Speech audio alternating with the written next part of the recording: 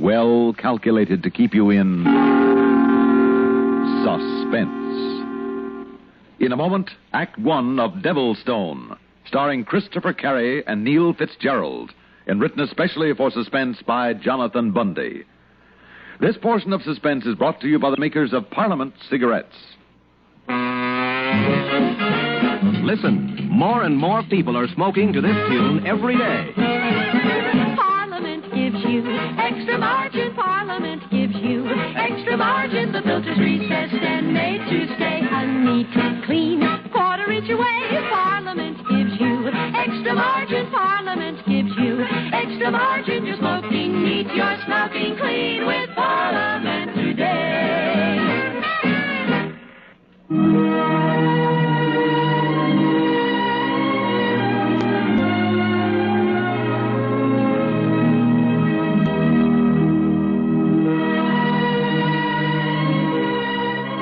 My name is Martin, Timothy Martin. I live here in Dublin, and very nicely too, thanks to a considerable inheritance and sale of the family estate in County Kilkenny, which bought a very good price.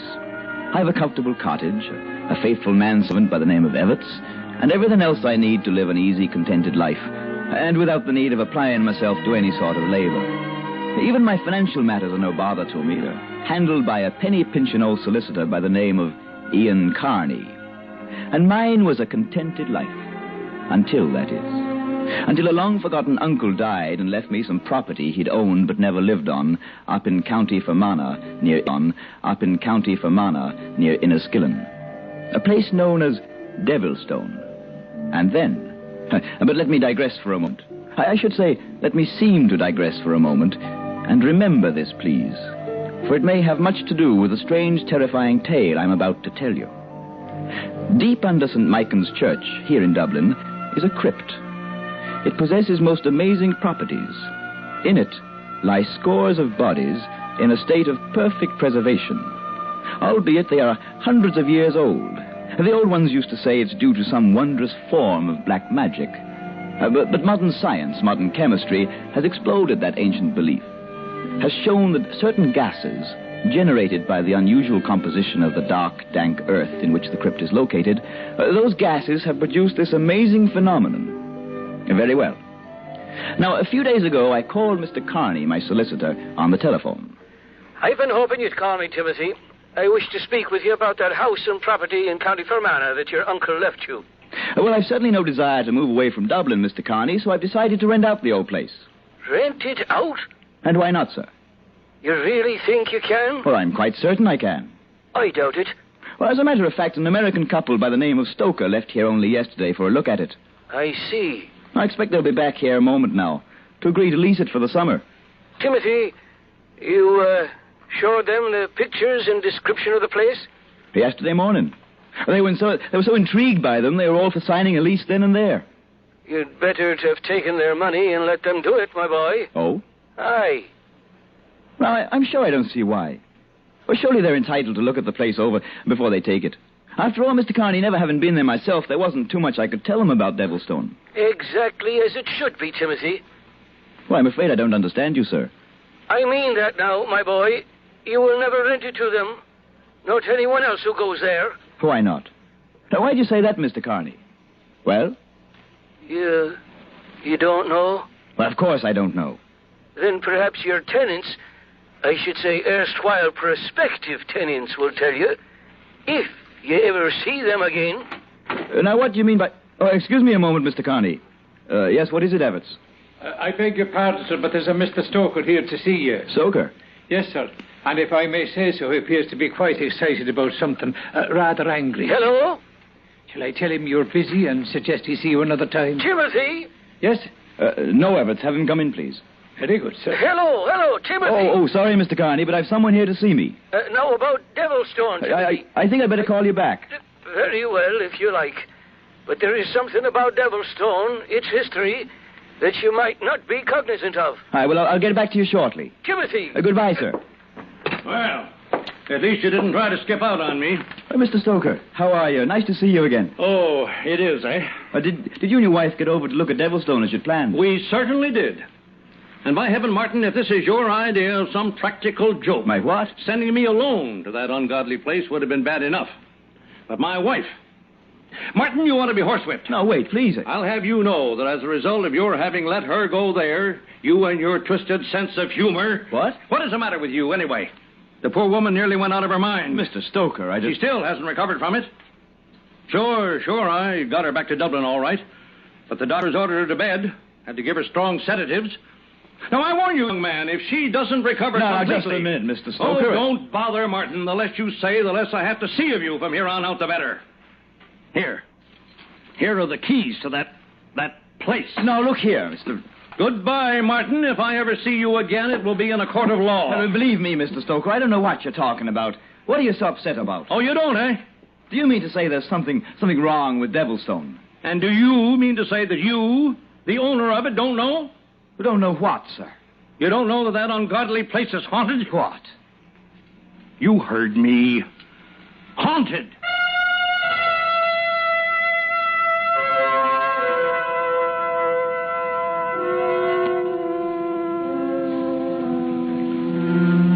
Possibly have heard right, sir. Haunted. Was that what he said, Mr. Martin? Haunted? Yes, that's what he said. Oh, dear. Oh, I beg your pardon, sir. But really, it's too amusing. It's perfectly all right, Everts. You go right ahead and laugh, and I'll join you. Well, that's about an absurd excuse I've ever heard. Excuse me, sir. You don't think he meant it? But the Devilstone is haunted? How could he? Haunted houses went out of fashion 100 years ago. No, Everts, it was simply a silly excuse for not leasing the place. Well, now that he and his wife have had a look at it. But what an excuse. But does he think that we Irish are nothing but a lot of stupid, superstitious idiots? Quite right, sir. What? I mean, of course not, sir. Well, anyhow, it's completely ridiculous. So we'll simply forget it. Forget about the Stokers. Place an advertisement in the papers and find ourselves some other tenants. Yes, sir. Maybe we'd best reduce the rate on it a bit. Perhaps that's what scared them off. No, that could be, sir. Or who knows? Perhaps Devilstone isn't in as good condition as we've been led to believe. But can you imagine anyone coming up with an excuse so patently absurd, so completely asinine, and so utterly foolish, and expecting us to believe him, to take him seriously? Yes? What is it, sir? Everts, the truth now. Yes? Do you believe? Do you think? Possibly. Oh, no. No, of course not. It couldn't be. And yet, could that have been what Mr. Carney was talking about? Or at least implying? Mr. Carney, the solicitor? Yes. But Mr. Carney seems to be a man of good sense. He was so definite about it, though. When he told me I should have let them do what they wanted after they saw the pictures, sign a lease immediately. Before they even saw Devilstone? Yes. They would have, you know. They would have signed and paid a couple of months' rent, and Mr. Carney said I was wrong in not letting them do it, in not getting what I could, and immediately. Would it have been completely ethical now? You mean if something is wrong with the place? But haunted, sir. No, of course not. Ridiculous. Oh, of course. And yet, well, there's one way to find out. Yes. Shall I put in a call to Mr. Carney? No. By doing that, I'd be admitting that I might believe in such ridiculous possibility. No, Everts. You and I will drive up to Devilstone and we'll investigate ourselves. Capital, sir. A splendid idea. You like it, eh? Well, never having seen the place, either of us, and after Mr. Stoker's reaction to it, it might be quite exciting, sir. Let's see now. If we leave right away, we should be able to reach Devilstone by nightfall. Yes, sir. So fetch the car and a couple of flashlights, too. Very good, sir. And perhaps I'd better take along a pistol, just in case. And of course... What, sir? Well, to conduct our investigation in the ghostly place and style, we'll take along one of the dogs with us. Say, Red Kim of Heatherscote. An excellent idea, sir. Now, let's get underway. Yes, sir.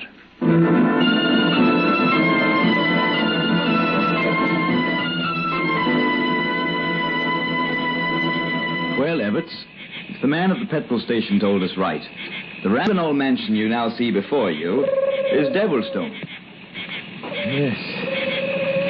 I see. Now, what kind of a reaction is that? Not a gloomy old place, if I may say so, sir. Now, don't you start conjuring up some ghosts. Even Kim apparently finds nothing particularly friendly about it. Now, look, Everts. If you're going to become superstitious about Devilstone... Oh, no, sir. Come along, we'll have a look at it. Come along, Kim. Come along, boy.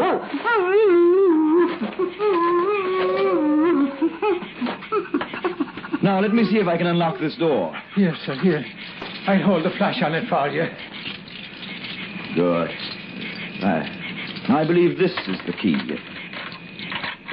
Well, the door is already ajar.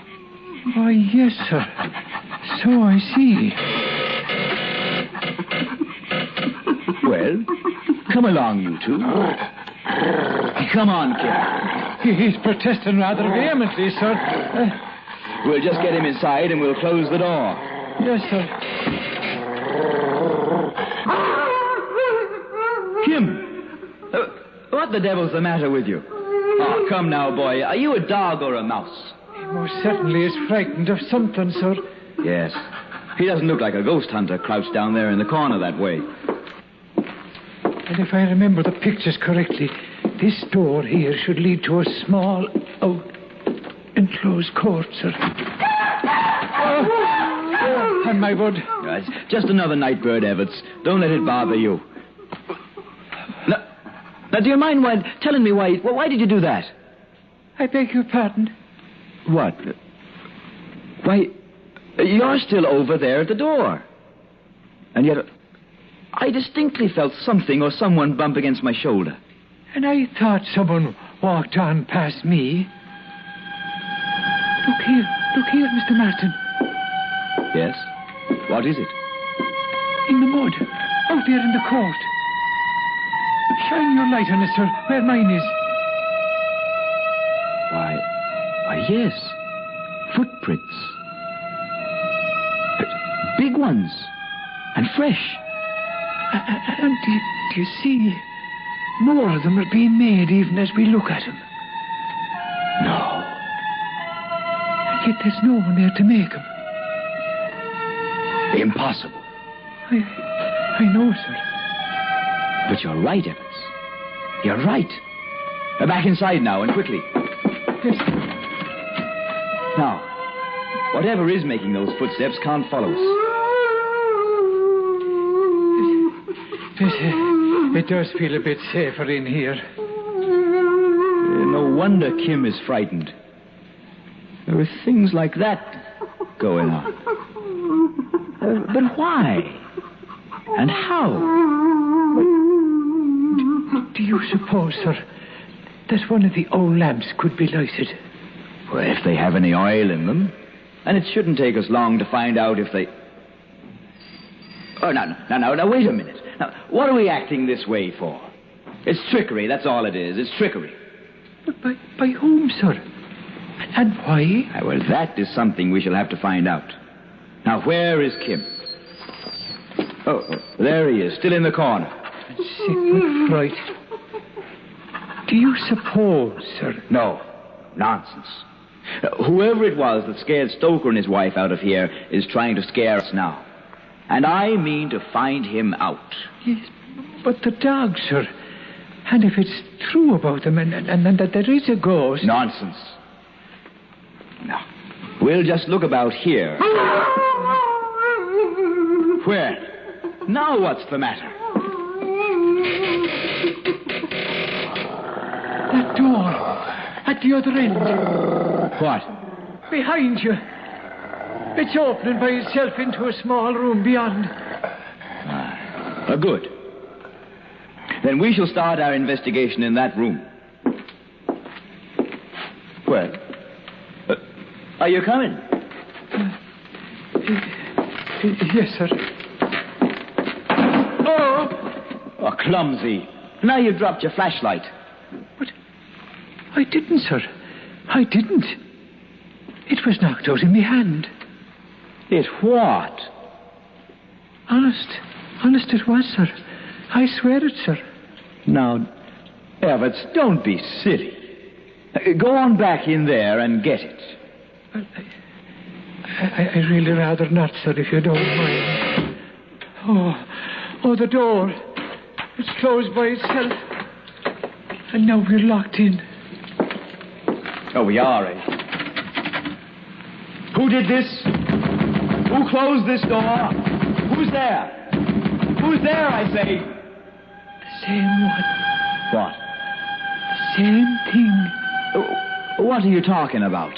The same thing that struck your shoulder, that made the footprints in the mud, and that frightened poor Kim so badly. And frightened you, too.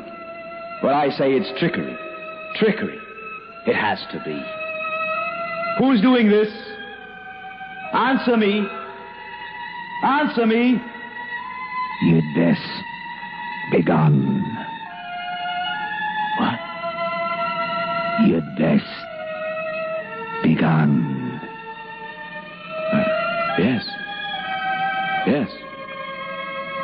I guess we'd better. Yes, sir. No. Not a bit of it. Please, sir. Please, in the name of heaven, sir. No. We're going to stay right here, Everts, until we find out. You'd best be gone. No. Not until we learn just what's going on and... Where's that voice coming from? I've tried to warn you. Oh, please, sir. They've tried to scare us, that's all. Tried to scare us. Yes, Yes. so that you'd leave this place. Why? Because if you do not, you will suffer the same fate as the dog. Kim? Fate? What are you talking about? Look, sir. The door is opening. Yes, look. In the light of the flash that was dropped in there. Kim! Everts. Kim is dead. Then, Mr. Martin... Oh, please, sir, I beg of you. Who did this? Who did this? Show yourself.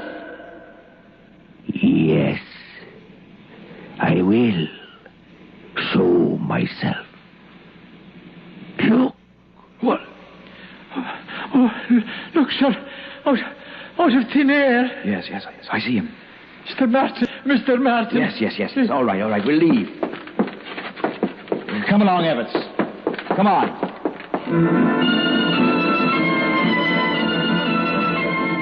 Yes, Mr. Carney. I thought at first it was trickery, or perhaps some kind of joint hallucination by Everts and myself, induced perhaps by the gloomy atmosphere of the old house, and whatever it was that Stoker had said about his wife and her being so terrified. No, my boy. But when it actually happened, that he actually appeared there before us out of thin air, this misty, tenuous, impalpable figure, and then when we found there wasn't so much as a little mark on Kim, the dog, who up to that moment had been as healthy as I. But why didn't you tell me about whatever it is in that inhabits that place when I talked to you on the phone? I tried to, Timothy, but you cut me off. And after all, I'd known about it only as a legend from hearsay. And he was a huge man and powerful, this ghost. Yes, I should say it was Jason O'Flynn, your ancestor, who built the place for his wife. It was to have been her castle. Was? Yes. But the first day she sought to enter into it, she fell, tripped upon the threshold, she struck her head, and she never regained consciousness. I see. The doctor was summoned, did all he could for her, there in a smaller room off the main salon. Yes. But she died that night. And then Jason O'Flynn swore by the book that no one would live in that house but he, until his body turned to dust. He walked out of that little room then and was never seen again. And ever since that time... But now you know the rest. Wait. Yes? Until his body turns to dust? His own words. And he wasn't seen to leave. No. What are you thinking of, Timothy? I'm going back there, Mr. Carney, tomorrow in daylight.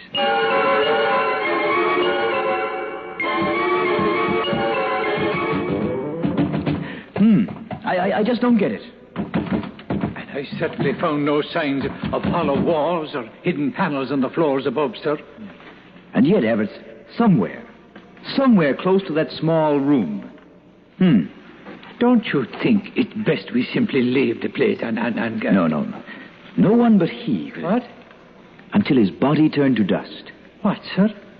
And although there must have been other people about, he wasn't seen to leave. And to me, Everett, that means only one thing. Somewhere in this house lies the key to this mystery. But we've been here most of the day, sir, and we've found nothing. And it's getting on towards dusk. I know. But until I find some... Oh, sorry, sir. Let me help you. The old rug was so badly wrinkled, it's no wonder you tripped. Wait. Everett. Listen. A very hollow floor, I should say. Here. Help me fold this rug back. Yes, sir. Here now. And look. A sort of trapdoor. And fitted in the floor so tightly. Yes. And this. It looks like a seal around the edge. Why, yes, sir. And a heavy lifting ring. Well, then give me a hand. We'll see if we can raise it. Now. Oh, it's very tight, sir. Yes. But the seal is giving way a little. Put everything you have into it now. Yes, sir. Good. We made it. A musty, fetid, horrid odor coming up out of that place. Yes, Everett. Like that in the caves, or the catacombs under St. Michael's. You mean where all the bodies and... Yes, quickly now. The flashlight, give it to me. Here, sir. Now, look down there on the earthen floor below. Do you see? The wrists are cut. He killed himself. No, it's he. It's the ghost that we saw. Yes, Everett. The body of Jason O'Flynn. And so perfectly preserved as though he died only moments ago. Oh, it's horrid. Until his body turned to dust, he said. So we know now that we've found it. So please, sir, let's leave this place. Wait, Everett. Wait. Do you see? Now the fresh air has reached it. Oh, good Lord. Yes. The color is leaving the cheeks. The pallor of death is taking its place. And yes, now, at long last, the body will turn to dust. No longer will Jason O'Flynn walk the night. Requiescat in pace.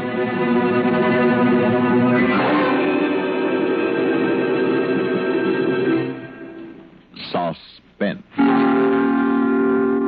You've been listening to Devilstone, starring Christopher Carey and Neil Fitzgerald, and written especially for Suspense by Jonathan Bundy.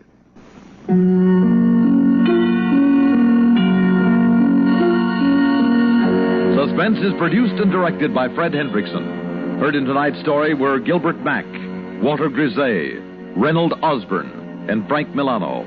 Music supervision by Ethel Huber. Sound patterns by Walter Otto. Technical direction by Fred Cusick.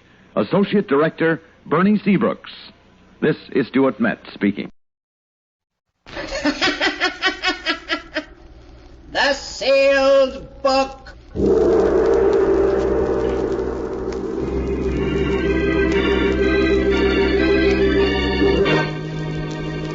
Once again, the keeper of the book is ready to open the ponderous volume in which is recorded all the secrets and mysteries of mankind through the ages. All the strange and mystifying stories of the past, the present, and the future.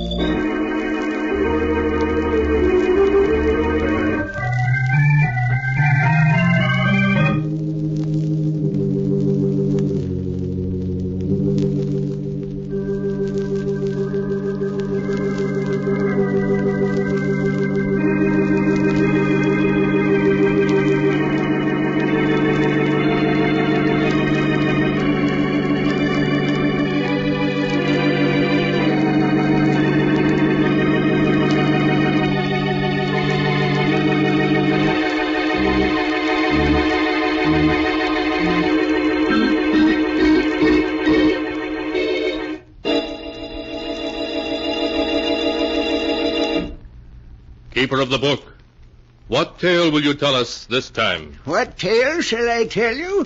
I have here tales of every kind. Tales of murder, of madness, of dark deeds and events strange beyond all belief.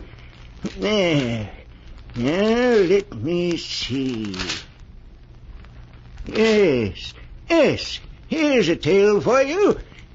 A story of a small and desolate island off the coast of New England, and the people who lived on it. The title of the tale is Devil Island. Here is the tale as it was told by Anne Drake, and is written in the sealed book. It all began on that bleak autumn day when I hired a motorboat to take me out to the island, Devil Island. The bleak-looking island which lay ahead and belonged to the Drake family for 200 years was to be my new home. I kept staring at it, wondering what it would be like to live on this island with my father, whom I'd never seen. 20 minutes later, the boatman had landed me at the dock and left. Towering above me was a high cliff, and on top of it was the house, a huge stone mansion that looked as old and weather-beaten as a medieval castle. I climbed the steep, rocky path that led from the dock to the house. Hello, I'm... Don't tell me. Anne, I've recognized you any place. You look exactly like your mother. Are you my father? Yes.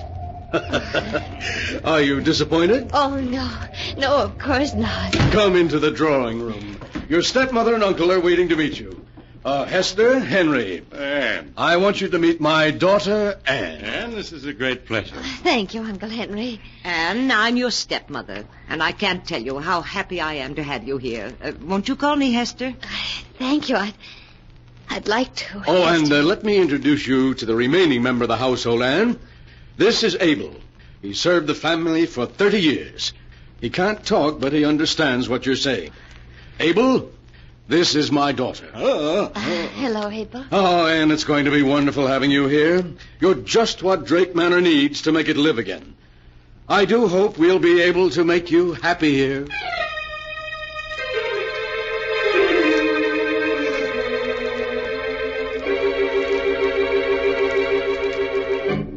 The weeks slipped by, and I was happy. I spent the days reading with Father and taking long walks with Uncle Henry and being taught cooking by Hester. And at night, Uncle Henry and I would play chess. Well, that's another game for you, Anne. The trouble is, I taught you how to play the game too well. It looks as though another northeaster is on its way. Yes, it does. Would you like me to draw the curtains, Uncle Henry? If you will, Anne. That window over there seems to be... He's there, looking in at me. Who, Uncle Henry? There's no one at the window. Can't you see him? He's beckoning to me. But there's no one there.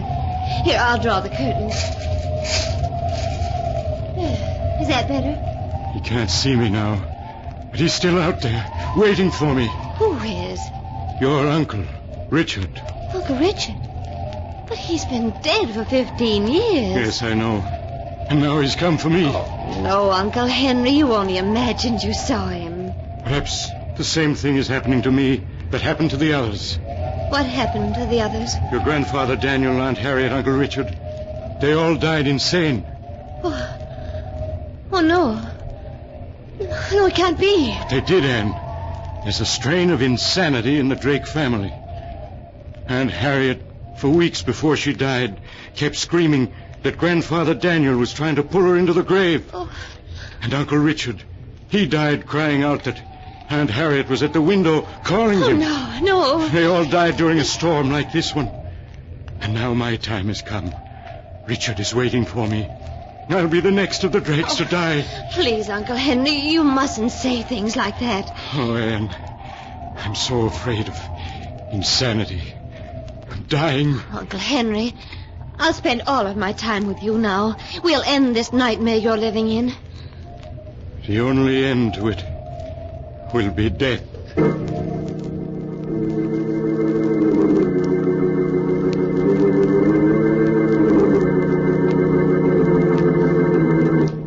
Uncle Henry never spoke of his terrible fear again.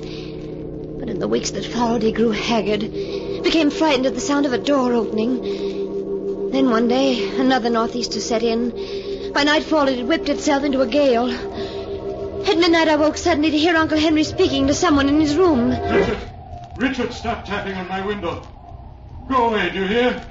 Why can't you leave me alone? I don't want to go with you. No, not yet. I quickly opened my door. Please, I stepped into the hall. No, don't take me now. Uncle Henry's voice grew wilder and wilder as I approached his room. Why don't you go away? You're dead. Dead.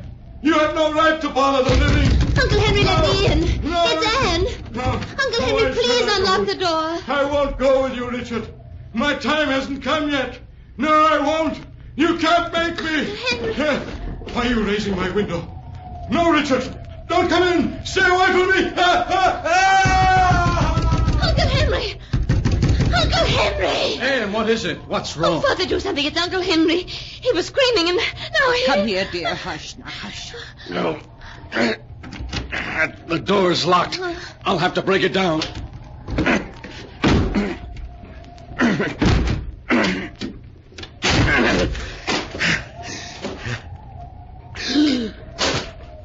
Henry.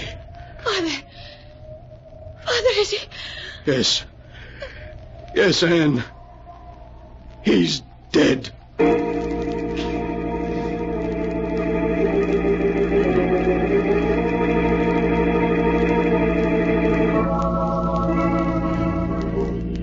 Here in the island, burying grounds of 6 generations of Drakes, we place the remains of our beloved brother and uncle, Henry Drake, secure in the knowledge that in thy arms he shall find everlasting.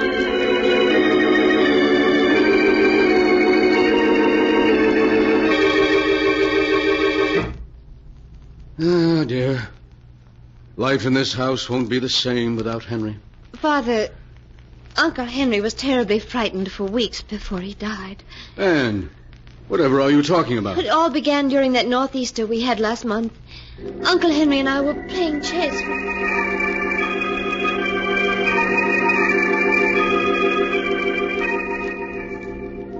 But, Anne, why didn't Henry tell me about those hallucinations he was having? He didn't want to worry you. Father, did Aunt Harriet, Uncle Richard, and your father die insane? Oh, Anne, Henry should never have told you about them. Promise me you won't worry about our hereditary trouble. I'll try not to, Father. We've lost Henry, but the 3 of us will go on as before.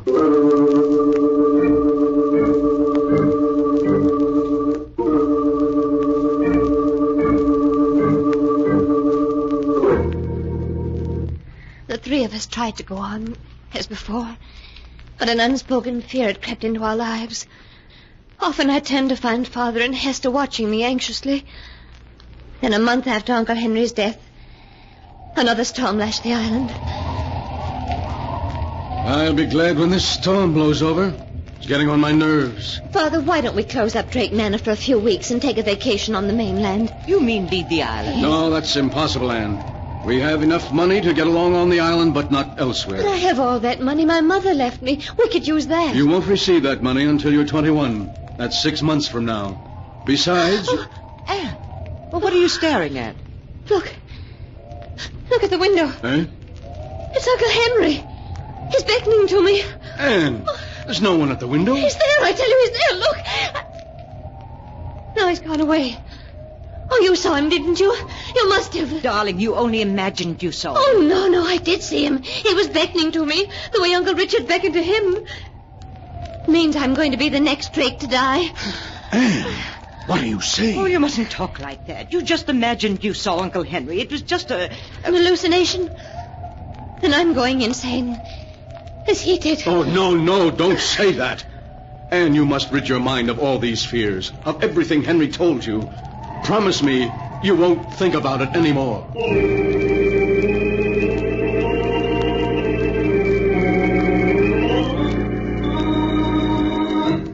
But that was a promise I couldn't keep. At night I'd lie in the darkness of my room, thinking of everything that had happened, listening to the night noises. And one night I heard footsteps above me, in the tower. That limp. Oh, that unmistakable limp. It was Uncle Henry, in the tower. There was an icy coldness about the house as I climbed the steps to the tower. I opened the door. The tower was in complete darkness. But by a window, his face ghost-like in the moonlight, stood Uncle Henry. I've come to take you with me, Anne. Your time has come. The grave will wait no longer. No. Do not be afraid. Your death is not a thing to be feared, but to be welcomed. No, stay away from me. I cannot return to the grave without you. Give me your hand. No.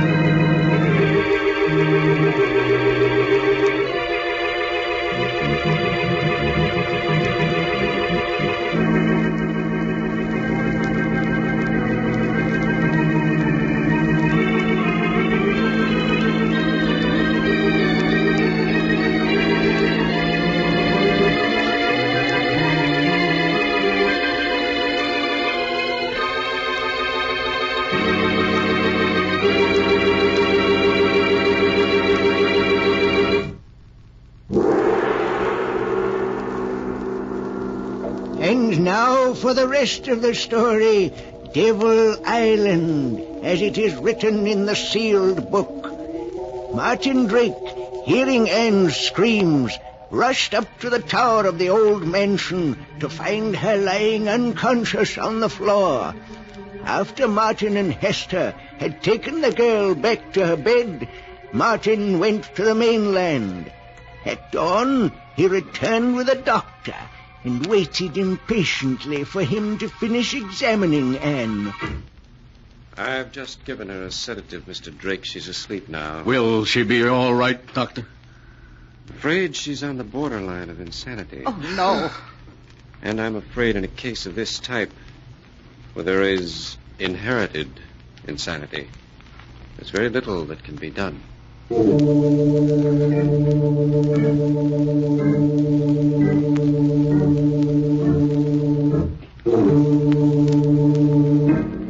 Well, sleepyhead, it's about time you were waking up. Hello, Father. How long have I been asleep? A little over 10 hours. It's just getting dark outside. Is the doctor still here? No, Anne. He left hours ago. And, darling, he says you're going to get well. Why, of course you are. Now you'd better get some more rest. Good night, darling.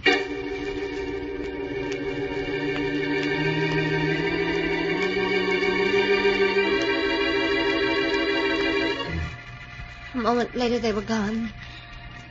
I was alone again. Alone in the dark. And all I could think of was... I was going insane. Perhaps I was already mad. The hours passed. The very stillness of the house made my heart pound in my ears.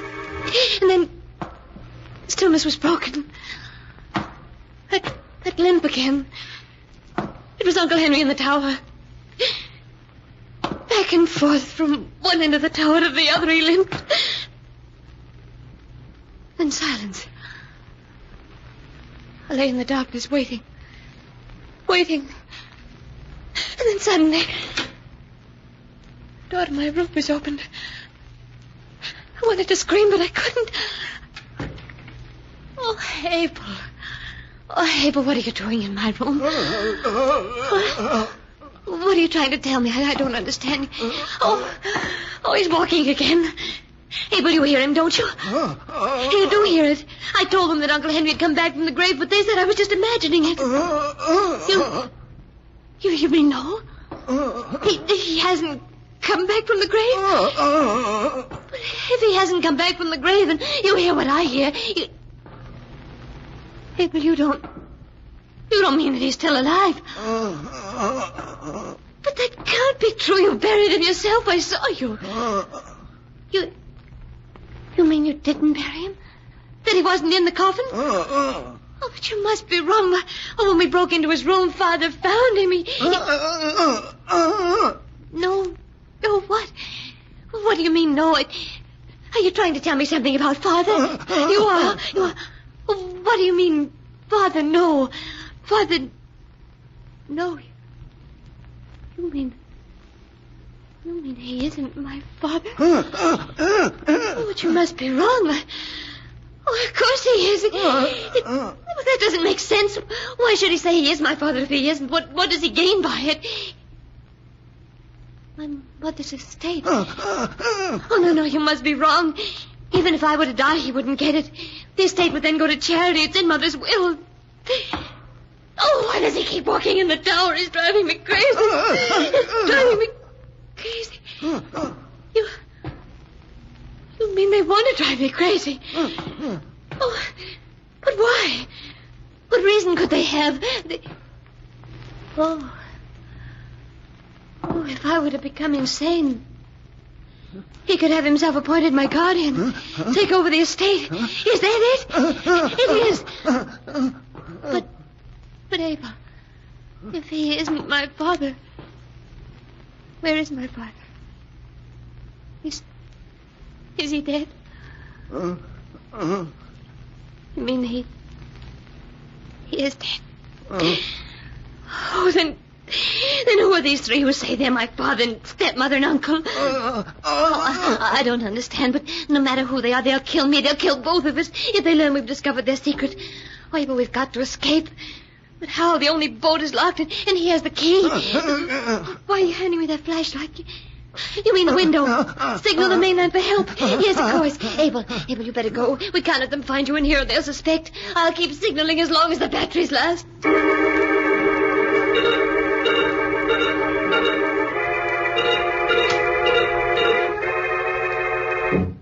Oh, I can't keep signaling much longer. But now... And, what are you doing out of bed? And with that flashlight? Nothing at all. You weren't signaling someone on the mainland, were you? Oh, no. No, I just had the flashlight in case someone came in the room. Oh, why, you're trembling as though you were frightened. You're not afraid of your own father, are you, dear? No. No, of course not. Now, no more walking around. I want you to get some sleep. Good night, dear.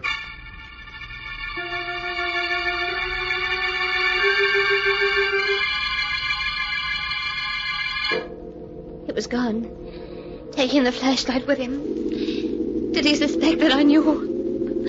Oh, the hours seemed endless until the first rays of dawn came. Would rescue come with it, or had my signals gone unnoticed? After I dressed, I went to the window, and then I saw it. The strange launch tied up at the dock. Suddenly frightened as the callers leave before I could speak to them, I rushed out of the room. As I ran down the stairs, I could hear voices in the drawing room. Well, Sheriff, if Dr. Arnold has spoken to you about my daughter's mental condition, I'm quite sure you'll understand. Sheriff, don't listen to him. He isn't my father. Anne! What was that, miss? I tell you, he's not my father. He's an imposter, and so is she. Oh, Martin, she's having another one of her spells. Now, please, Hester. They're acting, I tell you. The moment I set foot on the island, they began their plan to drive me insane. First, they gained my love and trust. Then they had Uncle Henry confide to me his fears. And when Uncle Henry was found dead, they told me that... Who says I'm dead? I've never felt better. Oh, Sheriff, allow me to introduce my brother, Henry. Well, Miss Drake, your Uncle Henry doesn't look very dead. He wasn't. They just pretended he was. They even buried an empty coffin to make me think I was attending his funeral. I really think you should take Anne up to her room, Hester. She needs rest. Oh, Sheriff, they're lying, the three of them. Have you any proof, Miss Drake? Yes, Abel will tell you. He knows. I'm afraid that Abel can't tell you anything, dear. The poor chap fell off Devil's Cliff into the sea early this morning. Oh, you pushed him off the cliff so that he couldn't talk. Martin, the excitement's too much for her. She's getting worse. Sorry to trouble you, Mr. Drake, but it was my duty to investigate those signals. Oh, Sheriff, you can't leave me here. They will drive me insane. I assure you, Sheriff, she'll be given the very best of care. We have a specialist coming to see her next week. Oh, no, Sheriff, wait. Wait, please. Now, Miss Drake, I think you'd better stop. No, wait. I just want to show you this gold locket. Look, I'll open it. You see what's inscribed in it. Oh, yes. For my daughter, in commemoration of her 5th birthday. What are you driving at, Miss Drake? If that man's my father, if he claims he is, ask him what my middle name is. It's inscribed in the locket. Well, just to humor her, Mr. Drake, what is her middle name? Her middle name? Well, frankly, Sheriff, I seem to have forgotten. Oh, he hasn't forgotten it, Sheriff. He never knew it. He isn't my father. Kind of strange you're not knowing your own daughter's middle name. Well, it's just that, I have an awful memory for names. So have I, but I know my kid's middle name. There's something peculiar about all this. I think you three and the girl better come with me to the mainland. What for? So I can do a little checking. If you're Martin Drake, as you say you are, there must be someone on the mainland who can identify you. Oh, see here, Sheriff, this is ridiculous. Just because... I said you're going to the mainland with me. Well, I always said you were the weak link in the chain, Gerald. Shut up, you fool. It's no use, Gerald. The game is up. The trip to the mainland is more than we can stand. You just have to look at Hester's face to see that she agrees. Who are you folks? We're actors. Things having become difficult a few years ago, we accepted employment on this island from Mr. Drake. When he died, I thought of this little scheme. It really was a perfect plan, until this fool slipped up on the girl's middle name. By the way, what is her middle name? Why, according to this locket, she hasn't one. It's just inscribed to Anne.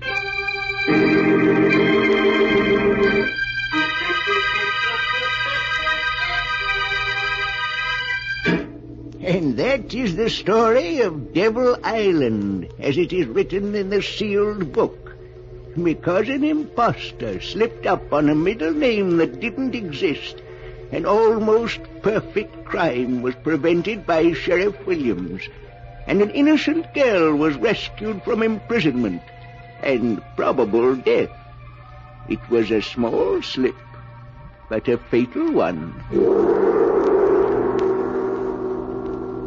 But the sound of the great gong tells me I must close the sealed book once again. One moment, Keeper of the Book.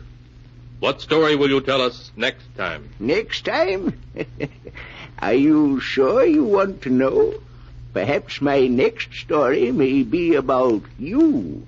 For I have here all the stories that ever happened, and many that have yet to come to pass. But I'll find one for you in just a moment.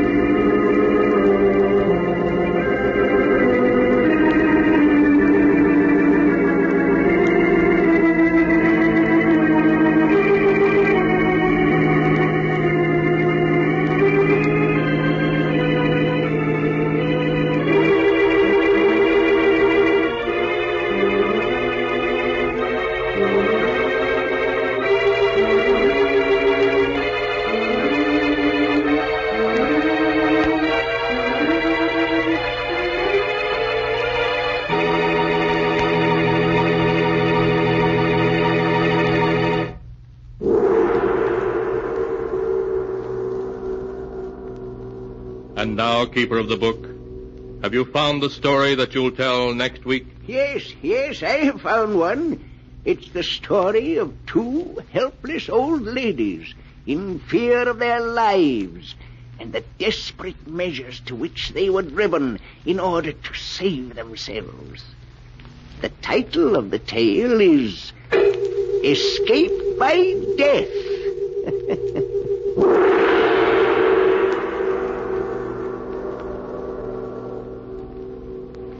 Be sure and be with us again next time when the great gong heralds another strange and exciting story from The Sealed Book. The Sealed Book, written by Bob Arthur and David Cogan, is produced and directed by Jock McGregor. The CBS Radio Mystery Theater presents...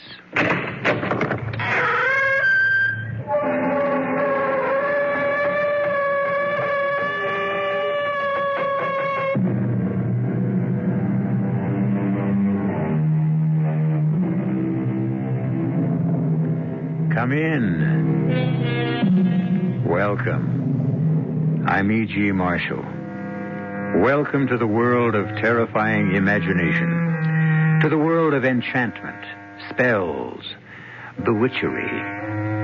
These are all words from our childhood, pleasant memories of nursery stories before bedtime. The dark side of magic we knew nothing of, and when we grew old enough to learn, dismissed as ignorance and superstition. But once again in our times, incantation, exorcism, and the haunting belief in demonic possession are alive and abroad.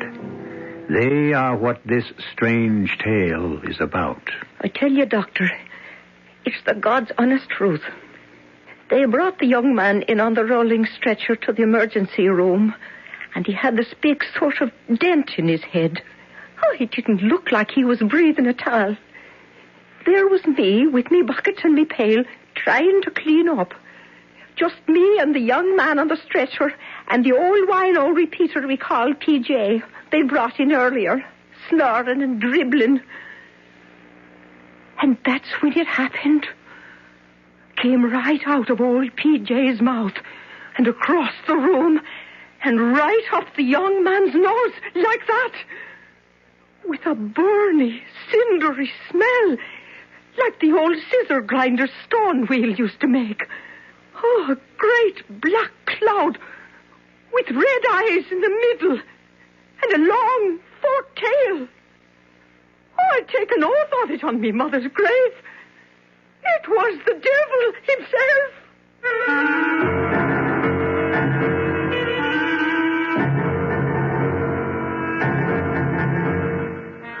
Our mystery drama, Possessed by the Devil, was written especially for the Mystery Theater by Ian Martin and stars Donald Buca. It is sponsored in part by Contac, the 12-hour cold capsule, and Anheuser-Busch Incorporated, brewers of Budweiser. I'll be back shortly with Act One. If you take a look at the new 1975 cars, it doesn't take long to notice the European influence is strong. And to be sure, there are some new American cars that rival the Europeans, one being Buick's new Skylark SR. But don't consider a Skylark SR because of its touring car interior or its rather rakish profile. Consider it because it's a Buick, possessing many of Buick's nicer innovations, like the new Buick V6, a peppery little engine that spits out a plentiful amount of torque while sipping a surprisingly small amount of gasoline. And if you wish, Skylark SR can abound with creature comforts seldom found on cars this size, with available items like Cruise Master speed control, AM/FM stereo. But you've heard enough. Now you need to see and drive a Skylark SR. And try to remember, it's not a European touring car. It's a Buick. Buick, dedicated to the free spirit in just about everyone. Who knows how to help you solve your shopping problems? Your Better Business Bureau knows. Oh, dear. All of this furniture is so beautiful. Look at this beautiful leather chair and this gorgeous oak table. And the prices are so low, I don't know which one to buy first. I'll help you, madam. But who are you? I'm the man from the Better Business Bureau. Listen carefully. New federal regulations require that furniture be properly labeled, describing what it's made of, plastic, wood, veneer, and so forth.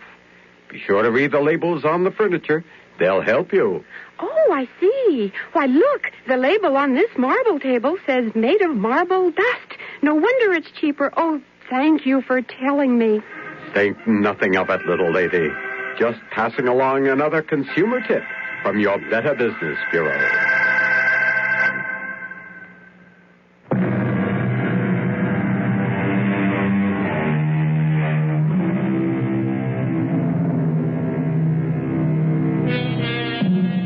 From the beginnings of history, it is there in some form. Possession. The incubus who ravishes maidens while asleep. The succubus who tempts man into seduction in his dreams. The Dybbuk, that lost soul who dies before his time and is compelled to wander in space till he can steal a body to live out his allotted years. Fact? Superstition? Hallucination? Here is such a modern legend. You be the judge. Okay, Doctor, an IV set up for old Wally Wino here, glucose, and start it right away. Yes, Dr. Daniels. Oh, he don't look like he's long for this world. He hasn't got a cell he hasn't drowned in alcohol. His liver is like a washboard. But I'm not sure I concur with your diagnosis, Mrs. Gideon. Still, I don't know this time. Uh-oh, another emergency. And this is supposed to be the quiet hour. Do you want me to get out for a while, Doctor? I'm near finished. No, go ahead with your cleaning. Just don't get run over by the stretcher. Put him over here, boys. Now, what have you brought me this time? Oh, you poor old souse. Dead to the world's the word for you, all right. You've got me sympathy. With my arthritis, many's the time I've been tempted to have a go at the hard stuff myself. Oh, but thanks to sweet Mary, she's held me back. A little sacramental wine to ease me bones keeps me going. I had a few tonight, I can tell you. Oh, but there's always them breath sweeteners to take it away. I hope. Well, how's your patient, Mrs. Gideon? Oh, Doctor, I hope he's not a Catholic. The father might never make it in time. How's yours? Oh, mine's out of my league. What I need is a brain surgeon. Huh. Speak of the devil, Considine just walked past the door. Dr. Considine. Dr. Considine, sir, I've got an emergency here. Mother of heaven. And me here alone with two near corpses. I didn't see it. I couldn't have. Oh, but I did. I seen it. Oh, the good saints preserve me. Hey there, Mother. Well, where am I? Oh, in the Mercy Hospital. Oh, you shouldn't be getting up. Oh, ma'am, you're sure a different kind of nurse. Oh, I'm no nurse. I'm the cleaning woman. Oh. And you hadn't oughtn't to be sitting up, not with that clout on the head someone's after giving you. Huh? What clout on the head? Why, that great big dent as big as a soap plate they brought you in with. What are you talking about? I'm late for the operating room already. Dr. Considine, he has a depressed skull fracture. I don't even know if he's still alive. Good Lord, what are you doing on your feet? Dr. Considine, will you help me get him back on the... Hey, hold up. Wait a minute. Look, there's nothing wrong with me. Mister, an ambulance just brought you in here with a skull fracture. You were out cold in deep shock. But there's nothing wrong. There's nothing the matter with my head. Look. Holy mother. Excuse me, Mr. Mike. Michael Damon. Oh, well, I'm Dr. Considine, Chief of Neurological Surgery here at the hospital. Would you mind sitting down on this chair for a second and letting me check you out? Oh, sure, Doc. Look, I've got to admit I don't remember how I got here to the hospital, so maybe you ought to have a look at me. Mrs. Gideon, what's the matter with you? You look like you just saw a ghost. It wasn't no ghost, sir. Dr. Daniels, get over here. Yes, sir.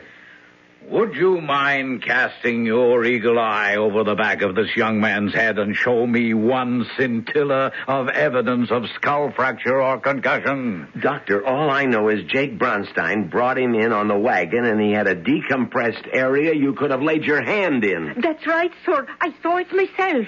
Someone here has been drinking. Daniels, look. If this is your idea of a joke, No, never mind. We'll discuss this later.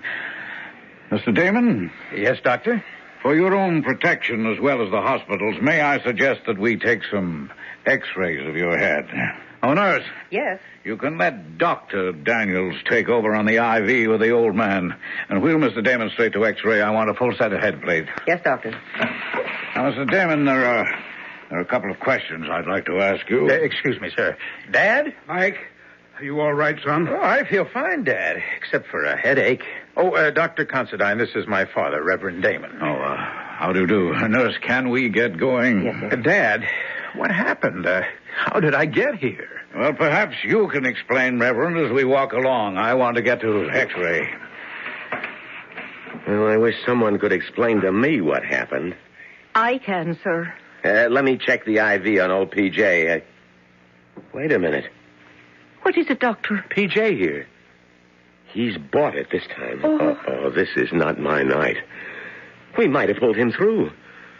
Oh, there's going to be the devil to pay around here. Oh, you can say that again. It's the God's truth, Dr. Considine. Came right out of the old man's mouth and across the room and up the young man's nose like that, with a burning, cindery smell like the old scissor grinder's wheel used to make. A great black cloud with red eyes in the middle and a long forked tail. Oh, I'd taken off on me mother's grave towards the devil himself. Yes, Mrs. Gideon. I think you can leave the medical discussion to us, and I'm sure you have important work waiting. Oh, bless us. I left me pail and mop there. I hope nobody's been after stealing that mop. It had a brand new head on it. Well, at least I know now where the smell of alcohol came from. I can't blame you for that, Daniels. But I just can't accept it. In an emergency room, you concentrate on a seemingly healthy patient while you lose a really sick old man. PJ was a repeater, Doc. He's long overdue for uremic poisoning or cardiac arrest. But this young guy, Damon... Well, complete your sentence. I was just thinking... That magnificent body, physically way above par, and the injury I thought I saw, well, would have left him a vegetable for the rest of a long life if we'd pulled him through. What injury? That depressed fracture. Most of the brain should have been injured beyond repair. You say what you thought you saw. Apparently you didn't see anything. You heard Mrs. Gideon back me up, Doctor. Come in. Oh, it's the wet plates, Doctor, from X-ray. Light up the viewing fields, Daniels, and let's have a good look.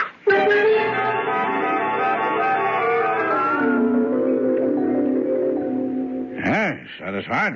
Well, sir... Oh, somebody gave him a knock on the head, all right. There's some exterior evidence of that, but of any fracture?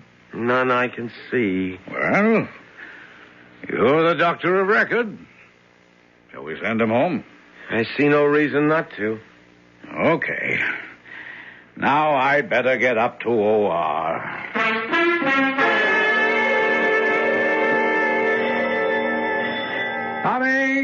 Coming! Trudy! Well, don't look so disappointed, Rod. Come in. Say, sweetheart, what are you doing here at this hour? Oh, I couldn't sleep after your call, so I drove over. Is Mike back from the hospital? No, I thought the bell was Dad and Mike. They're on the way home right now. How come you didn't go to the hospital? Well, we've been trying to get in touch with Anton Azarak. Oh? So Dad thought one of us should be here in case he called back. Oh. I mean, to find out what happened. Yeah. All right, and cool it. Oh, what a name for a cat. Why, I see nothing wrong with it. I think a martyr belongs in a minister's family. Oh, is that my fate as your wife to be? Of course not. We just called her that because Mike and she never seem to get along. Oh, it's hard to figure about the cat. Mike is such a kind, gentle sort of a giant. I thought all animals loved him. Well, it depends what the word includes. Oh, wait a minute. There's a car now. The return of the prodigal son. Now maybe we'll find out just what happened last night.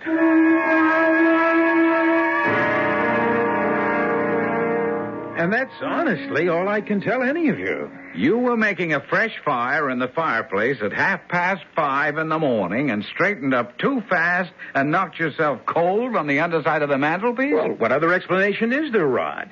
Well, it is solid oak, and that big round ornamental sphere is a menace.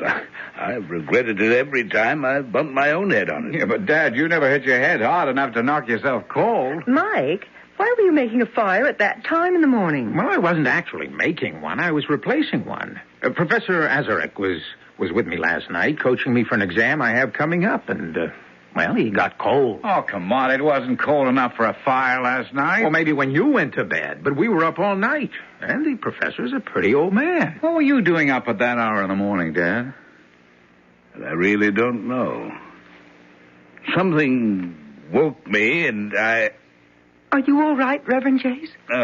Excuse me, Trudy, dear. Yes, I'm fine. I'm just recalling that moment this morning. How vivid it was. I was startled out of the depths of my sleep to wide awakeness. I had a vision of Mike surrounded by flames. It was so real, I even said a little prayer.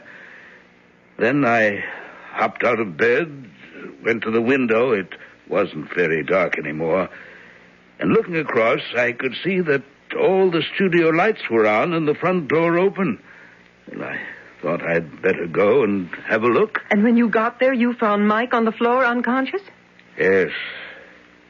Lying on his face, white as a sheet, and deathly cold. Oh. Yeah, but what made you call the hospital? It's not like you to panic. Well, I realized that, but the back of his head looked as though he'd been felled by some superhuman mailed fist. It was all bent inward.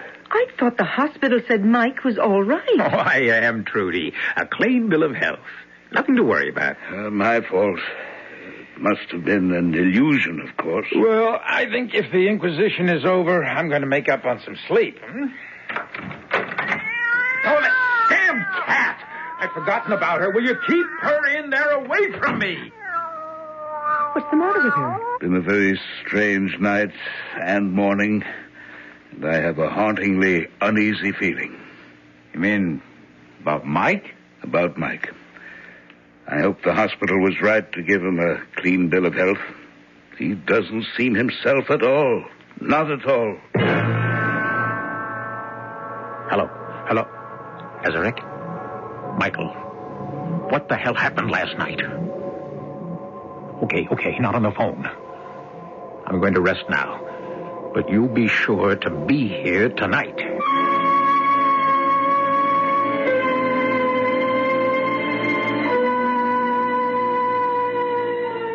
So far in our modern legend, we have caught up with superstition, witches, magic, both black and white, enchantment, spells, abracadabra.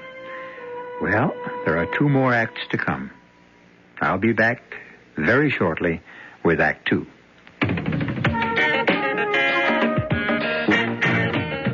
When you say Budweiser,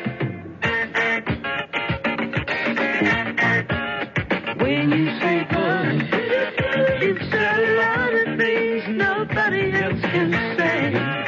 When you say Bud, you've gone as far as you can go to get the very best. When you say Bud, you tell the world you know what makes it all the way. When you say Bud, you say you care enough to only want the king of beer. There is no other one. There's only something less. Because the king of beer is leading all the rest. When you say Budweiser, you said it all. You've said it all. Anheuser-Busch, St. Louis. Who will cope with tomorrow for a brighter new day? There's one hope for tomorrow, the children of today.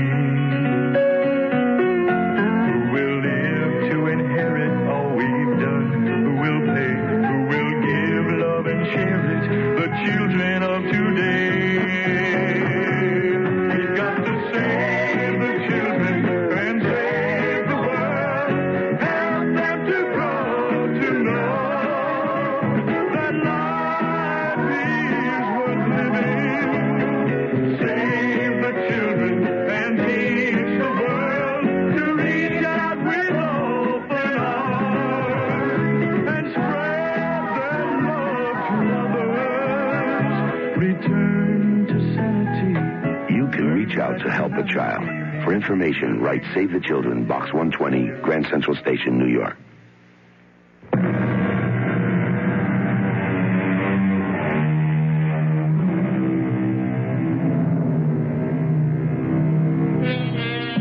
A young man rushed to the hospital with a depressed fracture of the skull, which should have mangled his brain.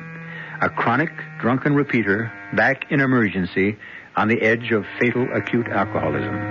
And an aging cleaning woman who thought she saw a malign spirit pass from the drunk to the young man. Now, apparently in full health, we'll be able to appraise just how healthy the young man who made his remarkable recovery is. Be right there. Professor Azarek, please come in. And must you be so formal? After last night and today, I'm taking no chances. Maybe with your superior intelligence, you have no worries about our abortive attempt at Satanism. But I have. Look, I was the victim, and since a crack on the head denied me any knowledge of what happened, I'm only hoping you can give me the straight goods. The straight goods. A peculiarly inept term for what we are engaged in, my brother in Satan. Damn it, it's not a deal in semantics, Anton. Now, what happened after I summoned up the fiend? I mean, how did you escape, and how could I have been harmed? As long as I was safe in the magic triangle within the circle. I warned you to keep your feet still. If you touch any part of the circle itself or the triangle within it, you are at the mercy of all the devils in hell. And if I'd known what I was getting into when I picked your philosophy course, I'd have quit. You made the mistake of not realizing how vulnerable your soul was as the son of a minister. All right. I'm not crying over what happened. I just want to know what it was. Now, where was I? By the fireplace, lying prostrate. The way you fell after he hit you. Who hit me? The devil you summoned. But where did he appear? Outside the circle here. The inner or the outer? Beyond the outer, of course. There was water scattered between the circles, and wolfsbane scattered through it.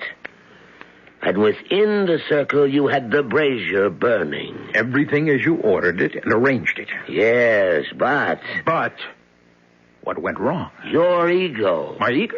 What does that mean? You lost your head. Or at least almost did. This was a simple experiment by someone who seemed a true psychic to raise a minor antichrist. The motive was strong enough to create belief. Or at least the hope of belief. You wanted a familiar to procure your brother's woman for you. Beshal, you were to call forth. Why did you call on Ashtaroth, a giantess beyond your control? I don't know. Look, do I have to explain? No. Ever since you became my disciple, you told me that you have lusted after the woman your brother brought home as his bride. The only thing I've never been able to take from Rod whenever I wanted him. When you finished the incantation and summoned Ashtaroth, I thought the house would come down about our ears. The earth rocked like the San Francisco quake. And suddenly she stood without the circle, a huge figure in chainmail and medieval armor.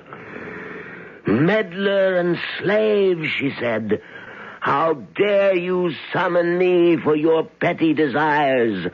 Learn this lesson once, if not for all. Turn your face from me in shame. And as you turned, she reached out with her mailed glove and struck you on the top and back of your head. You dropped like a stone. Across the magic circles? They weren't designed for major devils. You swore no presence could cross them.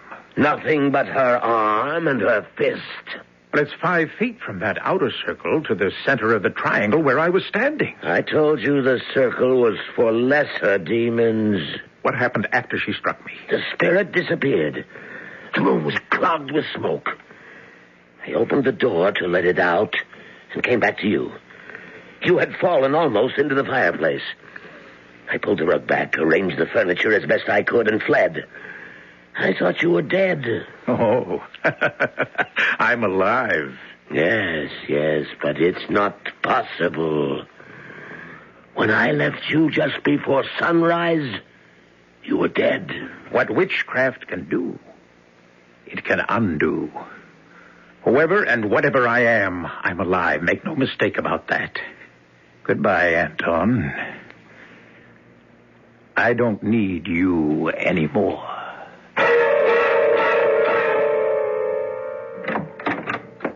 Oh, hi, Trudy. I thought you'd gone with Rod and Dad. Hello, Mike. I thought you were over in the studio. We ran out of beer. Ah, you're out of luck. Rod's bringing some home. Well, I found something more refreshing. What? You. Oh, if you'd waited just a little longer, you'd have found me anyway. I was going to wander over to the studio and visit you. Oh, so that's why you stayed home. Oh, don't be silly. Someone had to wash the dishes. As long as I'm house guest, I thought I ought to do something for my keep. Well, you're staying here tonight? 1 whole week.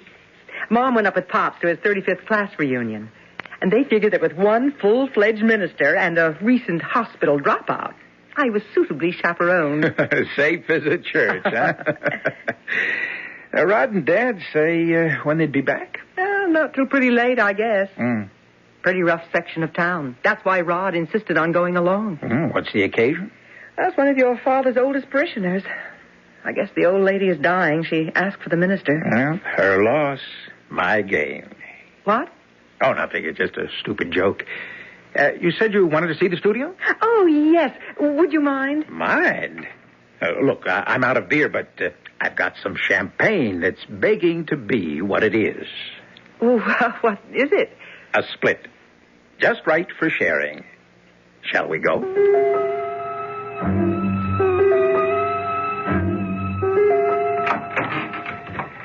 Well, won't you walk into my parlor? Said Beelzebub to the flies. Oh, no, what's that supposed to mean?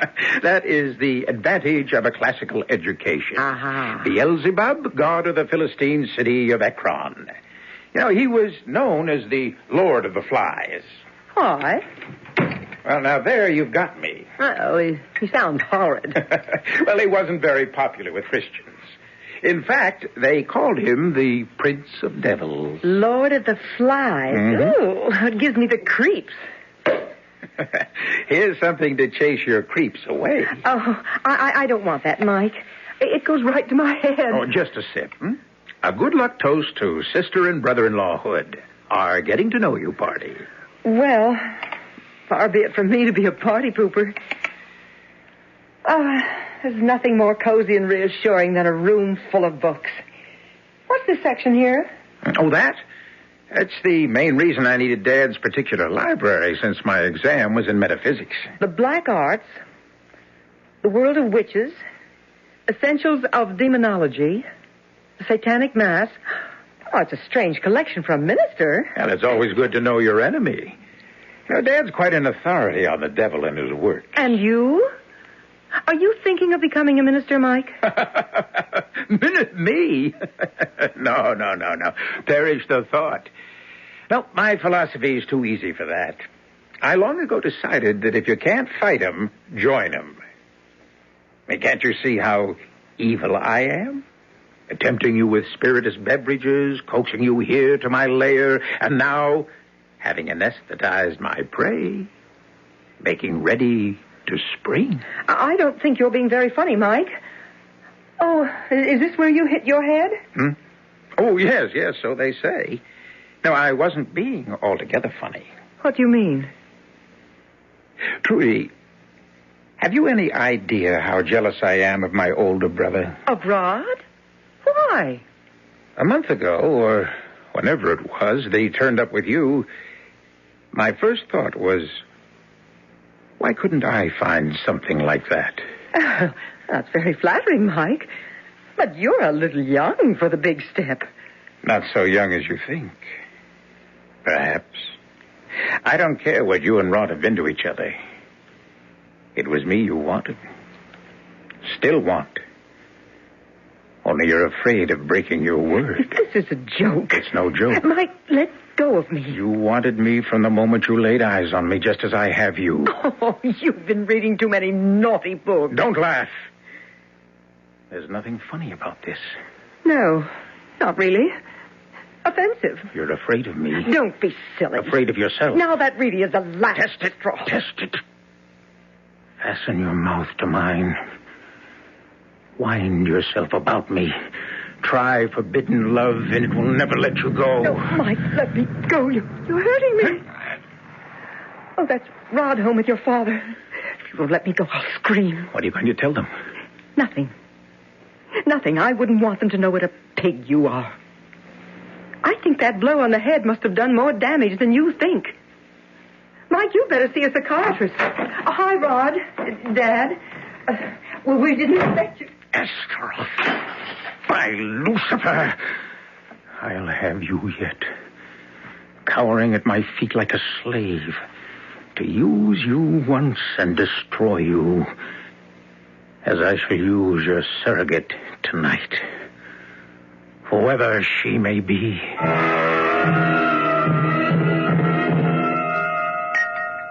Oh, dear. How bestial. what, Reverend Damon? Just something that happened to a girl on the other side of town. Let me see. Raped? Oh, awful. Well, now you got me going. You too, Jean? Well, since you can't read, I'll read it to you. The body of Elizabeth Migler, 21, was discovered in Marsden Park today by a passerby. Although it was later determined the girl had been raped, the strange features of the case are that she was not robbed, and as though by some ferocious animal tooth marks, showed that her throat had been literally ripped to pieces. Good Lord. Where is Marsden Park? Clear over the other side of town. When did it happen? Night before last. Morning, all. I hope breakfast is all ready. I'm famished. What's wrong with that cat? Oh, it's beginning to bug me. A lot of things are beginning to bug me. What'd you say, honey? Nothing, Rod. I don't think I'll have any breakfast this morning. I don't feel like eating. No, Rod, please, don't come with me. I'd rather be alone. Lovers' quarrel?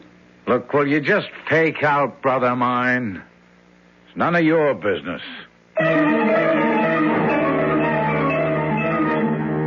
For Trudy's sake, for everyone's sake, would that it were. But, unfortunately, we know better. Or do we? The crime happened miles away, and the devil that may possess Mike is there only on the evidence of a tipsy charwoman. Who summons the devil never calls for him in vain, and once met, few are lucky to get rid of him again. I'll return shortly with Act 3. Give your hand to a friend. Give your heart to your love. But give your cold to contract. The sooner the better. The common cold is a rotten thing. You miss so much. Sneezing, drips, and congestion can drag you down. Then, ask yourself the contact question. 6 or 3 or 1? You'd need 6 cold tablets, 2 every 4 hours, or 3 ounces of Cold's liquid, 1 every 4 hours, or just 1 contact for up to 12 hours continuous relief of those symptoms. That's daytime, then nighttime relief. Both the others have things for aches and fever, and the liquid, something for coughs. Not found in Contact 600 Tiny Time pills. Give your cold to Contact. 6 or 3 or 1. Take Contact. Only as directed.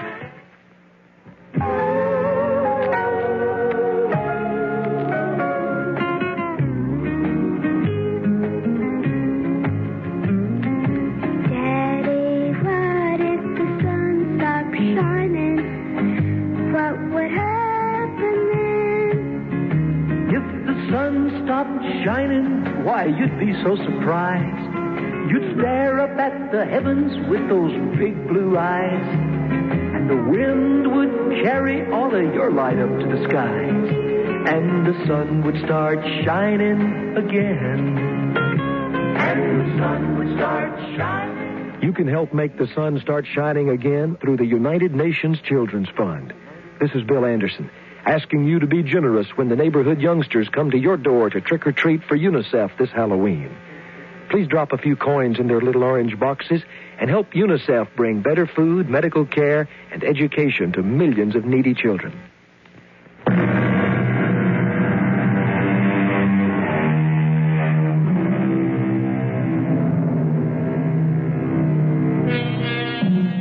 In the kitchen of the Damon house, Rod glares angrily at his brother, who shrugs it off and goes to the refrigerator for orange juice. A troubled Reverend Damon eyes both his sons as he closes and folds the tabloid in his hands as if it were just as unclean as it is. Rod, unchallenged by Mike, breaks the silence first. I better go on upstairs and check on Trudy. Oh, she said she wanted to be alone. Look, will you stay out of this? I'm not even in it. Just an objective comment. So keep it to yourself. Come on, Rod. I didn't mean to butt in. Catch me up. What's all the hostility about? No hostility. Just a reaction to a peculiarly unpleasant crime. I think I'll go up and apologize to Trudy for spoiling everyone's breakfast. That's a good idea, Dad. If I can leave you two alone. Well, I have no quarrel with anyone. Now, forget it, Dad. I just got upset over Trudy. I shouldn't have jumped on Mike. Well, then, let me see if I can make our future in-law a little happier in our house.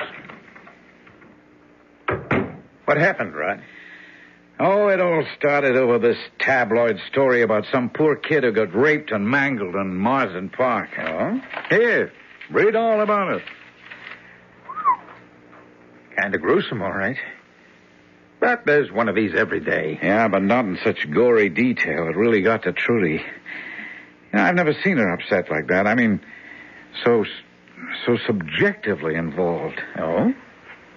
What do you suppose triggered that? Oh, I don't know. I just sure wish I did. Maybe it's better to let sleeping dogs lie.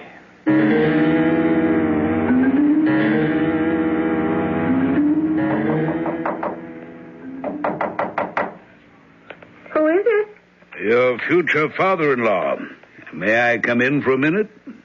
Just a sec. The door's locked. Come on in, Reverend Damon. Feeling any better? Oh, not really. Oh, I should be ashamed of myself reading that yellow sheet. I like to think it helps keep my sense of balance, but maybe I'm just a seeker of vicarious excitement. Like that rather complete collection on Satanism and the occult that you have in your studio? Ah, you noticed that, did you? Night before last, when I was over there with Mike while you and Rod had gone to see your old parishioner who was dying. Did she? As a matter of fact, no. She made a remarkable recovery. Oh, really? Well, you looked so sort of worried when you came home. I thought she... I was worried about you, Trudy. And Mike. Why? You, because I knew you were upset about something. Well, you can't be a minister for over 40 years without learning to read something about people. And Mike? Mike is an enigma to me since I brought him back from the hospital. A rather terrifying thought to realize I've lost contact with my own son. I'd like to ask your help, Trudy, and I'll lay it right on the line. Why were you at the studio with him? And what happened there? You won't tell Rod? Not if you don't want me to. Then what I'd like more than anything is to tell someone, most of all you. For Mike's sake. Because I think he needs help. And you're the only one who could bring it to him. Or make him go find it.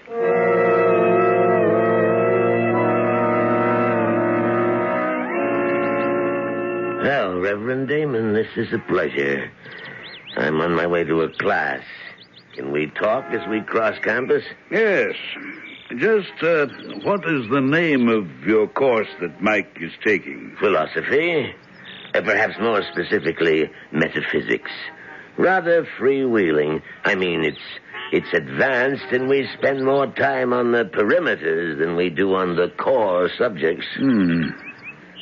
Just what were you and Mike up to that long night before his injury? I was coaching him for an examination. An examination in what? On what subject? Why, the class I teach, general philosophy. And you left before Michael was hurt? Oh, good Lord, yes. Would I have left the boy if he were injured? Would you have fled the scene unless you were up to something dark and vile enough to stain your reputation? I am sorry your boy was hurt. I had no part in it. And I resent your holier-than-thou accusations. If you'll excuse me, I have a class waiting for me.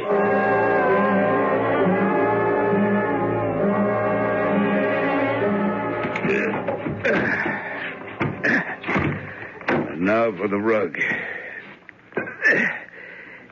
There. That does it. Oh, my dear Lord. Just what I was afraid of. What are you afraid of, Dad? You, Mike. That you turned away from God to seek the devil. Why, Mike? Why? Who knows? Now, what shall I tell you? That life's a drag. It has no purpose, no goals, no triumphs that aren't tarnished. That there's no good in man. Nothing but pettiness and meanness and me first and the devil take the hindmost. That's not what I brought you up to believe. No one blames you, Dad. That Trudy was the last straw. That Rod could find the woman he wanted, and she could turn out to be the one that I need. So I chose his worship. And here we built my altar. Don't desecrate that name. The altar belongs to God. This altar belongs to Satan. See the circle traced in vermilion paint? Exactly 9 feet wide, an 8-foot charcoal one within. Light the votive candles, burn the incense, let the mass begin. Mike, what are you doing? I won't tolerate this sacrilege. You can no more move than the woman I desire can resist my power. I am the way. I am the darkness. I am the truth. Lord of the universe, whom the winds fear. I am he whose mouth ever flameth. You answer me. Thee I invoke, the bornless one that did create the darkness and the light. Thee I command to serve me and send me the woman I desire. Trudy, don't come in here. But the rain. What's going on here? Rod, it's your brother. He's gone mad. Spawn of the outer world, stay back, stay back. Or I will smite thee dead where thou standest. Leave except the woman who is mine. Dad, what's going on? Look out. He's going for Trudy. Now, look, don't you Oh, he hasn't died. Would you murder your own brother? Okay, that's enough fooling around. You know I could always take you. Oh, Rod, I hope you haven't hurt him too much. Oh, don't worry, baby. He always had a glass jaw. He had something more perishable than that. Call the hospital. And better tell them to bring a straitjacket.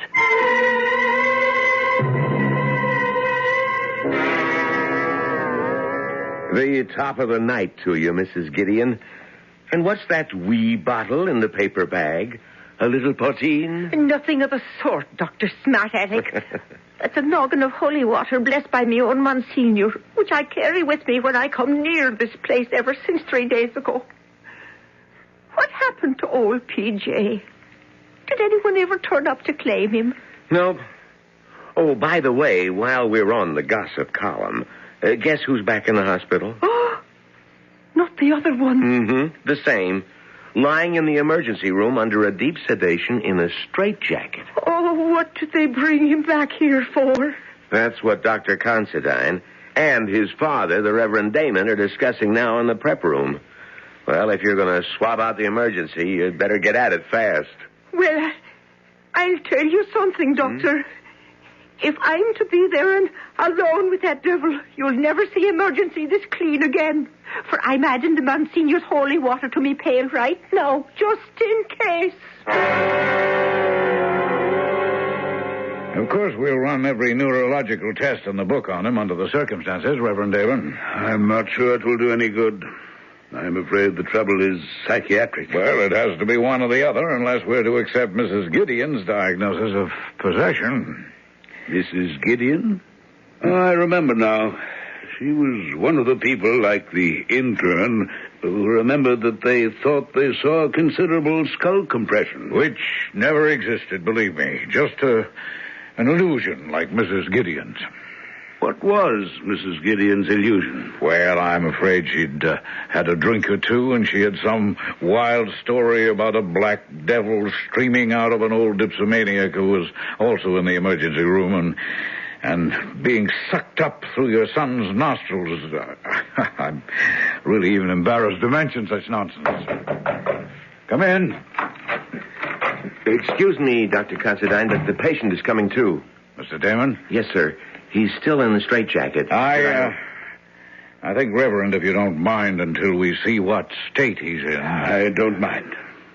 You might as well both know that the police are by now well aware that my son was responsible for the violent death of a young woman the night before last, while under the possession of whatever devils or devil owns him. Shall we go? By Nergal and Tammuz and Belphegor, no one can hem me in. I am Belial, Lord of the Flies, and your bonds cannot hold me. Good Lord, he's out of the straitjacket. I'll get help. What's going on here, Mrs. Gideon? Oh, the Lord preserve us. It's the devil incarnate. Oh, stay away from him, Doctor. He'll burn you to a crisp with his fiery breath. All of you, stay away from him. Leave him to me. Michael, my son. Call me not by that filthy angel's name. Stay away, old man, for I carry death in my hand as a sword. Michael, I warned you. Oh, you administer man of the cloth. Get back! Get back! What happened? Oh, sure, 'twas the Monsignor's holy water. It's as strong as life. Michael, no. All right, boys. All right, Daniels, you're too late. What? Excuse me, Reverend. Let me see. Daniels, come here. Yes, sir? Was that the depression you were talking about when this man was first brought in? Yes, sir. That's what I thought I saw. Well, at least it's what we all see now. But how? I haven't any answers. I only know... I'm sorry, Reverend Damon, but your son is dead. He hasn't been my son since his first visit here.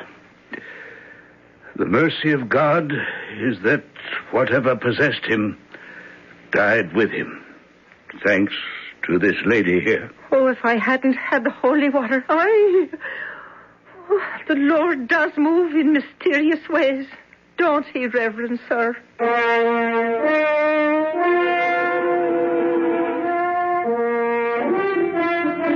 In mysterious ways and kind ones. What a field day the Reverend Damon's tabloids might have had if Michael had ever come to trial for the death of that poor innocent girl. Innocent. Perhaps that's the theme of this dark history. If Michael had been less innocent, and had had the guts to be less self-interested and bored, how different his world might have been. But that's the answer, isn't it? We all make our own world. We can't rely on anyone else to make it for us. I'll be back shortly. Here's a medical puzzle. A person has a deadly disease, yet leads a normal life. How is it possible? The answer is chemotherapy. Through this treatment, thousands of cancer victims regain active, productive lives despite their cancer. Many of these people can continue in their jobs for years, while the anti-cancer drugs, which we call chemotherapy, control their disease. But many types of cancer remain difficult to control. Through research, the Chemotherapy Foundation is stimulating the development of new drugs. More types of cancers will someday be controlled. The question is not if, but when. You can help by contributing to the chemotherapy, that's chemo, C-H-E-M-O, Therapy Foundation, Box 8, New York, New York, 128. That's the Chemotherapy Foundation, Box 8, New York, New York, 128. This is a public service message from the Chemotherapy Foundation.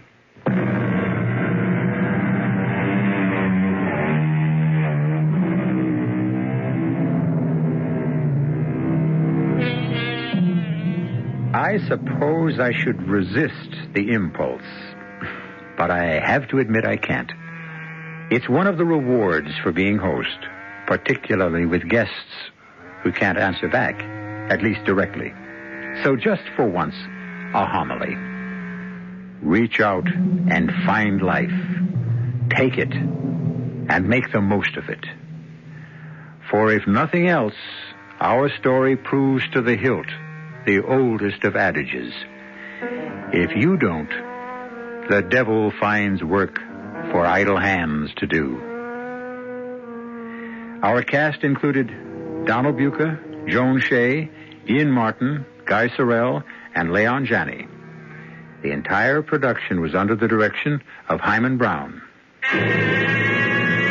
Now, a preview of our next tale. No trouble, though. He went numb pretty fast. I thought he would. He wanted me to give you a message, but then he couldn't remember what it was. And he thinks you're some kind of a warden. Poor man. You know, Mr. Z, I didn't much like it inside that room. You knew you were coming out. Who ever dreamed up the Black Room anyway? I've no idea. Somebody must have. There's always been a Black Room, far as I know. Hell of a place. Yes. How long will he last, do you think? Matter of days. Weeks, possibly. Then what? He'll go mad. Or die. Wonder what he's doing now. Oh, counting by twos, then by threes, then by fours. Anything to keep from thinking. That's what they all do. Radio Mystery Theater was sponsored in part by Buick Motor Division. This is E.G. Marshall inviting you to return to our Mystery Theater for another adventure in the macabre. Until next time, pleasant dreams.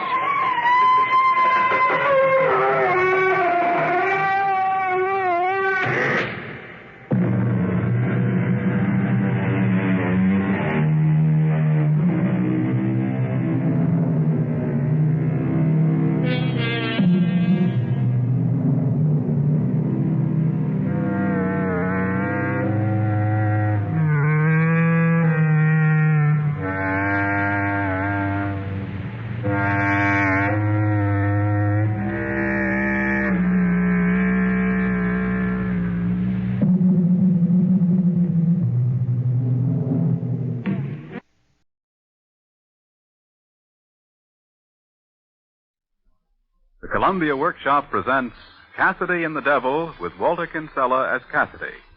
Tonight's workshop drama, a story based on an Irish legend, is by Basil Heater, a young writer represented for the first time on this series. The production is directed by Guy Della Chapa. Cassidy and the Devil by Basil Heater.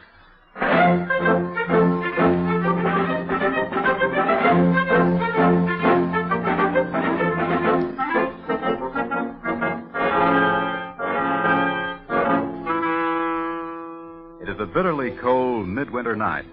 New York streets are deserted and ghostly. In a dimly lit alley, huddled at the foot of a gigantic bridge that rears its steel cables into the darkness, is a comforting little square of yellow light shining from the doorway of Mike O'Ryan's Bar and Cafe. Mike's regular customers are grouped cozily along the bar. Yes, sir. Ah, what a story you tell, Michael. But it's true.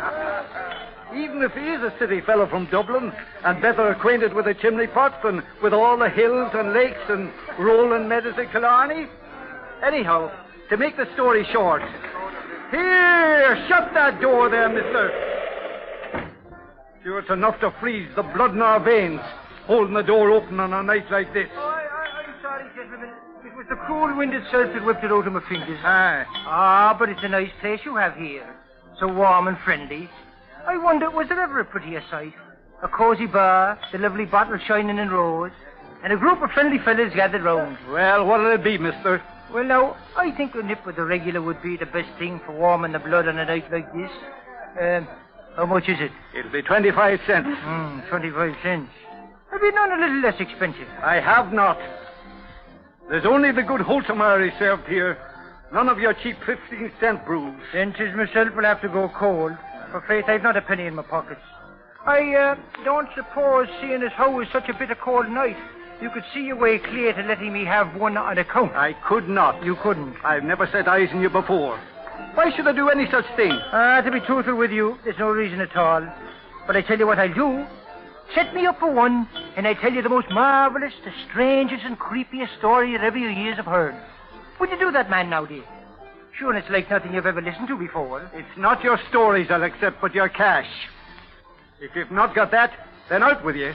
Come on now, out! Easy does it there now, Michael. Maybe the fella has a story worth hearing. Anyhow, it's worth 25 cents of my money to find out.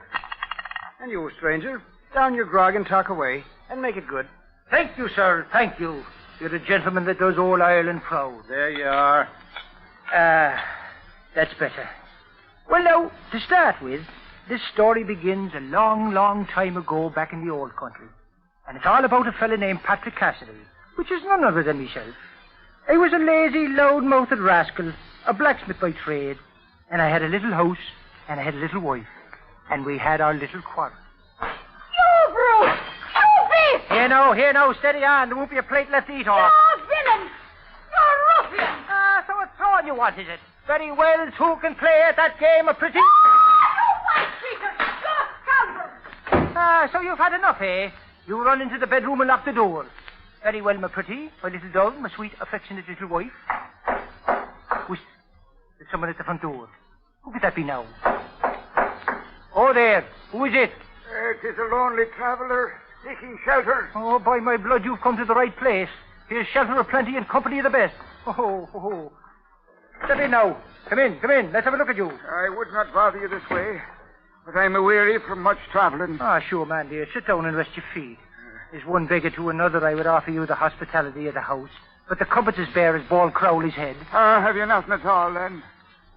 As you can see, I'm a feeble old man and faint from hunger. Aye, is a skinny old thing you are.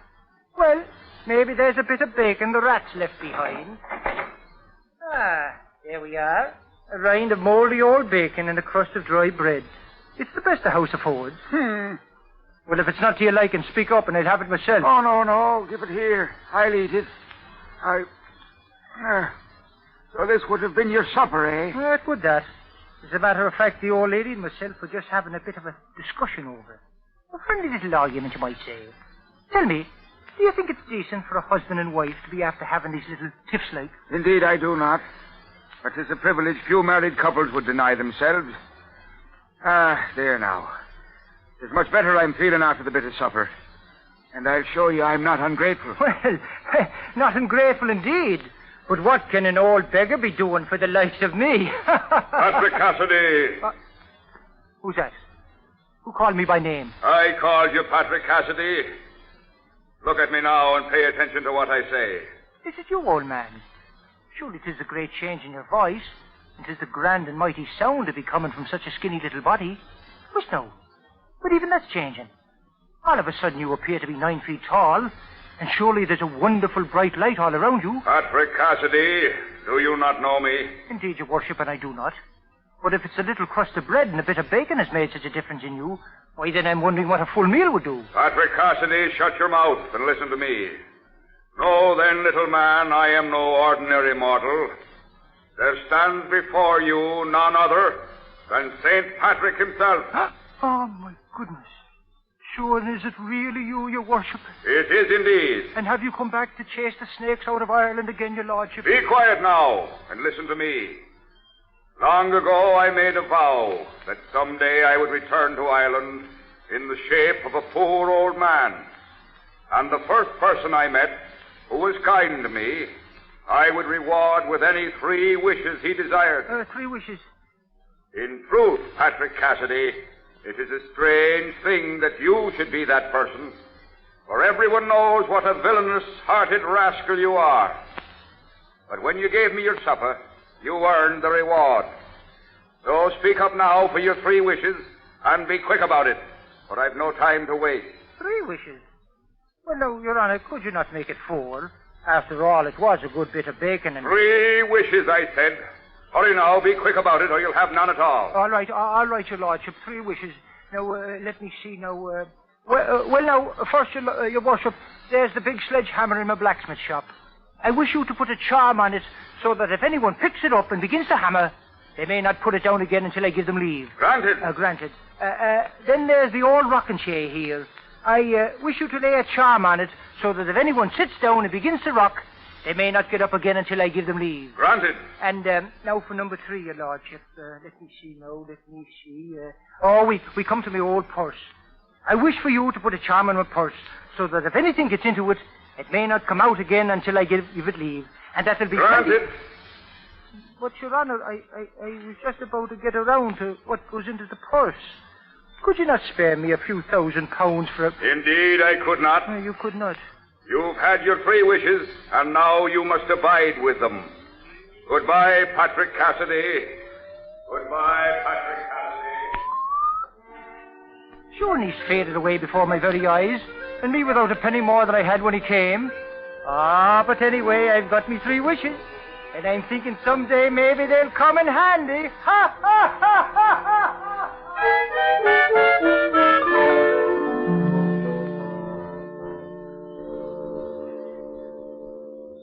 And so, gentlemen, that's how it was.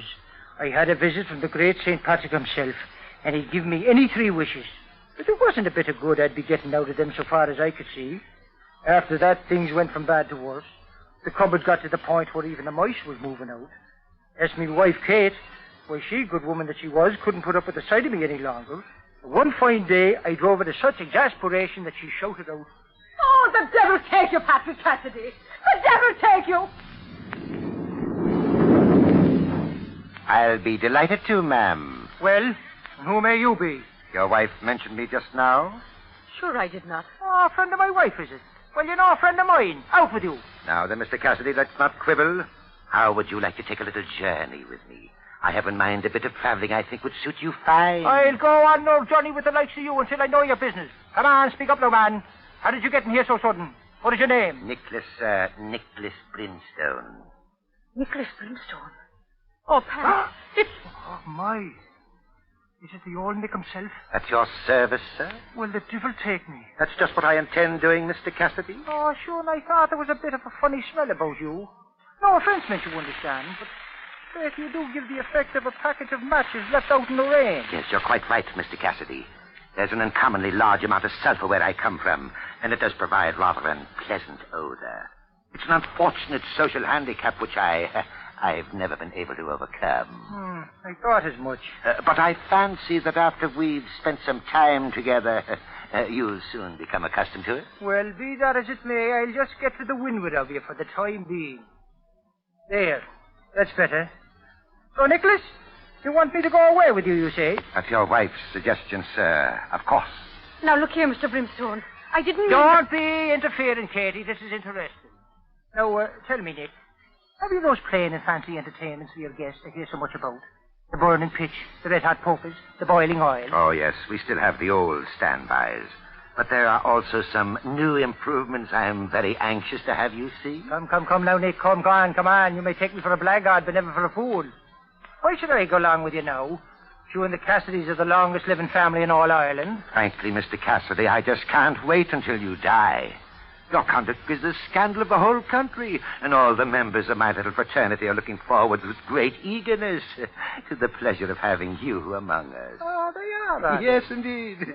Why, we've even gone to the expense of installing a new heating system for your special benefit. Very well, then, Nick.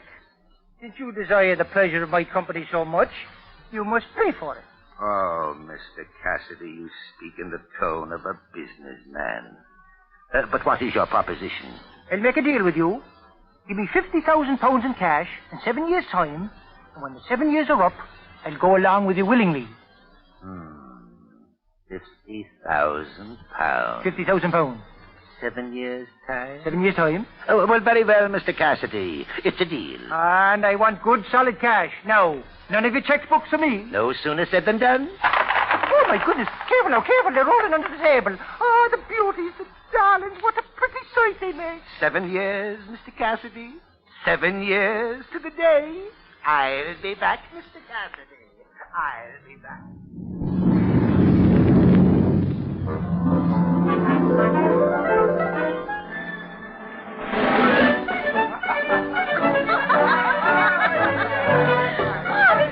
It's a delightful party indeed. Sure, and why not?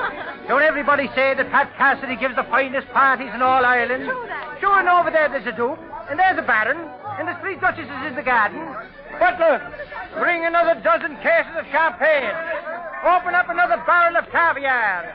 Sure, and is it not the grand party? Did you ever see the like? Laugh and be merry, everybody. For sure, who knows if there'll ever be another?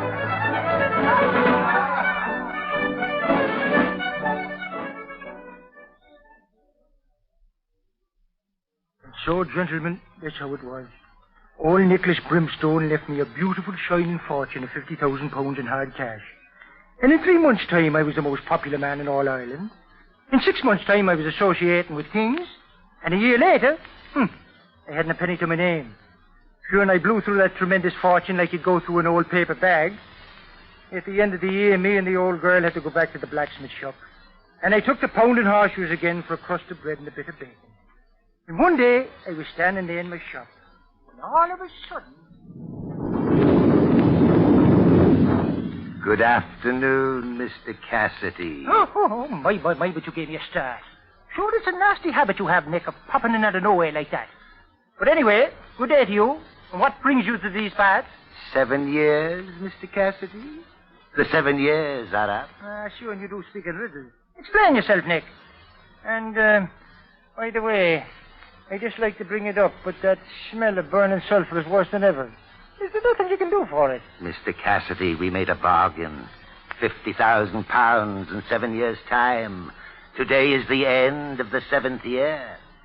Your time is up, Mr. Cassidy. Oh, sure, it's a devilish memory you have.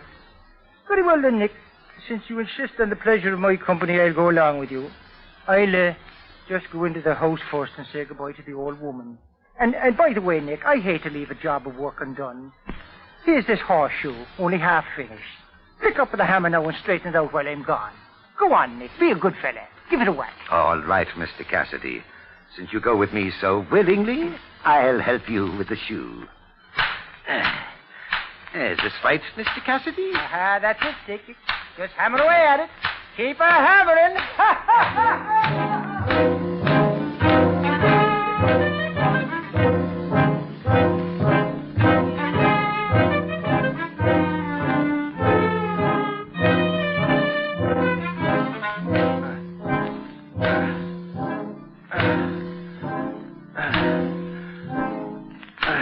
Mr. Cassidy. Oh, Mr. Cassidy. Where are you? Well. It's a fine job you're doing, Nick. So you're here at last. Where have you been the last few months? On a little tour of the country, Nick. Sure, and I've always maintained a man should travel before he gets too old to enjoy it. Oh, have mercy on me, Pat. Sure, and you're a mighty workman, Nick. The anvil's half worn through. Why don't you put the hammer down? Have pity on an old devil, Pat. If you keep me at it much longer, it'll be the death of me. Well, no, Nick, I'm not a hard man. I'm willing to listen to reason. Tell me what you want, Pat, quickly. The same deal over again. Another 7 years and another £50,000. Oh, done, Pat, done. Only let me drop the hammer. Very well, then, Nick. I'll take away the charm. You may stop your hammering. Now leave the money on the floor. Be off with you before I set you to work again.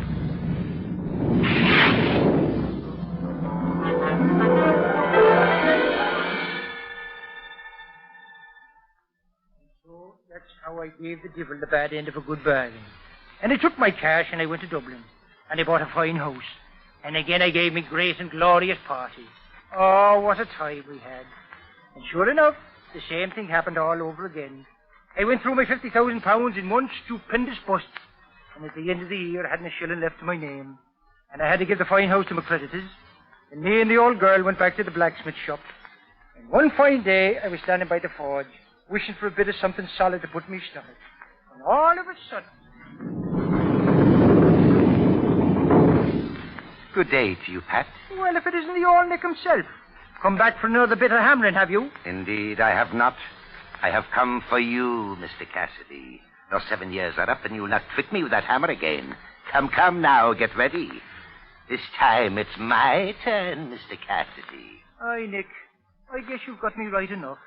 I'll just go into the house and say goodbye to the old woman. Oh, no, Mr. Cassidy, I don't trust you. I'll not let you out of my sight again. Oh, sure, Nick, and how could you suspect a poor, decent man like myself?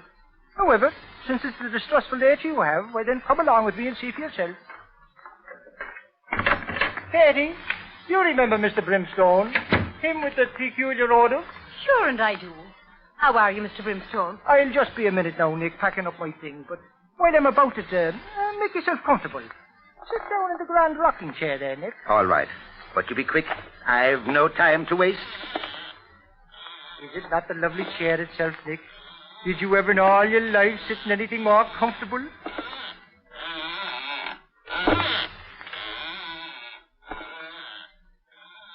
is it, Nick? Sure, you've got the funny look itself on your face.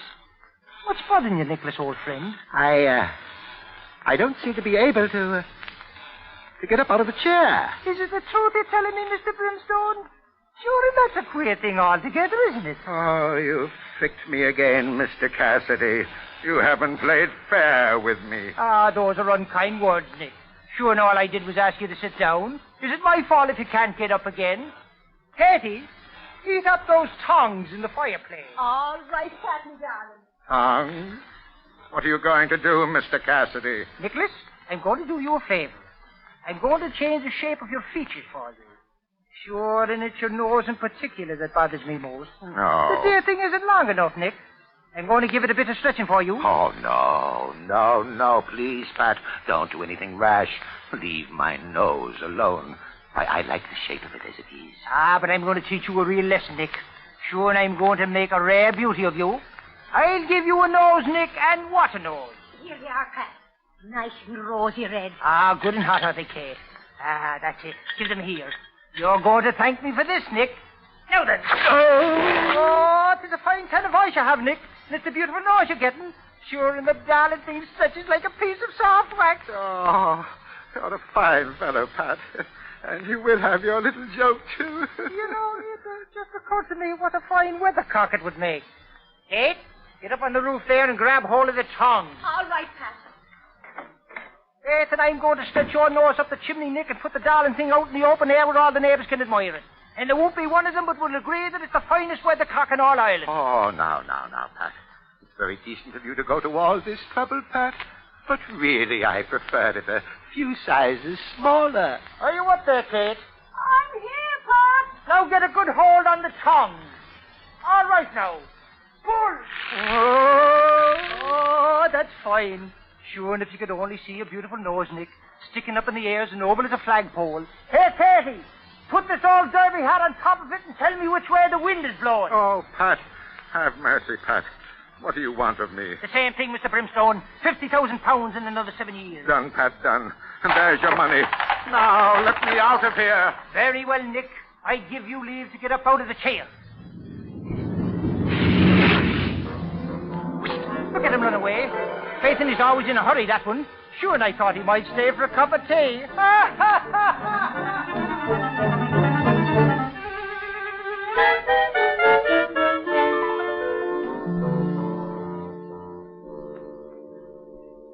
So, gentlemen, that's how it was. I got me another 7 years of grace and another £50,000. And by this time, I was such an expert at going through a fortune that in 10 months' time, me and the old lady had spent the whole thing and hadn't a halfpenny left to split between us. So, we had to go back to the dirty old shop again. Ah, but I didn't regret it, gentlemen. No, not one bit. There was only one thing that bothered me, though. That was old Nick. I figured this time he'd be bound to get his revenge. And I wondered what fine scheme he and his divils were cooking up down there in the regions below.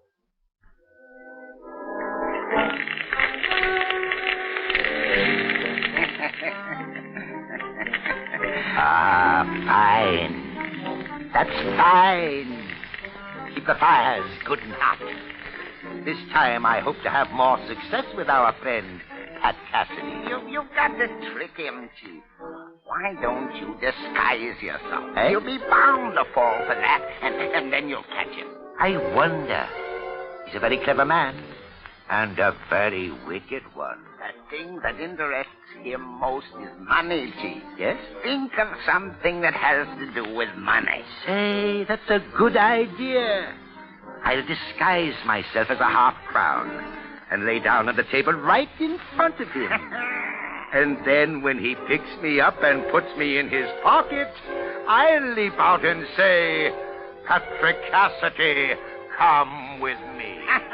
That's wonderful, Chief. He's bound to. You'll get him sure this time. Remember, I want more coal put on the fires.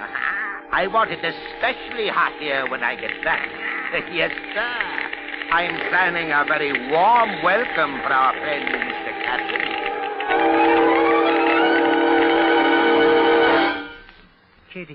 Katie, dear. Come over here to your Patrick. What is it you want now, Pat? Shh. Not so loud, my pretty. Closer. Like a good wife.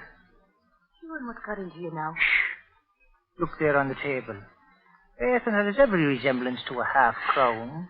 Well, Redeem, it is indeed. A real solid half-crown. Now, I ask you, what would a half-crown be doing in this house? I don't like the look of it. You can be sure it can't be none of your doing. For if you knew there was an extra half... Stand real still there, Katie, like a good girl, and be quiet. Now, I'll just be walking over that way, like this, sort of gazing round the room. And I'll be taking my purse out of my pocket all of a sudden, like this. Into my purse it goes. Ha-ha, I got it. Ho-ho. Sure, no sooner do you put the half-crown in your purse than it begins to bounce around, like the devil himself had got into it. Yes, I think he has. Oh, there. Is that you who's got into me purse, Nick? Oh, yes, Pat, it is. Let me out like a good fellow, won't you? Sure, and I'd like to do that little thing for you, Nick. But this is a very peculiar purse. There's a charm on it.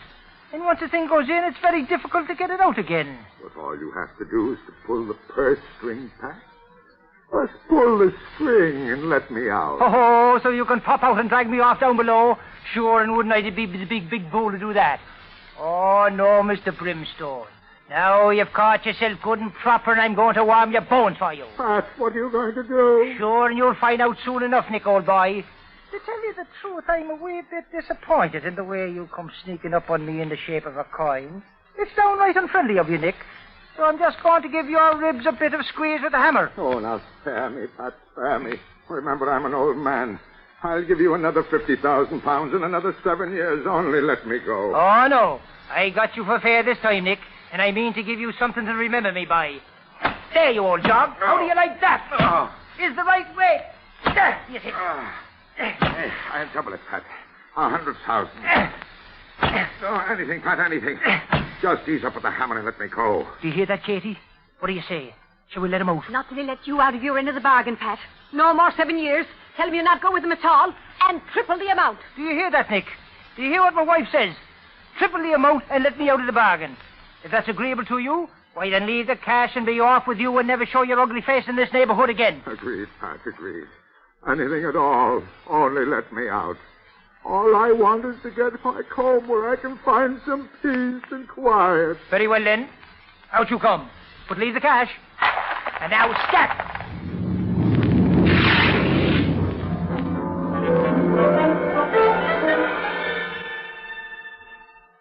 And that's the way it was. Nick left the money and ran off.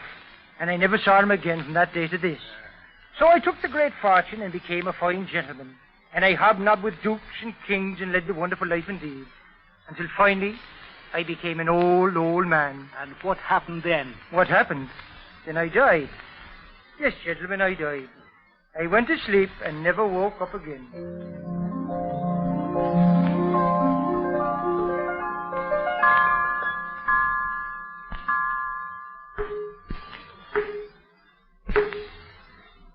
Who knocks at the golden gates of heaven? I'd like to come in. Have you any references? Yes, I'm a good friend of St. Patrick's. We'll see about that.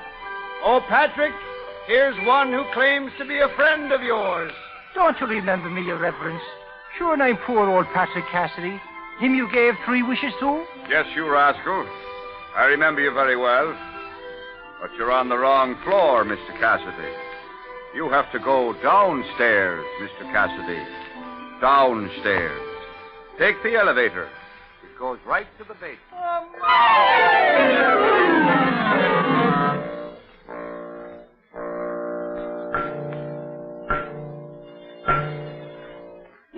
Yes. What do you want? I want to come in. What's your name? Patrick Cassidy. Cassidy? Cassidy, he said. Quick, Dollar Chief, he's here. Cassidy? Patrick Cassidy? No, don't let him in. Put up the chains, bar the doors, fasten the windows, nail down the shutters. Keep him out. My bones still ache from the last time he got hold of me.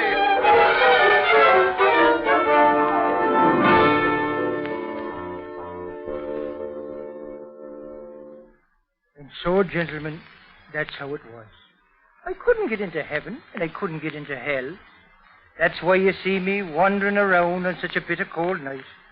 And that's how I come to be here, right here in Orion's Bar and Cafe, under the Brooklyn Bridge. Would any of you gentlemen care to set me up again?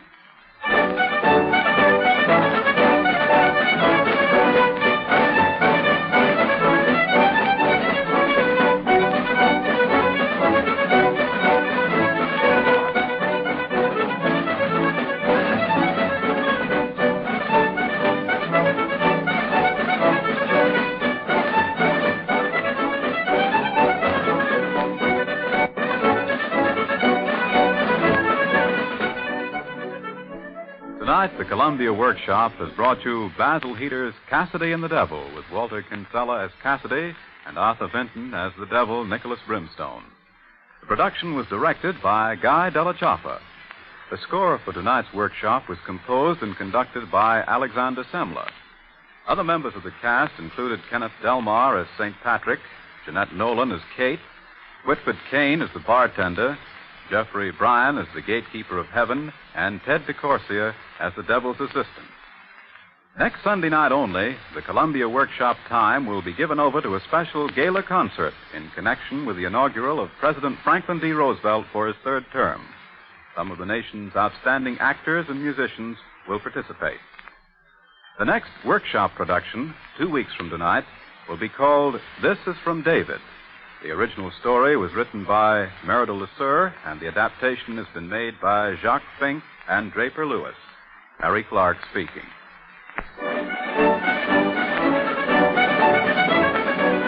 This is the Columbia Broadcasting System.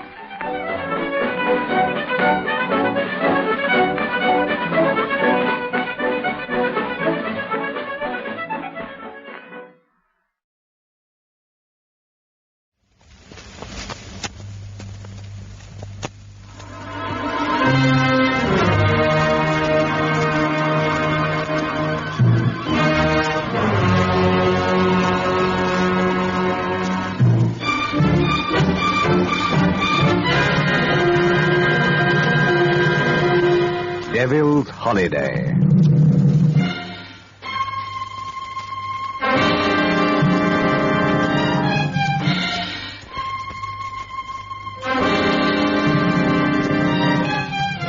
Lucifer takes a vacation on Earth and meets a client.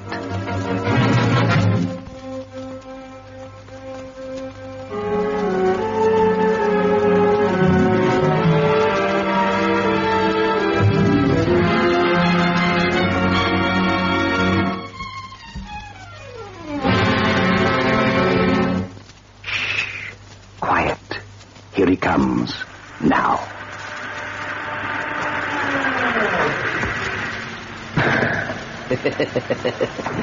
Hello. Remember me? Lucifer is the name. Don't jump like that, dear lady. I haven't come for you. Yet. Oh, no. A lot of sulfuric acid has to flow under the bridge before I'm ready for you. But when I am, I can promise you a real bubble bath. A soap, but no hope. I do trust you don't object to mixed bathing because you probably have a companion. Oh, quite a gentleman, really. Gervais Axman, last of one of England's most ancient families. Hopelessly inbred, you know. It wasn't a case of the family needing new blood. What they needed was blood of any kind. Still, there was no excuse for Gervais to seek his share by brutally murdering his neighbor's wife. Why wouldn't his own wife have done? What's a wife for? But then, Felder, of course, didn't appeal to him. He had to go gallivanting among the peasants like a 16th century squire with 20th century results. You know, I was done out of Gervais. They changed the charge to manslaughter, and he got 10 years. Yes. Yeah, but there's hope, because today he was released. The moment I heard the news, I came hot-footing up here to... To what? To have someone pay the devil his due. And as far as I'm concerned, Gervais is not only due, but overdue. On the small, neat Buckinghamshire farm which Felder has carried on, alone and unassisted for 8 years, all is calm, all is still. Ah, me, a peaceful, bucolic scene.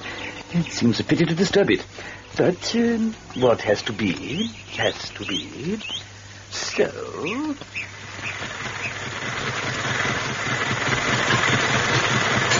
Go in, you stubborn... meet you. And very neatly done, if I may say so. Charles! I didn't know you were there.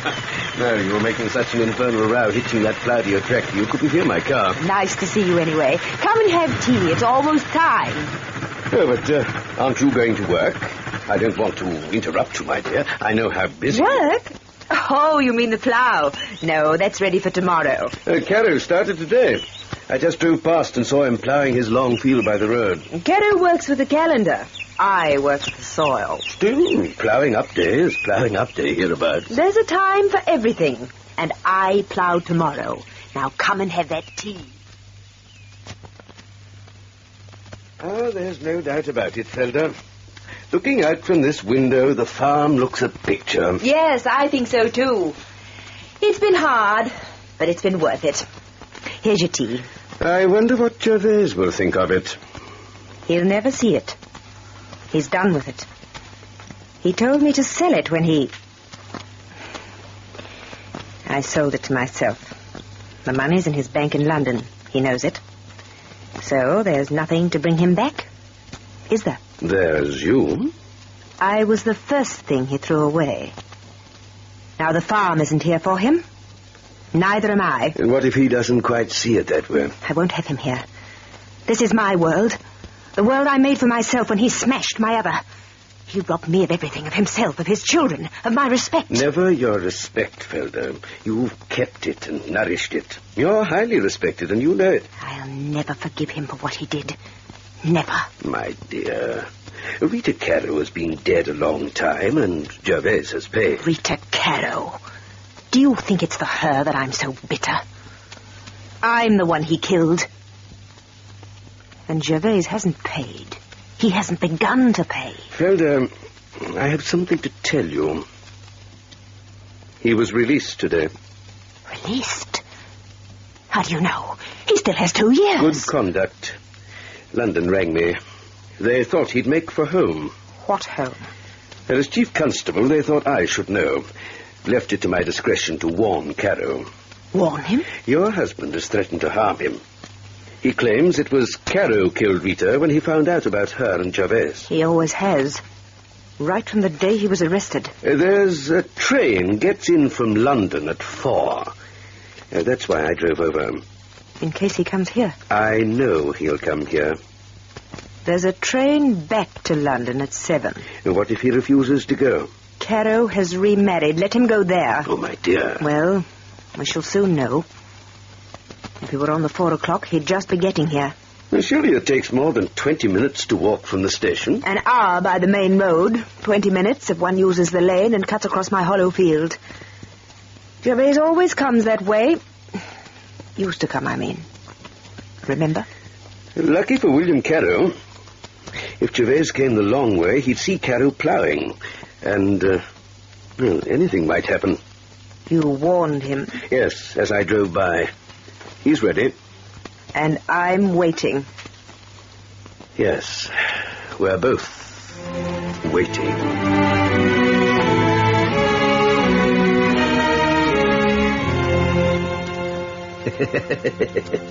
It's quite a reception committee for dear Gervais.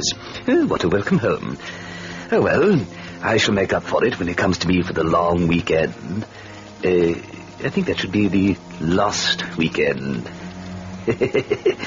Now let's turn the clock back a few minutes, say half an hour, and see what's happening at the equally ancient farm of William Caro, whose first wife was enamored of Gervais' Axeman and died for it, and whose second wife is equally flighty.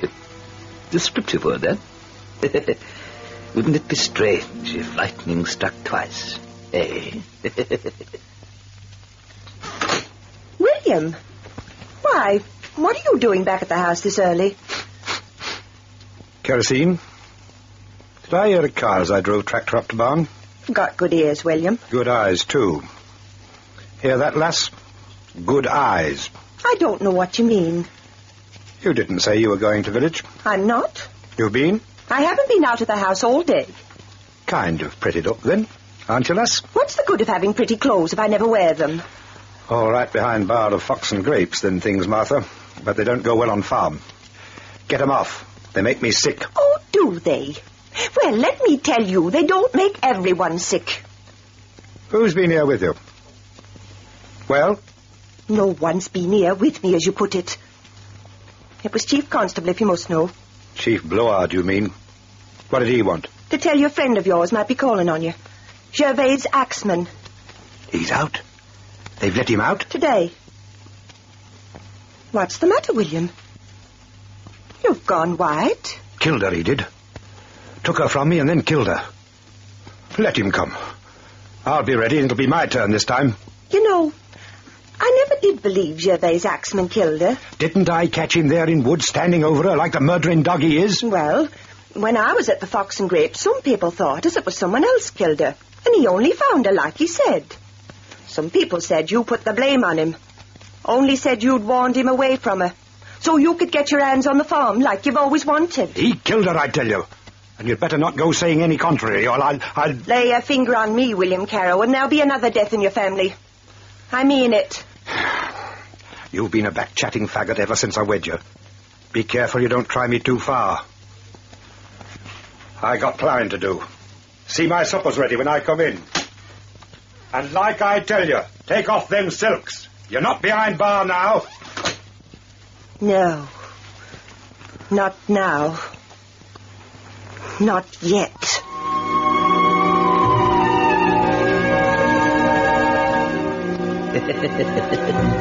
You'll note the general air of happy gaiety which pervades this district. These characters had better watch out, or some impecunious author will put them in a play. Well, there you are. That's what happened 30 minutes before Sir Charles Barton, Chief Constable of the county, sat in the low-beam living room of Felder Axman's farmhouse, awaiting the prophesied arrival of Gervais. 5 o'clock. He can't be coming. Not today, anyway. What made you so certain he was, Charles? Oh, I wasn't certain. I only thought, well, where else would he come? Where else indeed, Charles? Gervais! You're looking well, Felder. Hard work suits you. Those overalls, too. Quite the land girl, aren't you? Oh, excuse me. Am I interrupting anything private? Gervais. Well, how are you, old man? I came to extend the welcoming hand. We thought you'd turn up. But where have you been? Your train got in at 4, didn't it? I came the long way round by the main road. It takes a full hour, you know. Am I too late for tea? Felder? I'll make fresh. No, don't bother. I'll have a whiskey instead. I trust you've been looking after my wife, Charles, as a good friend should. Charles has been a wonderful friend to me. Good. And have you also been a wonderful friend to me, too, Charles? What do you mean? I don't know. Queer, but I don't know. Then kindly don't make insinuations. Charles! Look here, Felder. Gervais and I have to have a talk. You run away for a few minutes while No. But he's got to be told.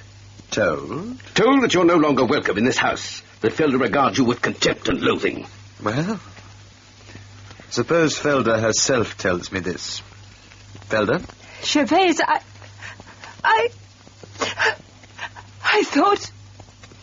Oh, I don't know what I thought. You've got a cool nerve, I must say, Axman. Expecting to walk into your wife's arms after serving 8 years for murder. You can see how she feels about you. You caused her enough trouble and unhappiness. Why don't you go? I'll go when she tells me. What have you come back for? You sold the farm, you've lost your wife. And yet they're both still here. Are they? You'll soon discover there's nothing here for you. Nothing. Well, if there's nothing, then there's nothing. But by the same token, there's nothing here for you either. Is there, Felder? Welcome home, Gervais. Felder, you can't do this. No. Hello? Yes, speaking. Yes, he's here. 1 moment. It's for you, Charles. Thank you. Hello. Yes, Sergeant. Well? Why? He's been what? Yes, I'll come at once, right away. You can't do it, Felder. And I'll tell you why you can't. They've just found William Carrow beside his tractor. He's been murdered.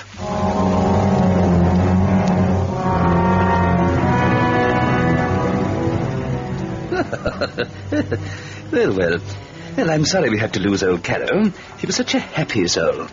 Now that your loss is my gain. Just wait over there, please, Mr. Caro. Yes, by the elevator. Well, what's Felder going to do now? Piquant situation, don't you think? Fancy her changing the way she did. But then, that's women for you. For you, my friends, not for me. Well, with 2 murders on his hands, I think Gervais needs a rest, don't you? In fact, I think we all need one. So, relax.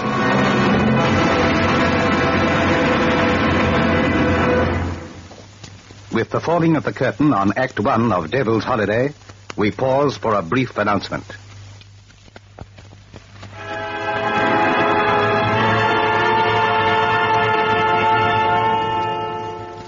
We resume our story with the second act of Devil's Holiday.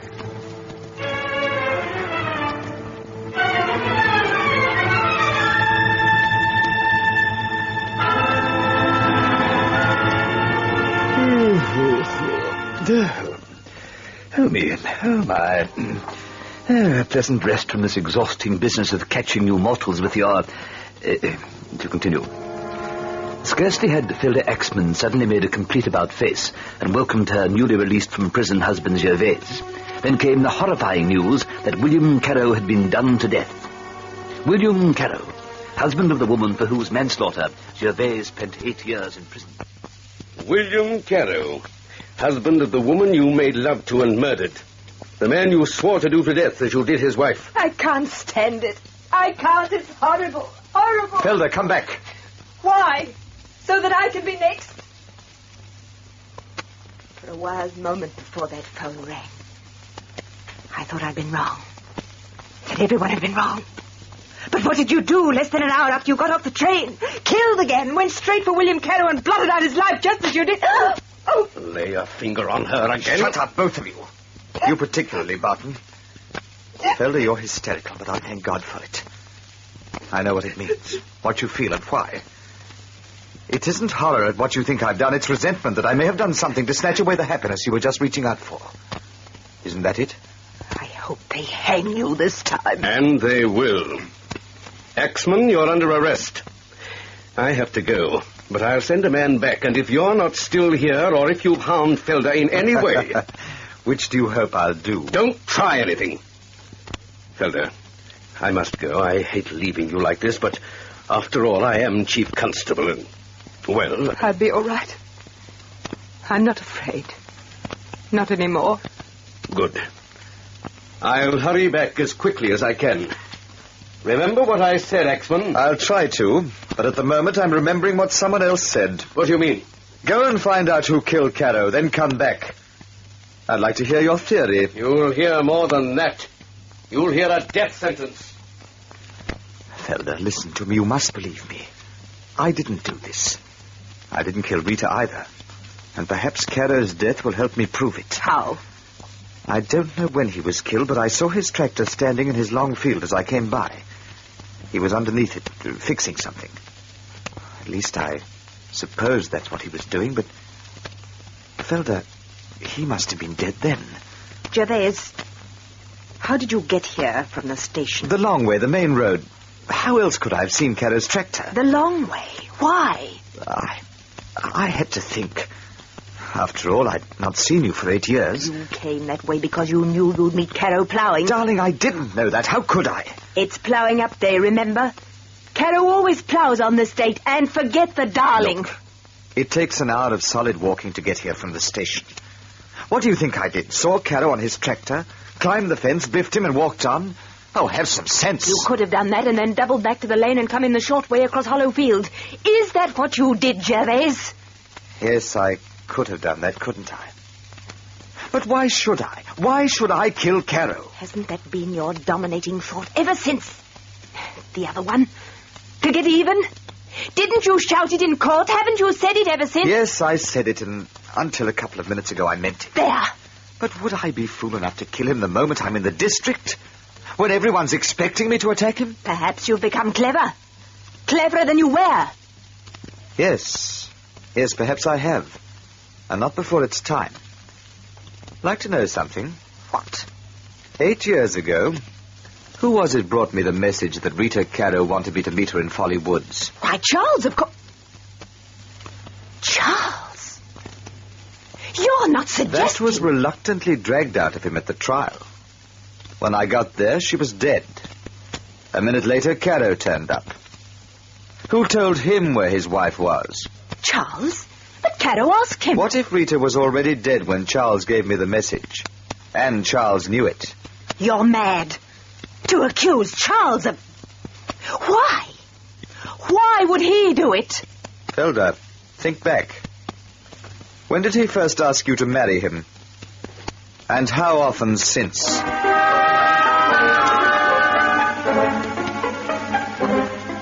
Dear. All this raking over the old murder. Well, there's a lovely fresh one to be discussed. It's so much time wasting. Why can't the man admit the deed and be hanged to him? Let's get on. That's what I say. Yes. Let's visit the spot marked X. Lovely day for a murder, don't you think? But then, so are the other 364. While in leap years... There he is. Just like I found him. Except for the bit of canvas. The body hasn't been touched, sir. Not since I've been here. Good. We'll need more men on this job, Sergeant. And some plain-clothes chaps as well. You cut off back to the house and ring through. There's a good chap. Right you are, sir. And tell me, Mrs. Caro, did you actually see this fellow Axman attack your husband? I didn't see a thing, sir. Except what's here. I heard the tractor stop and stay stopped. So I came out and down the fields. Saw him lying there, under the tractor, dead. That's when I went and rang the police. Who did it, sir? Was it Mr. Axman, do you think? Seems a strange coincidence if he didn't. This happening so soon after I warned him. I stopped as I drove past, you know, after I'd left your house, and repeated the warning I'd given you. See? There are my footprints leading up to the tractor across his ploughland. Yes, I see them. But where are Mr. Axman's footprints? Here, I say, I don't like this. This is not turning out the way I... What's that, Lily? What? Yes, that's right. And excuse me, friends. That was my secretary pointing out that... Well, never mind. From now on, I'm only an interested onlooker, very interested. I was still interested early next morning, when an arrest was imminent. Oh, yes. I'll admit it's only circumstantial evidence, but it is evidence. Here's what you did, Axman. You left the train and, taking the main road, went straight to Caro's farm, to where his long field borders the road. You waited in the hedge until he'd finished a furrow toward you and had turned his tractor and had his back to you. And then you struck him down. Go on. Then you nipped back down the main road, used the lane, cut across your wife's hollow field, and got here to the house. It takes just 1 hour to do that. We've just timed it. Supporting evidence? What about footprints? Were mine found on Caro's ploughland? You walked on the hard, unploughed land. It's quite simple to prove. All cut and dried, isn't it? Just like the other. Tell me, Charles, if you wanted to get rid of me, why didn't you just kill me instead of killing 2 others? That's not very funny. May I ask a question? Felder, this must be an awful ordeal for you. Won't you leave the sergeant and me to settle this and get it over? Somehow, Charles, I don't think it is over. Mrs. Caro, what time did Sir Charles leave your house yesterday afternoon? 4:45 it was. William drove up less than a minute later, filled up with kerosene and went back and started ploughing again. I could hear him. That'd be when I stopped him. Time? Oh, let's say 5 to 4. I was here by 4, wasn't I? The train got in at 4. It would have taken Gervais a quarter of an hour to reach Caro's farm. That makes 20 minutes he had. Who had 20 minutes? Caro, to get on with his ploughing. Only he didn't get on. He didn't plough another inch after Charles spoke to him. How do you mean? You admit, so does the sergeant and Mrs. Caro, that your footprints go right up to the tractor. If William Caro had restarted ploughing after you left Charles, there'd have been time for a band of untrod ploughing 6 feet wide between your footprints and where the tractor was stopped. That's right. So, why didn't he restart ploughing after you left him, Charles? Oh, how do I know? Apart from Gervais, you were the last person to see him alive. That's possibly so. It is on circumstantial evidence. So, if you can't prove that Gervais used the shortcut through Hollow Field, the case against him falls down. Because unless he used the shortcut, he wouldn't have had time to kill Caro and be here by 5. Not quite. For the case against him to fall down, he'll have to prove he didn't take the shortcut through Hollowfield. And if he can... But I can't, Felder. How can I? Come over to the window. All of you. Now look out. Over there is Hollowfield. The field through which Gervais is supposed to have taken a shortcut yesterday. As you will see, it's fresh ploughed. But Felder... If he crossed that field, his footprints will show in the ploughing. I can assure you there are none. Well, Sir Charles, looks like this clears him, don't it? Shut up. Felder, when was that field ploughed? Why, yesterday morning, of course. It was ploughing up day. But yesterday at 4, you told me you wouldn't be starting to plough before today. You must be mistaken, Charles. There's a time for everything, and ploughing up day is ploughing up day hereabouts. Why, this makes Sir Charles the last person to have seen William alive. Doesn't it? On circumstantial evidence, yes. But I'd hardly think it strong enough to blow out my brains if I were you, Charles. They could never prove a thing. And neither can you.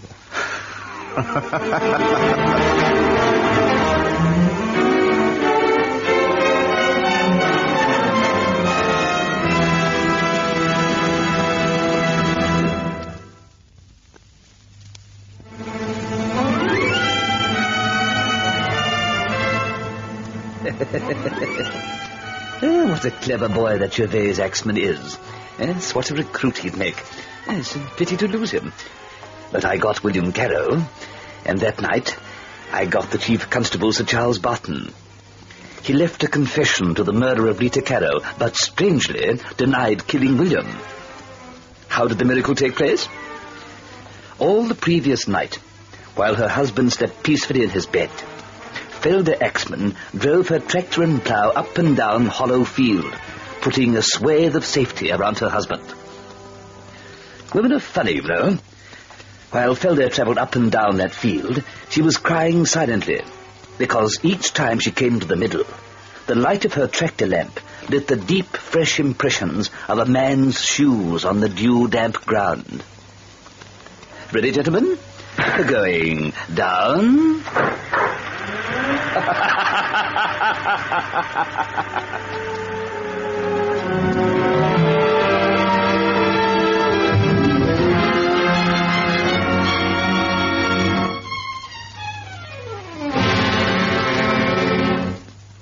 Devil's Holiday is a Donovan Joyce production.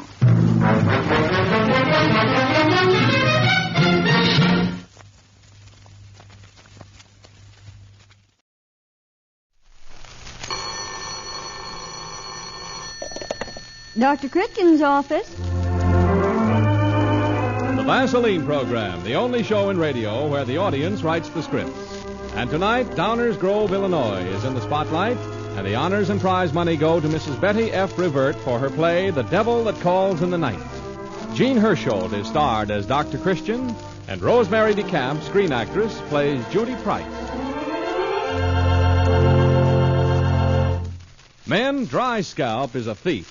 Yes, dry scalp robs you of an important asset in business and social life, good grooming. If you have dry, unruly hair, if you're bothered with loose dandruff, remember, these are signs of dry scalp. Start using Vaseline Hair Tonic today and effectively check dry scalp. Vaseline Hair Tonic actually supplements the natural scalp oils, contains no alcohol or other drying ingredients. Vaseline Hair Tonic checks dry scalp, keeps hair neatly in place. Also, a brisk Vaseline Hair Tonic massage before each shampoo loosens dandruff, relieves itchy tightness. Vaseline Hair Tonic gives two-way care to both scalp and hair. Gives your hair that neat, natural, just combed look. That's why more bottles of Vaseline Hair Tonic are sold today than of any other hair tonic in America. Buy, try Vaseline Hair Tonic.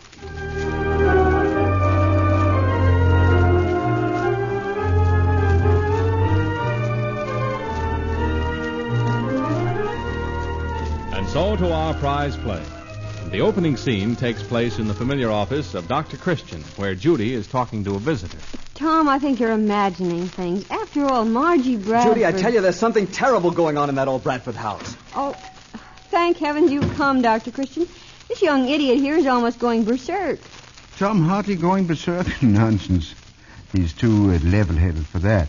Hello, Tom. What's wrong? I'm scared stiff, Dr. Christian. That old battle axe won't even let me in the house, and the telephone's disconnected, and Margie talks so strangely, and even Amos thinks so. Oh, battle axe, telephones, Margie, Amos. I think you'd better begin at the beginning, Tom. Come on into my private office. You too, Judy. Close the door. All right. We'll hear the bell if anyone comes in. Now, sit down calmly and tell us what you know, Tom. I'm sorry I blew up like that. Well, I know Margie better than anyone else around here. You went around a lot together when she first came to River's End, didn't you? She was the new kindergarten teacher, you know. Little Margie Young. I loved her from the first. Never told her so. I didn't want to rush her or anything. And then Jeff came home from school. He loved her, too? Of course. It was the real thing for her and for him, too. Miss Lucinda kicked up quite a fuss when they were married. Yes, because Margie was an orphan from a foundling home. Yes, but she changed a lot when Jeff went overseas. Insisted on Margie's coming there to live with her.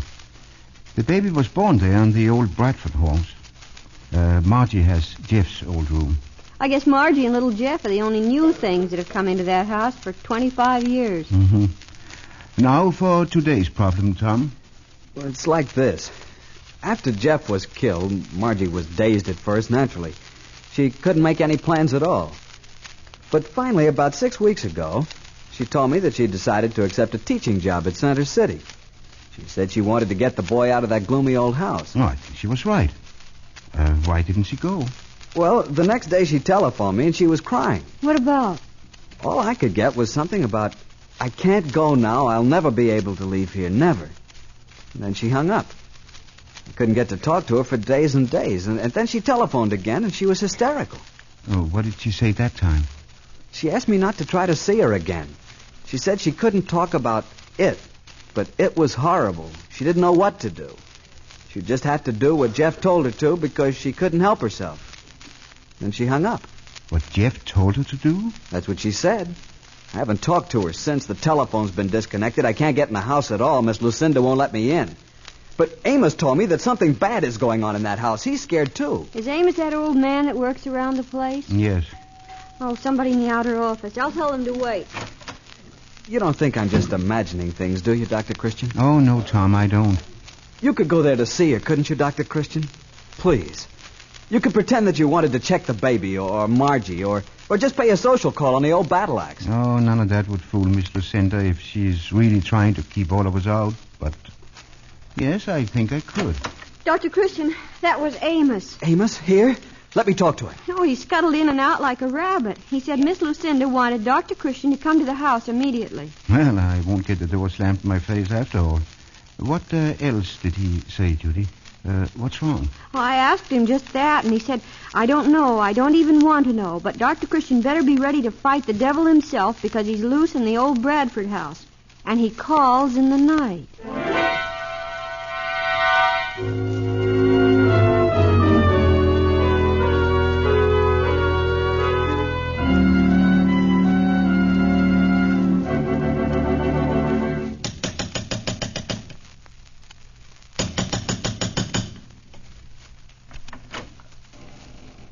Oh, hello, Miss Lucinda. You sent for me. Obviously, Paul Christian, or you wouldn't be here. Come in. We'll go in the library. I heard that your telephone has been disconnected. Surely you need a telephone here. You're too far out not to have one. I'm the best judge of that, Paul Christian. I had it taken out for reasons of my own. Sit down. Thank you. Has the baby been ill? Little Jeffrey's well. He's a strong, vigorous, intelligent child, a credit to the Bradford line. I would certainly not permit him to be ill without a doctor's care. Oh, I think I could depend upon you to do your duty as you saw it. Well, the trouble must be with Margaret, then. It was a bad day when Jeffrey Bradford married her. I warned him that a girl who didn't even know her own parents, didn't know what background she might have come from, was a poor investment for a wife. But he wouldn't listen. Oh, now it's ridiculous to think that there could be anything wrong with Margie. Well, she's a darling. Men are all alike. Pretty face, and they forget what little wisdom they might have. Well, my prediction has come true, Paul Christian. Margaret is losing her mind. Margaret losing her mind? You mean that... I mean insanity. Margaret insists that Jeffrey, my dead nephew, talks to her at night. Every night.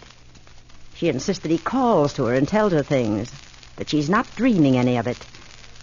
Now, wouldn't you call that insanity? Oh, you should have called me sooner. You had no right to keep her hidden away here feeding on her grief and her loneliness. I tried to keep anyone from finding out about her condition. You must take Margaret away. Have her committed. Someplace, take her anywhere. Don't let people in this town know about it. I'll not have them talking about Jeff's wife being in an insane asylum. Jeff's wife isn't going to the insane asylum, Aunt Lucinda. Because I'm not insane. I can prove that I'm not. Of course you're not, Margie. Sit down here, my child. Let me look at you. Oh, you're too thin. No bother, Dr. Christian. I'm not ill. I know I'm not now. For a while I wasn't sure. But now I know. You didn't believe me, did you, Aunt Lucinda, when I told you that Jeff had come back to me? That he talked to me at night. Really talked to me. You see, Paul Christian? Have I exaggerated the girl's condition? Margie, my dear, you're seriously in need of good nursing care. I would like to arrange for you to go away for a little while. Oh, no, Doctor. I can't leave Jeff. This is where he comes. Aunt Lucinda, do you remember when Jeff and I came to see you just before he left for overseas? When he came to say goodbye?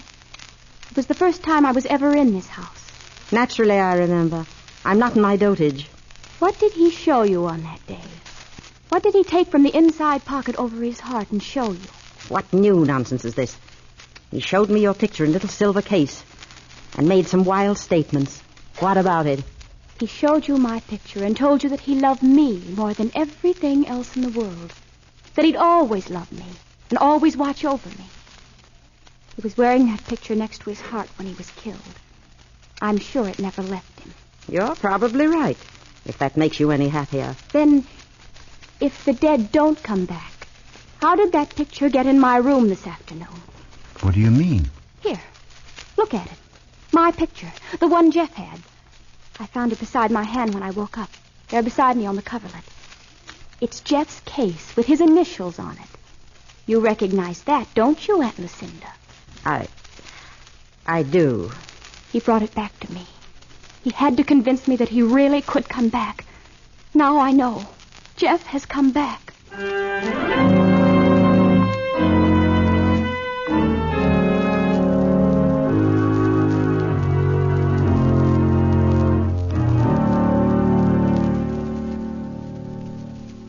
Look, Margie, you've got to get to sleep. Dr. Christian left me here with you as a nurse, and he'll be back very soon to check up on both of us. Poor Jeff. Big Jeff, I mean. He told me a lot about Aunt Lucinda. What an unnatural childhood he'd had. He said the only time he'd have any fun at all was when he'd slip out and meet Tom Hartley. Tom's a grand person, Margie, and he loves you very deeply. I know. I love Tom, too. It's funny. I think I'd have married Tom and been very happy with him. But he didn't ask me to, and then Jeff came along and needed me so much. Jeff depended upon me for all his strength. You were good for him, Margie. You can be sure of that. He wasn't afraid of anything when I was with him. He wasn't even afraid to go off to war when he knew I was waiting for him. And when I wrote him about the baby coming, he was the happiest he'd ever been in his life. Well, that should make you happy, too, Margie, knowing how he felt. It did, for a while. I thought that he'd found the courage he always needed. And I planned a new life for our son. A life away from here. And then he came back. And he still needs me. That's the terrifying thing. He isn't strong without me. We aren't going to talk about that tonight. Not at all. It was my fault that he had to come back. I was betraying him when I wanted to get away from here. Margie, don't keep me waiting. I'm so lonely. So lonely. I need you. I'll never Judy, did you hear that? Did you hear it, too? Yes, I did. You see, he won't let me go. I know that now. I can't fight him any longer. Waiting for you. Waiting. Yes, Jeff, I hear you. I won't keep you waiting much longer, I promise. Do you hear? I promise. Margie, you mustn't talk like that. You've got to pull yourself together. Dr. Christian will be here soon.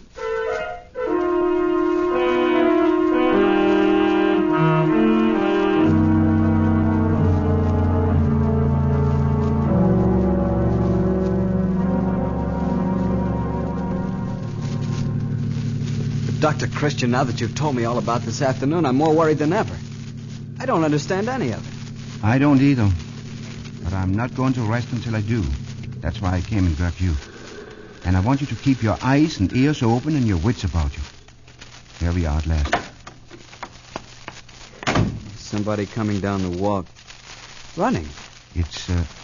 I think it's Amos. Amos! Is that you?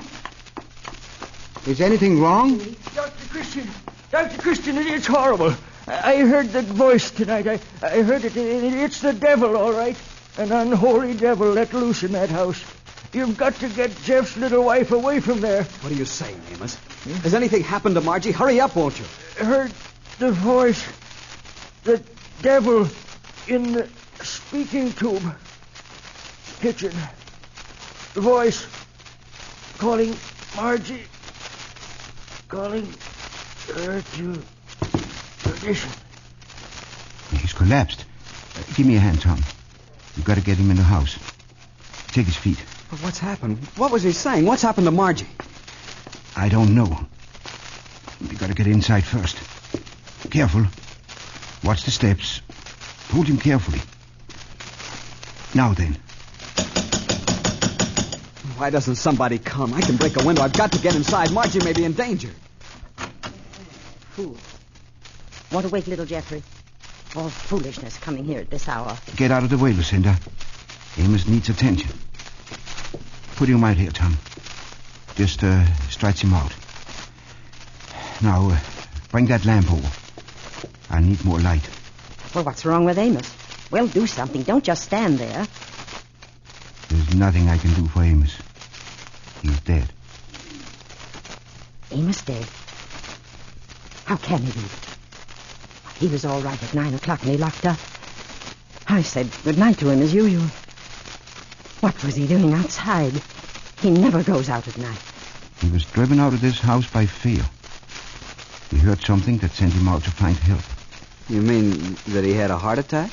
I imagine that I'll put something like that on the death certificate. But if I were to tell the truth, I should say that he had been frightened to death. The evil that is in this house killed him. Evil in this house killed him? What do you mean? What did he tell you? He said something about the voice. That he heard it tonight. Did you understand all of it, Tom? What? Yes, I think I heard him, but I couldn't make it all out. I'm going to leave you here beside Amos, Tom. I want you to think about Amos and what he was trying to tell us. Think, Tom. And if you get an idea, act upon it. Miss Lucinda, you come with me. All right. What did Amos say to you? I have a right to know. Dr. Christian, is that you? All right, Judy. I'm here now. It's been awful.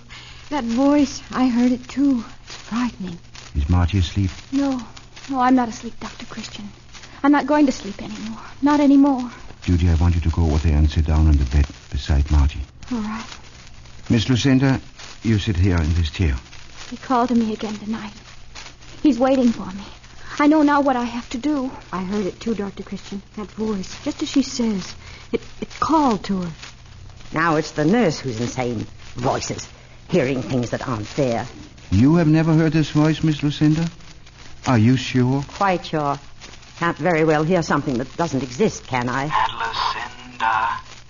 Aunt Lucinda, are you listening? Can you hear me? Aunt Lucinda. No, Aunt Lucinda. What is that? I want you to listen to me. No, Jeffrey, don't. I'm sorry. I I didn't mean to. I never will again. Just don't call me like that. I won't. Oh, Dr. Christian, make him stop. Don't let him. Don't. He calls and calls. He's lonely and frightened, and he needs me. It's all right, Margie. It's all right. The voice has been your voice always before, hasn't it, Miss Lucinda? You were the one who was torturing Margaret. But I didn't mean to hurt her. Not at first. She was going to take little Jeffrey away from me. I couldn't let him go. I thought I'd just frighten her a little. Make her think she had to stay here, and then... And then you wanted to do even more, didn't you? Yes. I began to think that she was nobody. No family, not even a name to call her own. If I could have made her do something to herself, or if I could have made her lose her mind, then I would be little Jeffrey's guardian. And I could bring him up to be the greatest Bradford of them all. Dr. Christian, Margie... Oh, Margie. She's going to be all right, Tom. Thanks to you. Did you hear me? Did my voice carry? Is that what you wanted me to do, Dr. Christian? It was you! You on that tube. I thought it was Jeffrey. I thought... Yes, you did the right thing, Tom. She betrayed herself. But I don't understand at all. Tom, was that you calling to Miss Lucinda now? And has she been whispering those horrible things to Margie all the time? Yes, Judy, she has. Oh. And it was Tom you just heard. Well, where did the voice come from? Through the speaking tube. When Amos mentioned it tonight, I remembered that Jeff had told me once about the old system of speaking tubes they had in this house. I thought it was something like that. Whenever Lucinda wanted to torture Margie, she whispered up through the tube. Imagine the outlet is up here behind the bed someplace. I don't understand. I heard Jeff call me. Night after night he called. Oh, I wish he'd stop. I'm so tired. He has stopped, Margie. He never did call you. It was a terrible trick. We won't talk about it anymore tonight. But the picture, the one I found on my bed today. Jeff's clothing and personal effects were all sent back, weren't they, Miss Lucinda? You didn't tell Margie, but you found the picture and decided to use it too, didn't you? Yes. I hid the clothes, and then I thought maybe the picture might drive her to... It was the picture that put me on the right track. Human hands had put that on Margie's bed, and there wasn't anyone in the house with her except you and a year-old baby. Tom, pick Margie up and take her downstairs and out to the car. She's leaving this house tonight, and she's never coming back. Come on, darling. Just hang on for a few minutes. The nightmare's all over. There won't be any more. Oh, Tom. Tom, don't leave me anymore. I was so afraid. Don't leave me. Not ever again. Just forget about everything except that nothing's going to frighten you again. Judy, you go downstairs and get the baby and take enough clothes for the present and take him out to the car. No, you can't take the baby. That's one of the best things you ever asked me to do, Dr. Christian. I want to get out of this house fast. Oh, you can't take little Jeffrey away from me. He's the last of the Bradfords. He belongs here. He's all I have left. You can't take him. You forget Margie has first claim on little Jeffrey. What can she do for Jeff's son compared with what I can do? Margie's going to marry Tom Hartley and bring her son up in a normal home, full of love. That's something you could never do for him. You can't get away with it, you meddling old fool. Oh, Lucinda, why don't you face facts for once? Margie and the baby are gone because you drove them out. I'll sue for the child's custody. You'll see. The Bradford money will count for something. If you do, you'll have me to reckon with. Because I shall tell the whole story of your attempts to drive this girl out of her mind. To make her commit suicide. And I shall tell about Amos, too. Lying dead down there because of you. I'll say he was old. His heart was weak. I didn't kill him. It won't do, Lucinda. I think in this town my word will be taken against yours. But you're leaving me alone. There's no one now. Not Amos, not Jeffrey or the baby. Oh, Margaret. Oh, I'm alone. Alone. Then you'll have plenty of time to meditate on your sins. After Margie is settled in her own home, if you go to her in honest humility and ask forgiveness for what you've done, well, it's just possible she will let you visit the baby occasionally.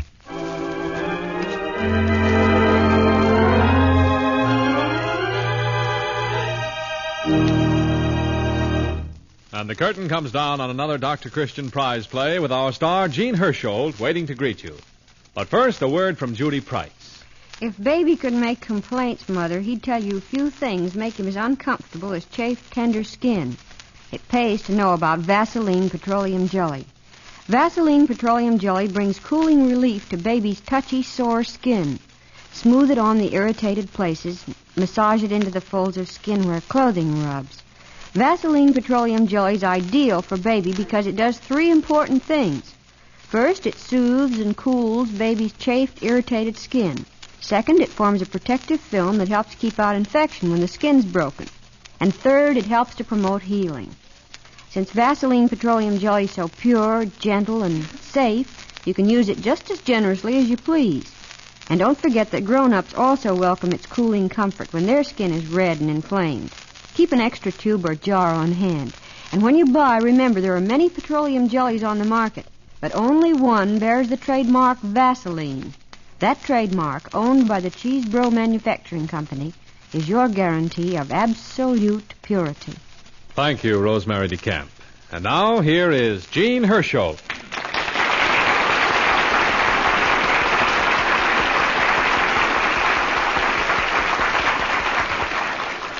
Thank you very much. The author of tonight's prize play, The Devil That Calls in the Night, is Mrs. Betty F. Revert, mother and housewife who makes writing her vocation.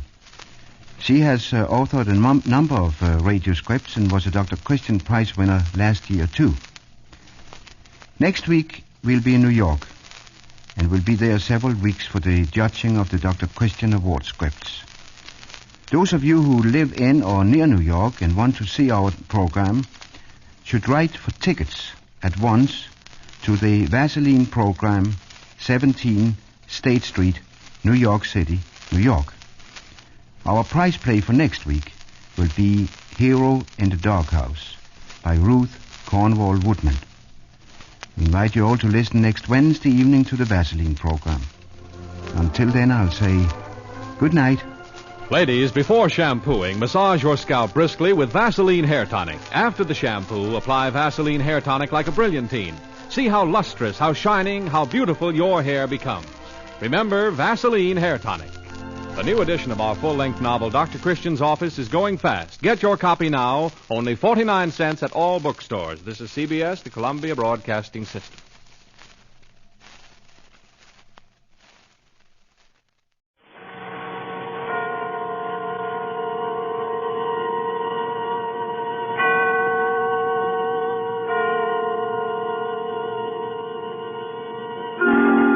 Suspense.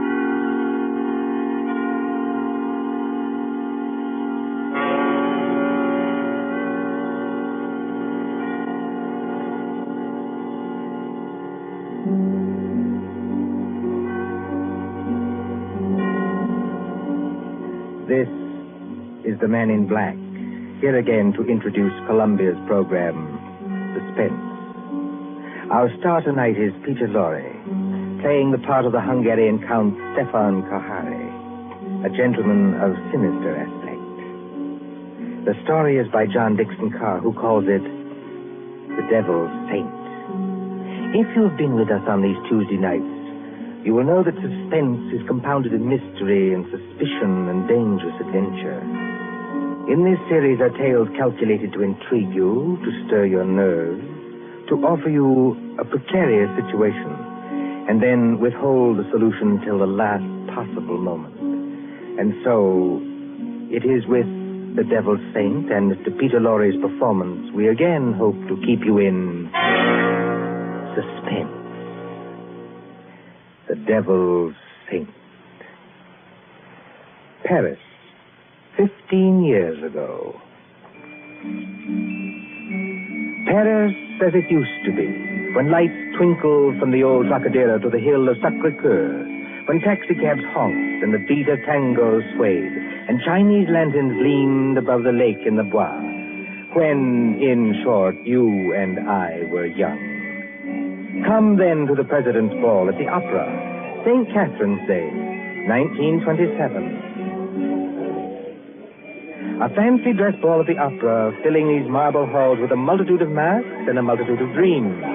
The mosaic decorations are no less bright than the colors that weave here. Harlequins and Columbine, Cleopatra and Musketeers. In the great marble foyer, remember it? They have set out little tables and lines of palms behind which you may sit screened. Look at one such table. A young man wearing the scarlet and gold uniform of an English Guards officer in Wellington's day. A dark-haired young girl in the costume of a bacchante. And as we approach... Ned, don't please. You mustn't. Why not?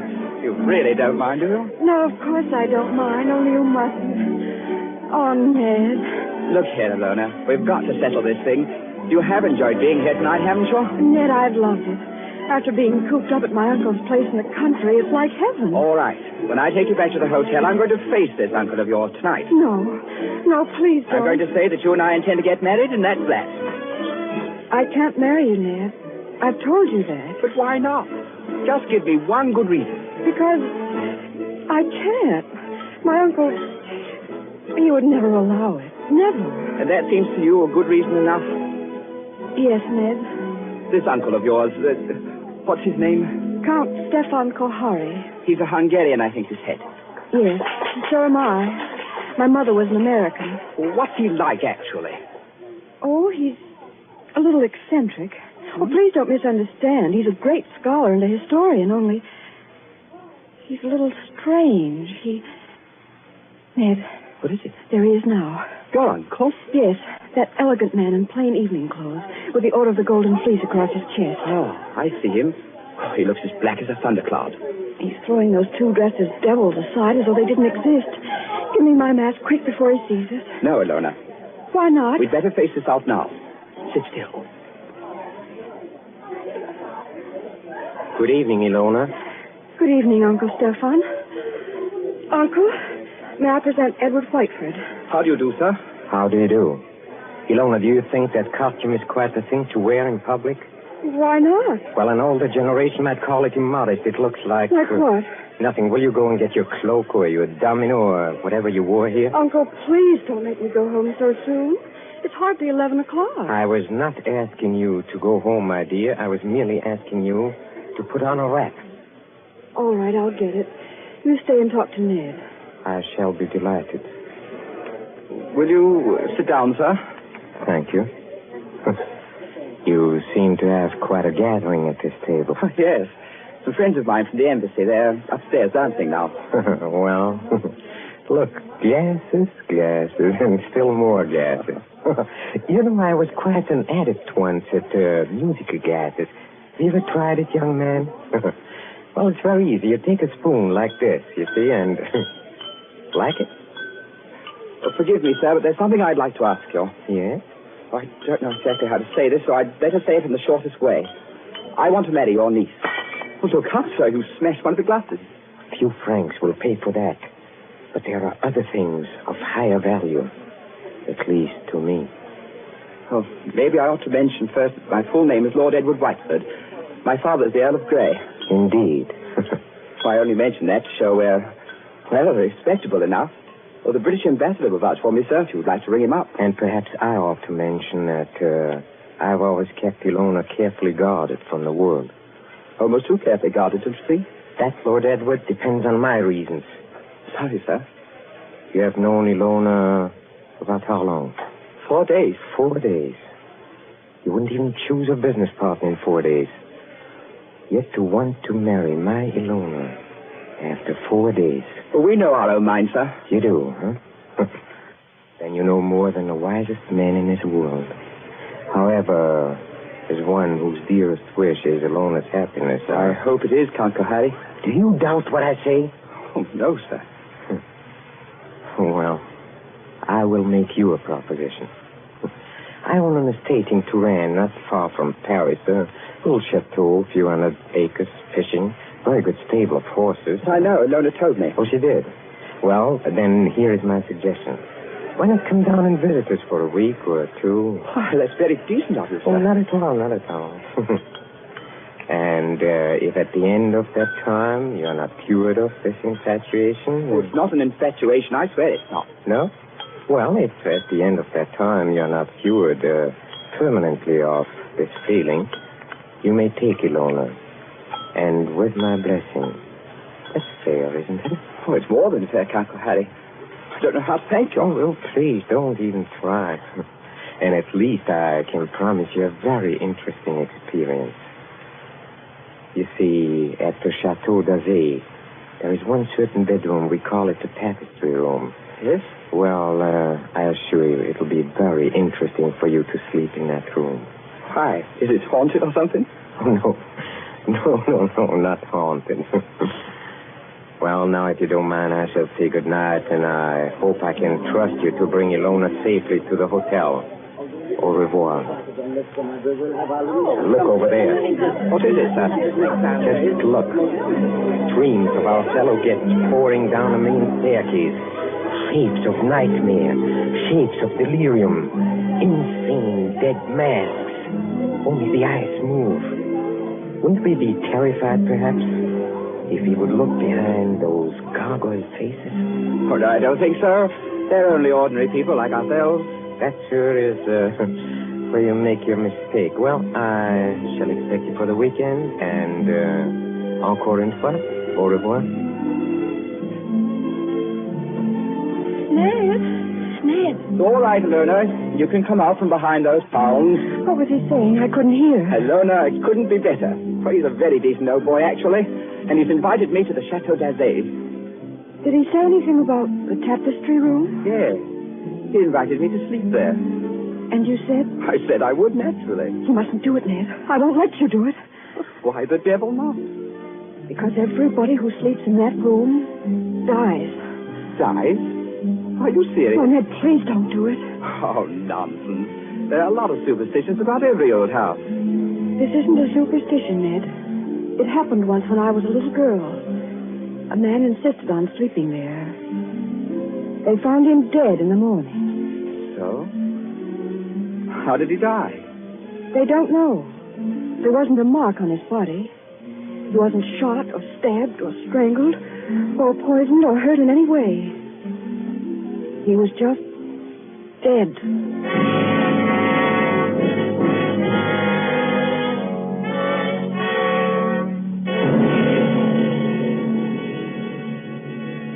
Two nights later, in the province of France now known as Indre-et-Loire, but once called Touraine, the ancient land beloved of Rabelais and Balzac. But now, as the wind moans down the valleys, and rain flickers across the apple trees, and thunder stirs in those haunted hills, it can bring little comfort to a young man driven in an ancient carriage from the railway station along snake-like roads.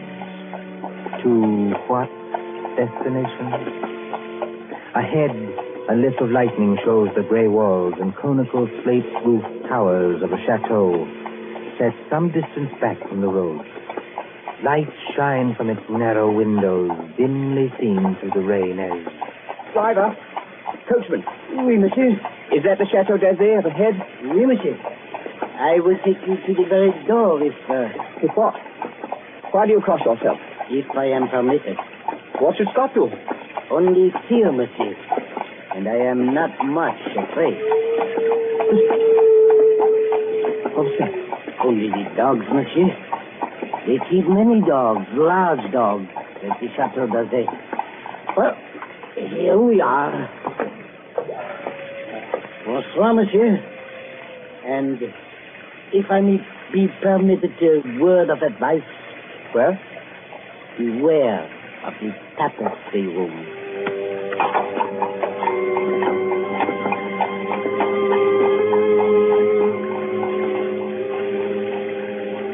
There isn't a bell on this door. There might at least be a knocker. Ah, got it.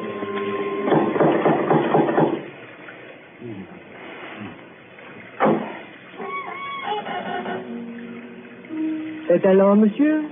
Vous cherchez? Je cherche le Chateau d'Azay, et perhaps it would be better if monsieur spoke English, yes? You are Lord Edward Whiteford. Yes. Monsieur is expected. Please to enter. Monsieur's hat and coat. Thank you. Ned. Hello, Ilona. Oh, Embrasse pas, ma petite. Votre oncle. Oh, you'd better not kiss me, Ned. Madame Flay says to look out for my uncle. Madame Flay is our housekeeper. Oh. Oh, where's your uncle now? In the drawing room. He's playing the piano. Come along. Ilona, is anything wrong? Oh, everything's wrong. Two of my dogs were in horrible pain this afternoon. Dr. Solomon had to put them out with chloroform. You don't see... I hope nobody's practicing, that's all. Well, here we are. Oh, nice tiger skins on the floor. I say, who's the little old man with the grey beard sitting over there by the fire? That's Dr. Solomon. Doesn't he have funny-looking eyes? Watches and watches and watches. He's an old friend of the family. Come along, let's get this over with.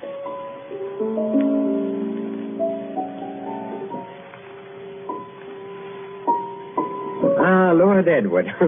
Well, I see my niece has anticipated me. Welcome to the Chateau d'Azay. Thank you, Count Harry. Oh, you must be very wet after your long drive.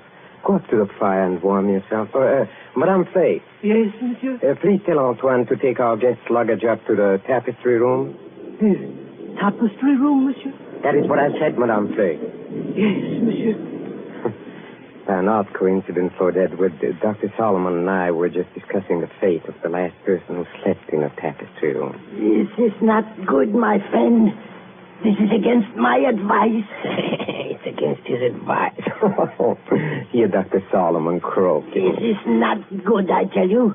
It is the wrong season of the moon. The wrong moon. But there is no moon tonight. It's raining cats and dogs. Don't talk about dogs. Nevertheless, it is the wrong season of the moon. I say no more. Cheerful blunder, that doctor. Don't do it, Ned. I won't be responsible if they make you do it. Look here, Count Harry. What did happen to the last bloke who slept in the tapestry You room? mustn't call him a bloke, sir. He was a very saintly gentleman. The Bishop of Tours. That was some time ago when Delona was only 15 years old, but surely she must remember it. I remember it. The church, said our bishop, has no use for superstitions. Well, he insisted on sleeping there. I made it as comfortable for him as possible, but he was found dead next morning with a crucifix still in his hand. Was it poison? There was no poison, monsieur. No. Here, Dr. Solomon. It's true, Ned. Well, there were just two very curious things. You see, in connection with that death, on a mantelpiece there was found burning a stick of incense. Just ordinary incense, nothing wrong with it. Yes, sir? And under the dressing table, the police found it with an empty jar of ointment. Now, here's your wits. A dead man, some burning incense, and an empty jar of ointment. What do you make of that? Oh, I don't make anything of it. It's crazy. Don't speak like that. I'm sorry? It is still the wrong season of the moon. Well, what I really meant, sir, was this. Is there any reason for this story of death? Reason? Any legend attached to the room or anything like that? Yes, there is. Well, sir? Well, we are a very old family, Lord Edward. Old and perhaps accursed. When my ancestors moved from Hungary to France in the 17th century, they brought certain beliefs with them. The old religion. The old religion? Yes, the cult of Diana, the cult of Janus, the cult of freedom and fertility. The witch cult, if you prefer. Oh, now look here, sir. Must we talk about this? Well, you smile, but when I say the word witch, you think of some humorous picture on a Halloween's card. It was very different in the Middle Ages, believe me.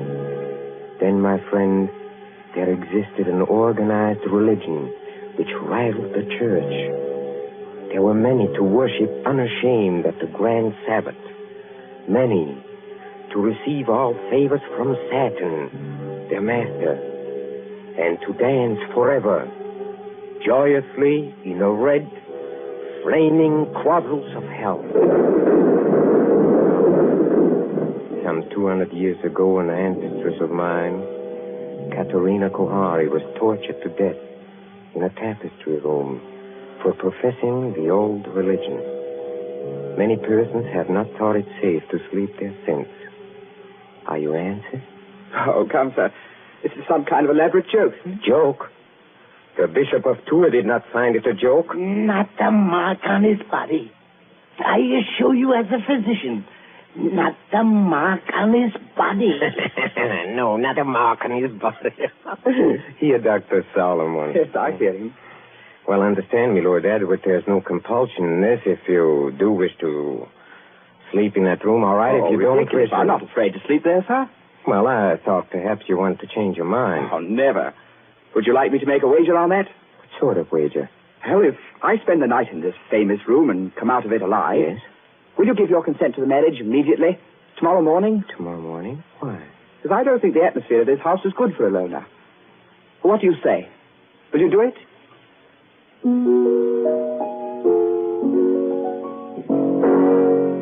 Very well, Lord Edward. I accept the terms of your wager. Don't do it, Ned. For the love of heaven, don't do it.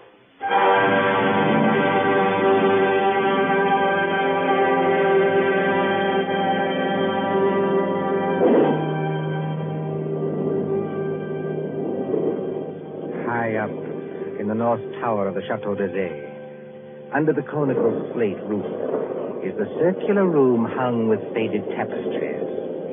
These tapestries move slightly with uneasy, mimic life to the clamor of the storm outside. Candles burn along the mantelpiece and beside the great four-poster bed. The flames of these candles waver, too, as the door opens. This is the tapestry room, monsieur. Thank you, Madame Flay. That is the mantelpiece where the incense burns. That is the bed where Monseigneur le Bishop died. Very inviting, isn't it? Will there be anything else monsieur requires? Some sandwiches that he can't offer you? Oh, no, thanks. I had a drink with the Count Kahari before I came upstairs. Dear monsieur. Monsieur's shaving water will be brought up in the morning, if he requires it. Good night. That little hottie. Trying to scare a fellow out of his wits just because... Oh, I hope they built a good fire anyway. Didn't realize how cold it was. Temperature must have dropped. What's that? It's me, Ilona. May I come in? No, Ilona. Get out of here. That's not very gallant of you. No, I mean, I don't want you exposed to whatever it is. Ned, listen. Are you going to bed, or are you going to sit up all night? I'm going to sit up all night, naturally. Then let me sit up with you. No. Why not? Well, it may be dangerous. Besides, I promised your uncle I'd go through with this alone. I wish you hadn't had that drink with him. Why? He couldn't have done anything to it. It was you who poured it. Yes, that's true, only... Listen. Is that? It sounds like footsteps. Yes, but where's it coming from? Seems to be right here in the room. It seems to come from all directions. Doesn't it sound like somebody walking between the walls? By George, it is someone walking inside the wall. Get behind that tapestry, Ilona. Quick. Hide there.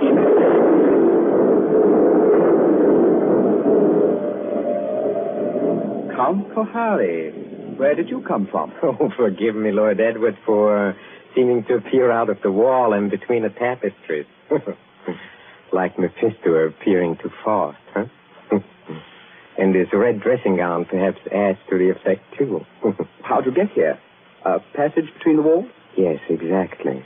They'll devise my ancestors for visiting this room. You know, they invented that when its occupant was so unmannerly as to bolt the door. Door's not bolted. You could have walked straight in. But I couldn't have done it unobserved. No. Maybe not.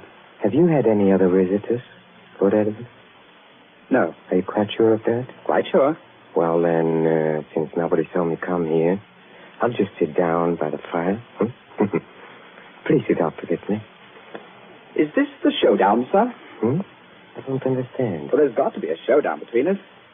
Is that why you're here? Oh, I'm here, young man, to explain certain things to you. Will you have a cigarette? Thank you. Oh, they're perfectly all right. That is what you're afraid of? I'll have one, yes. A light? Thank you. Well, when I was discussing the witch cult a while ago, you didn't appear to think I meant what I said. Do you want a perfectly frank answer to that? Yes. I think you're mad enough to mean anything. What you say, in a sense, is quite true. seen an old and inbred family like ours, the mind can crack and the fantasies of witchcraft become as real, well, more real than the living world. Let me give you an example. Go on. The saucer on a table beside you is Ming porcelain. It was once owned by Katerina Kohari, a martyr of the old religion. Yet you are using it as an ashtray. Oh, I beg the witch lady's pardon. I'll blow off the ash. Well, that's a very dangerous remark, sir. Don't you understand that the worship of evil can be as strong and compelling as the worship of good? That the devil can have his saints, too? That the sick brain which knows but can't help itself? You have profaned this room merely by entering it. And therefore, you deserve to die. Like the Bishop of Tours? Exactly. You're not going to tell me the devil killed him? The devil's agent may be flesh and blood. Then it was murder. Oh, of course it was murder. Murder so cunningly contrived that no one ever saw through it. Go on. I asked you before to use your wits on this problem. Well, look, incense was burned in this room. Do you know why? Suppose you tell me. Well, obviously, I think to conceal something else, which would be too easily noticed. To conceal what? For instance, the smell of chloroform. Chloroform? Yes. A drug not very well understood by laymen. Dr. Solomon, by the way, was using chloroform this afternoon to dispose of some dogs. So I've heard. Well, Dr. Solomon is old and very forgetful. You mean chloroform could be stolen? Oh, yes, it could be easily. Now, suppose I take a pad saturated with chloroform. I place it over the mouth and nostrils of a man already sleeping or drugged so that he gets no air. Wait a minute. That won't do. Why not? Chloroform burns and blisters when it touches the skin. You leave marks. Oh, not at all, my friend. Not at all. If I first covered the mouth and nostrils with some substance like... Ointment? Yes. Now you're waking up. Hi. Now observe what follows. In a few seconds, unconsciousness. In 2 minutes or 3 minutes, death. Certain death, yes. Oh, but chloroform, you see. It evaporates very quickly. There is no trace in the stomach since nothing has been swallowed. Well, delay your post-mortem for 24 hours. Very easy matter in these country districts, and no trace remains in the blood. Murder without a mark, Lord Edward. Murder without a mark. You can't do it, Count Kohani. There's one thing you're forgetting. What is that? I'm not sleeping and I'm not drugged. Oh, yes, you are. How? When? In the cigarette? No. In a drink you had with me. What was it? Morphine. And you've had enough to put 3 men to sleep. See, that's it. Well, try to get up. I'll do it. I'll do it. You see? You've knocked over the fire irons. You'd have been in the fire yourself if I hadn't caught you. Take your hand off me. Just as you please. If I could reach that bell pull. Well, but you can't. Well, better sit down again. You murdering lunatic. So that's how you killed the Bishop of Tours. That's how you're going to kill me. Who, I?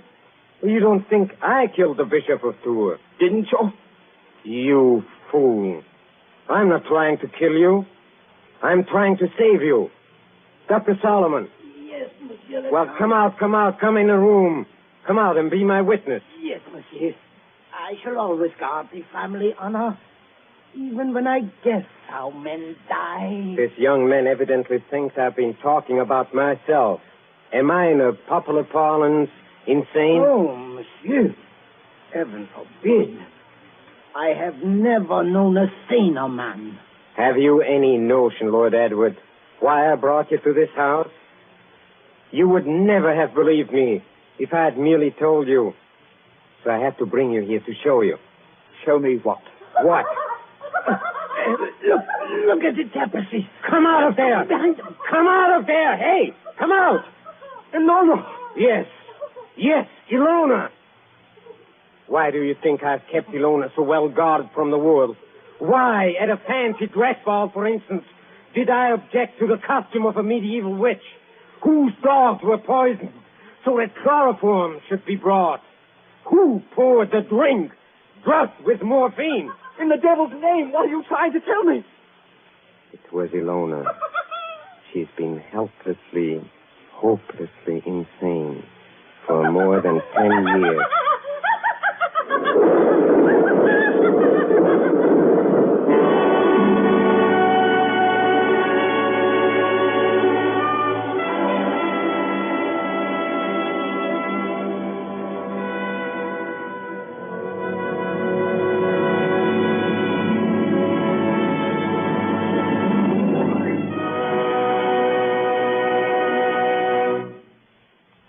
And so closes The Devil's Fate, starring Peter Lorre. Tonight's tale of suspense. This is your narrator, the man in black, who conveys to you Columbia's invitation to spend this half hour in suspense with us again next Tuesday.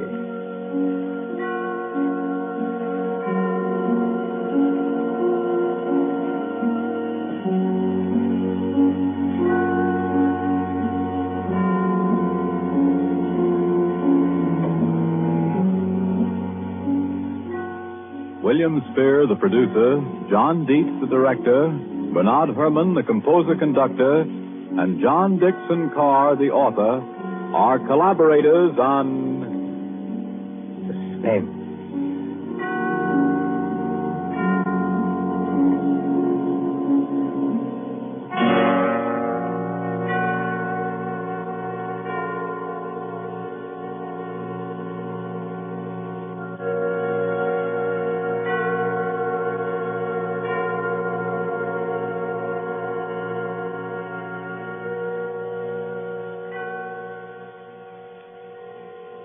This is the Columbia Broadcasting.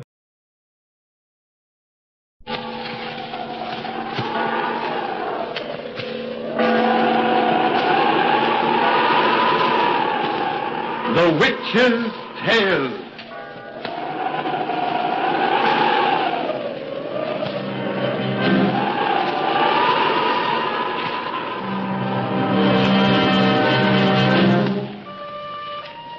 The fascination of the eerie, weird, blood-chilling tales told by old Nancy, the witch of Salem, and Satan, her wise black cat.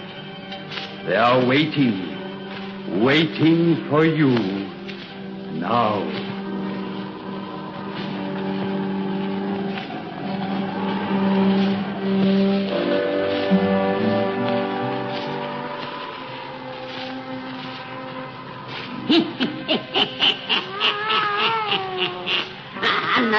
Sweet 16-year-old I be today. Yes, sir.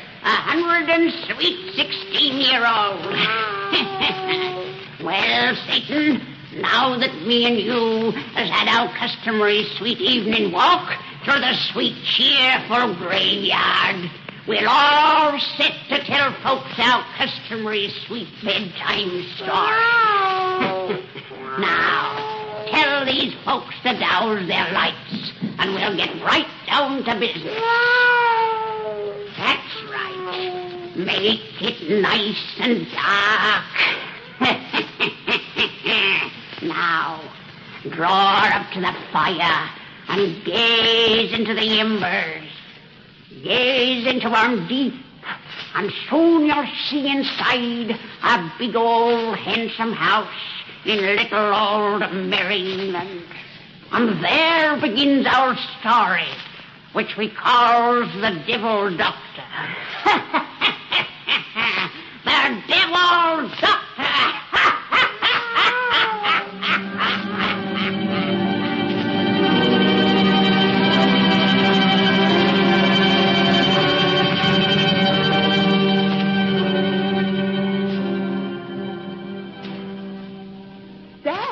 Oh, Dad?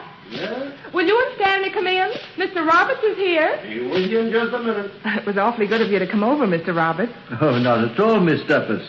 I had already determined to drop in and bid you welcome to Hartley Manor. I'm afraid it's a very trivial matter that Dad wishes to see you about. Won't you sit down? Well, thank you. I suppose you're very happy to be finally in your new home? Oh, I'm sure we will be. We've scarcely had time to become acquainted with it yet. I see you've made quite a few changes. Oh, yes. Oh, Dad bought this delightful place because it was so old and rich in tradition, and immediately decided to modernize it.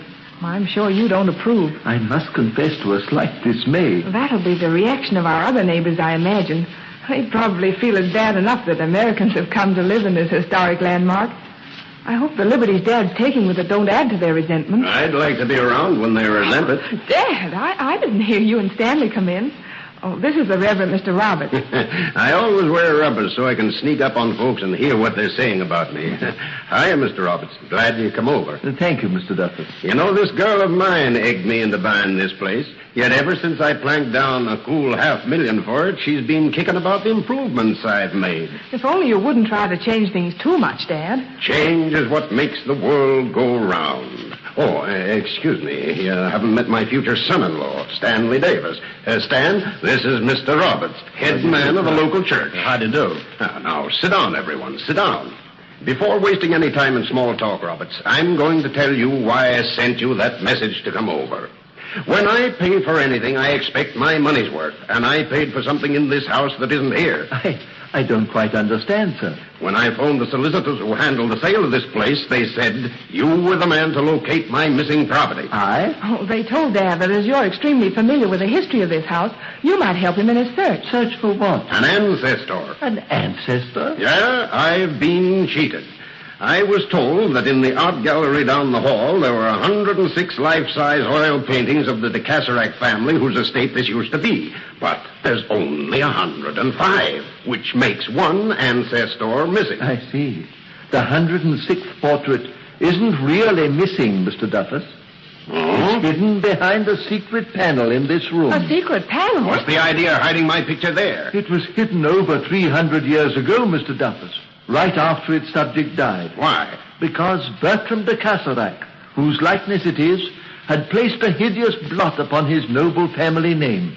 He was one of the most infamous monsters who ever lived. What did he do? Allow me to show you his hidden portrait first. It'll make the story more believable. People hereabouts call him the Devil Doctor. The Devil Doctor? Yes. Now let me see. It's many years ago that I was taught the secret of this panel. The spring is hidden somewhere in this beaded molding at the side. I found it. Oh, good Lord. I'll be... The 106th portrait is rather startling, isn't it? I never saw anything so lifelike. For an instant, it seemed he'd walked right out of the canvas. Darned if I didn't have the same feeling. Oh, I'm glad he's only painted there. I've never seen such an evil face. All except the eyes. They're expressionless and dead as those of a fish. Oh, please close the panel again, Mr. Roberts. Certainly. I think his family were very wise to keep it hidden. I'm half sorry we found it. No, I'm not. I don't know anything about art, but whoever painted that knew his business. It's generally believed in this neighborhood that the artist was Lucifer himself. You mean the devil? Yes. That's a new one. According to tradition, that is not a mere portrait, but a second body that Bertram de Cassarac will return to and wear someday, if he's able. A second body? Let's hear the story of this old boy. Well, the evil Bertram de Cassarac was an alchemist, a delver in black magic, and above all, a Satanist. Oh, you mean he used to... Yes. Instead of God, he worshipped the Prince of Darkness. And in a certain vault below this house was often celebrated that most infamous of ceremonies, the Black Mass. I've heard of it. Yes, so have I. It's a horrible perversion of the true Mass, and is offered in honor of the devil. Satanists offer a sacrifice, usually the life's blood of an innocent child or woman. Say, are you kidding me? Unfortunately, Mr. Duffus, we are stating an awful truth. Bertram was finally accused of witchcraft and arrested. In that vault, an unholy altar was found, and hideous parodies of sacred images and vessels, and in a pit beneath the stone floor were discovered the bones of nearly 100 human beings. Oh, he was executed, of course. No, he cheated legal punishment by committing suicide. Then, according to the story, the people who so long had feared him rose in arms and demanded his body. They wished to burn it. Fire being considered the only way to completely destroy an evil spirit. His relatives smuggled his remains from the prison and buried them in secret. A bishop of the church attended and sealed each corner of his tomb with a holy cross. To prevent him from rising from the dead. Yes. Well, if that isn't the craziest thing I ever heard of. It happened 300 years ago, Mr. Duffus, in a most superstitious age. Say, where is that vault where the old boy did his dirty work? Below the east turret. East? That direction? Yes. Bertram's heir had the chamber bricked up, and so it has remained to this day. Till yesterday, you mean? I beg your pardon? I told you I was going to change things here. I went down in the cellars yesterday and saw that bricked-up doorway. Looked like valuable space was being wasted behind it. So I had the decorators' men tear it out and use the room to store their packing cases. That vault is open? Sure, why not? Does anyone know of this? I just told you the decorators' men opened it. Oh, but they are from London and unfamiliar with the story. Mr. Duffus, if this becomes known around here, half this countryside will be thrown into a panic. Oh, you mean that... I mean the legend of the Devil Doctor is a living truth to the people of this region. I beg you to have that door resealed at once. What do the fools think will happen because that room is open? Oh, I told you their belief about that portrait. You mean that old Bertram will return to life? If he is able. And you have rendered his spirit a service by unbarring the way to his tomb. His tomb? Yes, for below the vault where he buried his victims, Bertram himself was buried. His body's in that room? Embedded in solid masonry. By golly, it's beneath the center of the floor. I remember seeing 4 metal crosses on the corners of the big slab and wondered what they meant. Oh, I want to see it. So do I. Now that I know what it all means, I'd like another look myself. Come on, Robert. Oh, yes. I would like to see it, too. The stairs are right down this hall. You don't have to tell Mr. Roberts, Dad. He knows this house better than any of us. I'm afraid I do. And that is the reason, Mr. Duffus, I request you to seal that vault again. Say, if you weren't a preacher, I'd say you took this stuff about the Devil Doctor pretty serious. As a preacher, I accept the Bible as the Word of God. And Holy Writ bears many testimonies that evil powers exist which are dangerous to man. Well, here's the cellar door. Say, help Edith down these steps, Stanley. They're pretty steep and carpeted with dust. You see how useless is an attempt to convince my father of anything, Mr. Roberts? He won't even believe my fiancé will help me downstairs unless he's told. Oh, I didn't mean that. I made my money bossing people, Mr. Roberts. Guess it's become such a habit I even do it in my own home. But speaking of convincing me, no one will ever make me believe there's any truth in superstition. The vault's over this way. Well, I haven't been down here before. Neither have I.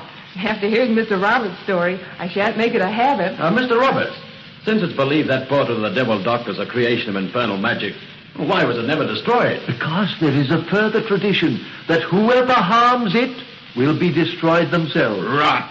Well, there's the vault just ahead. Your men didn't break the door? It wasn't necessary. When they tore out the bricks that covered it, the door was standing open. Open? Yeah. Strange. In the ancient record, it said the door was closed and locked. Now, well, mind these packing cases you come in. You're liable to snag your clothes on a bent nail. Oh, there are shavings all over the place. Yeah, I saw the crosses about there, where the big crate is standing now. Hey, give me a hand with it, Stan. We'll push it out of the way. Yes, sir. You ready? Let's go. Come on. This block must weigh a ton. Yeah, Edith's concert grand piano was crated in it. This would be the case we'd have to move. Come on. There. I can see a metal crucifix. Yes. Connecting slab and floor. But where are the others? One should be right here, if they're placed at all 4 corners. But there isn't one there. There are none at those far edges. They were there yesterday. Oh, Dad. You and Stan must have torn them away with that heavy case. Doggone, I guess you're right. Mr. Roberts, if the old Devil Doctor is half the man you say, he ought to jump right up and dance now. With just one cross to hold him down. Oh, he does. What's the matter? The slab just moved. Moved? I felt it move under my hand. Oh, quit your kidding. Why not? Mr. Duffus, feel the edges of this slab. What about them? Lord, I see what you mean. Dad, they're an inch above this floor. You're crazy. They're absolutely level with it. Feel here, Mr. Duffus. Now your hand is beside the one remaining cross. That's funny. Yes, it is. None of you are chumps enough to think this slab has risen since we pulled those crosses off, eh? But I felt it move. Imagination. It's probably always been like this. Oh, it couldn't have been, sir. If it had been raised like this before, its sharp edge would have caught the cleats in that piano case. We couldn't have pushed it a foot. Mr. Duffus, you may think me a credulous old fool, but I beg you to have those crosses found and replaced immediately. Then have this vault received. I'll do nothing of the kind. Oh, I think you'd better, Dad. Yeah, perhaps you had. Say, are you 3 children or grown-up men and women? Oh, Dad, for once in your life, give in to someone else. When we entered this vault, I thought the story of the devil doctor as fantastic as you still do. But in the last few minutes, since you moved that case, there's something awful in here that's making me afraid. I'm not ashamed to admit I feel the same way. It's as though we 4 weren't alone in this vault. As though something repulsive and deadly's in here with us. There is an unseen presence here. Can't you sense it, Mr. Duffus? No, and when I prove all this is bunk, you won't sense it either. Wait till I find a tool of some kind. Here, this loose board will do. What are you going to do with that board? Bring you to your senses and smash a crazy legend. Oh, he means to break that last cross. Oh, no, Dad. Don't! Stop him! I thought a good sound whack would do it. You've broken the crucifix. The tomb is no longer sealed. And not a thing has happened. You thought that slab would fly up and hit the ceiling, I suppose, and the old gentleman below would appear in a burst of flame. I told you I'd bring changes around here. You'll have to change a good story now, for your crucifix is broken and not a thing has happened. What's that? What? Someone's laughing. In this vault. No, it comes from underneath. Oh! That slab. One side slowly moving. Good Lord. Pushing it upward. A skeleton! Wrapped in a crumbling shroud. It's rising from that tomb. Run, Edith, run! To the stairs! The stairs! Good God, forgive me. What have I done? What have I done?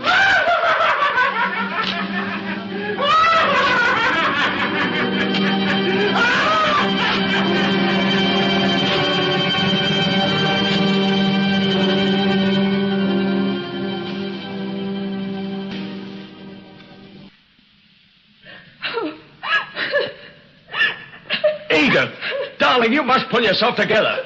We're safe now, safe. Yes, that cellar door is locked and barred.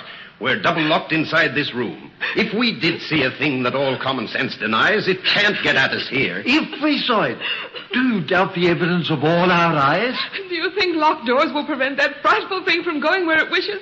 That hideous nightmare you delivered from its tomb? That's what it was, a nightmare. It couldn't have been real. It's too impossible. So one might say who for the first time saw a boa constrictor. Well, that's a natural thing. Whatever is natural. Supernatural is merely a word to denote things rare in human experience.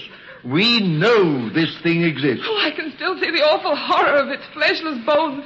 That crumbling shroud. Edith, darling. I can still hear its frightful laughter and smell that sickening odor of decay and mold and death. Edith, you gotta snap out of this. If you'd only let us leave this house, as the servants did when we ran screaming from that cellar, if you hadn't insisted we remain here... I didn't ask any of you to stay here. I said I wouldn't run away like a panic-stricken fool. Oh, you knew we wouldn't go and leave you here alone. But now night's coming and darkness. Look here, we've got to look at this thing like sensible human beings instead of superstitious children. So you said as you broke the crucifix upon that tomb. And I still think I was right. Oh, I don't deny I've been as scared as the rest of you. Cold shivers are still running up and down my spine. But I didn't travel the distance I've reached in life by being a credulous fool. You can't deny the evidence of all our senses. No, but I can find an explanation of the way that they were tricked. My mind is beginning to think normally again, and it begins to see a light. Now, what do you mean, sir? When I overheard Edith telling you this afternoon that folks around here resented our living in this old house, I think she called the turn on everything that's happened. We're not wanted here. Someone conceived the bright idea of scaring us away. Mr. Duffus. And you, Roberts, were a party to that plan. I, sir? Father. He came here with his talk of the devil doctor, didn't he? He showed us that picture, told us about the vault, and got us so steamed up we went down to see that tomb. You seriously believe me guilty of a deliberate and malicious plot? Yes. Mr. Roberts is a clergyman. Which makes his skullduggery 10 times worse. By Jove, I believe you're right. Stan. Mr. Davis. Well, that explains the thing we saw on natural ground. You think... I think the ghost we saw was just a man. Oh, you're just mad. No. At last, we're sane. That vault was dark. We could see objects, nothing more. A man was concealed in that tomb. It was his laughter we heard. Human laughter. The slab was so prepared he could lift it from below. Then, dressed in one of those skeleton suits I've seen at masquerades, he appeared to scare the living daylights out of us. You forget that it was you who opened the vault. You who broke the seals upon that tomb. Details. If I hadn't played into your hands, you'd have found another way. Miss Duffus, you don't. Yes, I agree with Dad and Stanley, Mr. Roberts. How could you do such an awful thing to us? On my solemn word of honor, I swear you are mistaken. You've done enough. Don't make it worse with lies. Your plan has failed, Mr. Parson. Go and tell the others who don't want John Duffus for a neighbor that he don't scare.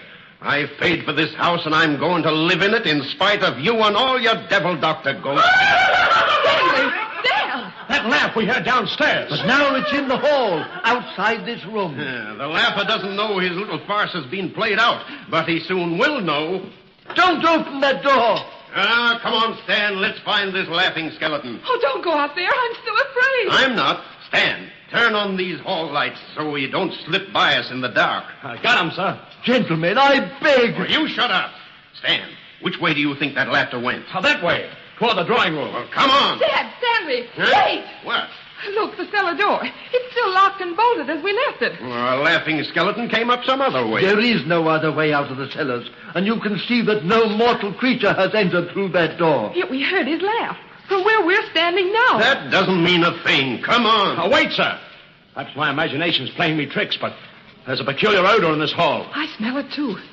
It's an odor of decay and mold and... Death.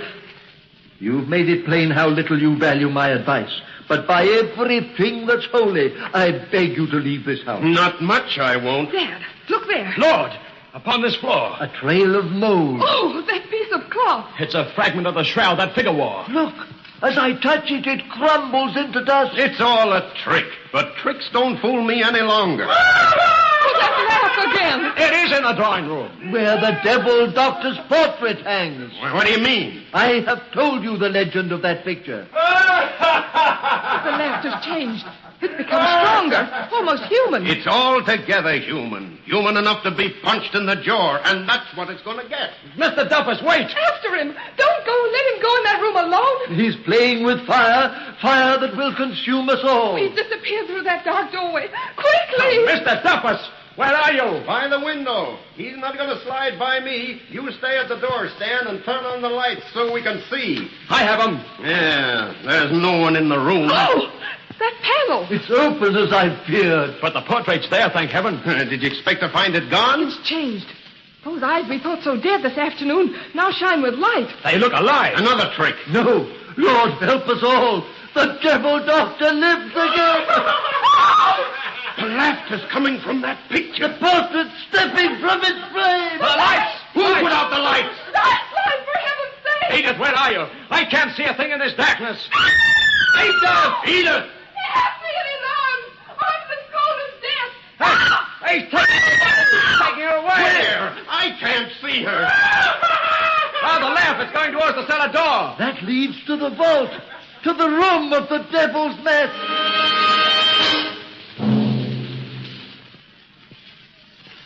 Which way is it, Stan? Oh, God, where is that vault? I'm as completely lost as you are. Roberts was right. We should have waited for a lamp before coming to this cellar. Well, that would have taken time. And that devil has my Edith. Oh, God, forgive me. Davis! Mr. Duffus! Roberts. He's brought a lantern.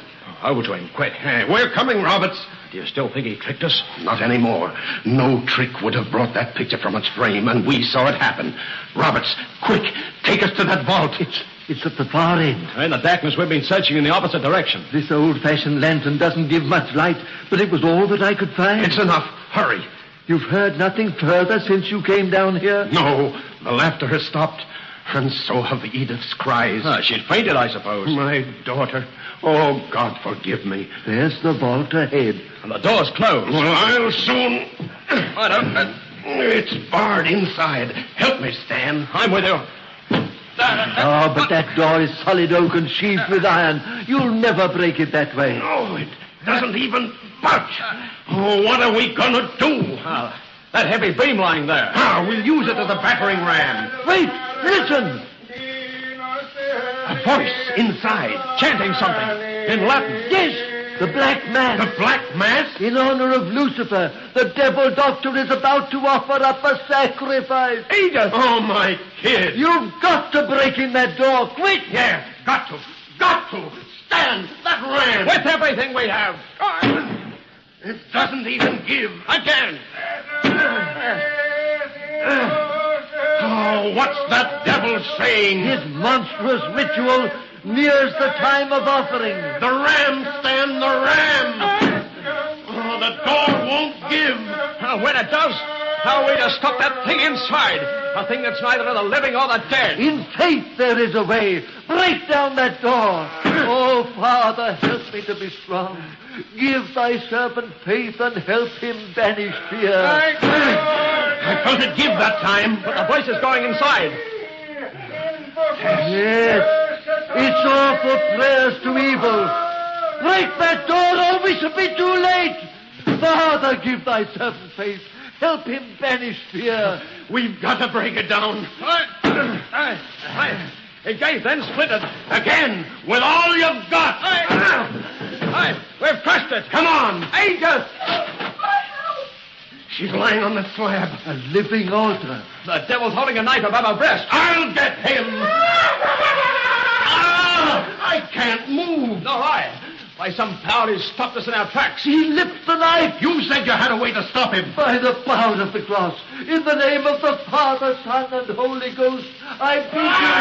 He only laughed. He holds that knife above my daughter. Oh, my fear is stronger than my faith. Oh, Father, help me. No, not my kid. No, not. Mr. Dappers broke the spell. Covered a body with his own. The knife is buried in his back. The devil, Doctor! He's raising the knife again! But the Father's love has shown my faith the way to banish fear. In the name of the one and only God, I bid you whom men once called the cataract, return to the hell from which you came. He fought us. He retreats. In the name of the Father, Son, and Holy Ghost. Dad! Oh, Stan, he's covered with blood. Get Edith from this vault. Away from that fiend of No, hell. he can't hurt us now. He's backing towards his tomb. Where another fool like me can bring him back someday. But I've heard of a way to destroy a thing like him forever. Give me that lantern. He's thrown it in the shavings. It's caught fire. Yes. Between that devil and the only door. And he's not laughing now. He knows there's no escape. Run! Run, all of you. In a moment, this place will be a furnace. Yeah, run. Oh. Dad, he's fallen. Roberts, help me lift him. Get him out of here. Yes. Save yourselves. His knife has done for me. No, you can't die, Dad. You can't. Put me down, you fellows. Get my kid out of here. Put me down, I tell you. The fire won't reach us for a minute here, and I won't keep you quite that long. Well, that's it. Thanks. Dad. Oh, Dad. I always would have my way, kid?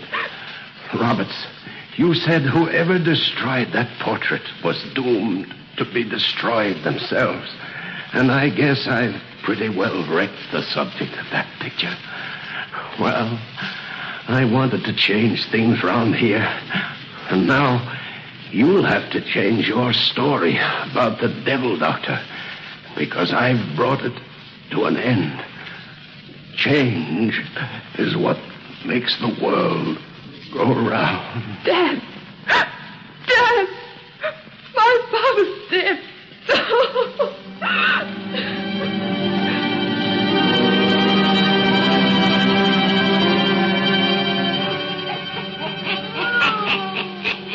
And so, Satan, we also brings our story to an end. And now we'll go find ourselves a nice graveyard and get inspiration for a pretty bedtime yarn to spin these folks another time.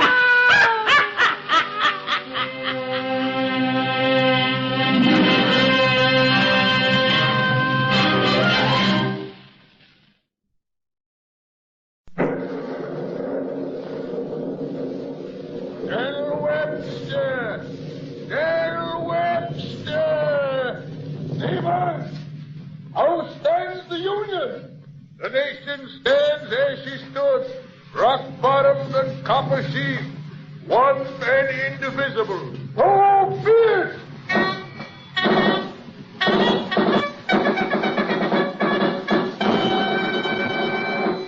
The Columbia Workshop presents The Devil and Daniel Webster by Stephen Vincent Benet.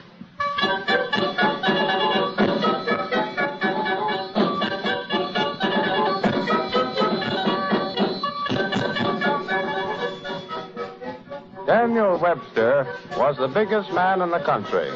He never got to be president, but he was the biggest man. A man with a mouth like a mastiff, a brow like a mountain, and eyes like burning anthracite. That was Daniel Webster in his prime. And the biggest case he ever argued never got written down in the books, for he argued it against the devil. Nip and tuck and no holds barred. And this is the way we used to hear it told. Jabez? Jabez! Jabez! What is it? What are you sitting there for, Jabez? Come nearer. Ain't no use for a lot of hollering. I seen you from the kitchen window, Jabez Stone, sitting out here doing nothing. And you with all this plowing to do. What ails you, man? Oh, I'm plumb sick of the whole business. That's what I am. What's the matter now? Whoa, that lady, whoa. Well, I just broke the plowshare on a rock. Rock that I swear wasn't there yesterday. Well, now, Jabez, there's no use carrying on. And then as I was fixing to look at the plowshare, the off-horse began to cough. That ropey kind of cough that means sickness in the horse doctors. I got my own troubles to worry about. What with two of the children down with measles, and me none too strong myself. Well, I'm sick and tired of the whole business. Everything goes wrong all the time. Now stop this, Jabez Stone. Why, you've got good land and a good farm. Yeah, but it don't prosper me. If I plant corn, I get borers. If I plant potatoes, I get blight. Well, there's no use to go taking on so, Jabez, just because your old plow got broke on a rock.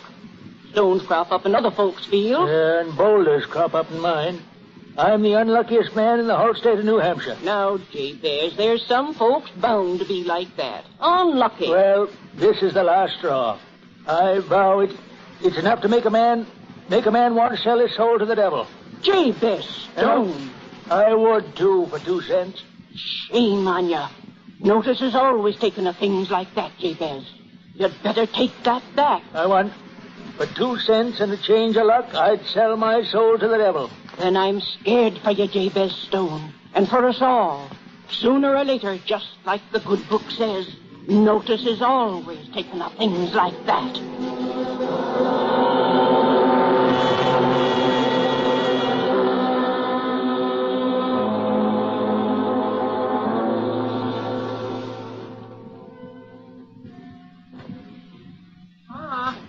There's a man to see outside. Who is it, boy? I don't know. I never see him before. Well, tell him we're at supper and ask him in, son. He said he couldn't come in. He wants to see you outside, Pa. Oh, yeah. Yeah. Keep my soup warm for me, Matty. I'll be right back. I think. What's he look like, Thomas? A stranger? Kind of queer-like. And he smiles all the time. His teeth are awful white. Kind of pointed, too, and sharp. How's he dressed? All in black. Looks like a city fella with a black hat, too, and pointed whiskers. Got a nice, smart buggy, though. Shiny and brand new looking. And, Ma, the funniest thing, when he drove up in the yard, the dog took one look at him and run away howling, with his tail between his legs. Never mind about the soup, Matty. It's a lawyer fella. Come see me about a legacy. I and him is going to talk over some business outside. You better take a lantern with you then, Jabez. Ain't it dark out there? I ain't afraid. Don't be stubborn, man. Take a lantern. All right now, stranger. Where do we go? Well, we'll just walk down around behind the barn and make our little bargain, shall we, Jabez Stone? Anyway, as you say. I ain't afraid. Oh, it's a nice farm you've got here, Jabez. It ain't now. But it will be after our little deal. Is that what you mean? That's up to you. Things couldn't be worse than the way they have been. So you're willing to do anything to change your luck. Is that it? Yeah. Even to selling your soul? I said it, didn't I? Yes, I heard you this morning. Your good wife was right. Notice is always taken sooner or later. Just like the good book says. Yeah. I knew you was coming. Well, then, here I am. And now for the papers. Now, just sign your name here, Jabez Stone, nice and plain like. What's the terms? Oh, yes, the terms. Why, for 7 years you'll prosper and grow rich. At the end of which time, I come to collect. Collect what? Why, your soul, Jabez Stone. Your immortal soul. Give me the pen. Not so fast. You must prick your finger to sign. Give me your hand, Jabez. Yeah. No, I'll just hold it up. Any way you say, Jabez. Then I prick your finger with this little silver pin. So. Did it hurt? Now, don't worry about that wound, Jabez. It'll heal quick and clean, but you'll have a nice little white scar. Just to remind you. I won't need to be reminded. You might, Jabez. You might. And now, you're ready to sign. You can write, I take it. Give me the paper. That's right. Mighty pretty hand, too. Now, if you'll excuse me, I'll be going. And I'll be going too, Jabez. Our deal and bargain is made, but I'll be back after the 7th year. Meantime, you'll be having very good luck. Oh, yes, I'll see to that.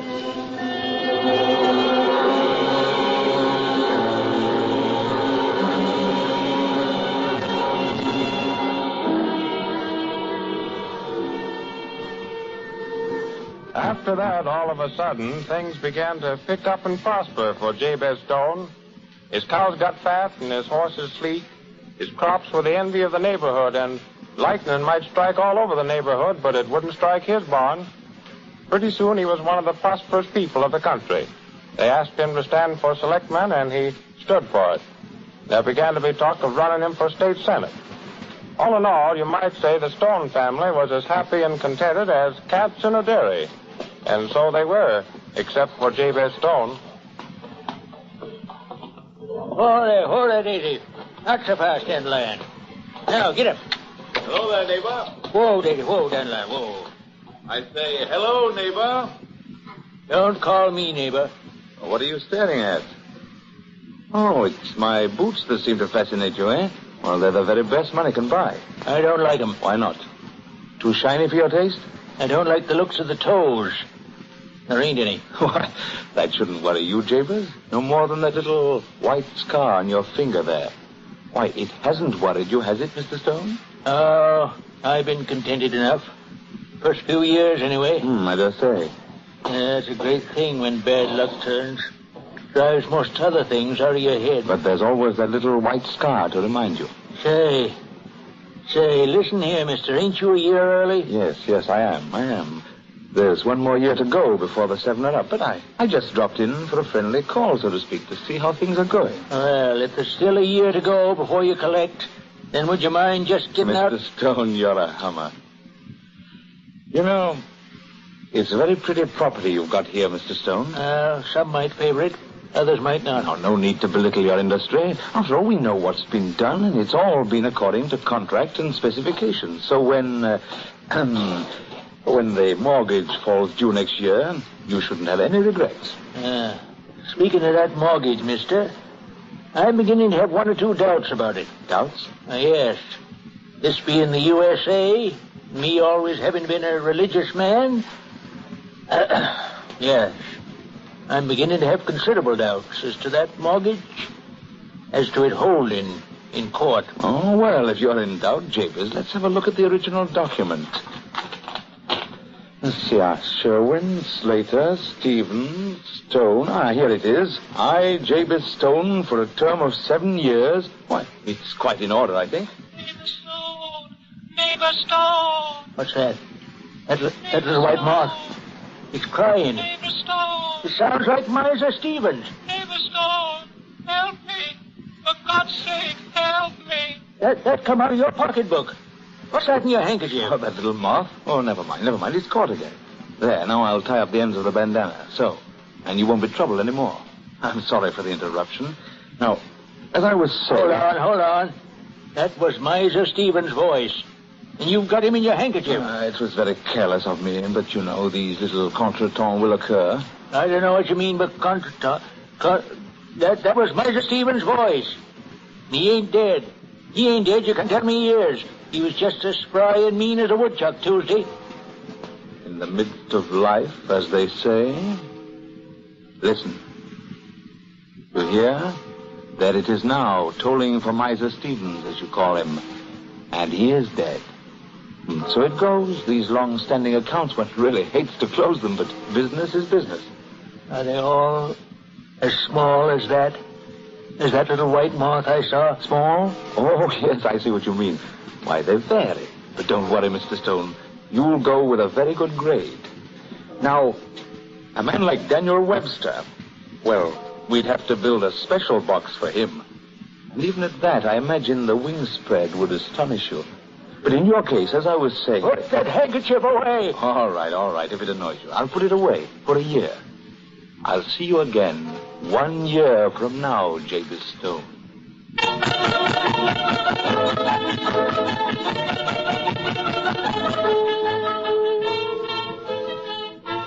Until you've made a bargain like that, you've no idea how fast a year can run. It seemed like it was only a week before the time was up, till finally Jabez Stone couldn't stand it any longer. And in the last evening of the year, he hitches up his horse and drives off to see Daniel Webster.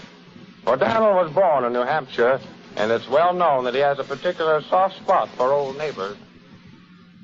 Well, that's the story then, Mr. Webster, and ashamed I am to tell it.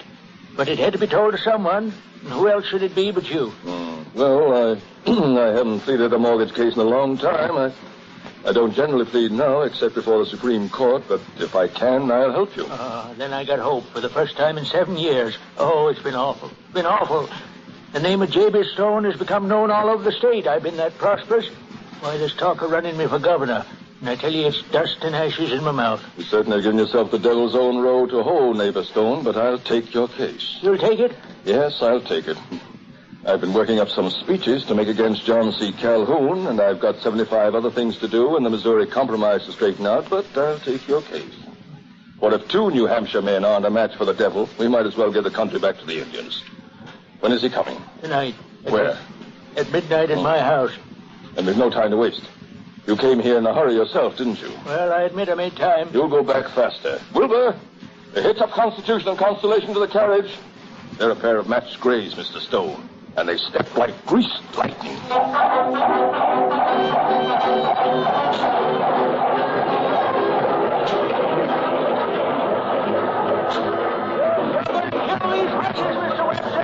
I won't. Not these 2. I like doing things full tilt, and so do they. Put iron in your veins. No, it goes my head. What do you care? It isn't your soul, Jimmy. We've still got that.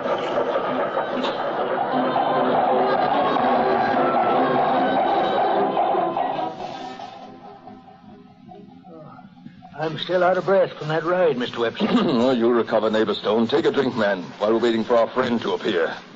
There's no better company than a jug. He'll be here soon. Your clock says only 11:30. Oh, Mr. Webster, harness your horses and get away from this place just as fast as you can. You brought me a long way, neighbor, to tell me you don't like my company. Miserable wretch that I am, I brought you a devilish way. But now I see my folly. Let him take me if he wills. But you're the Union's strength and New Hampshire's pride. He mustn't get you, Mr. Webster. He mustn't get you. I'm obliged to you, neighbor Stone. But there's a jug on the table and a case in hand. And I never let a jug or a case half finished in my life. Oh, I thought your clock was a trifle slow. Come in. Mr. Webster, I presume. Attorney of record for Jabez Stone. Might I ask your name? Well, I've gone by a good many, but perhaps Scratch will do for the evening. Mr. Scratch. That's usually my name in these regions. You know the object of my errand, Mr. Webster. I do. Then I shall call upon you as a law-abiding citizen to assist me in taking possession of my property. That is the nature of my errand here, too, this evening, Scratch. You shall not have this man. What about my contract? I have seen no contract. And here it is. Here's the deed, and see. Here's the signature. What will you take for that deed just as it stands? I'll take what I came for. The soul of Jabez Stone. This deed was made out some time ago when the property was worth so much less. It can't hold now. But it does. Jabez Stone is no longer a poor farmer. The property has increased in value, and Jabez is now a... Well, he's a state senator, and a state senator ought to be worth more. I've nothing to do with oughts and should-bes. I'm surprised at you, Daniel Webster. Stick to the letter of the law. I tell you, shall not have this man's soul, do you hear me? Spirited efforts on behalf of your client do you credit, Mr. Webster, but if you have no more argument to adduce, I'm rather pressed for time. Pressed or not, you shall not have this man. Mr. Stone is an American citizen, and no American citizen may be forced into the service of a foreign prince. We fought England for that in 1812, and we'll fight all hell for it again. Foreign? And who calls me a foreigner? I never yet heard of the devil claiming American citizenship. No? And who with better right? When the first wrong was done to the first Indian, I was there. When the first slave ship put out for the Congo, I stood on her deck. Am I not in your books and stories and beliefs from the first settlements on? Am I not spoken of still in every church in New England? Yes, it's true, the North claims me for a Southerner and the South for a Northerner, but I'm neither. I'm merely an honest man like yourself, Mr. Webster, and of the very best descent. For to tell the truth, though I don't like to boast of it, my name is older in this country than yours. Oh, well then, I stand on the Constitution. I demand a trial for my client. Oh, the case is hardly one for an ordinary court, and indeed, the lateness of the hour... Let it be any court you choose, so long as it's an American judge and an American jury. Let it be the quick or the dead. I'll abide the issue. Very well. You have said it. In heaven's name, who comes by so late? Who are these men? The jury Mr. Webster has asked for. You must pardon the rough appearance of one or two. They've come a very long way. You know them? It's plain who they are. Men who have long since sold themselves to the devil. So there's Walter Butler, the loyalist, who spread fire and horror through the Mohawk Valley. And there is Simon Girty, the renegade, who had white men burned at the stake. Look. His eyes is green. The stains of blood on his shirt. Yes, King Philip, with the great gash in his head that gave him his death wound. And cruel Governor Dale, who broke men on the wheel. There's Morton of Merrymount, who vexed the Plymouth colony with his hate of the godly. And look there, Teach, the bloody pirate with his black beard curling on his breast. And see here.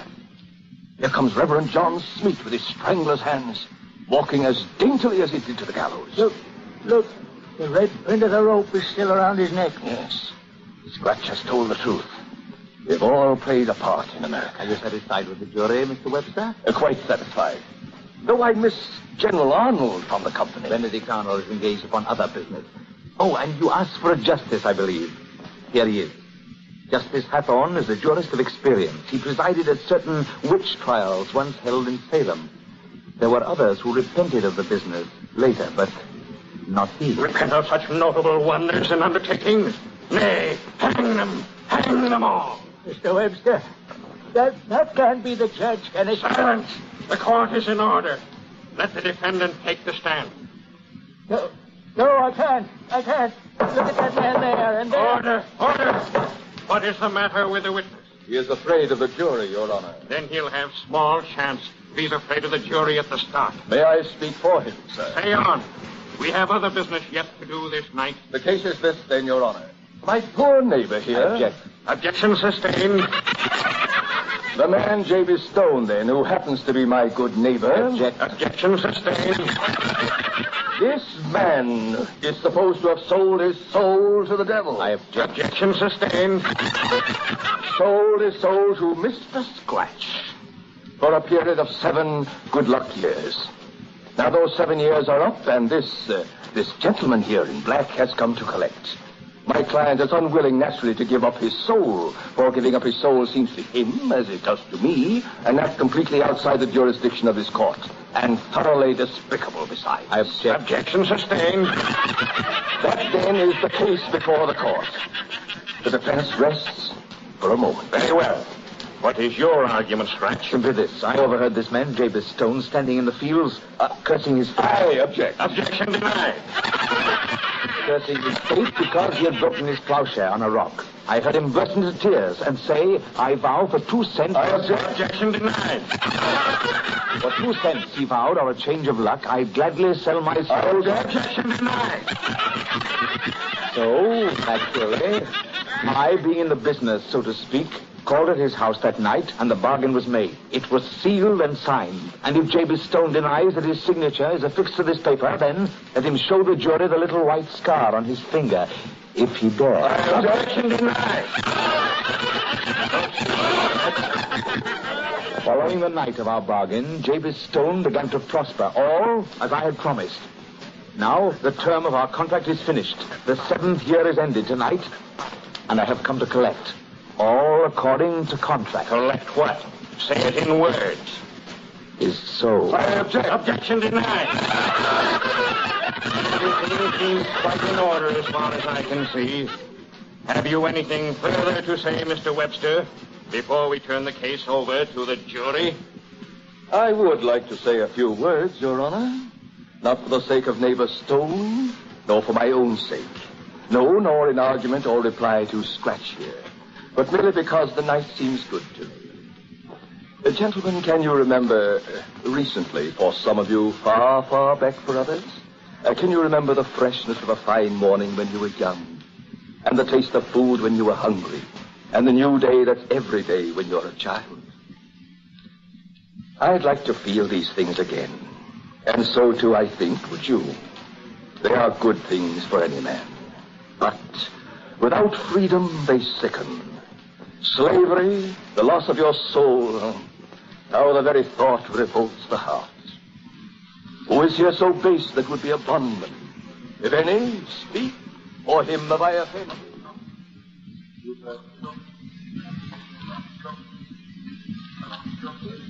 If a man was a man, you'd know it. But because we forget this, sorrows, failures, meannesses, loneliness, persecutions beset him along the endless journey of mankind. He gets tricked and trapped and bamboozled all along the way. But it's a great journey. And no devil that was ever sired can know the inwardness of it. It takes a man to do that. I wish sometimes that I were clairvoyant, gentlemen. I would like to be able to put myself inside each man here and feel what part of the past and what native ground that man loves and clings to. But whatever it is a part of your life. No man else's.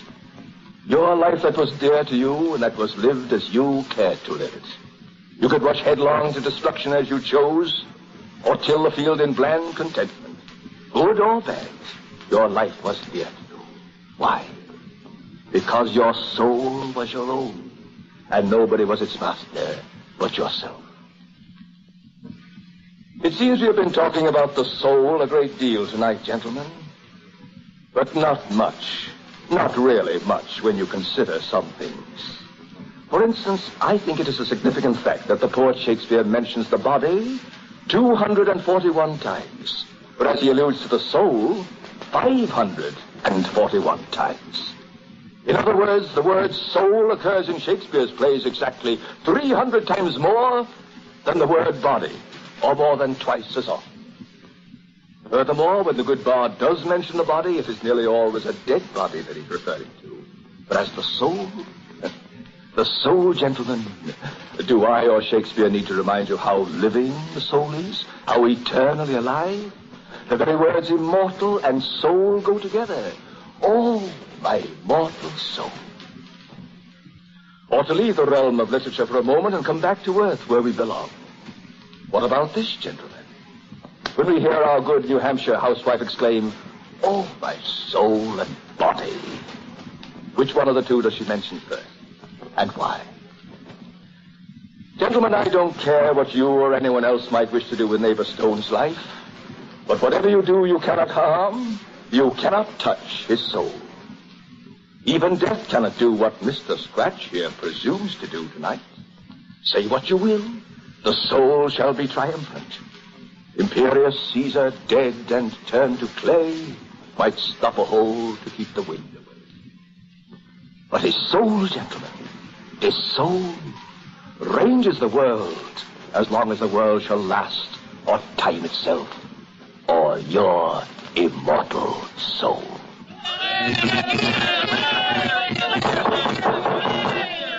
Defense, rests. The jury will retire to consider its verdict. Your Honor, I don't think we need to retire. The jury, I'm sure, has considered its verdict. We find for the defendant, Jabez Stone. Perhaps it's not strictly in accordance with the evidence, but even the damned may salute the eloquence of Mr. Webster.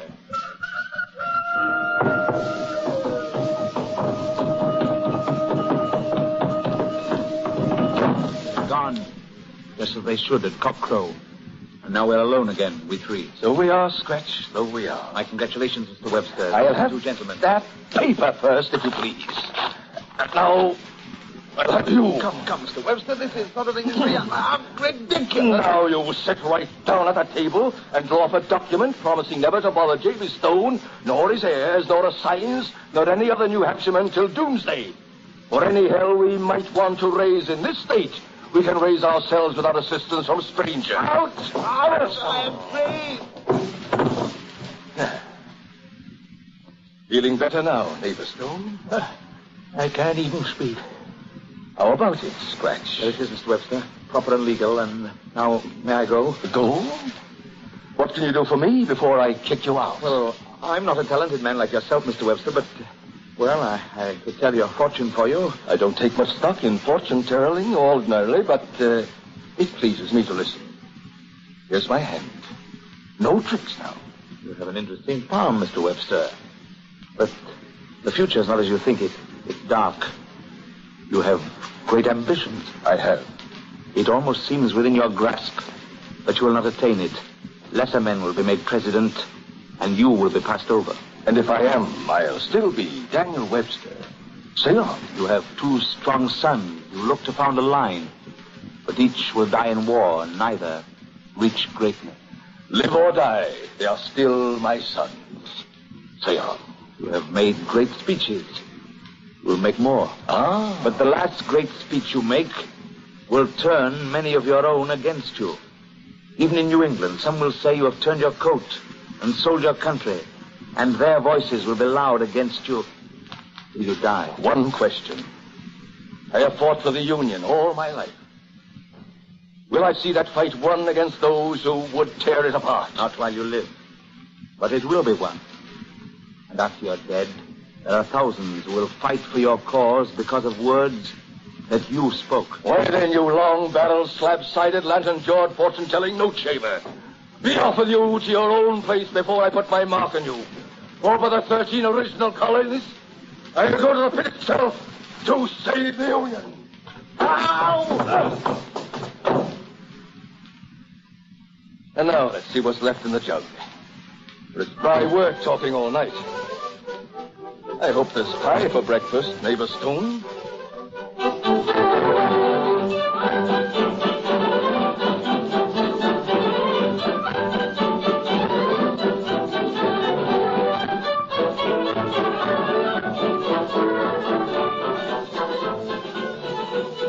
And they say that whenever the devil comes near this town of Marshfield, even now, he gives it a wide berth. And he hasn't been seen in the state of New Hampshire from that day to this. Other states, maybe, but not New Hampshire.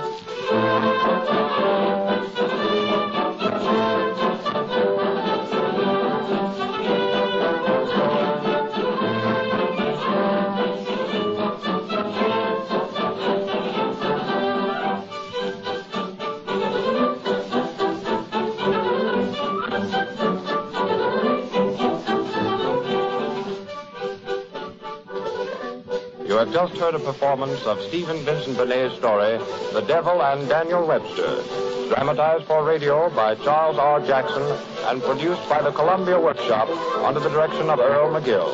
The music was conducted by Bernard Herrmann. This performance tonight marks the last workshop production of the summer schedule. The Columbia Workshop will be resumed in the early fall.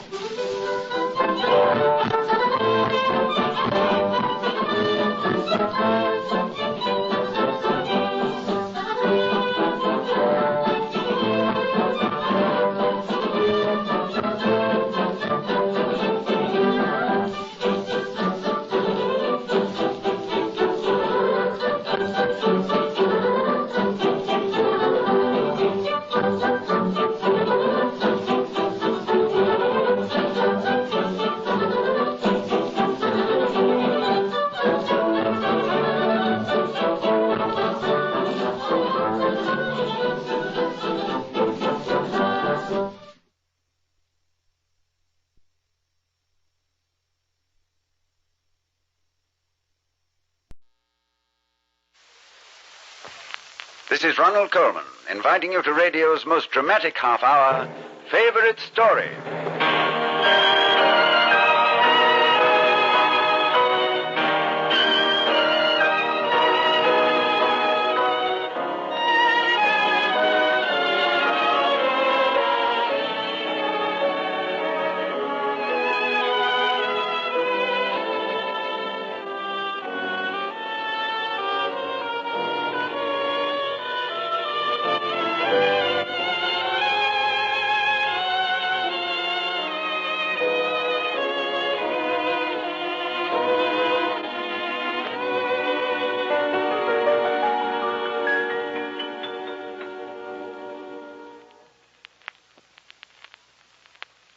There's one surefire way of spotting the devil. In case you should have the misfortune of running into him on a trolley car or in the bleachers at a ball game, the devil has no shadow. None. Stand him up beside a good 100-watt bulb and there won't be darkness on any side of Old Nick.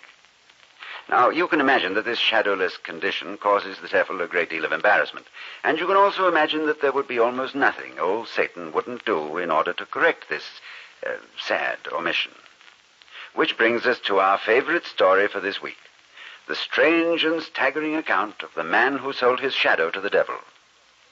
This fantasy was dreamed up by a German botanist with the incredible name of Louis Charles Adelbert von Chamisso.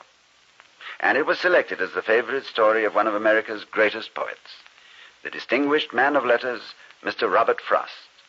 So here it is. Robert Frost's favorite story, The Man Who Sold His Shadow to the Devil.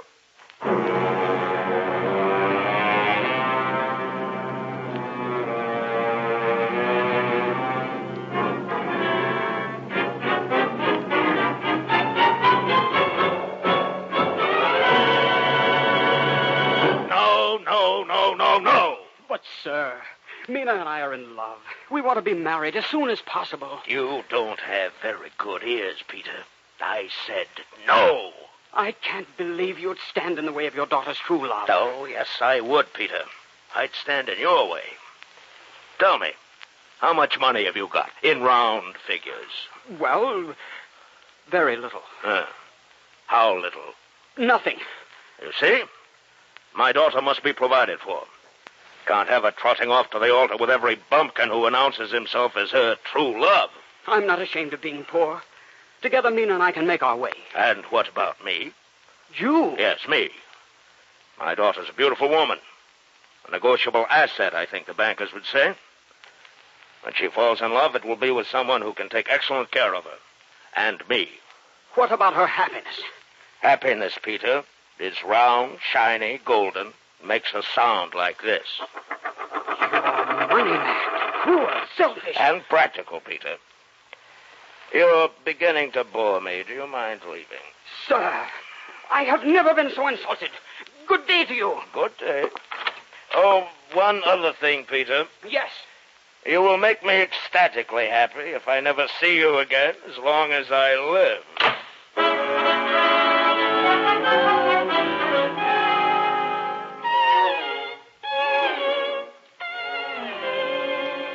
Then what did he say? He called me a bumpkin. And he said I bored him. And he ordered me out of the house. Oh, that's Father. Oh, Mina, we can't let him ruin everything for us.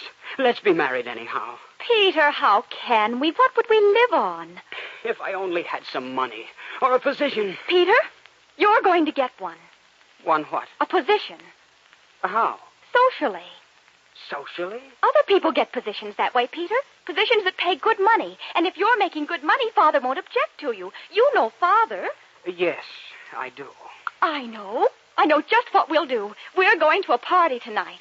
Where? At the big house on North Street Hill. I read about it in the paper. Mr. Jones is giving it. I think that's his name. He's dreadfully rich, Peter, and he must have hundreds of good positions to give away just for the asking. And you'll ask him for one tonight. But, darling, we weren't invited to the party. Peter, if we hold our heads very high and act very cold and very rude, who will know us from the invited guests?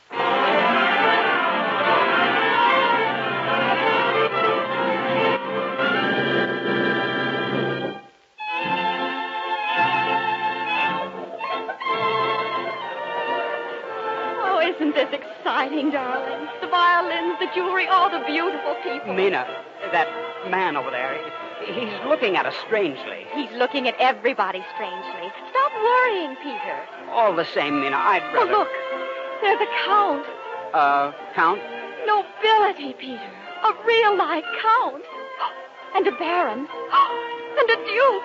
Do you realize a duke is almost a prince? Oh, wouldn't it be heavenly to be a princess? I'd be quite happy if I was just a plain, everyday count. Peter. Hmm? There's Mr. Jones right by the staircase. It's his party. Darling, let's go home. Oh, Peter. If you love me, if you want to marry me, you'll march right up there to Mr. Jones and tell him to give you a position. It's our only hope. All right, Mina. I'll do it. Because I love you. I'll be right behind the banister. Listen.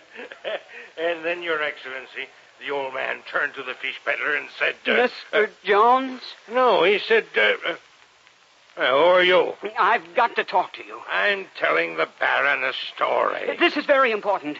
I want a position. You do? A good position with good pay. Well, doesn't everybody? I'm very serious, Mr. Jones. Yes, I can see that. Well, tell me, young fellow, what can you do? Oh, anything and everything. I wouldn't hire you if you were the last man on earth. Why not? Because you're stupid and a bumblehead, and because you spoiled my story. Now, as I was telling you, Baron, the old man turned to the... Mina. Oh, there you are. I heard what Mr. Jones said. Mina, I'm sorry. I heard everything. Mr. Jones is right. Father's right. You are a bumblehead, and you'll never amount to anything as long as you live. Oh, Mina, my precious darling. Now, don't you start saying nice things to me, Peter. It won't do you any good. I've made up my mind. You needn't trouble yourself calling on me anymore. I won't care to see you. Good night, Mr. Nobody. Mina. I'll see myself home. Don't you bother. Oh, Mina. You can't just go away and leave me. I've been watching you. What? I say, I've been watching you. I know. I don't belong here. I wasn't invited. I'm going now. I wasn't invited either. You weren't? I just came. So did I. I've been watching you, Peter. How do you know my name? I've been listening, too. How can Jones be so cruel to you? So harsh and unkind? Do you know Mr. Jones? I've had my dealings with him, and I can assure you without fear of contradiction that Mr. Jones is a man without a soul. It isn't just his being rude to me. It's that I've lost Mina.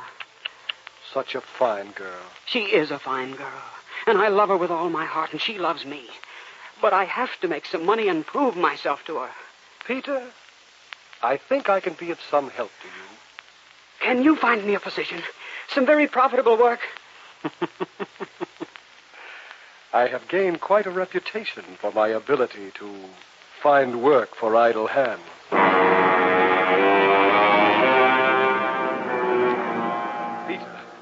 Peter, please. Stand there, away from the wall. I don't quite... There in the clear moonlight.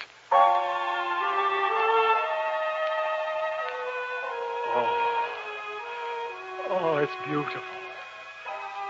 Just stand there in the moonlight, Peter, and let me look at it. Let me drink it in. So clean and sharp and black. I don't understand. Peter, I want to buy your shadow. You want to...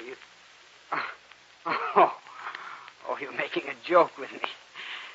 What's the matter? Isn't your own shadow good enough for you? It's very cruel of you to laugh. Many years ago, I had an unfortunate accident, and it was necessary to amputate my shadow. Look here. Here, when we stand side by side in the moonlight. Two of us standing here. But only one shadow. Yes. Isn't it dreadful? Not really, of course. It's just a whim of mine wanting a shadow. I don't know what earthly use it would be. You can't eat it or wear it. You can't even talk to it. I suppose after a while it even gets to be something of a nuisance following you around. How can you take my shadow? Don't ask questions, Peter. But rest assured that once you give your permission, I can transfer your shadow as easily as we might exchange a pair of shoes. What will you give me for it?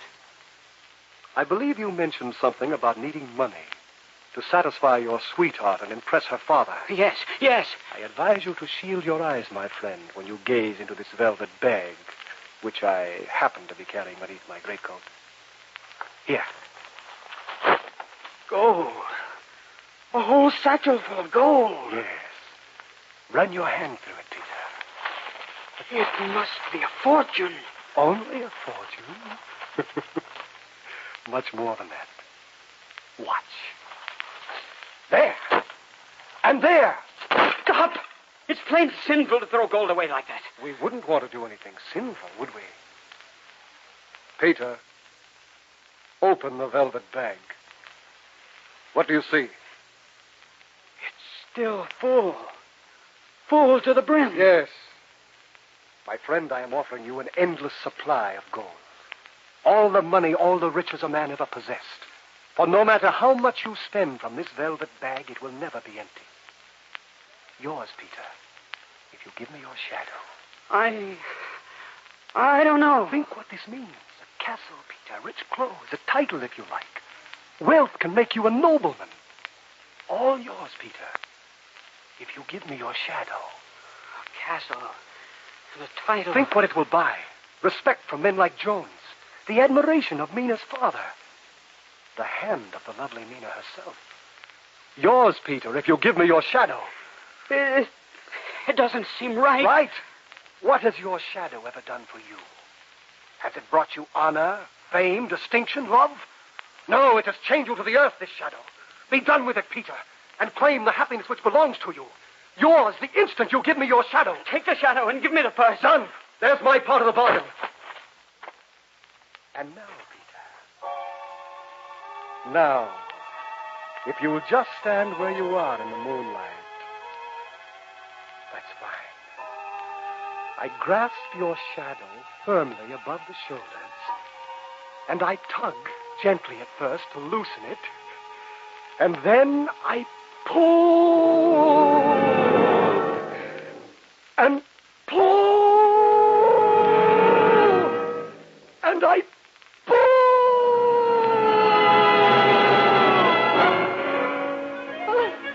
See? See? It fits me perfectly. Just my size. Look how it follows me around. I'm its master. It has to do everything I do. Oh, at last, I have a shadow. And I have a bottomless purse of gold. Yes. You have a bottomless purse of gold.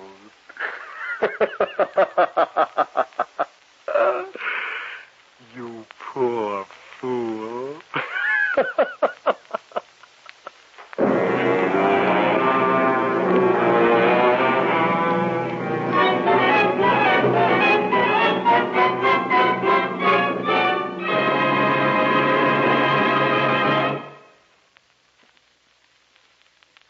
We'll continue now with the second act of Favorite Story, chosen for us by the great American poet, Mr. Robert Frost.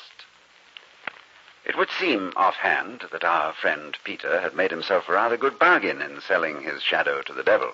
But there is a well-founded rumor, I believe, that contracts with the Prince of Darkness have an unfortunate habit of turning into boomerangs. Let's find out what Peter's doing now with his bottomless purse of gold.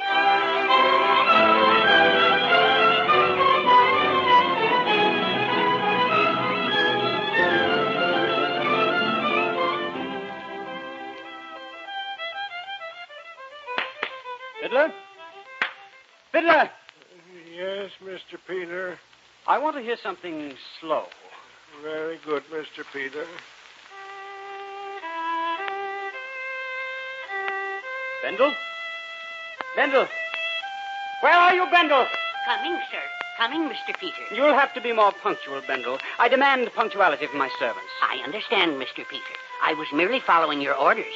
I was in the East Chamber counting the gold. And how much did you find? In the east chamber, 15,412 florins of pure gold. And in the west chamber? In the west chamber, 18,940 guilders of pure gold. And the velvet satchel still full to the brim. Fiddler! A waltz! Yes, Mr. Peter. Mr. Peter.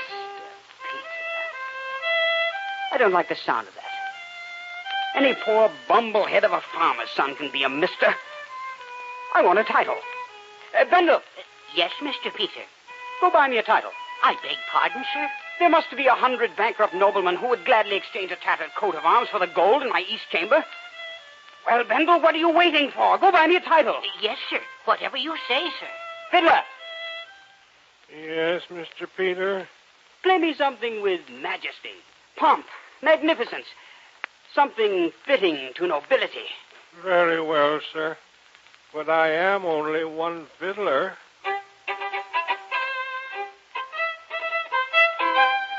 I am rich. Why should I not have two fiddles? 5 fiddles. A whole orchestra.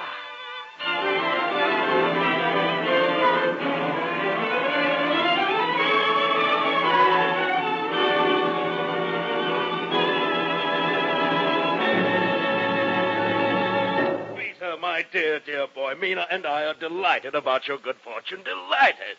You mean you would no longer stand in the way of our marriage? Oh, now whatever gave you that silly idea? Mina loves you, and I wouldn't think of interfering with her happiness. Of course not. Where is Mina? Well, I brought her here to see you. She's waiting in the hall. I'll go to her. As for you, sir, you're beginning to bore me. Huh? Do you mind leaving? Well, And you'll make me ecstatically happy if I never see you again as long as I live. Well, my dear Peter. Now you can get out. Good day. Good day to you, Peter, sir. Oh, Mina, my darling, my precious. Why, what's wrong with Father? He ran past me like a frightened rabbit, with his hat on backwards. I must have frightened him. No matter. He approves of our marriage now, darling. So there's nothing to stand in our way. That is, if you still want me. Oh, Peter, you know I want you. I always have. I always will. Darling Mina, we must make our plans. When will the wedding be? Tonight? Tomorrow? Oh, so soon? Why not? Come out in the garden, my sweet, and your husband will pick you a bridal bouquet with his very own hands. Oh, the flowers are lovely, Peter. It seems a pity to pluck them away from their warm sunlight. What difference does it make? I have gold enough to buy the sun itself. Peter, where did it come from? Where did you get this fortune? An inheritance, a distant relative. Oh, darling, I'm so happy. Aren't we the luckiest people in the whole world? The luckiest. And by far the richest. Peter, isn't that curious? What, dear? Why, there doesn't seem to be any shadow where you're standing. No shadow? Now, what do you suppose would cause that? I don't know. Don't tell me you're a magician of some sort. Peter, what's wrong? You look pale. Get in the house. But in the dark. We must get out of this cursed sunlight. There. That's better. Why, what's wrong with you, Peter? Nothing. Nothing. Out there in the garden. Why didn't you cast a shadow? Because I don't have a shadow. You have no shadow. Only the devil has no shadow. Oh, Mina, you're wrong. The devil has a shadow. He has mine.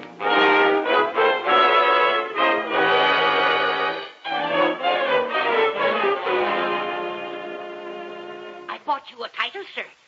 You're a count now, and everyone must call you Count Peter. Will that make her love me, Bendel? Will that make her come back? Who, sir? My bride, my precious Mina. She's horrified at the sight of me. Bendel, you must run another errand. Yes, Count Peter? Go to the hotel. Find a stranger, if he's still there. What name he goes by, I don't know. A man with a black cloak, black eyes, a pointed beard. Find him, Bendel. Find him and send him to me.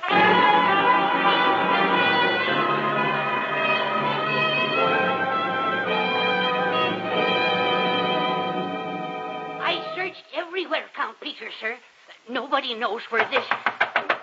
I'll see who that is. No, I don't want to see anyone. Well... You can't come in. My master won't see anyone. It's all right, Ben. It's Mina's father. Well, sir, what do you want? I want to see if it's true. What are you talking about? It's so dark in here, Peter. So terribly dark. You always keep your curtains drawn like this? Stay away from there! Stand where you are. Or are you afraid the afternoon sunlight won't make a shadow for you? Pull back the curtain. So, it is true. You have no shadow. Get out of here. It's a pleasure. Before night, the town will know about this. The whole town will know what an unnatural devil you are.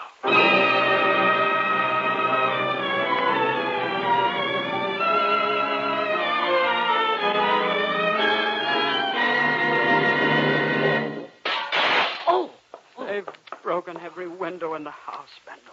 Yes, sir. Bendel, look at me. Hold the lamp high and look at me. Well, do I frighten you? Yes, you do, sir. Say that you're in league with the devil, sir, and it terrifies me. I have no friends left. I might as well be dead. Bendel, take what money there is, get out of here, before they kill you, too. I'll burn you at the stake for being in league with me. Where are you going, Count Peter? I don't know. Yes, I do know. The crag by the big precipice. Surely in the world of shadows, there will be one left over. For me.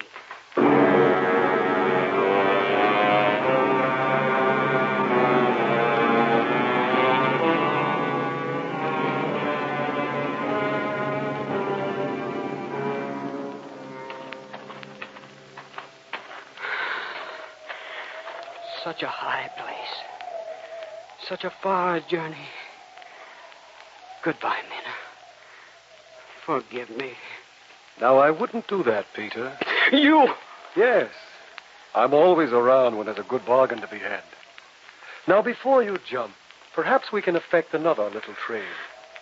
What do you mean? How would you like your shadow back? How would I... Oh... You missed it, did you? I'll give you everything for it. The purse, all the money, everything. No need. You can keep the purse and have your shadow back, too. What do you want in exchange? A simple commodity, hard to find on the open market. You see, my young friend, some people collect coins or stamps or antiques. My hobby is slightly different. I collect second-hand souls. Slightly used sometimes, but in good condition. Get away! Now, if you'll just sign this little agreement, I will transfer back your shadow in fine condition and completely renovated. This is the standard contract. Don't bother to read the small type. I, the undersigned, hereby transfer all rights to my soul, immortal and otherwise, etc., etc. Sign here. Get away, devil! I want no more of your trades! I never force a sale. The customer is always right. But, Peter, should you ever care to reconsider this transaction, you need only to rattle the purse like this. See? Just a simple flutter of the wrist, and I'll be here in an instant. And we can make our jolly little trade, right? Oh, and I wouldn't jump if I were you, Peter. You have no idea how a fall like that can reduce the trade-in value of your soul. Peter, wait, don't! Mina! Bendel told me you were coming here. Peter, you mustn't. I love you. You love a man without a shadow. Oh, Peter. Oh, I can have a shadow easily enough. All I have to do is rattle this purse, and he'll give me back my shadow. And what must you give him? My soul. I'll go now, Mina. You'll never see me again. No, Peter, stay with me. How can I? Wherever we go, I shall be mocked and abused. I don't care. No, there's another way. Let me rattle the purse, Mina. I shall have my shadow back, and we will have a good life together. And your soul? Peter, I know what to do.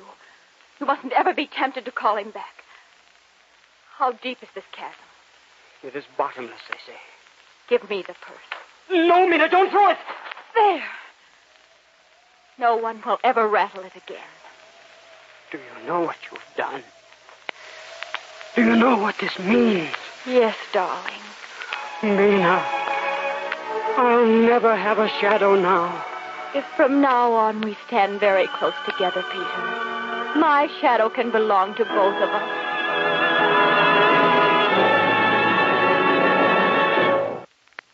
There is a moral to this story, you see.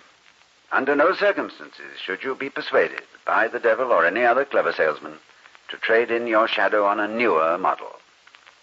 The young man who played Peter in our favorite story production was Sam Edwards, and the devil came to life in the person of True Boardman. I know you'll join with me in thanking our distinguished selector, Mr. Robert Frost, for choosing The Man Who Sold His Shadow to the Devil as this week's favorite story. Next week, Coleman has a chance to act. It's a character I've always been very fond of. The bad boy of the Middle Ages, Francois Villon. I'm looking forward to playing Villon in Robert Louis Stevenson's gripping short story, Lodging for a Night. It was chosen by author Frank Sullivan as his favorite story. We hope you'll be listening.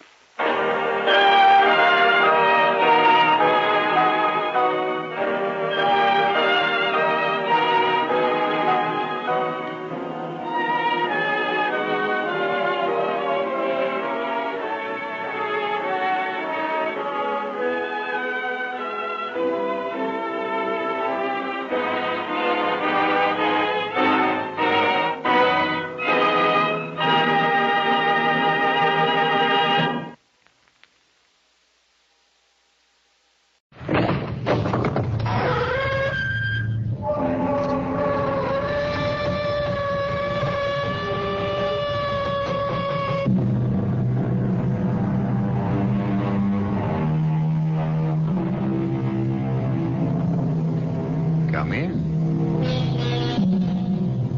Welcome.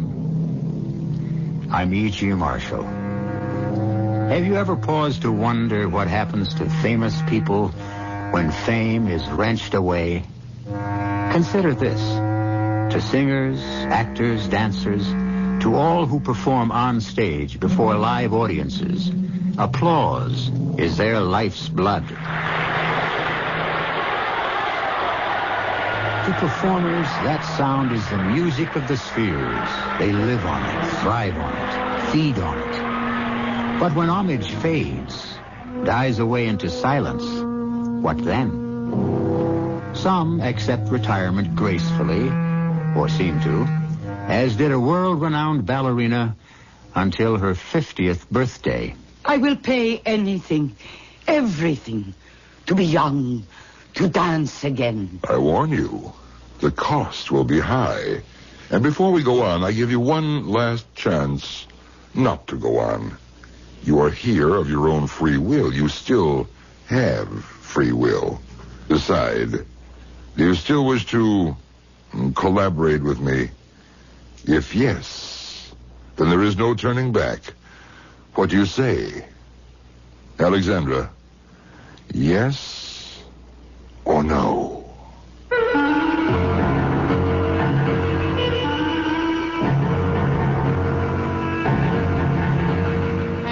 Our mystery drama, Give the Devil His Due, was written especially for the Mystery Theater by Nancy Moore and stars Mercedes McCambridge.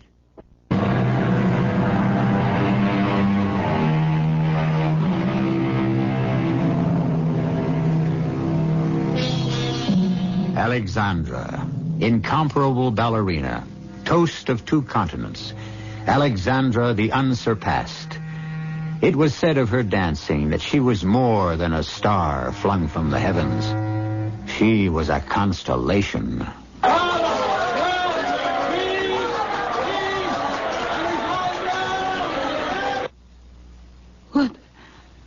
What is wrong? What happened to my applause? Where is it, my applause? The bravos? I can't hear them. Please applaud. Call my name. What is wrong? Sandra. Wake up, What Sandra. applause? Where did it go, please? Wake up. Please. I want my applause. That lovely sound. Someone has taken it away. Darling, wake up. Where? There now. That's right. John? Yes, dear, it's John. You were dreaming. I was dreaming. Yes. A bad dream. But You awake now? Where am I? What am I doing in this place? Sandra, you're home. Now, come on. Back to bed. I'm all mixed up. Come on now. Take my hand. I'm so cold. Of course you are. That thin nightgown dancing around the room. Oh, my head, it aches so. Oh, there now. That's my good girl. You'll feel better in a minute. Swan Lake. Huh? I danced Swan Lake. Oh, in the dream, yes. What dream? What are you talking about? I danced Swan Lake last night. And such applause, John. I can't remember how many curtain calls. And the flowers. There were never so many. Sandra. Brava, Alexandra, brava. And one young man was calling out, I love you, I love you. And after the 7th encore, or was it the 8th? Sandra, stop it. Stop it right now. John, what has happened to you? You've always been so proud of my talent, my fame. And lately, you seem actually jealous of it. Alexandra, will you listen to me? You did not dance last night. You will not dance tonight. You haven't danced for 13 years since you retired. You're 50 years old. I am not 50 years old. Why do you say such things?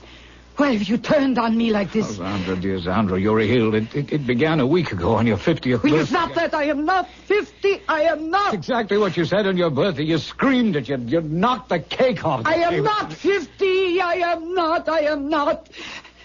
Where are you going? Forget your hand mirror. What? You look at yourself. Something you refuse to do all week. No. All right, then, if you can. Tell me you're not 50 years old. There. Go ahead, look. No. Don't turn away. Look. I won't. Yes, you will. Please don't do that. You're hurting me. There will be marks on my arm. They will show in my costume tonight. All right, open your eyes and I'll let you go. There. Good. Now tell me what you see. I see beautiful Alexandra. The greatest ballerina the world has ever known. Oh, stop looking past the mirror. Look into it. Look. No, that's not me. That is someone else. She is ugly. Oh, so ugly. Take her away. No, she's not ugly. She's still very beautiful.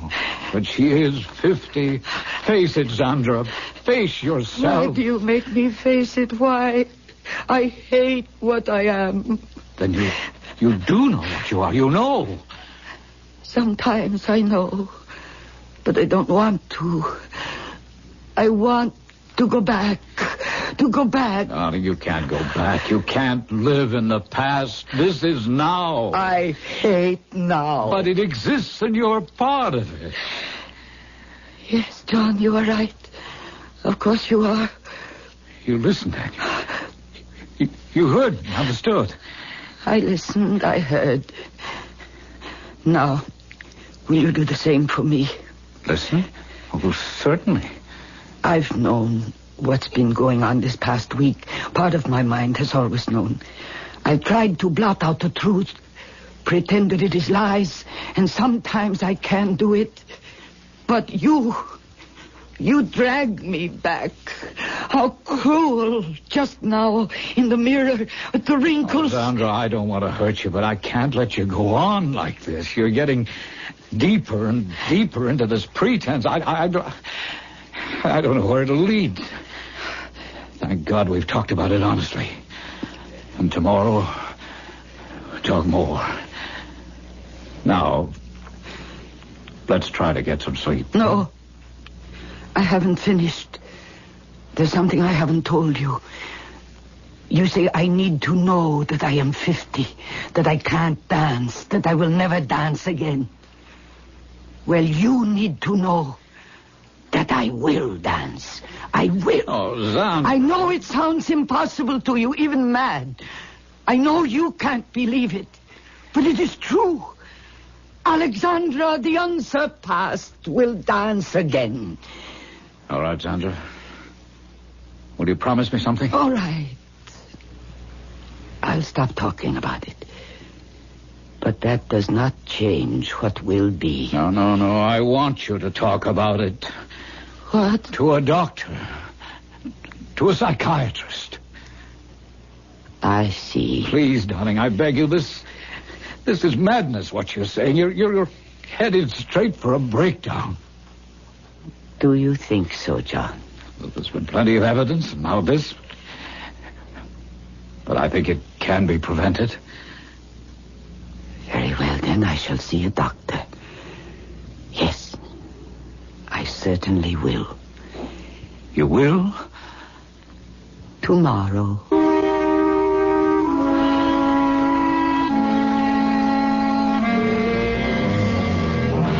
Dr. Stern, I want the truth. Please, don't make promises you cannot keep. But I have no intention of doing that, Mrs. Scott. What would be gained by you or me? Aside from that, it is an honor to have the great Alexandra come to me for help. I have simply come to the best doctor in the profession. Now, exactly what can you do for me? First, you must understand there is no absolute guarantee. None? Plastic surgery will make you look younger. That is absolute. But for exactly how many years is speculative. However, I can make a very educated guess. You have fine bone structure, and that is basic to all beauty. Bones don't change. Only the skin, the muscles. When your skin is smooth again, wrinkles gone, loose flesh tightened, eyelids no longer sagging, 15 to 20 years, I think, Mrs. Scott.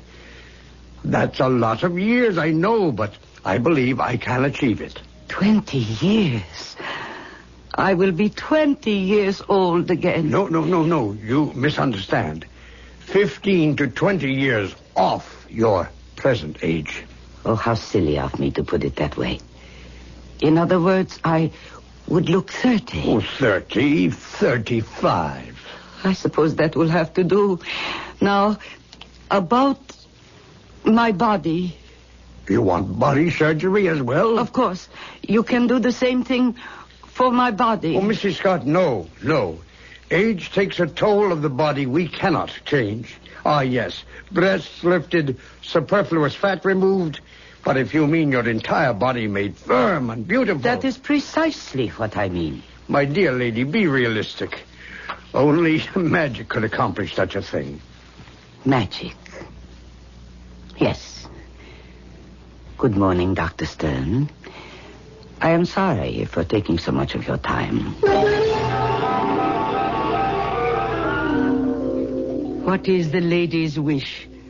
Her fortune in the tarot cards? The palm? Or the crystal ball? I think the crystal ball. The lady has chosen well. And please, I am in a hurry. Something troubles you very deep. We will begin. My hands upon the crystal. Oh, it's most strange what I see. I see you young and beautiful. Tell me if I am dancing. Tell me. The crystal grows cloudy. The mist, I can see no more. Gone, all gone. But I have told you true. You will be young again. Please try again. I must know if I will dance. Carlotta has no power to see what her crystal ball does not wish to reveal. But you have other powers. No ancient magic. Can you make me young? Tell me, does the lady fear a witch? I don't fear anything except age and not dancing again. Send me to her. The witch is a man, a warlock. But, lady, beware the cost. I don't care what it costs. Tell me his name. He wears many names, many faces. What name today, what face, I do not know, but I do know where he dwells. Number 13, Gehenna Street.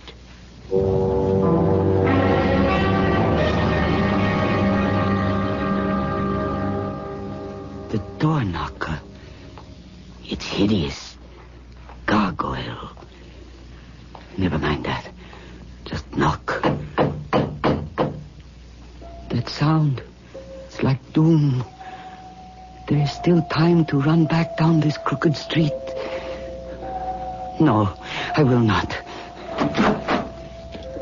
There is still time to run back down the crooked street, Madam Scott. You know my name. Your true name is Alexandra. I've been expecting you. My house is honored. How strange this room is. Don't be alarmed by my treasures. They are ancient symbols of the occult. I am not alarmed. I am only surprised. Since you expected me, sir, and you know my name, you must also know my need. Your quest, your heart's desire. Yes, I know. Can you do it? Oh, not can I, but will I? Then will you? If, and only if you agree to my terms. I warn you, they are costly. To be young, to dance again, there is nothing I wouldn't pay. And now, since we are here to do business, I should know your name. You haven't told me. Well, my name, for a while, as long as it amuses me, is Azazel. Azazel? I've never heard that name before. That may prove to be your loss. Well, I have heard it now. So can we get started, please? Not yet. Not yet. Before we go on, I give you one last chance not to go on. You are here of your own free will. You still have free will.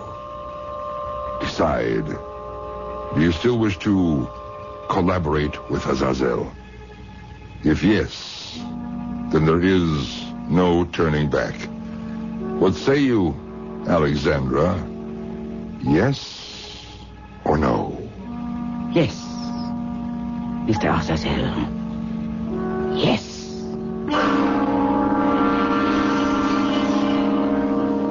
Azazel.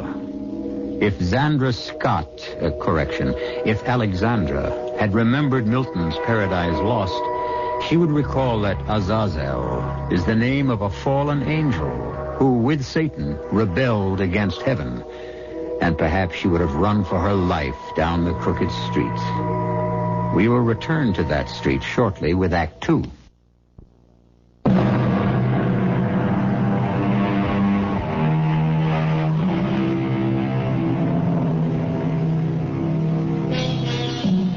It was Daniel Defoe who wrote, "Every devil does not have a cloven foot, nor has Azazel, if devil he is. We can't be certain, can we?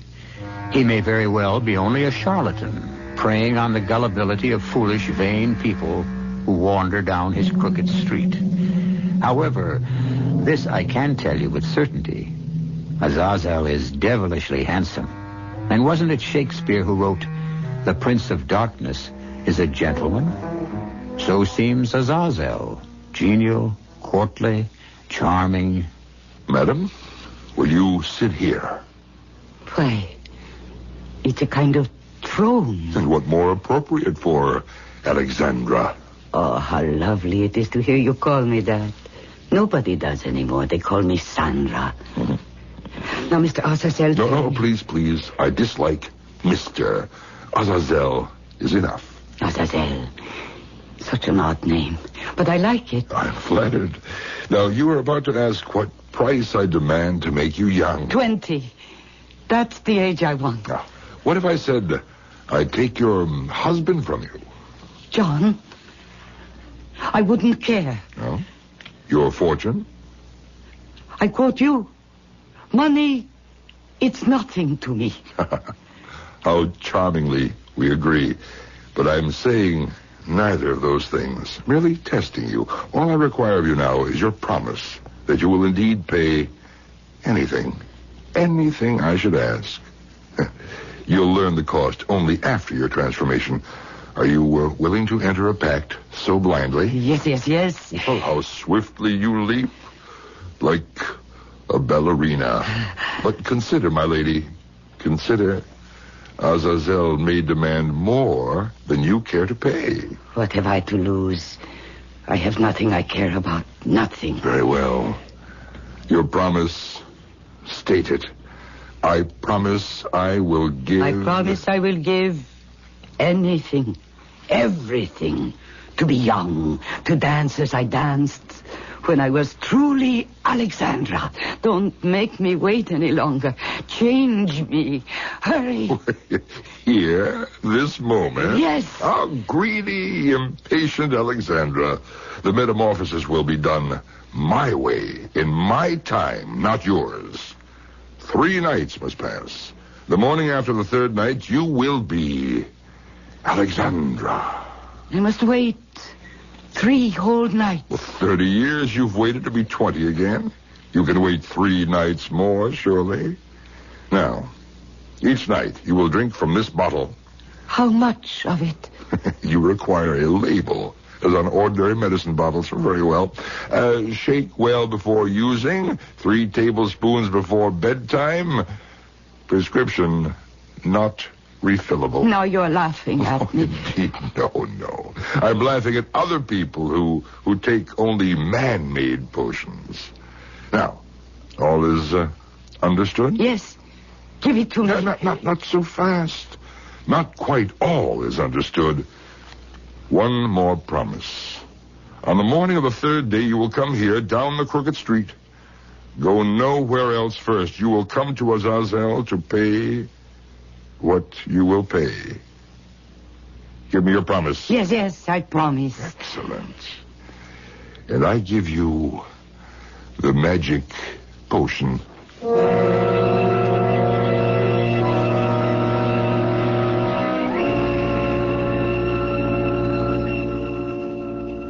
Sandra?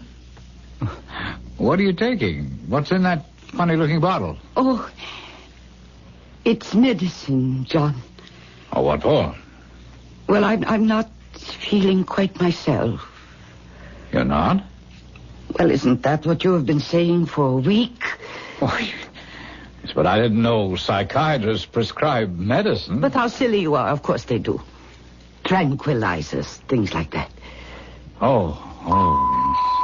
And you do seem better already. Yes, I am. Much. All evening, not one word about it. No, I don't want to get you started. About being young again, about how I will dance again. Well, Sandra, please don't start. All right. Turn off the light, darling. A dancer needs a full night's sleep. Oh, Sandra. You said that with humor and a smile, and you know it's a joke. You are getting back to normal. Yes.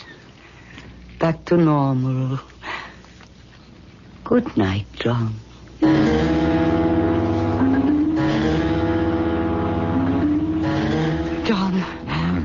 John, wake up. Oh, please. John. What time is it? It's 6. 6? What the devil are you waking me up at 6 o'clock for? Because I want to know if I... Well, how do I look this morning?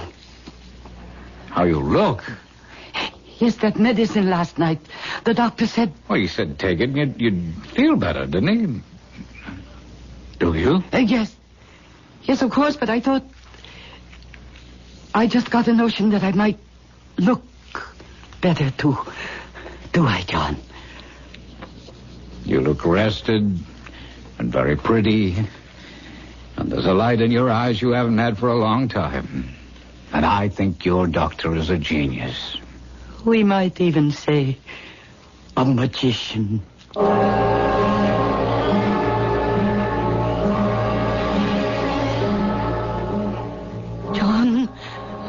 John.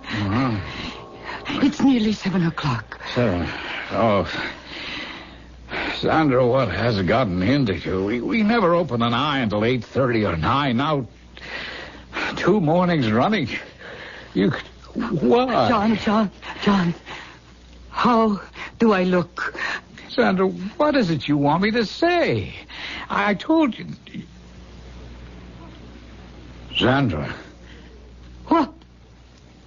Sandra, are you taking some kind of youth-restoring quack medicine? Is that what you're up to? I am taking what the doctor told me to take.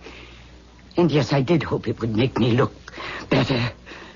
I mean, all week I've had such worry lines, so tense, so nervous. That's all. I just wanted to look better. That doctor, you never call him by name. Why? Well, it is such an odd name, it's hard to say. Just what is this doctor's name? It is Dr. Azazel. What nationality is that? How do I know? And I certainly didn't ask. Now, Sandra, listen to me. Something's wrong. There's something phony here. What do you know about this doctor's credentials, about his... Where are you going? Do you mind to wash my teeth? I can't stand this awful bitter taste. Oh, the mirror. Look at me. Nothing has changed. Is something wrong? Azazel phony. Is he... Sandra, I can't hear what you're... I can't hear you. No, I was just looking at myself. And I can't bear it. Oh, darling, please don't start all that again. Oh, you old woman staring at me. I loathe you. Sandra, what on earth happened in here? It's nothing. It's nothing, John. It doesn't matter. I broke the mirror. By accident.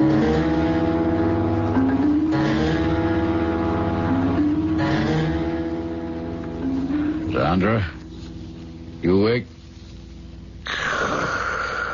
Oh, what time is it? It's still dark. Oh, where's that blasted light there? Oh, not quite 6, damn.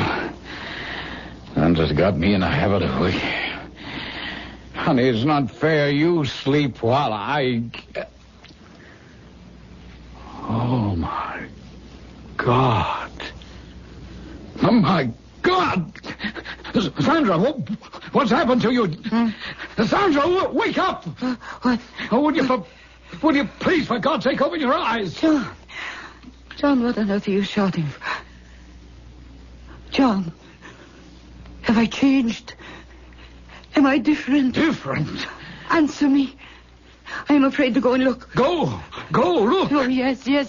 Oh, I don't believe this. Just now, when I got out of bed, it was not my heavy 50-year-old body. Will you get to the mirror? This can't be. I'm mad, or do you look the way I think you look? Oh, I am 20 years old. I am Alexandra. 20? In the name of heaven, will you explain to me how this could happen? Yes. It is the medicine. It was a magic potion given me by a warlock, a witch. Azazel, no, you are not dreaming. You are not mad. I am exactly what you see. He has given me back my true self. Please, John, no more arguments. I am going now. Sandra, this is goodbye. Sandra, one last time. No. Undo this unnatural, unholy thing before it's too late. You are too late.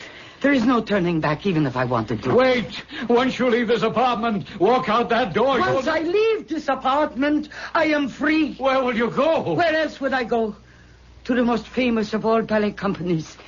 To Sergius Kerensky, ballet master, and old friend. Oh, Sandra, you see how mixed up you are. Sergius managed you 30 years ago. He's dead. Oh, how could I forget that? You see? Come back in and close the door. Oh, don't be stupid, John. It is his son's company now. Peter Kerensky. I will go to him. He doesn't know it. But this is the luckiest day of his life. And mine. Goodbye, old man. Sandra! I am free. It is the luckiest day of my life. On the morning of the third day, you will come here, down the crooked street. You will go nowhere else first. You will come to Azazel to pay what you will pay. But I have paid, Azazel. I lost poor old John and his silly old money. Why should I go down your crooked street again? Do not play fast and loose with promises made here. It will be at your peril. But Azazel, Mr. Azazel, Dr. Azazel, all this abracadabra was done so that I could dance. I can't bear to waste another minute. I am terribly sorry, but I have an appointment with Peter Kerensky.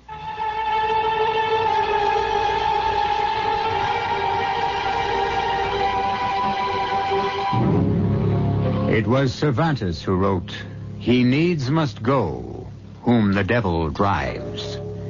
But is that quotation appropriate here? Is it the devil who drives Alexandra? We still do not know who Azazel is. To her, he's only a sorcerer. And with the arrogance of newfound youth, she now dares defy him. It may well be that by not keeping her pact with Azazel, Alexandra is traveling down another crooked street, a dead-end street. We'll follow her when I return shortly with Act 3.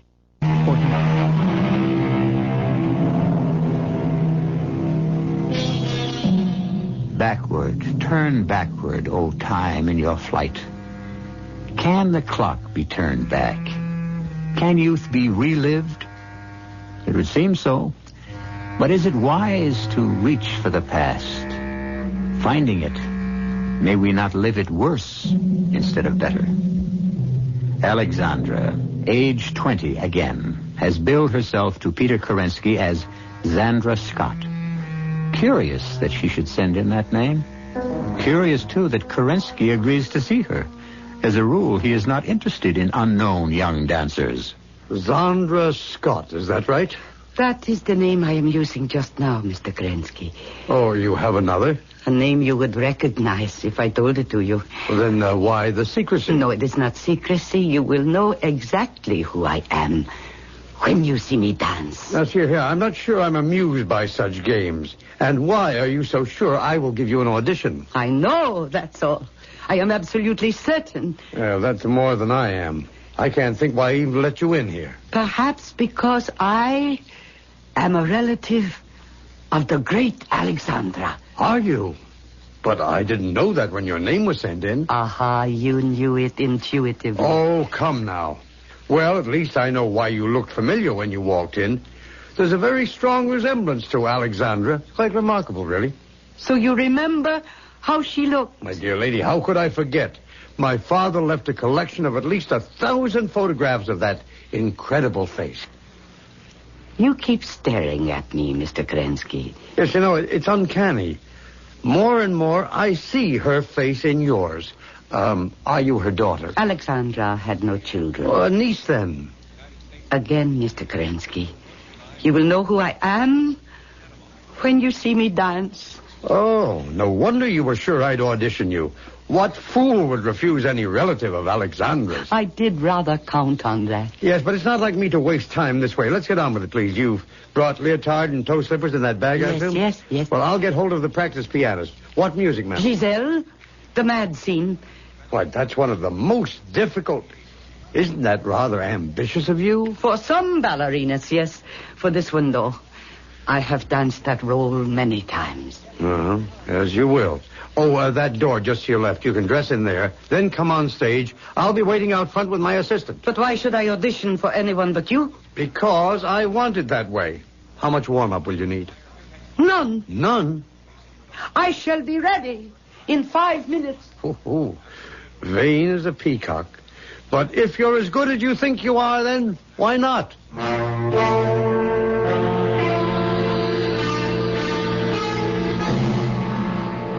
Wait until you see her, Trina. Oh, the reincarnation of Alexandra? Well, that's the feeling I have. Oh, well, if she has half Alexandra's talent, a quarter of it, but she's a find. A real beauty, too. Eyes like... Oh, there she is in the wings. Oh, Peter, she could be Alexandra's twin. What did I tell you? You ready, Miss Scott? I have always been ready. Oh, very well. Music, begin.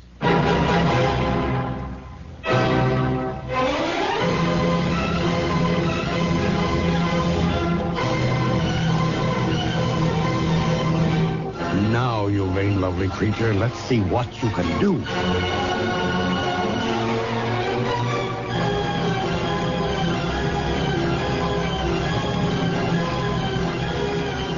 Oh, the little fool should have had a warm-up.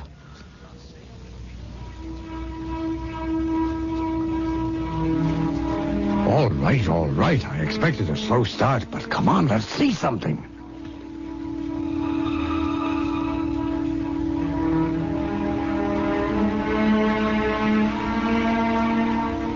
I don't believe this. What's going on up there? Wait, Peter, give her a chance.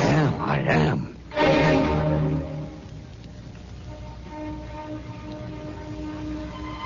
Oh, I will be damned. What is that? It's nothing. No elevation, no extension, no technique whatever. Not even any grace. This girl's clumsy. That is a trained dancer. Well, she's a rank amateur. Did she really think she could put this over on Kerensky? A chance resemblance to Alexandra, and she palms herself off as a relative. Oh, she couldn't have a teaspoon of Alexandra's blood. That damn little upstart tricked me. Does she really believe she can dance?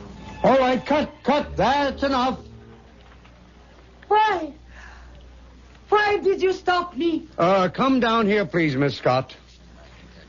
Trina, this girl's out of her mind. I'd better handle this alone. Wait for me in the office, please. Thin ice, Peter. Handle with care. I know. How could you do such a thing? I was just beginning the marvelous dramatic passage where I... Yes, I know, but I'm terribly sorry, but I don't think you're quite ready for that just yet. Not ready? Miss Scott, do you think you're ready? My experience, my talent, how could I not be ready? You actually think you danced well up there? You believe that? I didn't. Indeed, you did not. But I felt so marvelous. And the music and the stage. I was Giselle. It all came back to me as if I were... Mr. Kerensky, what are you saying to me? I'm saying you're not ready for this company, or any company for that matter. No, please. You don't understand. I came here too soon. I should have trained. I thought I didn't need to, but I... Mr. Kerensky, I have not danced for some time. I did not realize I would be so rusty. Any real dancer knows she has to practice every day of her life. But I didn't think that I had to. But I will go, and I will train, and I will be back. Miss Scott, please, I'm a busy man. You've had your audition. It's over. Don't bother to come back. I'd be less than kind to encourage you. Now, I'm sorry to be so blunt, but you simply have no talent. How dare you say that to me? How dare you claim you're related to Alexandra? If by some mischance you are, you blight that famous name. No, I am not related to her. So you admit it. I am Alexandra. I am Alexandra. Oh, wait. You fool! You tell me I have no talent. I who danced with Nijinsky. Oh, my poor child. Nijinsky died before you were born.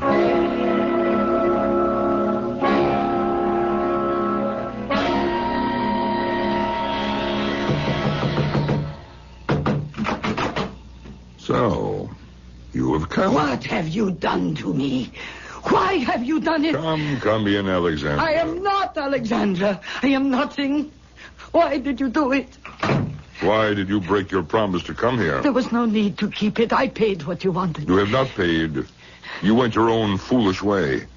That was your gratitude to the one who made you young and fair. I am young again, yes. But my body, it won't obey me. Can you say that you didn't do that? If you had kept your promise, you would have kept your talent. And I must ask you to stop shouting. It offends I want me. to go now. I don't like it Not here. so fast, Alexandra. It may be I shall reconsider what I have done. Huh? If you are still willing to give everything in return. But I have already given everything. No. I don't know what else you want. But I don't care whatever it is. You take it all. And let me dance. The bargain is struck. You shall dance. As I used to. Far better than that. But you shall dance to my tune. Look into my face, Alexandra. Oh. What do you see? You. Who am I? Oh, you know my name? Say it. No. You've known me from the beginning. If you thought of anyone except yourself. Oh. Are you ready to dance? Now. Here. Now. Here. A kind of rehearsal. You could call it that. But in these clothes, I can't. The first change, then. Look upon yourself, Alexandra. What? It is my costume for the Sleeping Beauty. And my ballet slippers. Everything. An appropriate costume, yes? Have you not been sleeping? Huh? But now, the prince has awakened you. Alexandra, may I have this dance? Dance with... A pas de deux with the devil himself. You are highly honored. But can the devil dance? You will find that Nijinsky was an ox compared to me. All that I don't believe. You doubt that Satan can do anything he desires. Music!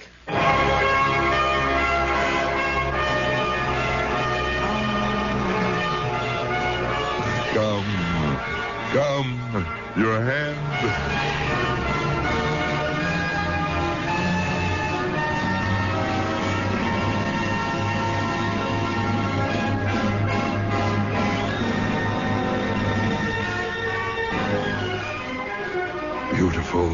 Beautiful, Alexandra.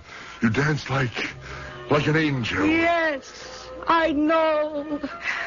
I feel it. Never before like this. Oh, thank you. Thank you. Now I will conquer the world again. No. What do you mean, no? You promised me. My promise will be kept, as you have kept yours. You promised to give everything. At this precise moment, you have. What have I given? The world. You've lost it. Alexandra will dance forever, but only in limbo with Satan. Warning. The devil will have his due. To those who refuse to heed that warning, let them learn from the fate of Alexandra. Oh, yes, she realized her ambition. We can accurately say her burning ambition. But until the end of time, the flames of hell will lap at her dancing feet. I'll be back shortly.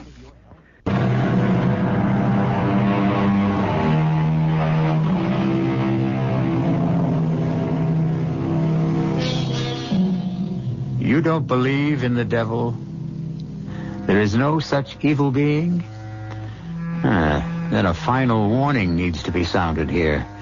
In the too often ignored words of Baudelaire, the devil's cleverest wile is to persuade us that he does not exist. Our cast included Mercedes McCambridge, Joe Silver, Ian Martin, Bryna Rayburn, and Peter Donald. The entire production was under the direction of Hyman Brown. This is E.G. Marshall inviting you to return to our Mystery Theater for another adventure in the macabre. Until next time, pleasant dreams.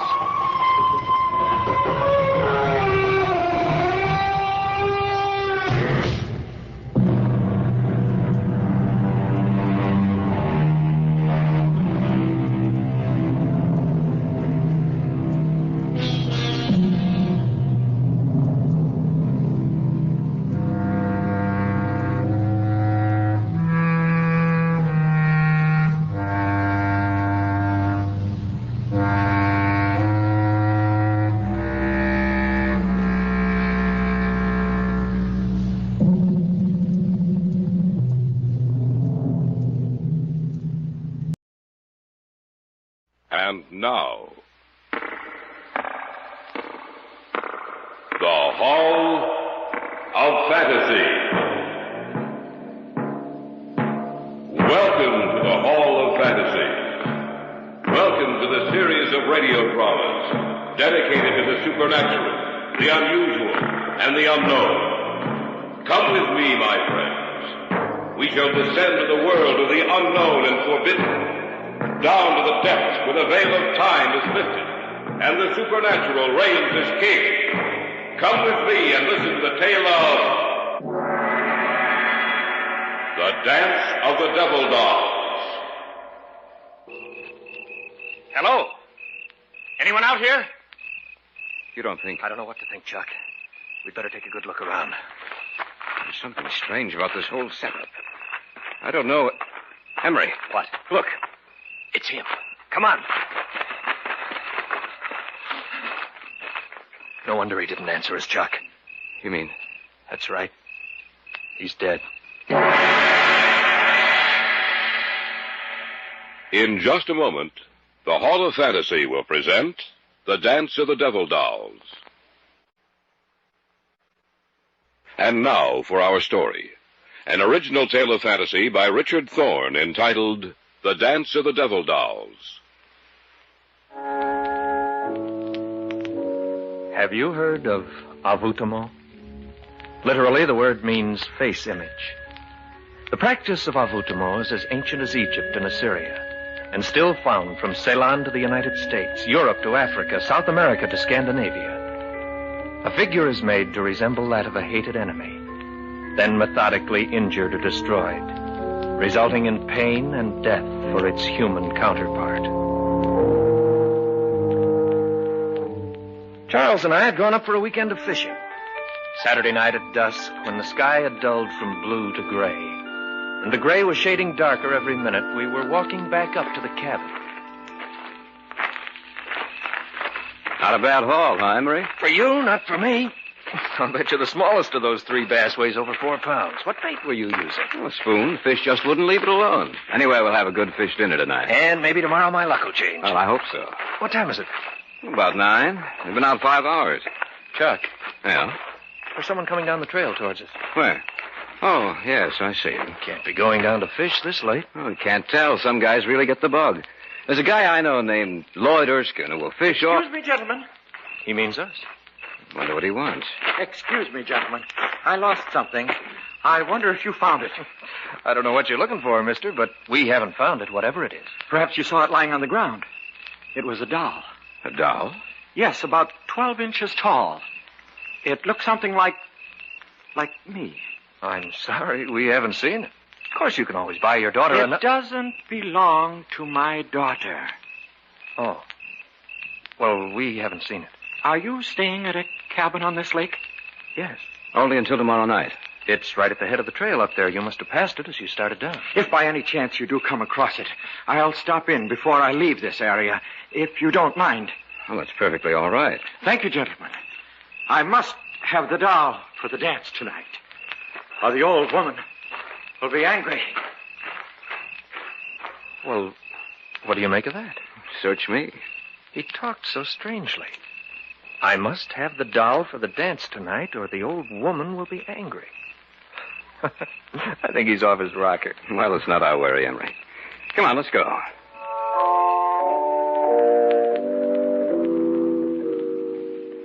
We went back up to our cabin, cleaned the fish, and had one of those fish dinners you talk about for years. It was about 11 o'clock, and we'd started to go to bed, intending to get up as early as possible the next morning when there was a knock on the door. I wonder who that is. I don't know, but we'll soon find out. Oh, it's you. Yes. May I come in? Of course. I see you found the doll. Yes. I wanted to let you know that I had. Well, thanks for telling us. Now I must take him to the dance. Well, the dance ought to be just about over. Oh, no, it hasn't begun yet. Well, you'd better get there or your wife will be angry. You misunderstood me. I said the old woman, not my wife. You see, I'm not married. Oh. I hope you'll forgive me. I see that you're just about ready to retire, but I'm afraid. Afraid? Of what? The old woman is already angry with me. I told her I'd lost the doll, and she swore that if I didn't find it, she'd kill me. That's why I've come to you. If you hear that I'm dead tomorrow, that I committed suicide, you'll know it's not the truth.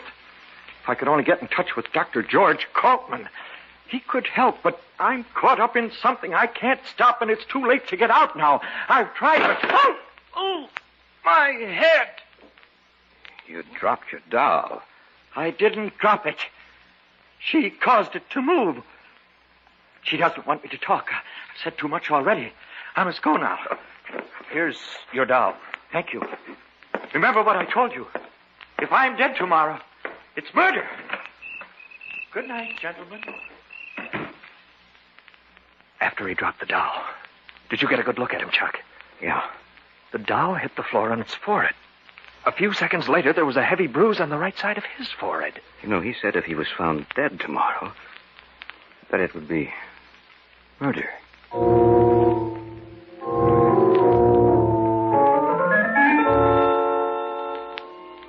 It was about 11:30 when we finally got to bed. We'd opened the windows of the cabin. The sound of the alarm clock we brought with us mingled with that of the crickets outside. The old woman said you must die. I heard something. I didn't know what it was. It sounded strangely like words, but they were uttered in a voice so tiny and shrill that I thought I was imagining things. But then, I heard his voice. No, I won't die. That'll help me. Henry? I didn't know you were awake. I couldn't sleep. I thought I heard a tiny little voice. I Be quiet. About her. Let go. The old woman will take care of them, too. But I'm not going to die. I'm not going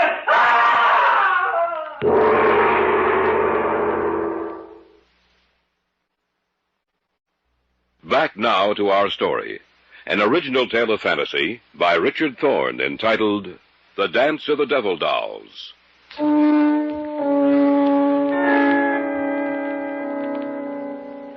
Charles and I had retired for the night, but neither of us could sleep. Suddenly, from outside, we heard the voice of the man we'd met earlier, and another voice, high and shrill, and somehow deadly. The old woman will take care of them, too. But I'm not going to die. I'm not going to... What's going on out there? We'd better take a look. There's a pair of pants and some shoes on. Remember what he said about dying? Yeah. You ready? Yes. All right, let's go. Beginning to think that guy belongs in an institution. Maybe. Maybe not. I think his scream came from the left. I'll take a look over there, then. Didn't tell us his name, did he? No. Well, I'll try calling him. Anybody out here? Hello? Anyone out here? You don't think... I don't know what to think, Chuck. We'd better take a good look around. Something strange about this whole setup. I don't know it. Emery. What? Look. It's him. Come on. No wonder he didn't answer us, Chuck. You mean? That's right. He's dead. That little doll that looks so much like him. I don't see it anywhere around. Neither do I. You know, Chuck, It sounds crazy to say it, but that shrill, high little voice we heard... You're letting this thing run wild with your imagination, Emery. Even though it looked like him, it's just a doll, nothing else.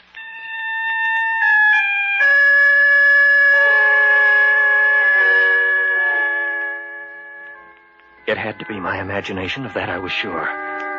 But the mere thought of it, of the doll which so resembled the man with its shining face and beady little eyes, caused a strange sense of apprehension and fear to come across me. And I glanced out into the darkness and saw only the lumbering shadows of the trees and heard the rustle of their leaves as they brushed together. I saw nothing, yet I had the feeling that something with beady little eyes was watching us.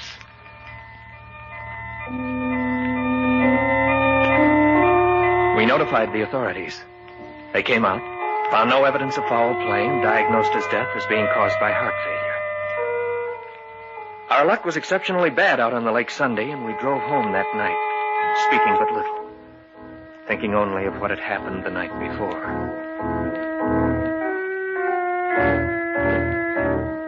About 10 days after we returned to the city, both Charles and I were home one evening.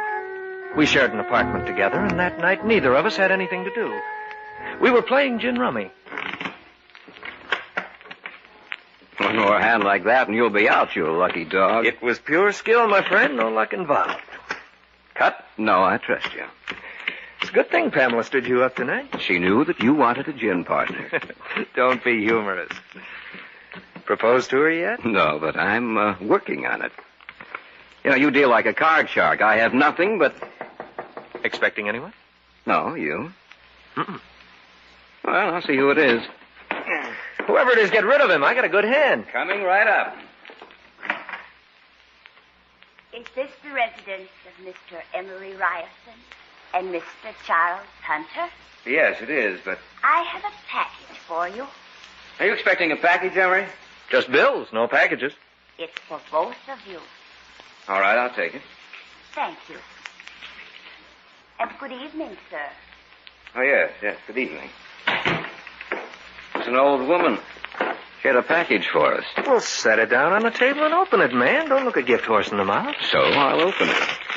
Oh, it's wrapped very well. Maybe it's a bottle of scotch. Who is be sending us a bottle of... Someone has a real fine sense of humor. It's like the doll that fellow had with him. It's the same doll. Notice that little nick out of its forehead? That happened when he dropped it on the floor. What are we going to do with it? I don't know. We can keep it, I suppose. Well, let's get back to the game. No, I'm not in the mood now. You know, Emery, I can't help but remember what he said. The man who died? Yes. He said I must have the doll for the dance tonight, or the old woman will be angry. Yes, that's right. What brought that back to your mind? The woman who delivered this package.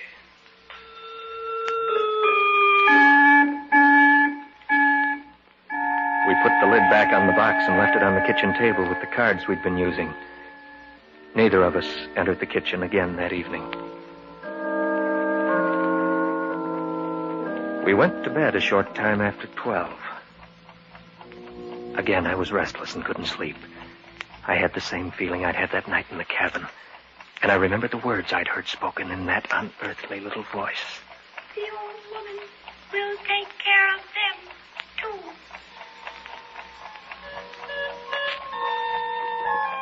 And I wondered if I'd only imagined those words, or whether they had actually been uttered by the creature in the box in the other room.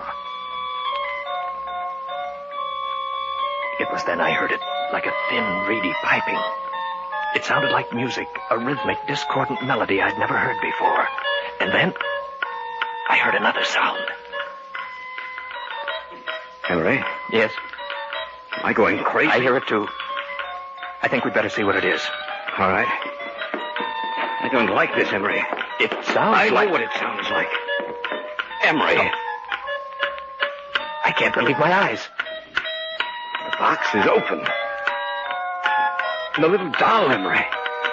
It's moving. It's dancing on the table.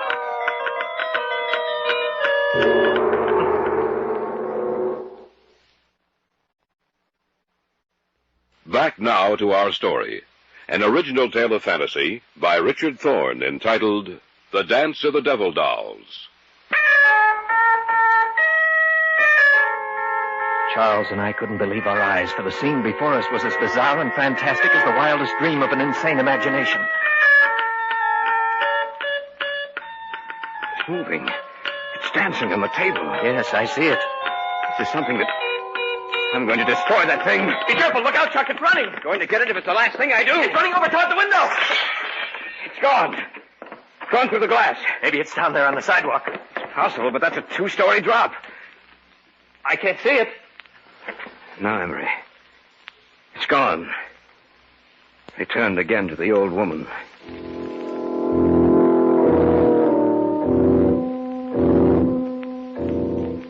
The man who had died had mentioned a name that night in the cabin. The name of Dr. George Kaltman. Now it came back into my mind. Kaltman was associated with occult research. If Kaltman could have helped the man who died, perhaps he could explain what was happening to us. We got in touch with him and made an appointment for the following evening. You have told me everything that has happened. Is that correct, gentlemen? Yes, everything. We'd like to know what it all means. Well, I shall explain it to you as best I can. Have either of you ever heard of envoûtement? No. Not that I recall. Well, envoûtement is the practice of making little dolls to resemble a hated enemy and then methodically injuring or destroying it, thus bringing about either pain or death or both in the doll's human counterpart. Dr. Kaltman, this doll we saw last night, it moved, it danced. I know. What you witnessed last night was the dance of the devil dolls. You say these dolls bring about pain or death, Dr. Kaltman. Why should we be singled out? The man who died told you about the old woman. Is that not correct? Yes. Therefore, you must be destroyed. She feels that you are dangerous to her, that you know too much. Undoubtedly, the woman you saw last night, Mr. Hunter, was the manipulator, controller of the little figures. Since you saw her, she has probably made little figures of both of you. But before it will live and be subject to her will, she must have a part of you, a lock of your hair, a fingernail clipping, anything that will make yours and the doll's identities one and the same. What should we do? Go back to your apartment. I shall return with you. She will send the little doll back to your apartment tonight. I'm sure of that. We must capture the doll, for it is the only thing that will lead us to her.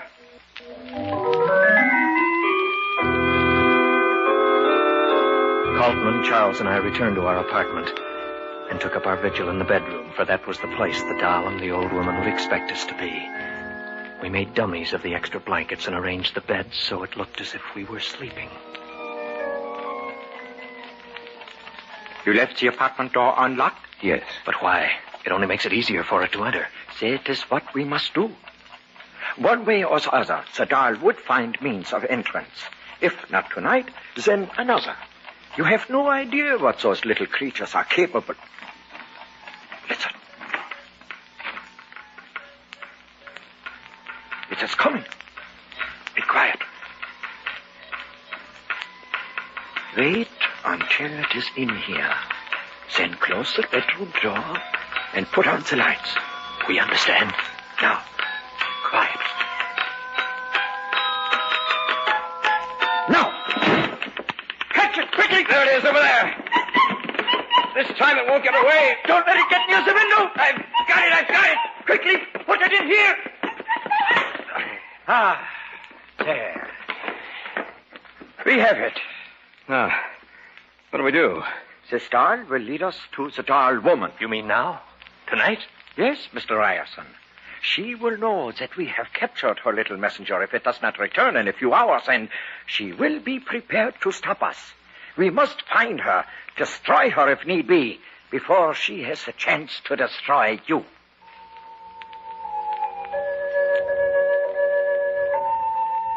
Then began one of the strangest sights I've ever seen.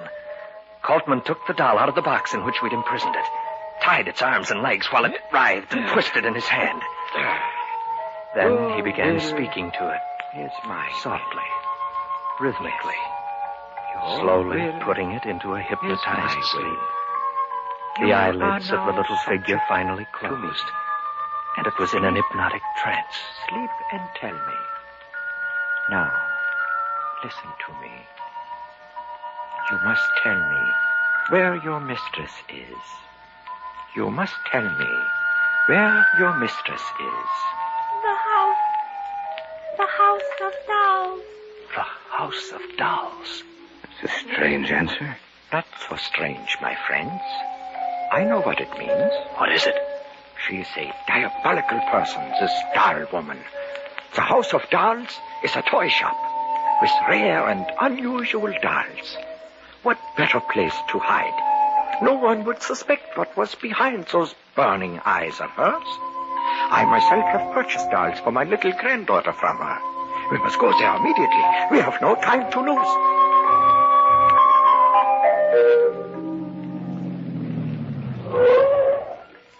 This is the place. Let's go. Right. It's past 2. There's no one on the streets. Points are better. Try the door. It's open. Probably waiting in the rear of the shop for the creature she sent out. Well, let's go in. As quietly as possible. We must catch her by surprise. All right. There's a light coming from beneath that door back there. That is where we must go. Listen. It is the dance of the devil dolls. The door's ajar. They're in there. I can see them. Yes, so do I. Be quiet. And soon, my children, you will be joined by 2 others. And then, no one can harm you. For when the new doll returns, he will bring with him what I need for the spell of the dancers. We must take her now. And they will join you in the dance of the Satan. devil doll. Now! What are you doing here? We've come to stop you. Look out, Bolton. She has a gun. So have I.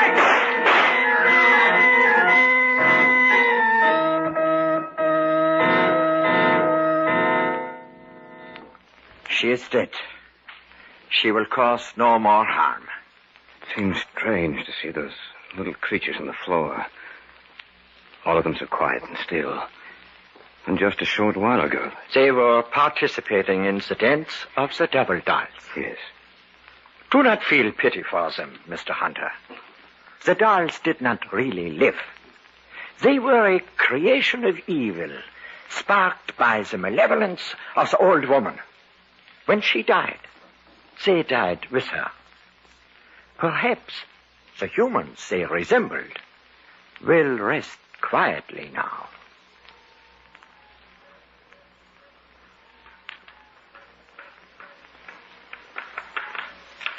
The secret of the devil dolls is as old as man. It is lost now, but it will be found again. Then, once again, you will hear the dance of the devil dolls.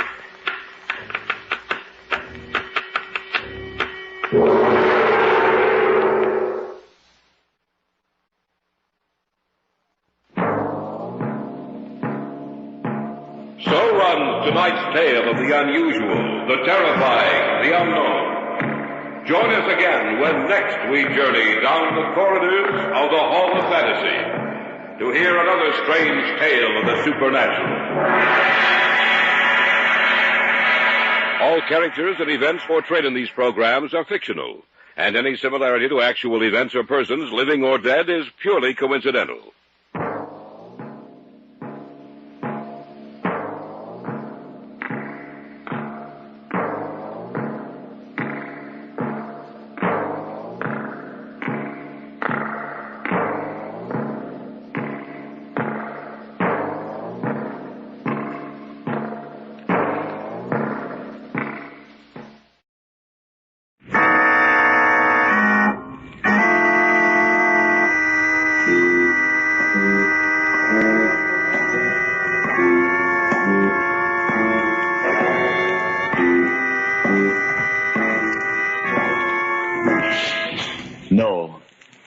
No, stay where you are. Do not break the stillness of this moment. For this is a time of mystery, a time when imagination is free and moves forward swiftly, silently. This is the haunting hour.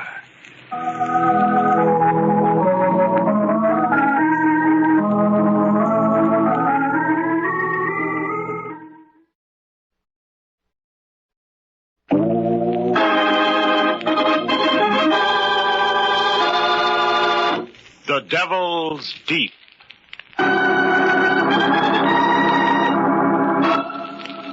At the foot of a great cliff, a police launch is being slowly pushed by the ocean currents toward jagged rocks where the water boils and swirls as in a giant cauldron. Searchlights stab the darkness to reveal grappling irons, probing the inky waters of the Devil's Deep.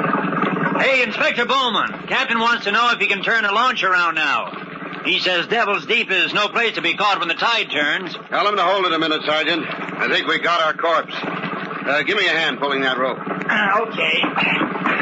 Why is it they always seem heavier when they're dead?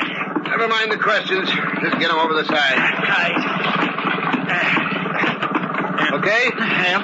Take her out, Cap. Yeah, we'll stretch him out on deck for you, Inspector Bowman. Drowned, eh? Maybe. Fell off the cliff up there.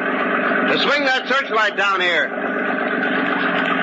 He's the one I want, all right. Good gravy. There was another one? Yeah, two of them. Help me unbutton his coat. Well, in that case, you're lucky to have dragged up the one you wanted. You're telling me? I have two suspects back at headquarters. One of them is lying about how this guy was killed. Well, which was it? The fall from the cliff or drowning? Neither, Sergeant. Take a look at this bullet hole.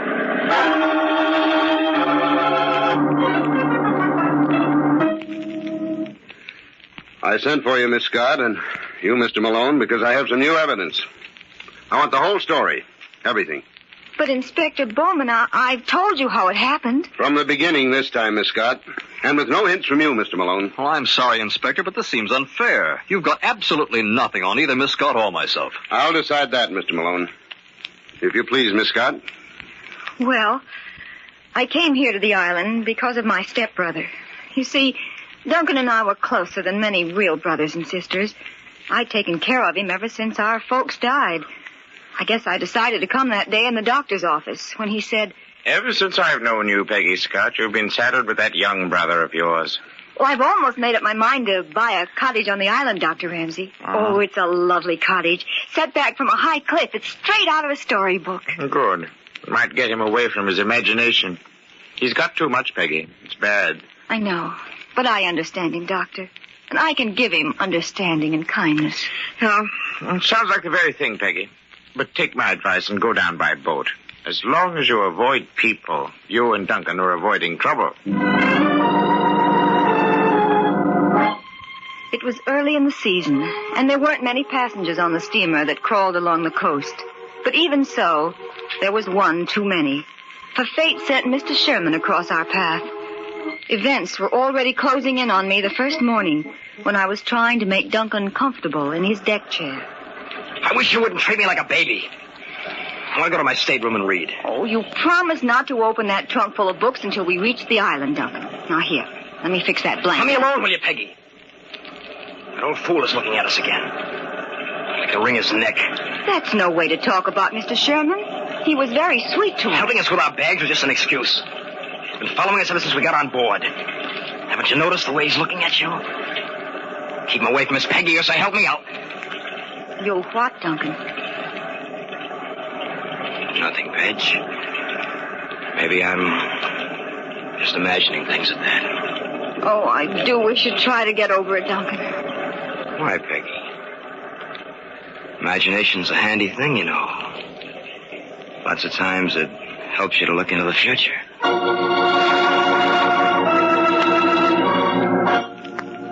The future fast became the present. And on a ship, there's very little chance to escape it.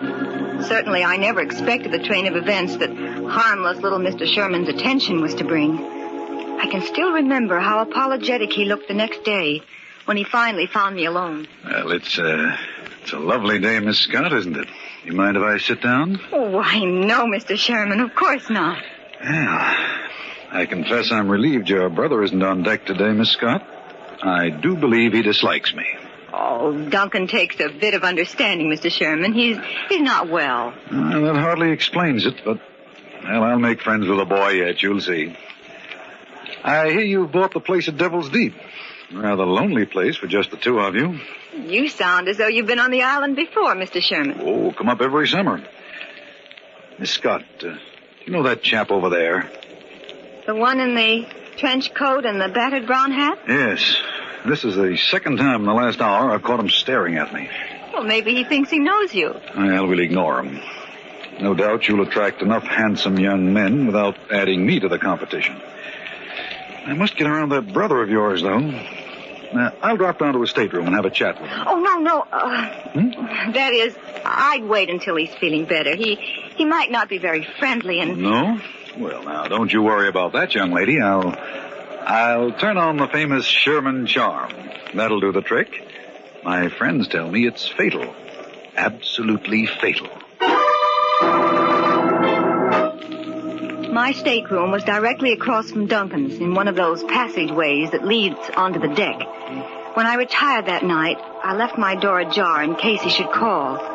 I don't know how late it was when I awakened, but it was the sound of his door that brought me to with a start. Then after a moment, I heard something heavy being moved on deck. I got to the window in time to see Duncan pushing something through the lifeboats. Without stopping to think, I grabbed my robe and rushed out. I saw him leaning against a lifeboat, looking down into the water.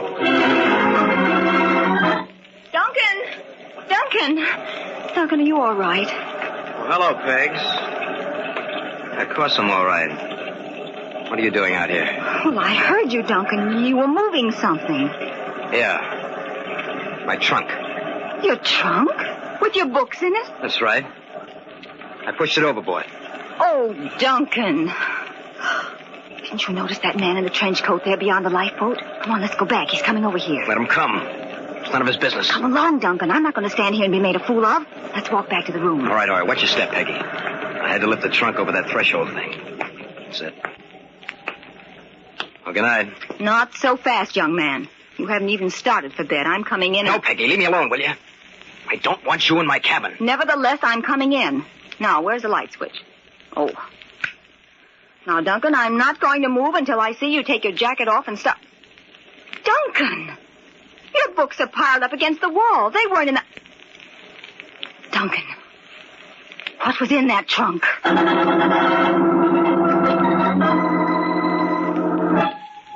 Mr. Sherman had disappeared. When we docked next morning, I looked for him. He didn't get off the boat. The purser hadn't seen him. I was frantic. I couldn't believe Duncan had... Anyway, I decided to go to the cottage first and then come back and phone Dr. Ramsey. As you know, there's no road to Devil's Deep. My stepbrother and I walked along the path through the woods. It was almost noon when we reached the house. Wow, sis, this place isn't bad at all. Sort of wild and woolly. Hear that surf beating on the rocks down below? Leave the bags out here and go on inside, Duncan. Yeah, all right, sure. Say, this is all right, Peggy. Nice and cozy. Fireplace and everything. Oh, Duncan, if only... Duncan, sit down, dear. I've got to talk with you. Peggy, what's the use of questions? You know how I get mixed up sometimes? I forget things I've done. So I simply forgot I'd taken the books out of my trunk, that's all. You don't know how I want to believe you, dear, but Why don't you forget all about it, huh? I have. I feel better already. You ought to be glad that I've gotten out of the dumps. Oh, I am, Duncan. But after last night, What's that you've got there? A note. It was lying on the table. The cleaning woman must have left it. Here, let me see it. It's addressed to me, Peggy. I don't recognize the handwriting, do you? To you? That's strange. Who could have gotten here before us? It's easy enough to find out.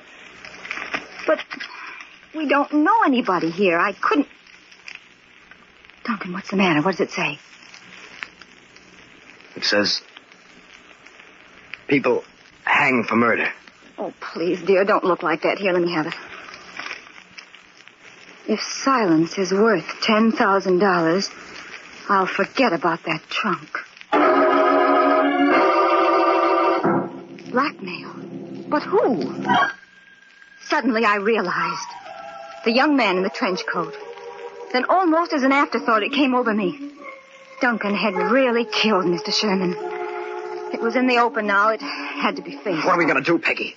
They'll hang me. You know they will. Please, Duncan, I've got to think. I couldn't help it, Peggy. I didn't know what I was doing. That old fool Sherman, he came to see me. He drove me to it. Oh, I suppose I knew what had happened all the time, but I didn't want to believe it.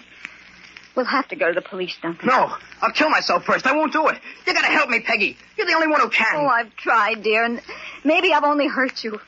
Don't you see that somebody else knows now, even though the note isn't signed? The guy in the trench coat says we can pay him off. Dad left you plenty. You can get the money. It wouldn't work, Duncan, even if it were right. Blackmail doesn't end anything. But it's my only chance, Pegs. I'll kill myself if you don't. You know what Dad said when he died? You got to take care of me. You'll get the money, won't you? Please, Peggy. All right, dear. I'll get the money.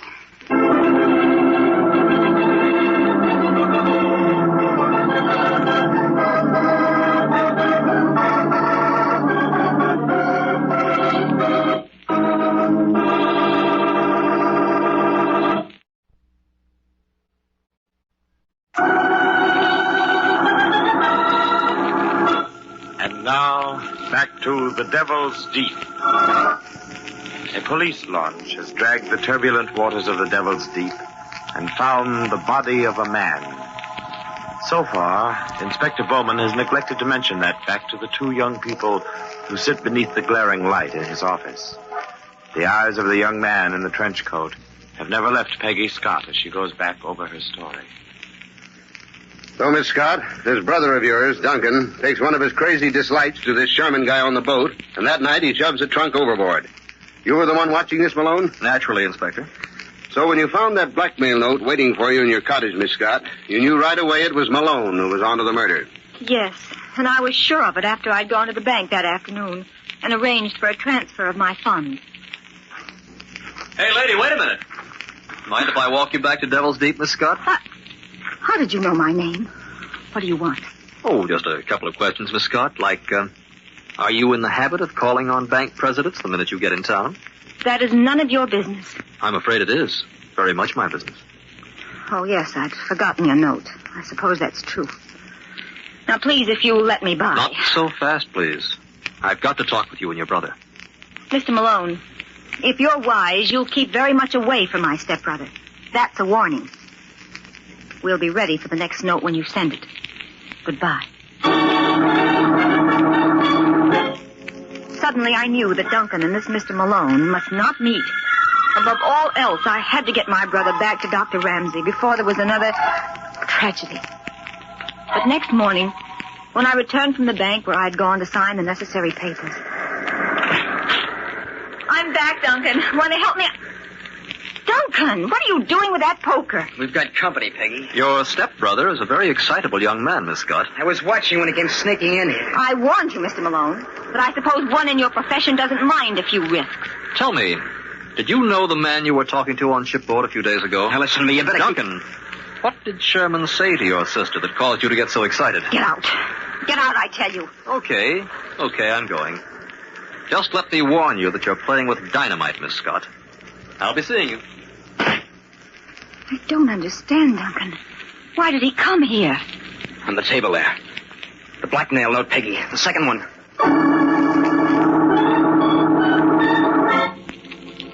Like Mr. Malone, the note was confident and explicit, even to the denominations of the money to be tied into a package and brought to the cliff that night. Except for the second trip to the bank, neither Duncan or I left the cottage all day. Somehow we both had the feeling of being watched, and it grew stronger as evening approached. Finally, it was dark. Peggy, over here to the window. I saw a light moving down there along the shore. I guess the time has come, Duncan. Yeah. There it is again, Pace. See, he's got a flashlight way down at the foot of the path. That means that he'll have to come through the woods to get out onto the cliff above Devil's Deep. He picked that spot because it's open ground. He can be sure there's nobody out there except me. Oh, I wish you didn't have to go.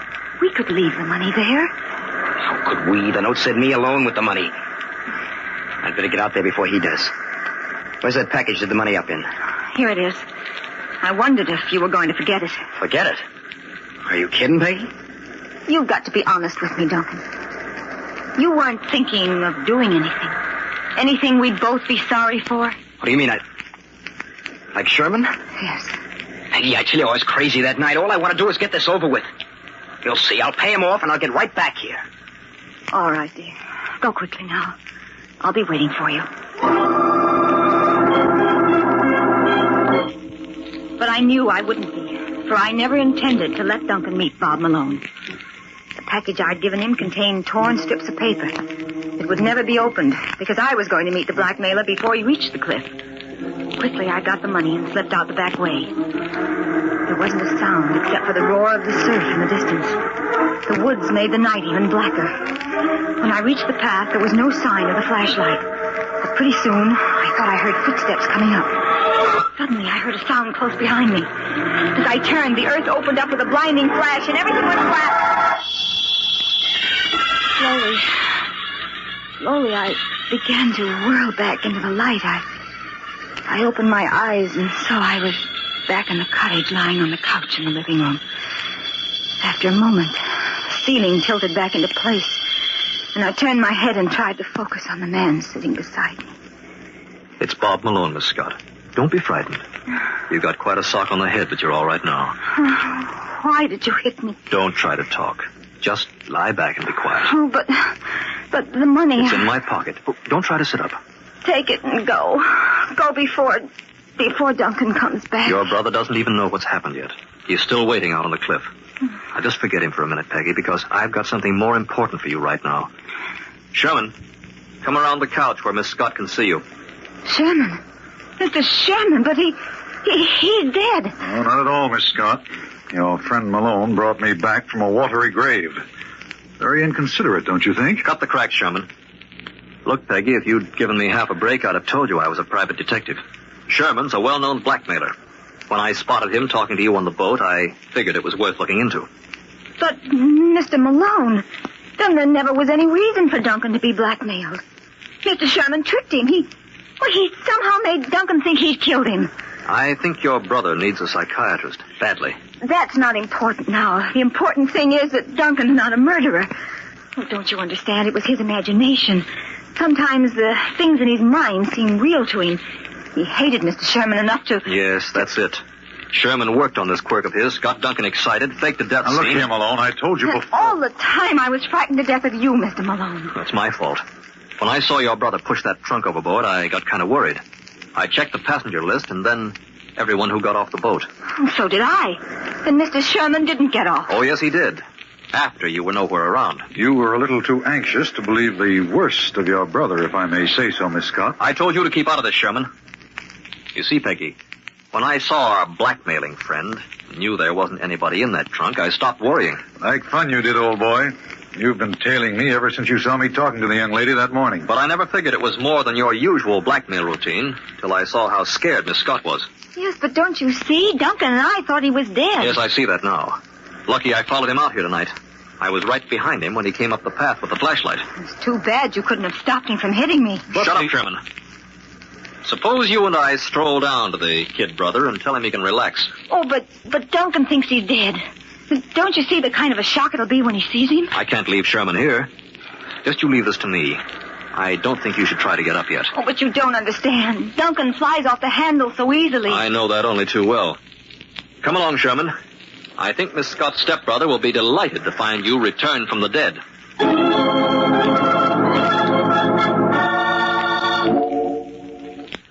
Thank you, Miss Scott. I'll admit that up to this point, your story checks in every detail. But what actually happened afterwards out on that cliff? I don't really know, Inspector Bowman. I never saw Duncan or Mr. Sherman again. Mr. Malone was the only one to come back alive. I've told you what happened out there, Inspector, just as I told Miss Scott. Mr. Malone, you've told me that when Duncan saw Sherman, the man he thought he'd killed, he flew into a rage and attacked him. But Sherman had a revolver, and during the struggle, he shot Duncan, and they both went over the cliff. I'm sure that's what happened, Inspector. I should have known that that's exactly what Duncan would do. I happen to know Sherman's record, Miss Scott. Blackmailer, yes, but he never carried a gun. That's what I thought. why I didn't bother to search him. I'm afraid I can't believe you, Malone. We dragged the Devil's Deep an hour ago. We recovered Sherman's body. He was the one killed by the bullet. And you think maybe I took things into my own hands? If you didn't, I'm suggesting you tell us differently. Well, you forced me into a corner, Inspector. You asked for it, don't forget. Let's go back to the moment Sherman and I left Miss Scott in the cottage near the cliff. There was a bright moon as the blackmailer and I headed toward the spot where young Duncan sat on a rock, staring down into Devil's Deep. I wonder what Duncan's going to say when he sees me, Malone. I do make a rather healthy corpse, don't you think? That's your worry, Sherman. But I wouldn't like to be in your shoes. You don't go for that poor sick boy line with this kid, do you? I do, Sherman. He's studying to be a manic depressive. He's on the way toward making the grade. Well, in that case, you're going to have a tough time proving anything against me, Malone. The blackmail notes in your handwriting are pretty good evidence, I'd say. Hold it now. Kid's seen us. Now, let me handle this. Everything under control, Duncan? Of course, Mr. Malone.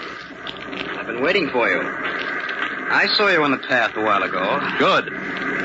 Got anything to say to the ghost of Mr. Sherman? Plenty. Stupid bungling rat. I hope you give him the works. Now, look here, kid. I never did like this deal, but you made it seem harmless enough. You think it was harmless, Duncan? To hire Sherman to make like a corpse so you could blackmail yourself and scare your sister into paying off? I should really have killed him. All he had to do was stay out of your way. All this might have been more harmless, Duncan, if you hadn't sneaked back and slugged your sister just before we came up the path. Was that necessary? I was pretty mad when I opened that package and found the paper she'd given me. I had to get my money without letting her know it was me. You know, I could have worked this blackmail stunt again sometime. Yeah, I suppose you could. Too bad I came along just then and drove you off. You'll never get the money now. I'll get it, don't worry. And all the rest of it, too. It belongs to me. My father should never have left it to her. I'm afraid, Duncan, that sooner or later you might kill Peggy. Well, maybe I will if she gets wise to me. Now, look, Malone, I'd never have got mixed up with a kid if I'd known this. Not very pretty, is it? Don't forget that if anything happened to his sister, he had threatening letters in your handwriting. Where do you think that would have put you? He was going to give them back when he paid me my grand here on the cliff tonight. Ah, you're a fool, Sherman. Why do you think I told you to pick Devil's Deep for a meeting place? And those notes I delivered by myself. Get it, Sherman? Noble brother meets nasty blackmailer, shoves him off cliff in self-defense. Neat, huh? I wasn't acting when I said I hated you, Sherman. I never could stand the way you looked at Peggy. Why, you little rat, that's fine coming from you. I ought to look out, he may have a gun. Of course I have. Why do you think I let the two of you come out here after me? After I get rid of you, I'm still going to get that money. Listen, kid, I'm going to take that gun away from you and give you the spanking of your life. Keep away from the edge, Sherman. He'll plug you as short as... He hasn't got what it takes. Just a loudmouth brat.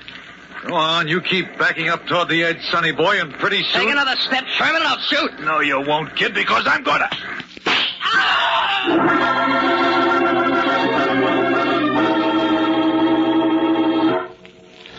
That's the story, Inspector. I didn't tell it because I hoped Miss Scott wouldn't have to know. Sorry it had to come out this way, Miss Scott. Oh, if only I could have helped him. You tried. But Duncan was really dangerous. Maybe it's just as well that fate stepped in and took a hand. As though some evil force had claimed him. Yeah. The Devil's Deep.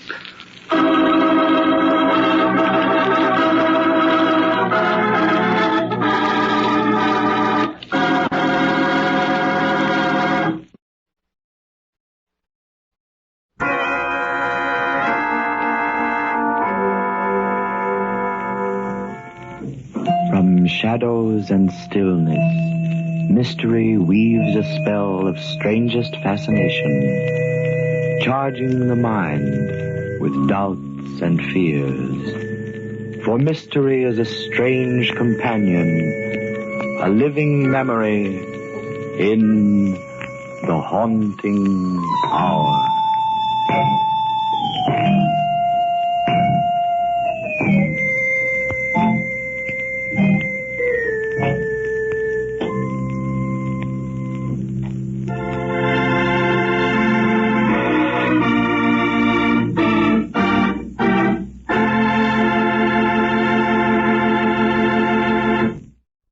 Stay tuned for Mystery Theater.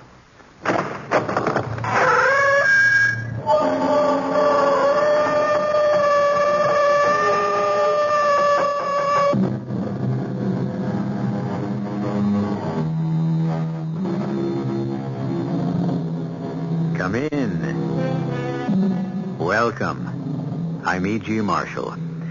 Something that men have been pondering since the dim beginnings of time has been the question of poverty and riches. Why are some men destined to be wealthy while others seem fated to be poor? Since it is easier for a camel to go through the eye of a needle than it is for a rich man to enter the kingdom, we may safely assume that the poor shall find greater favor in heaven. However, to make up for it, obviously, the rich have things much better here on earth. Our mystery drama, The Paradise of the Devil, was written especially for the Mystery Theater by Sam Dan and stars Larry Haynes. It is sponsored in part by Anheuser-Busch Incorporated, Brewers of Budweiser, and Uncle Ben's Long Grain and Wild Rice. I'll be back shortly with Act One.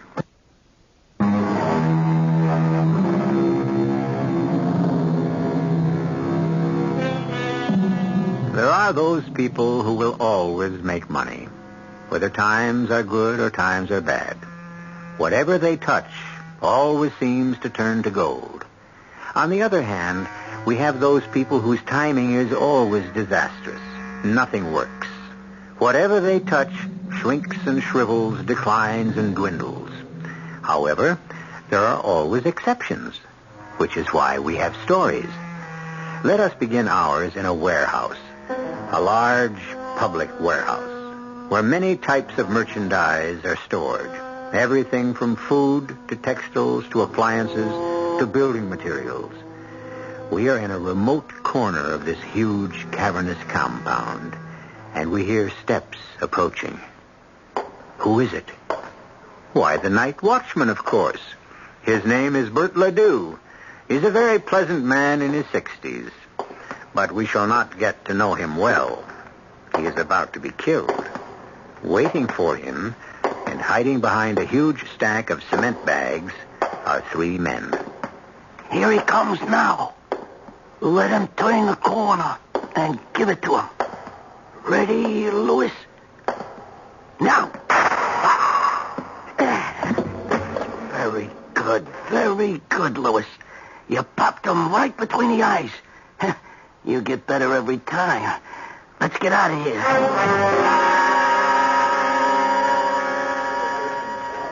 Yes, miss? You don't remember me, Sergeant? Well, let's see. Should I? I suppose this tells me everything I need to know. Look, miss, can we help you? I'm Mr. Ledoux's daughter, Louise. Ledoux. You don't even remember his name, and it's only been a week. Oh, I remember. Bert Ledoux. You said to come back in a few days. You might have news for me. Louise, let me talk to you off the record. About what? The facts of life. Thank you, Sergeant, but I know them. Oh, no, you don't. What I'm going to tell you could cost me my job. And why risk it? Because you're old enough to be my own daughter. Your dad was killed exactly 10 days ago. Do you know how many people have been murdered since? No, and I'm not interested. 5. And that's about average. A killing every other day. And my father's killing is rapidly becoming ancient history. Your father was shot by burglars in the warehouse. We have no leads. What have you done? We combed the neighborhood. No one saw. No one heard anything unusual. But surely, there must be something. Believe me, I wish with all my heart it was the kind of thing you see in the movies. A clue is left that leads us directly to the killer, and we capture him in one big blazing shootout. Sergeant, all of this is beside the point. It is the point. What have we got? All we know is your father was killed by a .38 caliber bullet. We have absolutely nothing else. Which means you're doing nothing. Oh, no. We're doing two things. Each time we capture an armed criminal, we check the weapon. And we keep tapping our usual sources of information in the underworld. Stool pigeons, you'd call them. And that's all? What else would you suggest? What would I suggest? Am I a professional police officer? I'm sorry, Louise. Sergeant, just tell me this. If my father had been somebody wealthy and powerful, would things be different? Let me answer it this way, Louise. It's always better to be rich than it is to be poor. Well, what would you be doing right now if you'd been rich? It's not so much what we'd be doing. It's what you'd be doing. And what would I be doing? Looks like everything else. If you don't care for the services the city supplies free of charge, you go out and buy your own. You mean I'd hire a private investigator? Oh, an army of them. Tell me the name of a good private investigator. I'm not allowed to. Then why did you bring it up?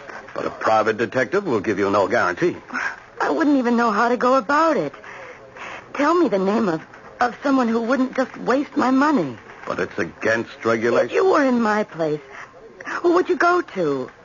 I promise you, Sergeant, no one will ever know.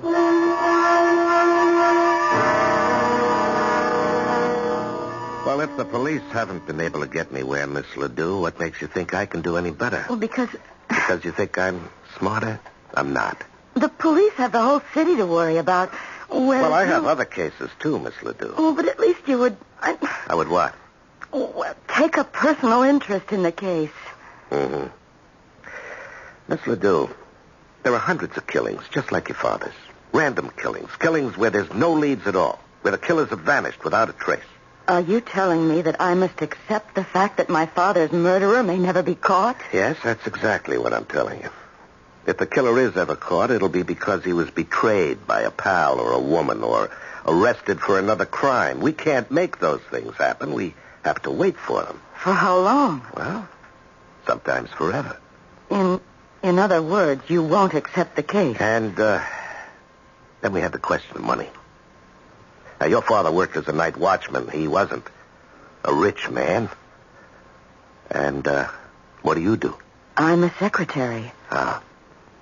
Do you have any money? Oh, a few $100 in the bank. Well, I get $95 a day in expenses. How much of my time can you afford? How much do I need? Weeks, maybe months. How can I answer? Mr. Colby, are you familiar with the details of my father's murder? Well, I remember reading in the paper that a night watchman was killed, but that's all I know. Will you do something for me? Go down to the warehouse. Why? Do whatever you have to do to acquaint yourself with what happened. Why? Are you allowed to talk to the police? Of course. Well, find out everything there is to know. And after you do that, if you're convinced there's nothing more to be done, well, that's the way it'll have to be. But if you feel there's something there, anything at all, I'll raise the money to pay your fee. How? I said I would raise it.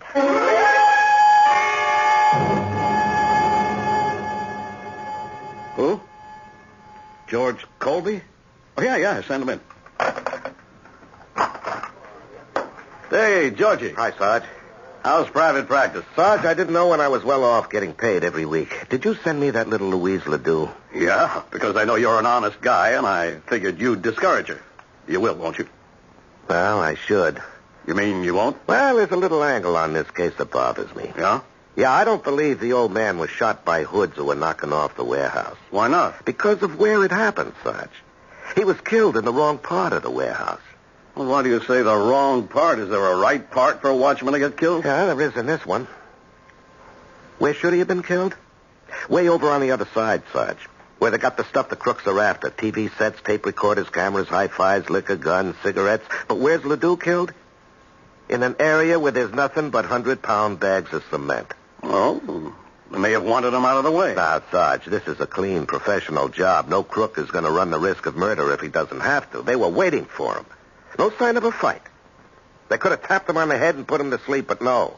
Oh, no. They were out to kill him. Why would anyone want to kill a night watchman? Well, maybe he was more than a night watchman. We checked the daughter. She said he had absolutely no enemies. That she knows of.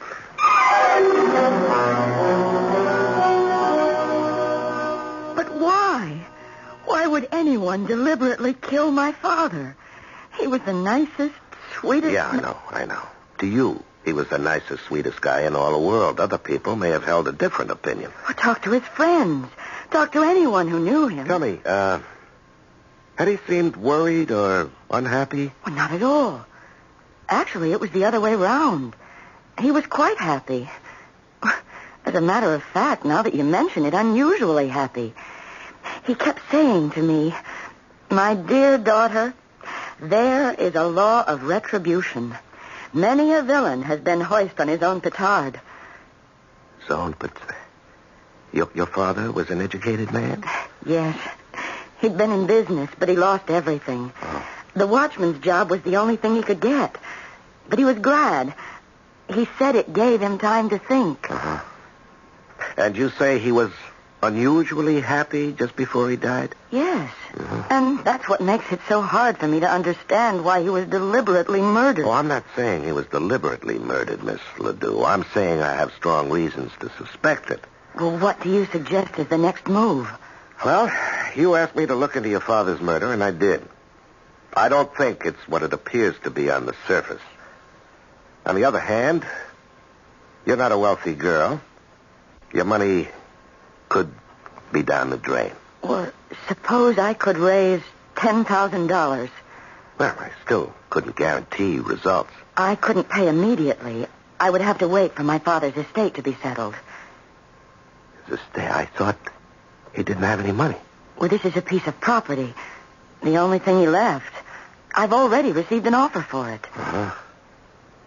Well, I might go through every nickel and we'd be no wiser than we are now. I could be wrong. Mr. Colby, I'm sure you're an extremely ethical person, but isn't it possible for you to talk positively? Miss Ledoux, I don't talk positively and I don't talk negatively. I try to talk truthfully.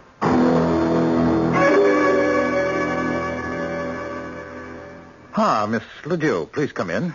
Have a seat. Thank you, Mr. Hawkins. I read about your father's death.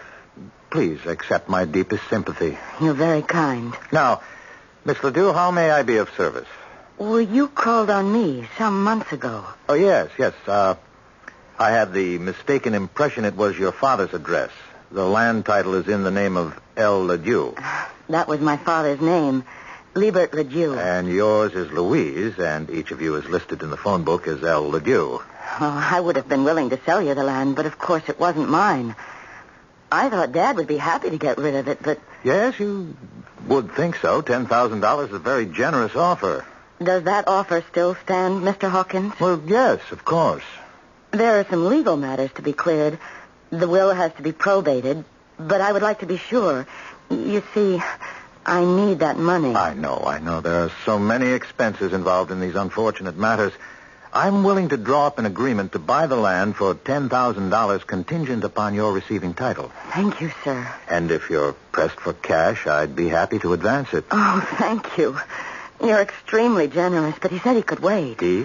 Do you mean you owe someone $10,000? You're that deeply in debt? No, but I could be. I've hired a private detective to find my father's murderer. I can think of no better way to spend the money. I see. Well, I hope he's successful. I'm sure he will be. I have a great deal of confidence in this man.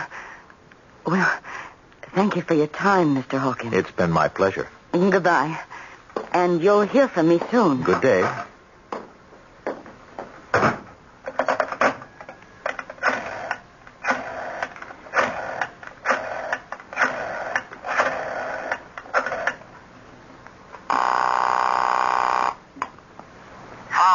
Richie? Yeah, it's Richie. You promised me a clean job on Bert Ledoux. And I give you one. No, you didn't. You must have left a few spots somewhere. You may have to clean it up again.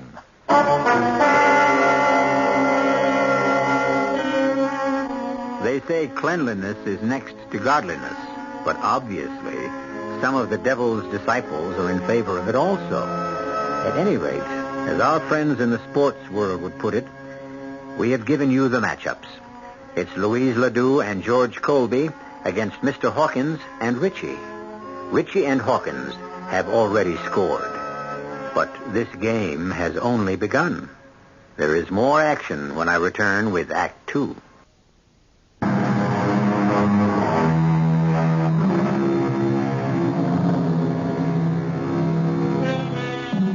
Why would anyone want to kill a night watchman? The obvious answer, to rob the building the man has been hired to watch. All too often, the usual answer is usually the correct answer. But Liebert Ledoux, evidently, was not your usual night watchman. For one thing, he has a most unusual daughter. She is willing to spend her entire inheritance, if that's what it takes, to find her father's killer. But why do you have to look through all these papers? Miss Ledoux, if the police theory is correct and your father was killed by hoodlums who were out to rob the warehouse, then I have no business in this case.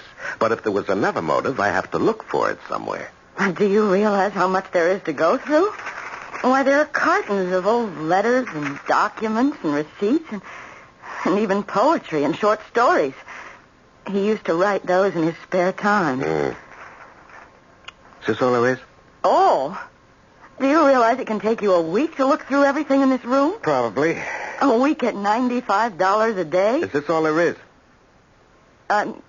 Yes. Is this all you're going to do? Just look through this junk? Well, where else can I look? I have to work with what I've got. But what are you looking for? I really don't know.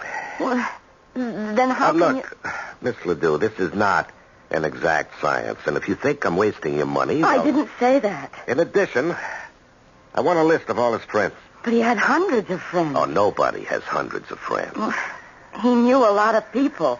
Well, we'll begin with those who are closest. Who's his best friend? Well, I guess you'd have to say it was Sid. Sidney Grossman. Grossman. Where can I find him? You can't. Sid's dead.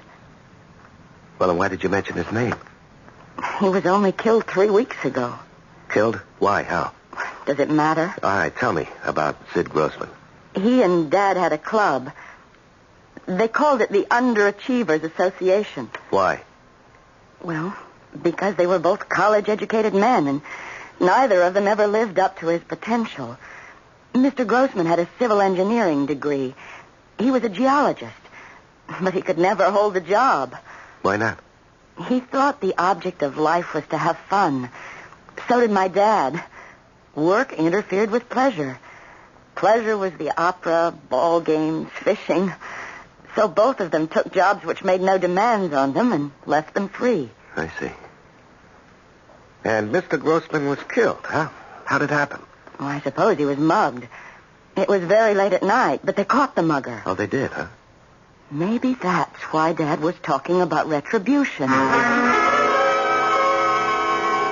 look, Sarge, 2 friends. Each dies violently within a 3-week period. Coincidence? We got the one who killed Grossman. Just a punk. We've got a record for assault and robbery. There is such a thing as coincidence. Yeah, I know. How do you know you got the right guy? He took Grossman's watch, ring, and wallet.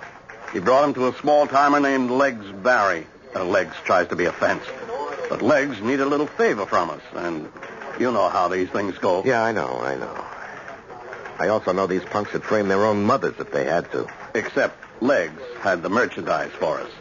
Grossman's watch, wallet, and ring. He says he bought him from this hood, this Pete Lucas. Do you think Legs is telling the truth? Well, why would he lie?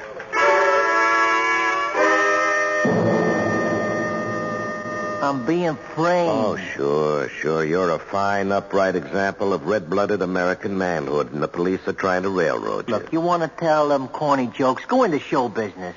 I'm a bum. I never was nothing else. I can't even remember how many people I robbed. And maybe you don't remember robbing Grossman. That one I remember, because that one I didn't do. And you can believe it. Stupid fudge. They don't get me for all the ones I knocked off, but for the one that I didn't... Yeah, life is funny that way, Peter. Tell me, if it wasn't you, how come you fenced off his watch, ring, and wallet? I didn't fence him. This stoolie, this rat Legs Barry, he says I fenced him. Now, why would he lie? Well, they got his girl on a drug charge. He's making a trade. Mm. How come he's got the dead man's possessions? Because the mug who done it fenced the stuff with him. Well, why not turn that guy in? Because... How would I know? Well, whoever did it could only have been some punk. Now, why would Legs risk a perjury rap? Don't ask me what's going on. I don't solve crimes. I only commit them. All right. Don't be flip with me, Pete. If you didn't do it, why's the finger on you? Look, I never killed nobody in all my life. Pete, you're not answering me. I want to know if you were fingered, why? Why? Okay, maybe the guy wasn't mugged. Maybe it was... something else. Like what? Maybe they wanted to look like he was mugged, so that's where I come in. If you want to have everybody think it was robbery, then I'm the one who can make everybody happy. After all, don't I have the rep? Huh? Well, the jury takes one look at me and I'm up the river. You talk about they. Who are they? I don't know. Huh? Ever hear of a man named Bert Ledoux? No. Is there anything buzzing in your circles about Ledoux and Grossman? No. Look, don't be stuck with that underworld code nonsense. What code? If I knew something, I'd sing like a cage full of canaries. I didn't do it. The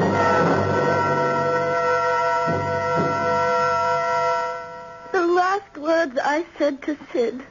The last words I said to him in this world. You're crazy.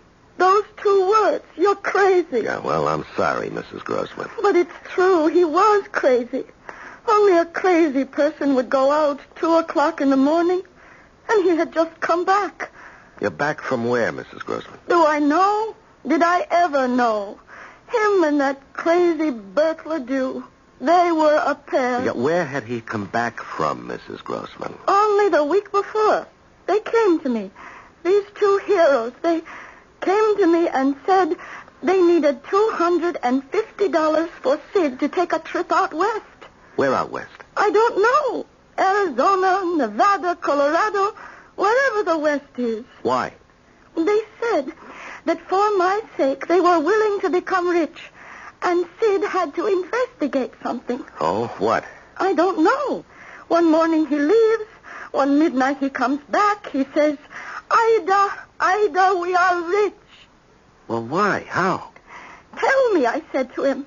And he says, you must not be bothered with details. Your only job will be to spend the money. With that, he puts on his coat. Where are you going, I ask. I got something to tell Bert. Now? Right now, he says. It cannot wait. You're crazy, I says to him. You're crazy, but he was out the door. Well, what was it he had to tell Bert? I don't know. All I know is the last words I said to him. I said, you're crazy. Did he bring anything home with him from the trip? He brought me a box of candy and a flower. He always did that. But this time he was a little bit crazier than usual. In his suitcase, he had some rocks. What kind of rocks? Rocks. Some of them are just as big as an indoor baseball. Just plain, everyday, common, ordinary rocks. Could I see one? Sure. They're on the table. I keep them there next to his picture. Don't ask me why. Could I borrow one of these? Why? What could it mean to you? It's just a rock. Well, Doc, what's the verdict? Well, if this rock belongs to you and you've got a lot more like it, you are now eligible for membership in the Millionaires Club. Is that so? If it's yours, you are fabulously wealthy. Wouldn't you know it, Doc? It isn't mine. Well, when you brought it down here to the office yesterday, I could tell just by looking that there was a vein of pitch blende running through it, this grayish-black area. Pitch blende? It's the most important source of uranium. Uranium? We've never encountered a higher grade of ore. And it's valuable? If there's enough of it, and from this sample, there has to be. It's about as good financially as striking oil. And in this case, perhaps better. Better? Where you have this kind of quality, you're also not too far from other minerals. Gold, silver, copper. I don't know where you found this, Georgie, but I wish I owned a piece of it. Yeah, so do I, Doc. Well, thanks. Send me the bill. Huh? Oh, if you're headed downtown, I'd appreciate a lift. I'm about ready to close, and I don't have my car. Sure.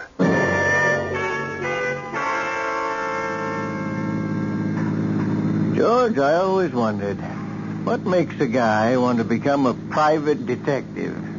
Oh. What makes a guy want to become a geologist? What are you looking at?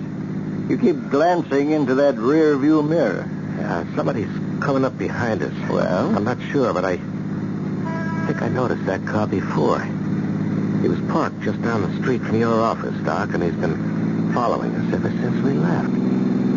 Aren't you going a little too fast? This is a pretty steep hill. There's something about that car. Oh, that idiot. He wants to pass us. Look out. What's that nut trying to do? He's going to run us off the road. Hold on, Doc.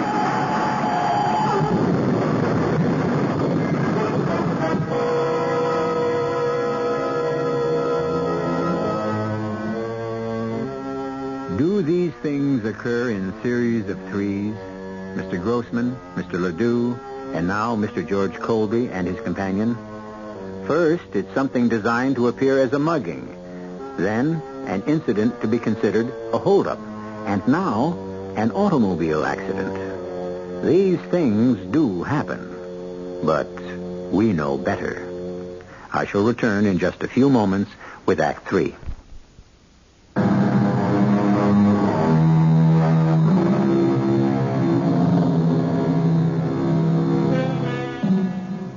They were just two carefree elderly men. They owned little more than the clothes on their backs. Or did they?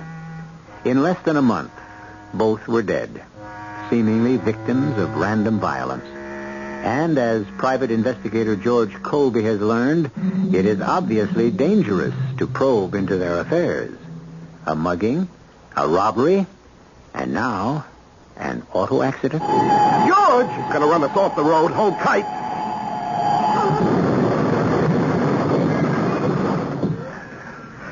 Doctor, I think I'm okay. All right, take a breath. Try to move your arms and legs. Anything hurt? I think I'm okay. You're bleeding. Oh, I don't think it's bad. Can you move? Yeah. Okay, out of the car, quickly. Why? Because we have to burn it.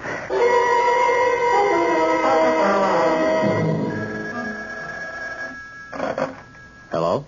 Mr. Hawkins, it's your buddy, Richie. I just seen an awful accident. A car went off the road and into the side of McGregor's Hill. You know that steep one? Are you sure of him? Well, I seen the car. It had blown up, burning all over the place. Well, that's good. He ain't gonna bother nobody. It's a clean job.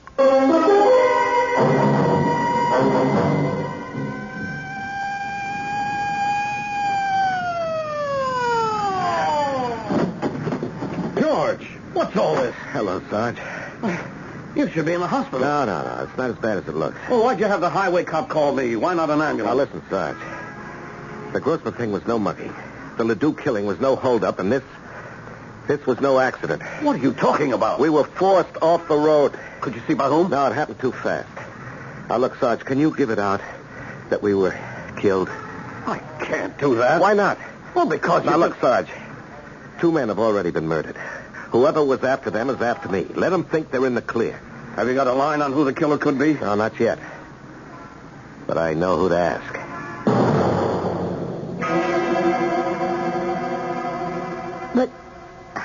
But you're supposed to be dead. Well, you can see for yourself. It was on the news. Private investigator killed in accident along with noted geologist. Uh-huh.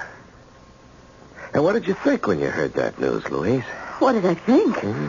Well, I didn't know what to think. I thought about you, and I felt terrible. Did you stop to think that 3 people connected somehow with your father were now dead? Well, no. Well, you have a great deal to explain to me. Explain what? Well, number 1. Why didn't you tell me that Mr. Grossman was killed because he was on his way to see your father late that night? Because I didn't know that. Second, why didn't you tell me your father and Sid Grossman had planned for Mr. Grossman to take a trip? Because I didn't know that either. And why was I being set up? I don't understand what you're saying. Because you wanted me killed. I wanted you killed. You hired me to make it look good, and then when I started to come close... I don't know what you're talking about. But who else but you knew I was working on this case? Think about that. Only 2 people knew. Sergeant Weller and you. I vouch for Weller. Now let's talk about you. But how are you going to pay me for my work? I told you. I'm waiting for my father's will to be probated. You agree? Yeah, well, let's talk about your father's will. What does that have to do with... Everything is tied to everything else. You said he owned property. Well, that's all he owns. Would it be out west? Yes, but it's worthless. You sure of that? Of course I'm sure. Now, how could you count on selling it to pay my fee? And where did you get the figure of $10,000? Because that's what I was offered for it. By whom? But somebody. You never smell a rat, do you? Will you please tell me what you're getting at? You say the property is worthless. Now, why should anybody be willing to buy it for $10,000? Oh, that's nothing. $10,000 is nothing? It's only $10 an acre. Your father owned 1,000 acres. Of what? Sand, rocks, hundreds of miles from nowhere. 1,000 acres of, let's see, do you know how much money that land is worth? It's just desert. It's got what could be the richest load of uranium in the world. There could also be gold, silver, copper. It's a treasure chest. So that's why the man wanted to buy it. Which man? Oh, let me think for a minute. Let me think. Mr. Colby. I know now who killed my father. Who? Who's the killer? I am. You? You went into that warehouse and fired the shot? No, I didn't go there. I didn't hold the gun. I didn't pull the trigger, but it happened all because of me. Of course. And now I know why they tried to kill you, too. Mr. Colby, I am not the only one who, in addition to Sergeant Weller, knew you were on the case. There is another person. Who? The man who wants to buy the land from me. What's his name? Hawkins. Gerald F. Hawkins. How come he knew? Well, because I told him.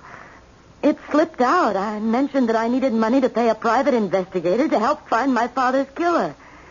He's the only other person you knew. All right. Now, why do you say you killed your father? I said I was responsible. A couple of months ago, a man called on me. Are you L. LeDew, he asked. I told him I was. He said I was the owner of record of a piece of property in Nevada. I said he must mean my father. And he said, of course, Liebert LeDew, your father must still be alive. He said, I sold him the property 30 years ago, and now I want to buy it back. Did he say why? Well, because it was worthless, and he didn't know it at the time, and he had come into some money, and he was trying to, to clear his name by making it up to people. He struck me as a very kindly gentleman at the time. Yeah, so this, Mr. Hawkins went to your father. Well, Dad must have turned him down. Mr. Hawkins came back to me, and he said, do you suppose I might be able to convince your father to sell? He'll never get another chance. And this way, he'll get 10 times his money back. And what did you say to Mr. Hawkins?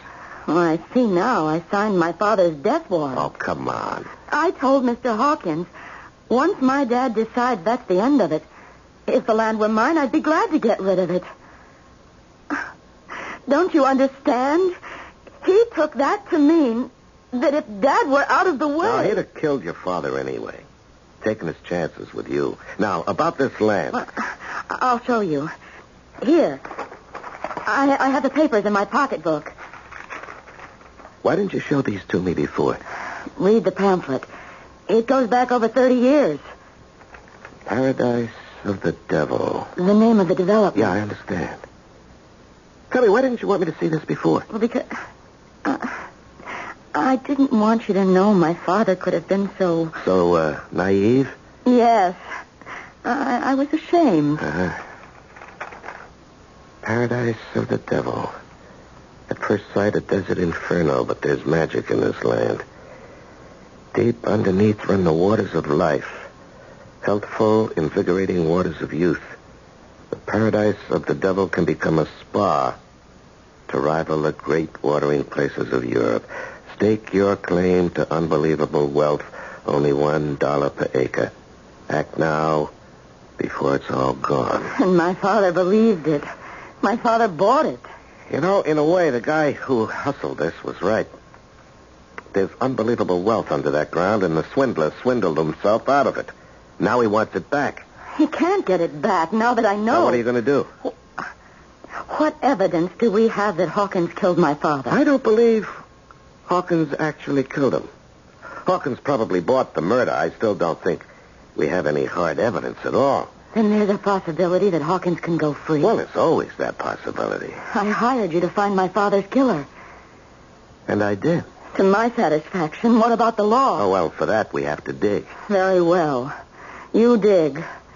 Right now, I can afford to have you dig forever.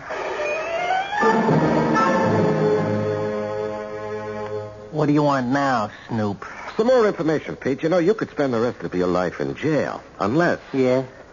Unless you help me get you out of here. Why should you care about me? Oh, I don't, Pete. And the world would be much better off if you remained in the clink, but you're part of something else. Now, do you know a guy named Hawkins? No. Well, have you ever heard of a guy named Hawkins? That's different. Yeah. Yeah, I heard of a guy named Hawkins. In what connection? He would need a strong arm from time to time. He ever hire you? Me? Nah. Why not? I'm too nice for him. He uses Attila the Hun. Attila the Hun? His real name is Richie. Where can I find Richie? I don't know. Try a couple of joints along the strip.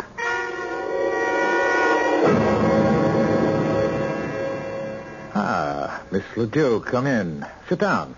Glorious day. Must be a sign that... God's in his heaven and all's well with the world. Yes, quite. Now, as I promised you, I had this agreement drawn up, and if you sign it, you will receive the $10,000 for the property as soon as your father's will has been probated. Read it over. You'll see it's in order. Yes, I'm sure it is. I would like a few minor changes. Well, certainly. First... Well, are there many? I may need a fresh sheet of paper. That would be wise. Yeah, go right ahead.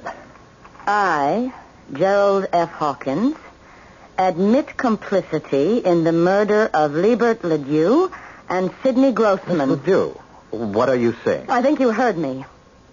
This was so I could swindle Mr. Ledoux's daughter out of some uranium-rich property. I really don't understand. I hope you see this gun I'm holding in my hand. Now, Miss Ledoux, don't be foolish. You can't prove anything. Right as I tell you, or I'll kill you. You'll go to prison. I'll have avenged my father's death. Don't turn around, sister. Drop the rod. Richie. Yeah, Richie. I come by for my pay, and I hear this little show going on. Come on, sister, drop it. That's nice. We have to get rid of her. She knows. Yeah, we'll get rid of her. I'll make it clean. First, we get rid of you, pal. What? I just found out what's going on. All the uranium in the world. I understand it's like gold, oil, you know. Now it's mine. Yours? Why not? Do I have to be a bum all my life? I knock you off with her pistol. She did it because you're responsible for her old man's death. No, Richie. You are, ain't you? You hired me. I took care of both of them for you. Ledoux and Grossman. That's true, ain't it? Yes, but I paid you. I'll pay you more. Now I knock you off. Then I make her sign a bill of sale, turning the land over to me. Oh, never Don't say that, sister. Once I start to convince you, you'll beg me to let you sign. Then, filled with remorse, as it says in the books, you turn the gun on yourself. Richie, you're crazy. Sure he's crazy. What? You're dead. I told you he was crazy. You can see him alive. George. Mr. Colvin. Everybody stand still, especially you, Richie. Your guys got it all down on the tape recorder, Sarge? Yeah, we got it. But I don't understand how... It's all a mistake. It's a frame-up. Maybe it is, maybe it ain't. Let's wait for the jury to decide that. Sergeant, why did you take him in? You bet. Let's get moving. All right, boys, come on. Nice and cool. Oh, I did something stupid. I know it. What would you have done if I wasn't able to get a line on Richie? You know, you'd have been dead. But you did get a line on him. And I'm alive. You just don't think. I never did. And I won't start now. Besides, I don't have to think. Why should I? Why should you? Why should I when you can do all my thinking for me?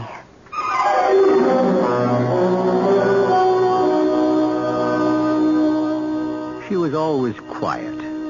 A hard girl for her co-workers to figure out. So, they thought she was a little bit off. That's because she was poor and single. Now that she's rich and married, she's merely a delightful eccentric. I never told you the world was fair. All I ever wanted you to believe at this stage of the program is that I will be right back.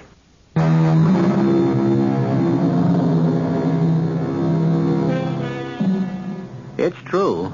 If you cast your bread upon the waters, you will find it again increased. But it will still be bread. On the other hand, there are some people who cast bread and recover cake. Who is to say that good-natured, gullible, trusting Bert Ledoux, who was cheated by everyone, wouldn't have had the last laugh after all? Who can say he didn't make a really smart investment 30 years ago? And actually, it's not that he wasn't smart. He just didn't have enough luck. Our cast included Larry Haynes, Bob Caliban, Catherine Byers, Peter Collins, and Gil Mack. The entire production was under the direction of Hyman Brown. Radio Mystery Theater was sponsored in part by Buick Motor Division. This is E.G. Marshall inviting you to return to our Mystery Theater for another adventure in the macabre. Until next time, pleasant dreams.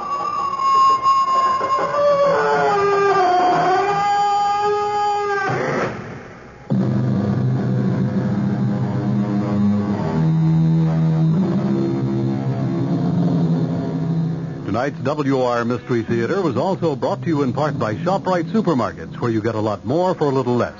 The preceding program is furnished by the Columbia Broadcasting System.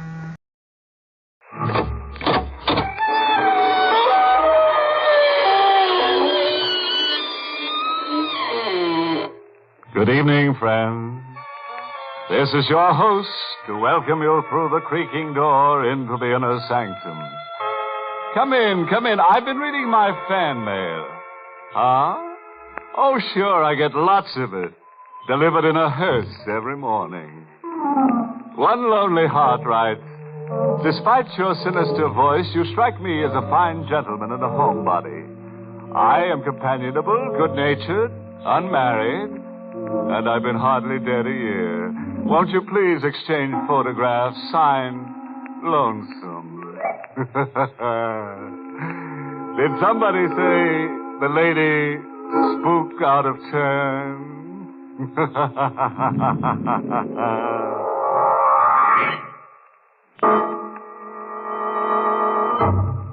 Tonight's Inner Sanctum Mystery, The Devil's Fortune, was written by John Robert and stars Carl Swenson in the role of Tracy with Charles Irving as McNamara. And now for tonight's chaos. In the deep hinterland of Mexico, on the ground level over a mine shaft, a ceremony is being performed by a frightened group of men. A ceremony of fear. Drums beat, and a roaring fire licks at the night sky. Underground in the mine called El Fortuna Diablo, the Devil's Fortune, floodwaters rise slowly to choke off all life in the shaft. Clinging to the elevation of a ledge, trapped and at bay, with the waters lapping at his ankles, is a young man. His expression is desperate as he fires a gun into the subterranean shadows at an unseen target. Give me a break, Mac. I got a right to live. You wasted bullets, Tracy. You better come out with your hands up or drown. I'm waiting just around the alley. Yeah, with your gun cocked, ready to shoot me down. Just waiting. Take all the time you need making up your mind, Tracy. Choose the way you want to die. Choose the way I want to die. Mac will get me even if it costs him his own life. Mac happened to me in a furnished room across the border in El Paso. I came out of a stupor one morning, opened my eyes blearily, and there was Big Mac sitting on a chair. Hey, who are you, mister? Never mind, kid. Right now, you're more interested in the third man in the room. Third man? Over there, propped in the corner, with a knife stuck in his chest. Why? Recognize him? Yeah, sure. Coombs. We were making the rounds together last night. Who killed him? You did. What? Check the knife. See if it's yours. I'll give you the details, kid. At about 2 a.m., you got into a quarrel with Coombs outside the Hotel Navajo. I happened to be around, taking it all in. You're a mining engineer, but you haven't worked in a year. You were stewing over your hard luck. You took it out on Coombs. It's hard to believe that... Take the corpse's pulse, and then believe it. You blacked out, and I hustled you both up here. Why? to give you a choice. Either I call the cops, or the three of us go for a ride. We'll dump Coombs somewhere, and then the two of us push on into the interior of Mexico. Is it a deal? Why are you helping me? What's in it for you, Mr. McNamara. You're a crack mine engineer. I need a crack mine engineer that I can trust. Your knife in Coombs means I can trust you anytime, anywhere. We dumped Coombs, and 2 days later we were 500 miles inside Mexico. Mac? Huh? I've been thinking. That story that you palmed off on me about Coombs. You stuck that knife in him. Maybe. But you'll never be able to prove it now.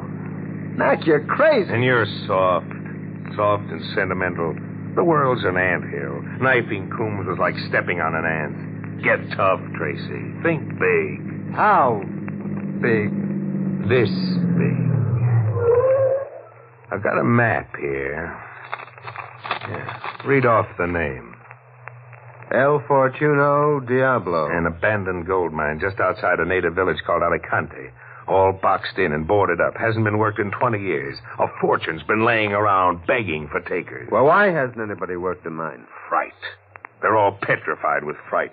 From the owner, a chump named Parento, right on down the line to everybody in town. There's a legend about the mine that scares them. The devil is supposed to make his headquarters there. Hey, the map is spotted with blood. Whose blood is that, Mac? The chump who had the map previous to me. Called himself Klondike. He lay there drooling over the map, whispering to himself about El Fortuno Diablo. Week in and week out, month after month, I listened to Klondike whispering to himself. Lay there? Lay where, Mac? I had to break his hand open to get the map out of his fingers. Where were you, Mac? I'll tell you sometime, Tracy.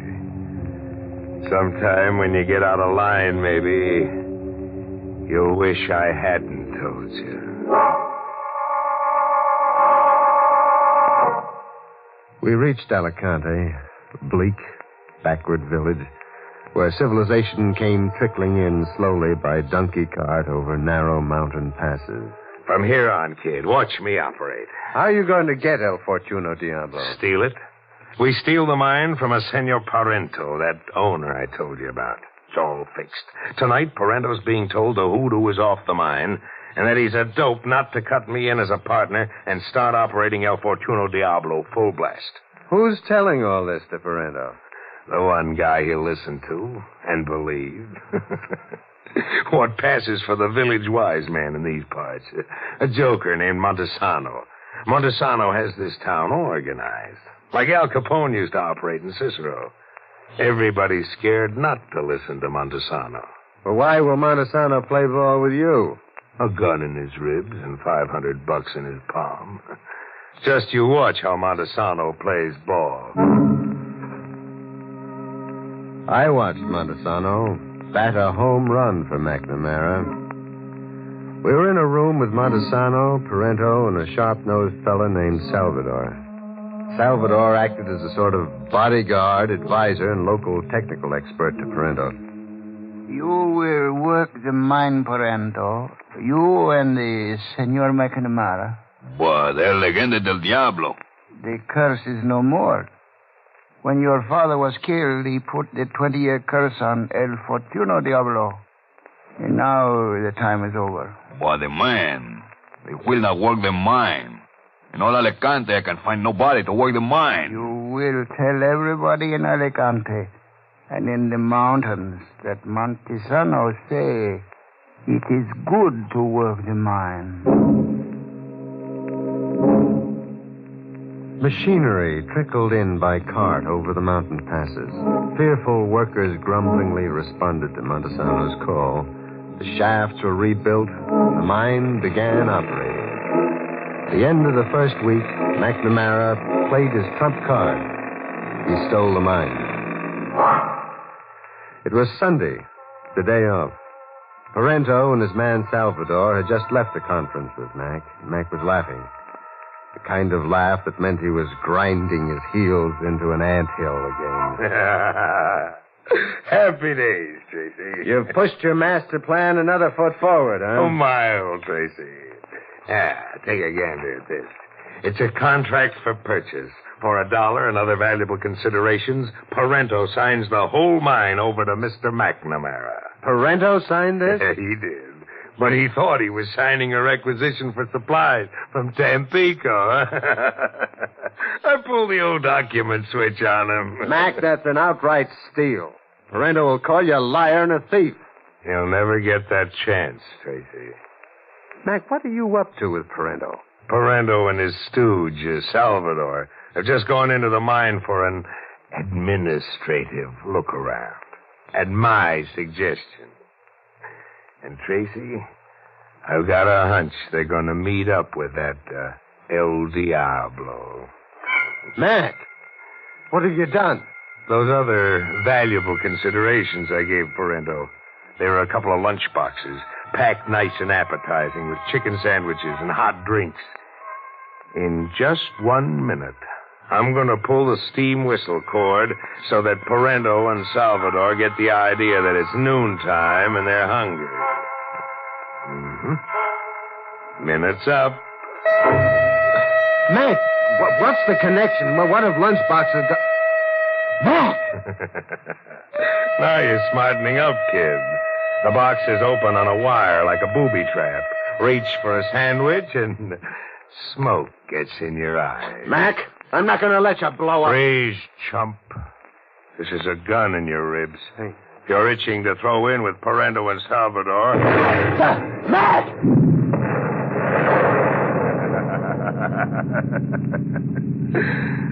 Parento and Salvador got hungry. Now we're really in the mining business, Tracy. Big.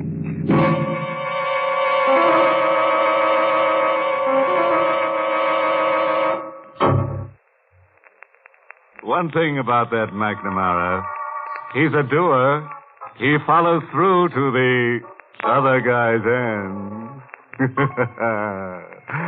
Quite a yarn heating up, We're 10 minutes out and 3 stiffs already.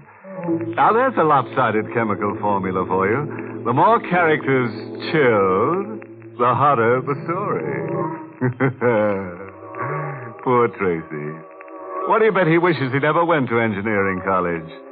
He never dreamed his school diploma would be a certificate for burial.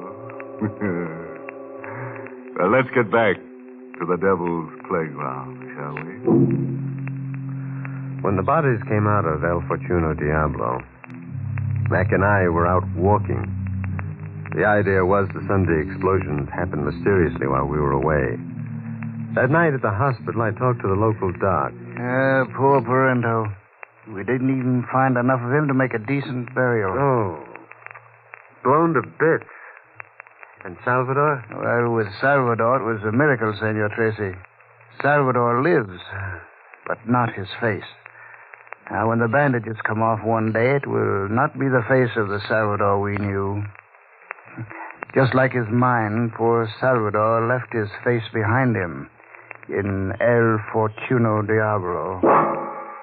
Parento blown to bits and Salvador with his head swathed in bandages.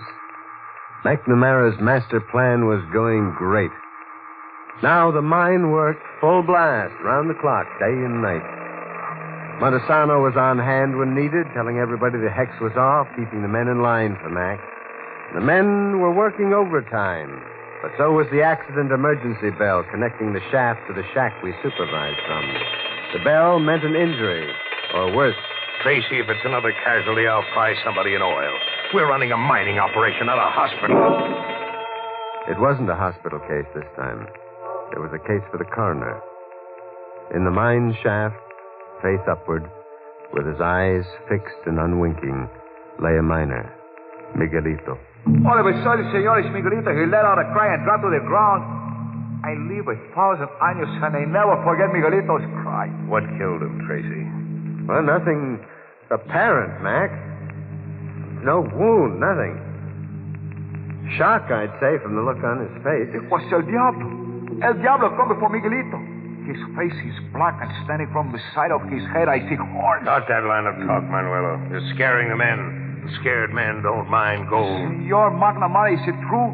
It was the devil who come before Miguelito. See? Look there to the ground. El Diablo left his footprints. We looked, and there, clearly defined in the soft dirt, was a print. A hoof print. Mac, it's a hoof. It's a cloven hoof. Tracy, so help me if you blow your top in front of the men. Miguelito had a heart attack, man. He was just a kid, not up to being a miner. Now everybody back to work. The men went back to mining for gold. And the emergency bell kept ringing. Tracy. Yes? Go fetch that Alicante wise man. Tell Montesano the men need another spiel about how the devil has called it quits and the hoodoo's off the mine. As the devil called quits, Mac? Tracy, you blow your top and I'll blow your head off. I'm here to mine gold. If I have to kill every mother son of yours and work the mine myself. How do you explain the 4 murdered men, then? Bad hearts, the 24-hour shift. Maybe the men got to brawling among themselves down there. It's easier to blame a killing on the devil than face a murder rap. Now what? That's the fire bell. Fire, Mac. Another omen of disaster. Your gold mine is going up in smoke.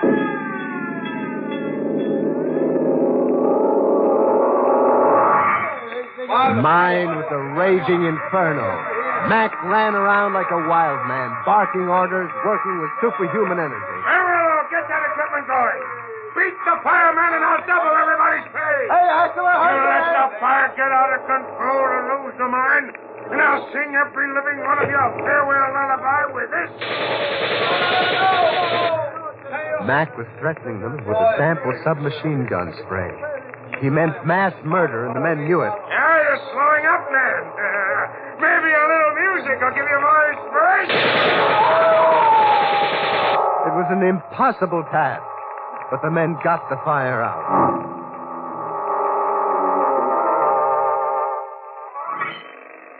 Tracy. Yes? About those hoof prints around the mine. The cloven hoof.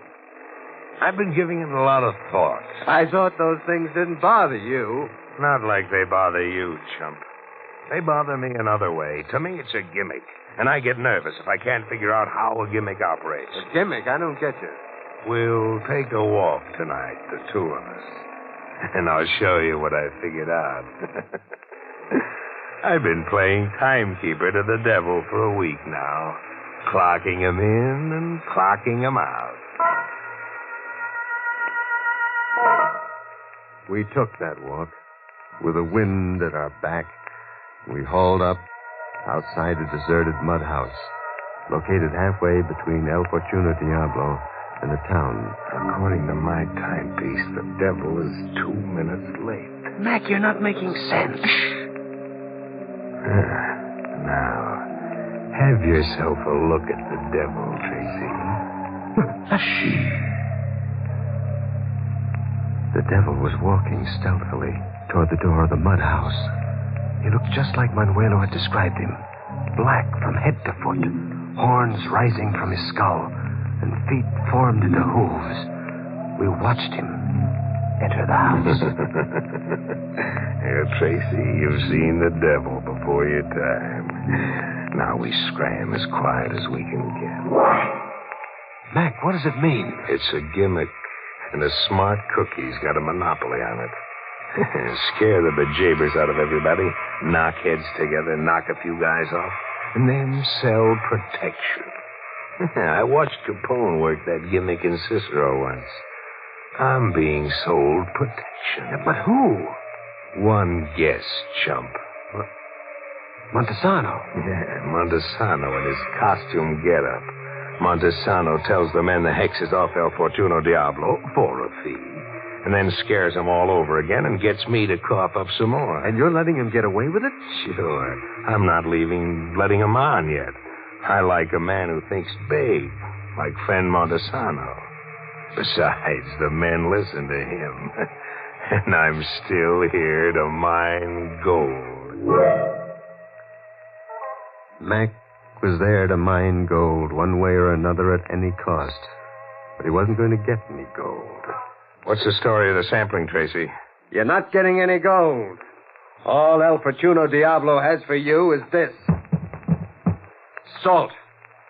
You haven't got a gold mine, Mac. You've got a salt mine. You keep the report under your hat, Tracy. Mine operations will go on exactly as they are. It's crazy. The salt isn't worth the transportation. We're not mining salt. We're mining for gold. Mac, there isn't a grain of gold, I tell you. We're mining for gold, Tracy. For a year, I lay on my back watching Klondike drool over that map, listening to him whisper about El Fortuno Diablo. For a year, strapped down tight so I couldn't move a muscle or wiggle a finger. But I could use my ears, Tracy, and my brain. We're mining gold. Gold, Tracy. You lay on your back, Mac, strapped down. Where were you laying on your back? You really want to know? Yeah. I told you once that maybe sometime you'd wish I hadn't told you. It was in the Meadowbrook Hospital for the criminally insane. We were to continue mining for gold. A madman was intent on mining gold even if there wasn't any gold. A killer with the delusion that he'd picked up in an insane asylum was insisting on operations as usual. And the emergency bell rang as usual. Senor Tracy, just now El Diablo was in the mine with my own eyes. I see him.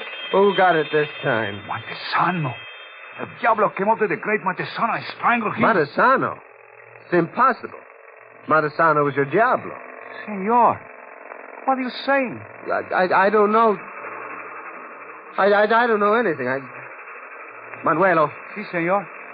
If you value your life, ride into the first town you can find that has anything like a police force. Get them here. Drag them here. For what reason, senor? McNamara's a crazy, cold-blooded murderer. You've all been working yourselves to death, digging for gold in a salt mine. You're all his prisoners, and any minute we'll all be his victims. Now hurry, Manuelo. Hurry! Si, senor Tracy. Si.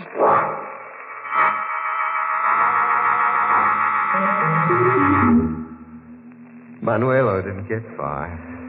Max stopped him outside. Then he came after me. I ran in panic into the mine.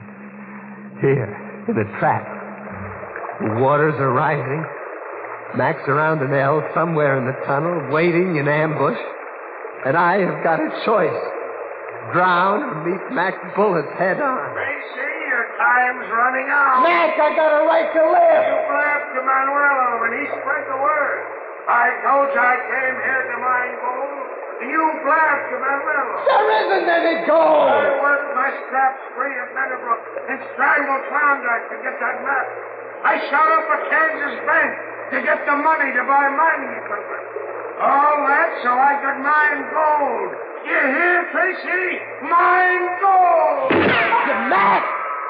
What happened, Mac? You hit, Tracy? You got me. Ah, liar, I didn't even fire. It's a trick. It's a trick to lure me out. Mac shot into the air to confuse me. He's there behind an L where I can't see him in ambush. Mac! Mac! He cannot hear you, Senor Tracy. Mac, he's there. El Diablo. It's the devil standing there. Like Manuelo described him, black from head to floor with horns rising from his skull. How many devils are there around here? First Montesano, now you? Montesano is a faker. To seize tribute, he do many things. Kill many men. I have come to know, senor, that there is no Diablo. No devil? You're not standing there, huh? But I am real, senor. Behind this face, I am Parento. Parento? They couldn't even find enough of you for a decent burial. For Salvador, they could not find. In the hospital, the doctor agreed that Parento will drive the devil from El Fortuno Diablo. And the police agree Parento will be their deputy. You killed Montesano and McNamara? Si, senor. What is so funny, senor? McNamara. I was thinking of Mac's master plan.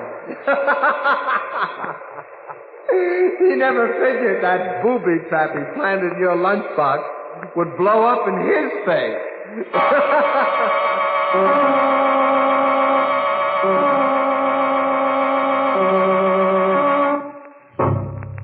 A porter in a gold-buying service once swept this crack into a refuse pile. Many a body loses his mind. Good thing Tracy came out of it all okay. What do you bet when he comes out of shock, he puts his diploma into heart? The way Mac framed him, I'd say Tracy was more engineered than engineered. So Montesano, the Al Capone of Alicante, got his unexpectedly. The only thing he'll collect from now on is dust. The greedy old devil.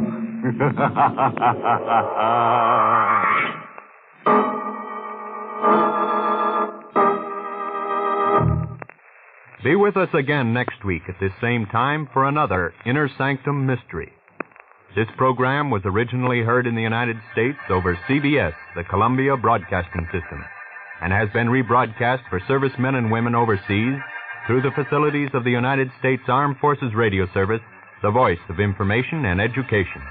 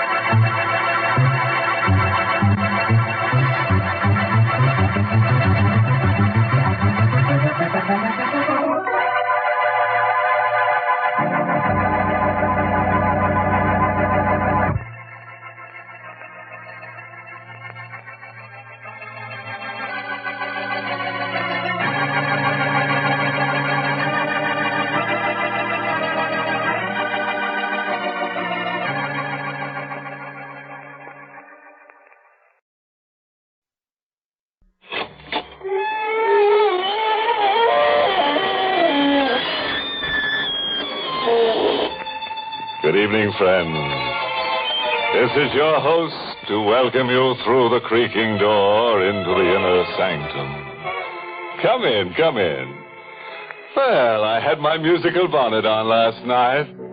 Went looking for the lost chord, and I found it. Some joker was wearing it as a necklace.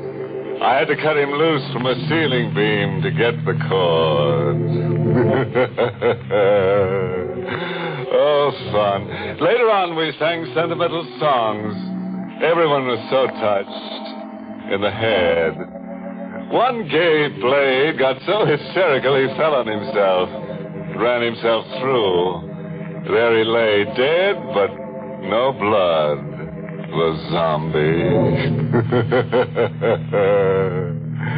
The party broke up when everybody broke down. Ah, yes. A little life of an evening can be deadly.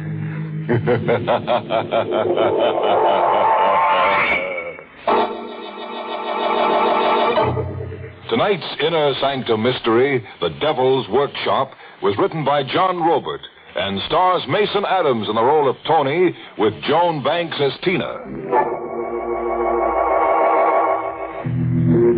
Tonight's story was specially devised to get you used to the coming winter chill.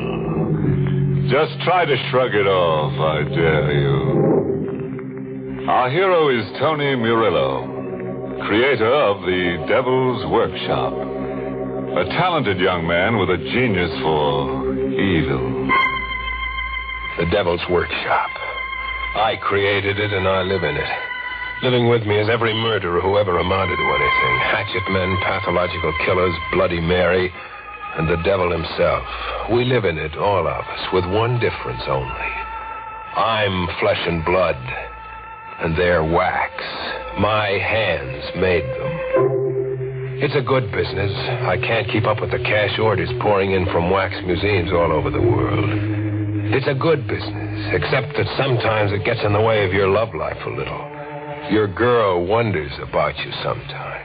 Tony, how did you ever fix on such a strange occupation? Maybe because I'm strange myself. And maybe because my name is Murillo. Murillo? See that figure standing alongside the refrigeration room? The chubby little bald fellow with the face of an angel? Hmm? He'd shot 9 men before a sheriff's posse got him.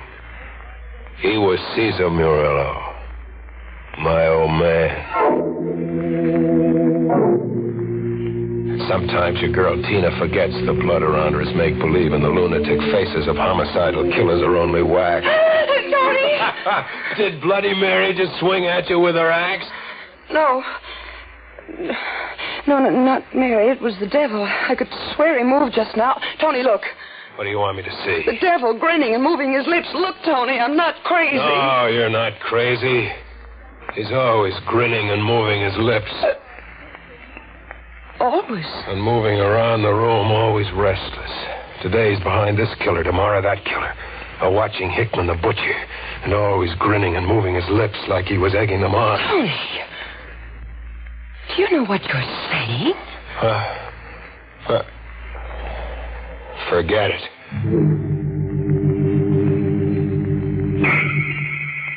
Things happen to you in my kind of workshop. You turn in for the night on an iron army cut and the shop comes alive. You're wax and they're flesh and blood.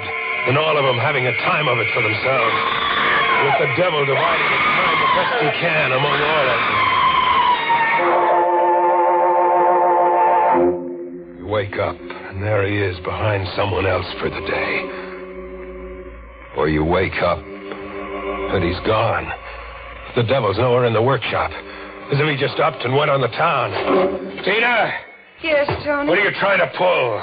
Paul, I don't understand. The devil, he's nowhere in the workshop. Tony, what are you saying? But you were here during the night and carried him off. Nobody else could have gotten in. Why should I steal your devil?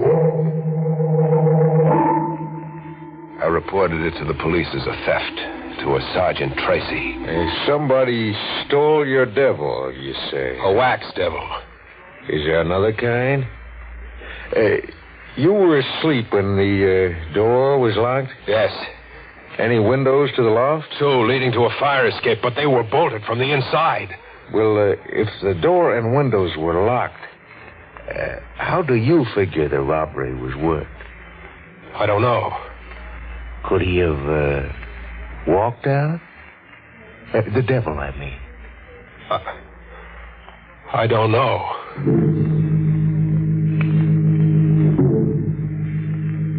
I returned to the workshop by way of the docks. Just a door or 2 from the workshop, a man stopped me.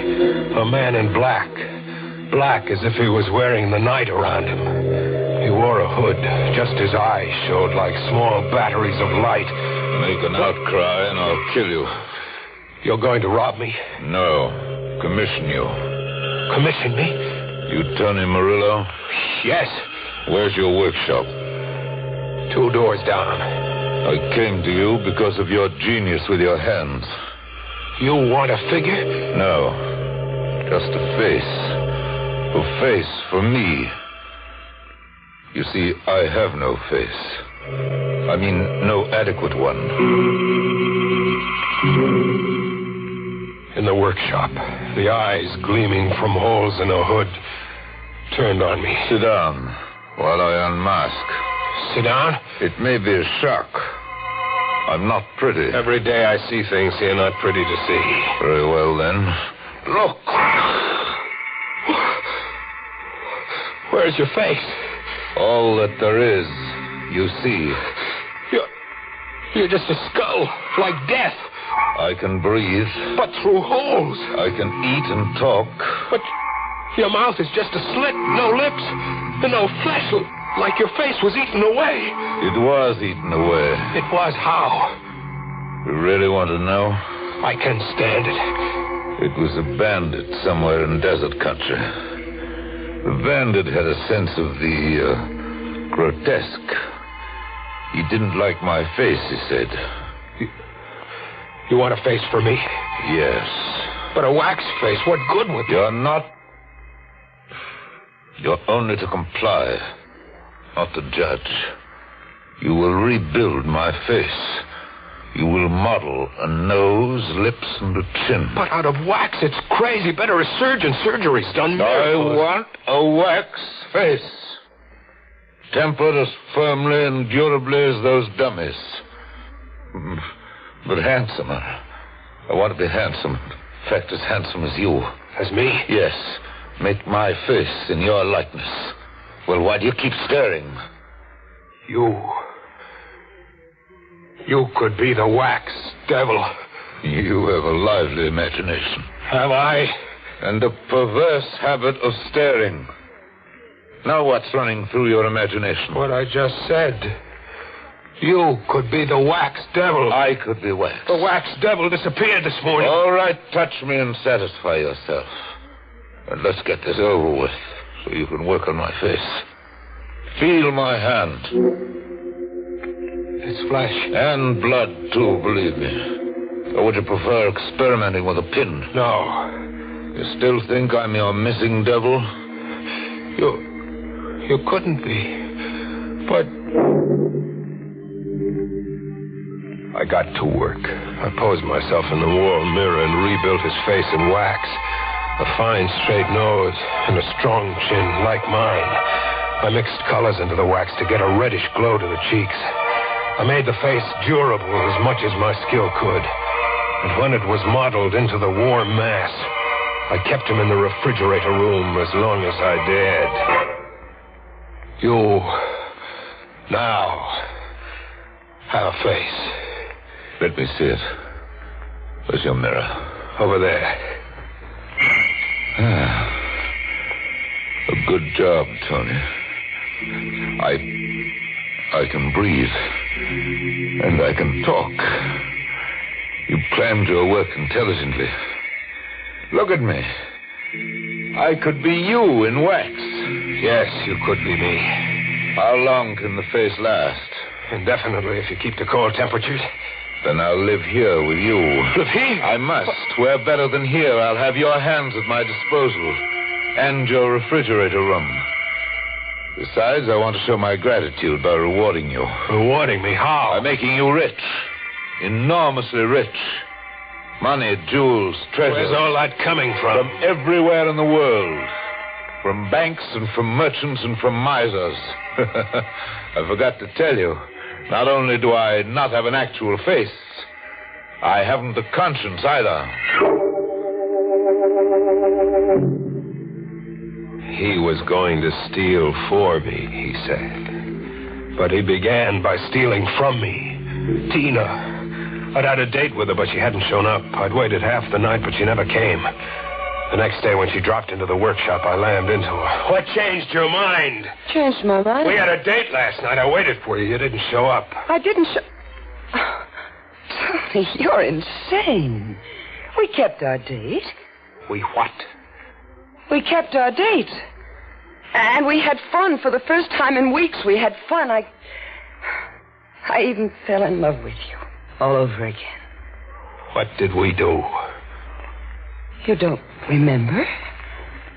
Tony, what's the matter with you? Never mind. What did we do? Well, there was an open-air movie and a drive into the country. We sang and joked and parked in Lover's Lane. Tony, what is it? What's come over you? You were out last night, all right, Tina. But not with me. You were out joyriding with the devil.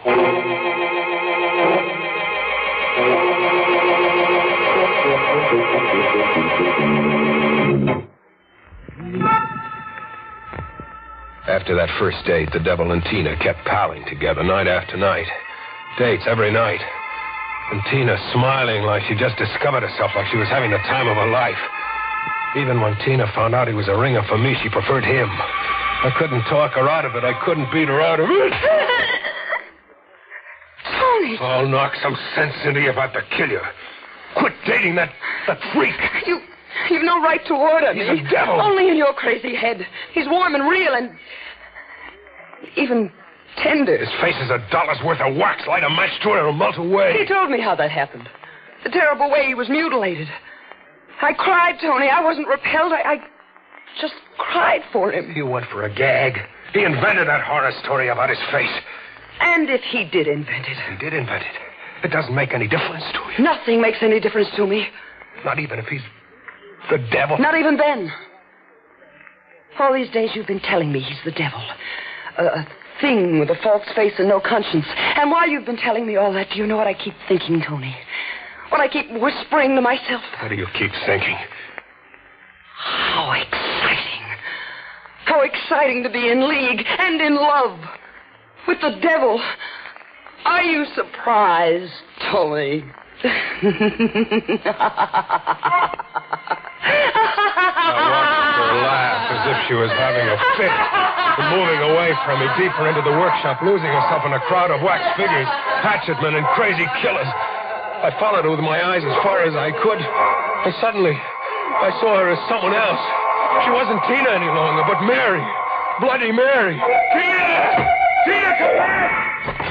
Tina, don't go! She was down the stairs, gone, running from me.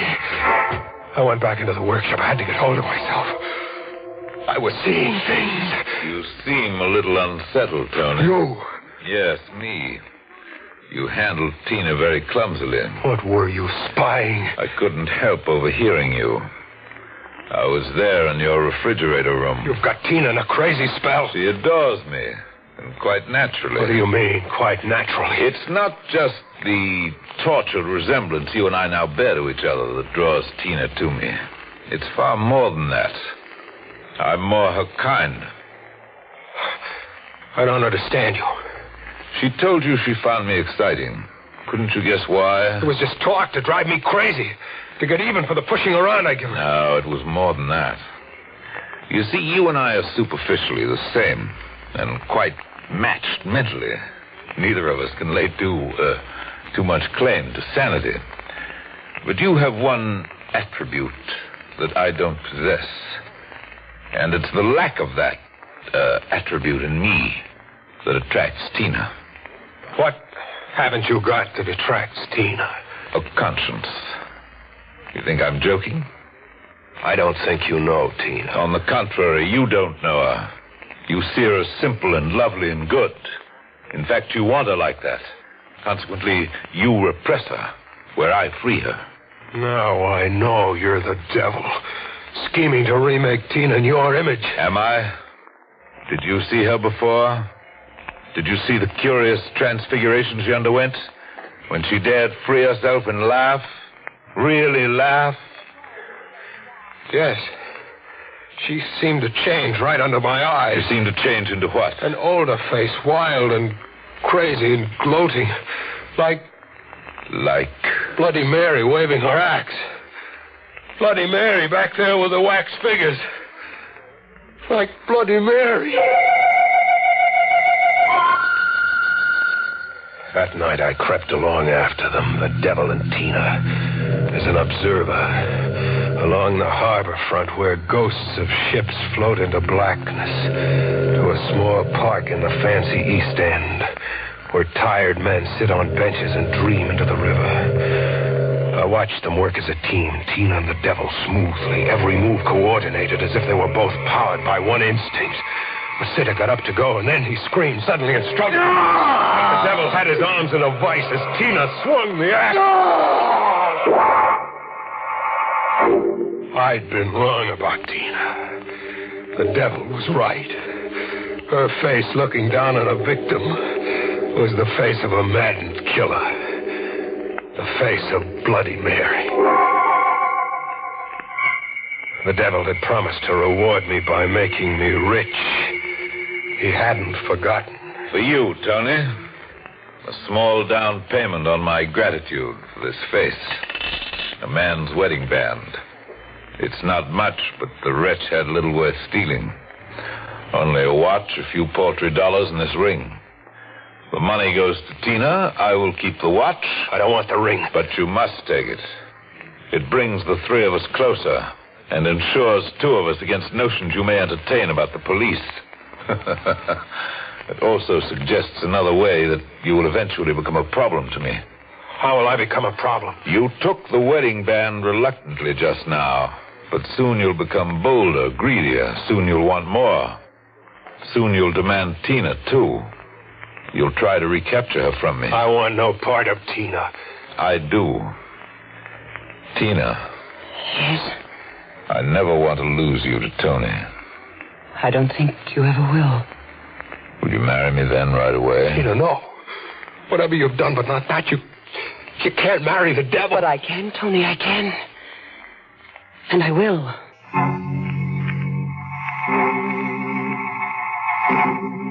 Tina did, and I watched. And do you, Tina, take this man to be your lawfully wedded husband? I do.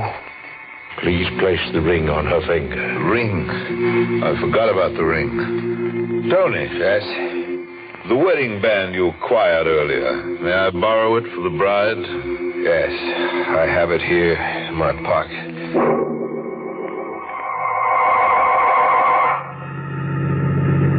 It was a beautiful ceremony. You don't think so, Tony? It was a nightmare. You're bad company for honeymooners.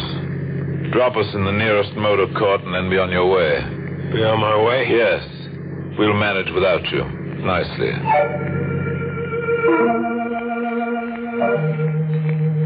I dropped him at a motor court. But I didn't go on my way much. I pulled the car to a side, shut the lights, and I tried to think. I tried to corner my brain and force one idea through it. One idea.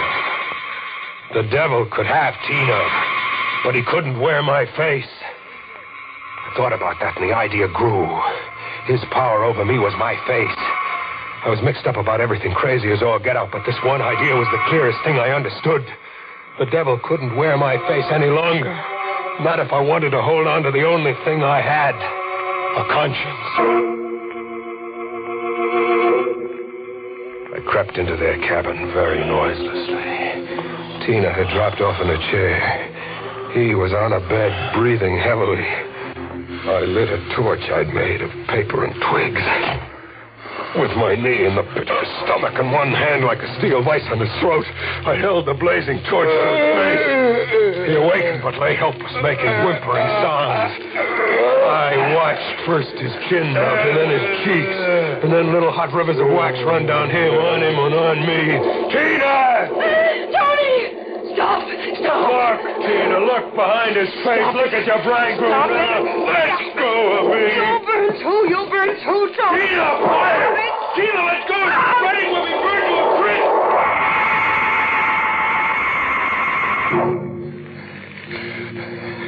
I escaped. I rolled in the dirt outside to stop the flames on my clothes. Tina didn't escape. When she saw the flames were too much, that it was too late to save him, she flung herself across him on his funeral pyre. The last thing in my ears as the cabin began to fall was her scream.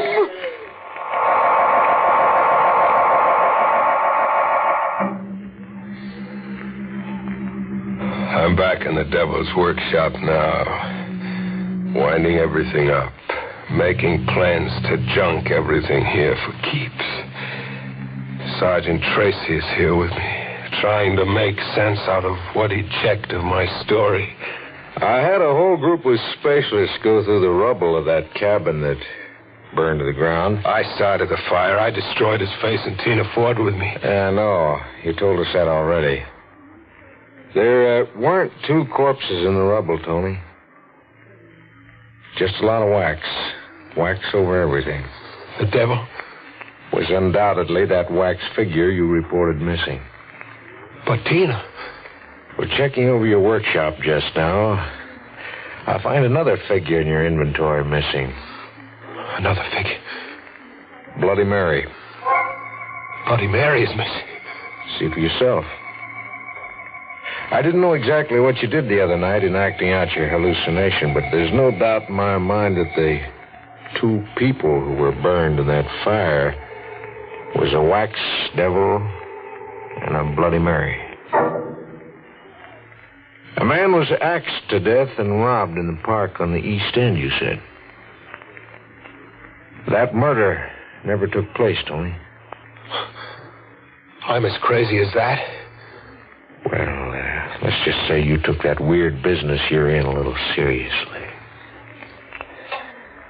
Now, that just about explains everything, more or less. Or does it? Or does it?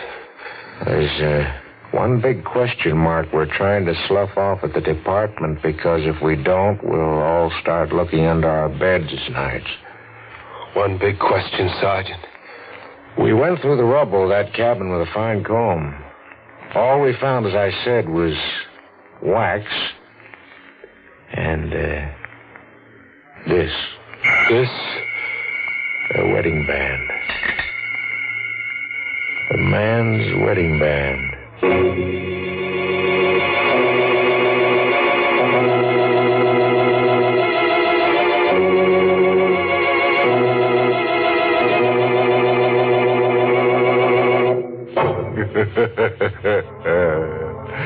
I hear there's a sign outside a certain workshop that reads, "For sale, owner gone off permanently."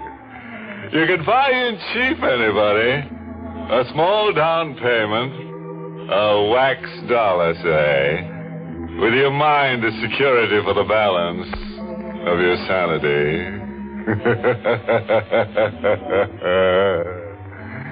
So the blazing lovers' triangle finally boiled down to just Tony. Imagine all that wax and no candle wick. As a close friend of mine remarked to his keeper, make a rental service out of your face and you're liable to get it in the neck.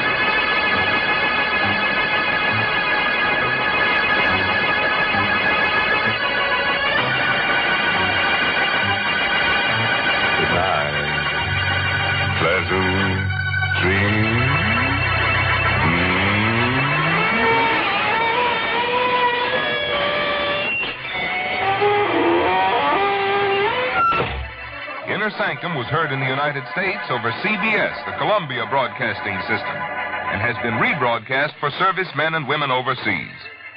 This is the United States Armed Forces Radio Service, the voice of information and education.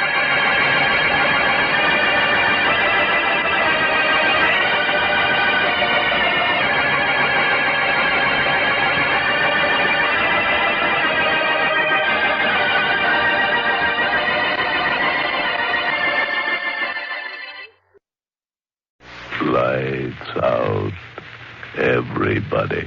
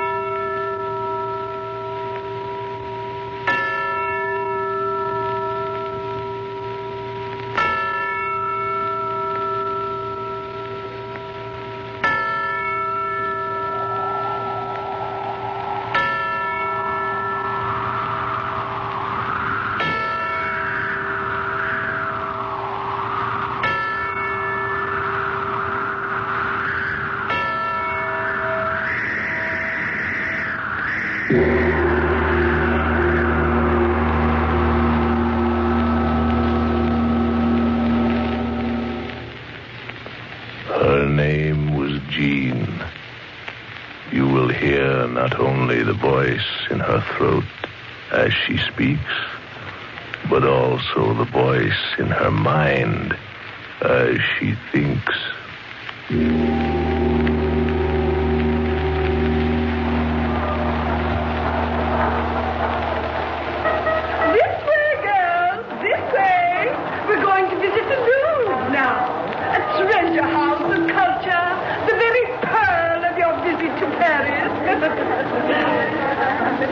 Now come this way, girls. This way.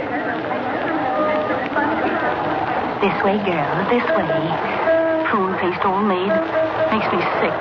Who cares about the Louvre and scummy pictures and junk like that? Fun. I want fun. Now, Jean Taylor, why do you always lag behind? You know that makes my task of shepherding you girls infinitely more difficult. Do I have to be shepherded? Do I look like a sheep? Now, Jean, my dear, please don't take that attitude again. Your father... My father. What does my father understand about me? Now, Jean... What does anybody understand about a girl like me? My dear child, for 20 years I've conducted young ladies... For 20 years you've been a pain in the neck. Jean Taylor. A pain in the neck, that's what you are. Here we have the Mona Lisa. She's got a pan like a hunk of cheese. Culture, girls. Culture. Jean Taylor. You make me sick. Jean Taylor, how could... Oh, don't pop up like that. You'll blow something. Cable. A cable to your father. Go ahead, cable him, send for him. Who cares? What good's Paris if I don't get any fun out of it? You dried up prune. I've never been talked to like this in all my life. Well, that's what you are. A prune. A little dried up prune. The other girls make me as sick as you make me sick. Fun. Fun's what I want. And neither you nor my father nor anybody else is going to stop me from having it. Now I understand how you broke your mother's heart. Oh, cut it out. That tune's made me sing in the choir long enough. I'm sick of it. Money's for fun, and life's for fun. I'm young. My father's got plenty of what it takes. So starting right now, the devil with sculptures and paintings and all your culture. This is Paris. Paris. And I'm going to have fun. Fun. And I'm starting right now. Jean, come back here. Jean, come back here.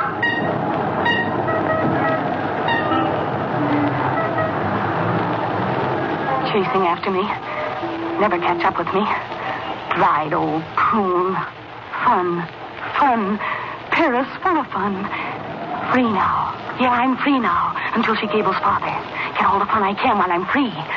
Nobody knows me here. Get away with anything. Old prune face. Lost in the crowd. All this is swell being alone. Man looking at me. Oh, if I could only talk French. Fun. I gotta have fun. Step over to the window. Stand there looking in. Someone might talk to me. Someone might. I beg your pardon. Do forgive me for startling you.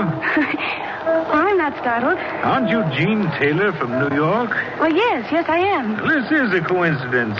Sam Edwards, the name. I know you? Not exactly. I know your father. Oh. He often spoke to me of you. His favorite daughter, aren't you? Am I? I get it. Sort of holds you down, doesn't he? You mean he tries to? Well, I can see he isn't very successful now, is he? Oh, I do all right. Alone? Certainly. Going someplace in particular? Why? Why not go places with me? Then to my father's. What'd you say? Nothing. I wish you would say something. For instance, that you'd like to have me show you Paris. The real Paris. Real Paris? Of course. The Paris the tourists never get to see. The Paris you read about. A living, lusty Paris. You go with me? Oh, mister, I'd love it. Excellent. Shall we go? You really mean the real Paris? Pure and unadulterated. And not so pure. Mister, you're the answer to a maiden's prayer. Yeah.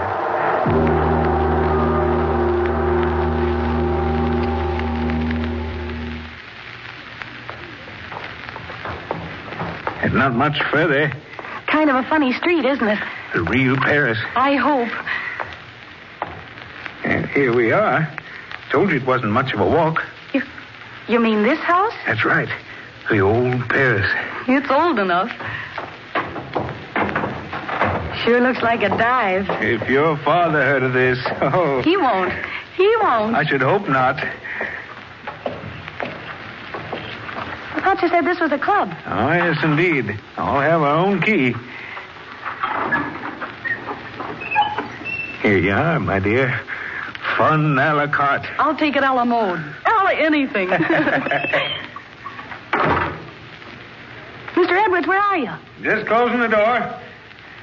All right, this way, my dear. Say, how about some lights? How about it? In here, plenty of lights. I thought you said there'd be a swing band. I don't hear anything. Not so impatient, all in good time.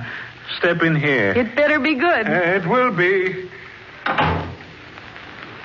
Say, there's nothing in here. What?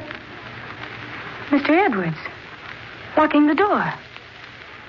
Say, what's the idea? It seems like a good idea. I said, what's the idea? And I said it seems like a good idea. You lied to me. I'm an opportunist. And if you think you can get away with anything, you're crazier than you look. Am I? You said you were a friend of my father's. I am. I am indeed a friend of his money. What? Money. You little sap. You don't think I'm interested in you? Don't you talk to me like that. Still wet behind the ears. You let me out of here. Sit down. Let me out. Sit down. That's the idea. After all, you're not talking to your dear papa now. I'm a fellow who likes his own way even more than you do. This'll cost you plenty, mister. You mean it'll cost papa plenty? $150,000 plus interest. Let me out of here. $150,000 plus interest. Every dime he took from me, I'll get back. I don't know what you're talking about. Open that door and let me out of here. You think it was accidental, my meeting you? On the contrary, I planned every minute of it. I knew exactly what you've been doing ever since you stepped foot in Paris. Why shouldn't I know? I've been waiting for this. He took my money, that father of yours, and now he'll give it back. They know where I am. They'll find me. Winkle doesn't know where you are. You saw to that. You know? I just told you I made it my business to know. Yeah, he'll give me back my $150,000, that father of yours. You can't keep me here. On the contrary, I can do nothing else. I waited 2 years for a chance like this. Yeah, 2 years. Because I knew sooner or later you'd be alone. You. The only way I could get him to give me back my money. Well, now I've got you. The whole 19 spoiled years of you. Not afraid. Why should I be? He's old. I'm smarter than he is. I'm not afraid of him. What's he talking about, my father? $150,000. Father stole it from him. Maybe he did. What do I care? He can't keep me here. I gotta get out. I'm smarter than he is. Candlestick on table. Gotta get him to turn his back. That's it. Turn his back. Grab candlestick. Mr. Edwards, look. Behind you. What? Nothing at all, except this. What? Candlestick. Why'd you... You open that door. Put down that candlestick. Don't come near me. Why, you little good for nothing. Give me that candlestick. What are you trying?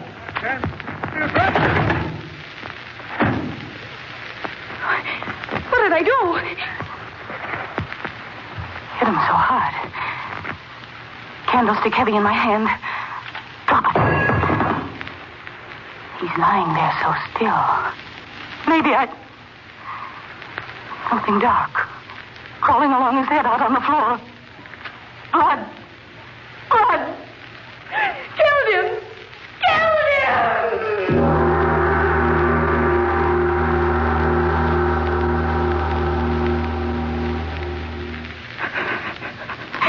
Gotta get out of here. Which key is it? Which key? I can't find the right one. Which is it? I gotta get out of here. Blood pouring out of him. I'll go crazy. My head. I'm all mixed up. This is the door we came in. It is. But why won't the keys? I gotta get out of here. I killed a man. I gotta get out. Wind. Where? In the shadows. Another door. Open. I will get out. I will. Steps going down. So dark. Killed a man. Get away. Back to hotel. No one will know. Ever. Dark. I don't know. Water. Basement floor covered with water. Can't get out. Have to go up there. Find another way out. Go up there again. Must be another way out up there. The door. Shut. Wind blew it shut. Oh, I can't open it. Can't. gotta get out. I got to. Go down again. See if water's deep. Wade through water if it isn't deep.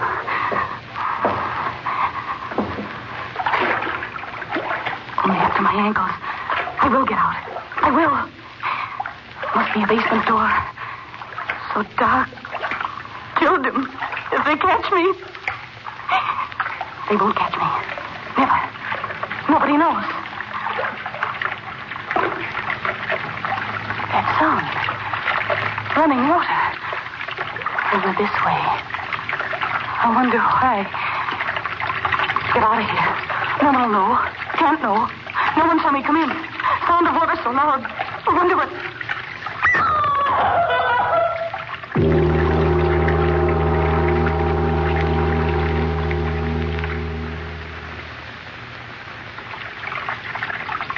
Water. Drowning. Falling. My head. Yes. Remember. I remember. Stepped out. Water over my head.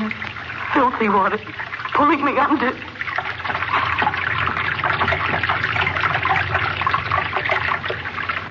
I hear it.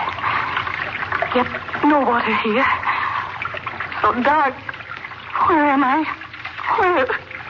Gotta get out of here. Gotta get out. Stand up. Oh.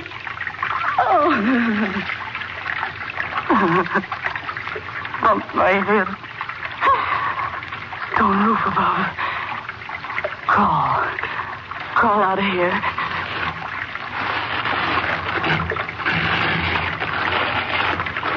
Killed the man. Gotta get out of here. Smashed his head in. Gotta get out of here! But not that way, mademoiselle. Another foot in that direction, and you would have fallen many feet into the water. Where are you? Beside you. I saved your life, mademoiselle. What? You floated by, drowning. I saved you. You saved me? Oui, I did. In the dark, I saw you. Dark. Water. Where am I? Where am I? You do not know? Where am I? Wet stone. Smell. Sound of water. You've got to tell me where I am. Oui. I tell you, mademoiselle. You are in one of the great sewers of Paris.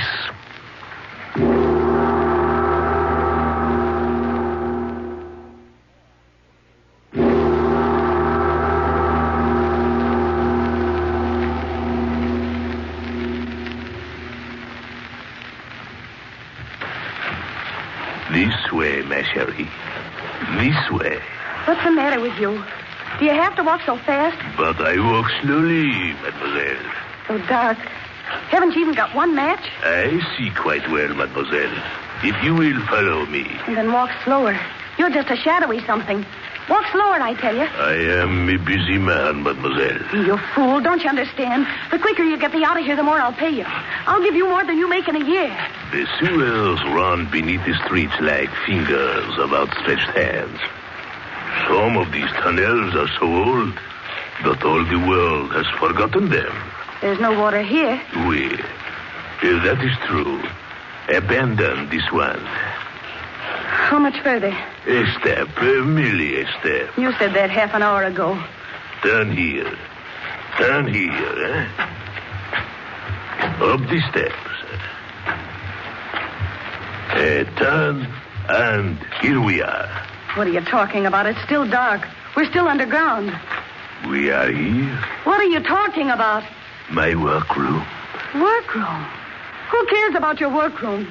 Out of here. You said you'd get me out of here. No, mademoiselle. I take you away from the water. Here. But I want to get out. Out where there's decent air. Out where there's light. Do you hear me? You've got to get me out of here. Oh, no. No. Whoever meets old Louis down here stays here.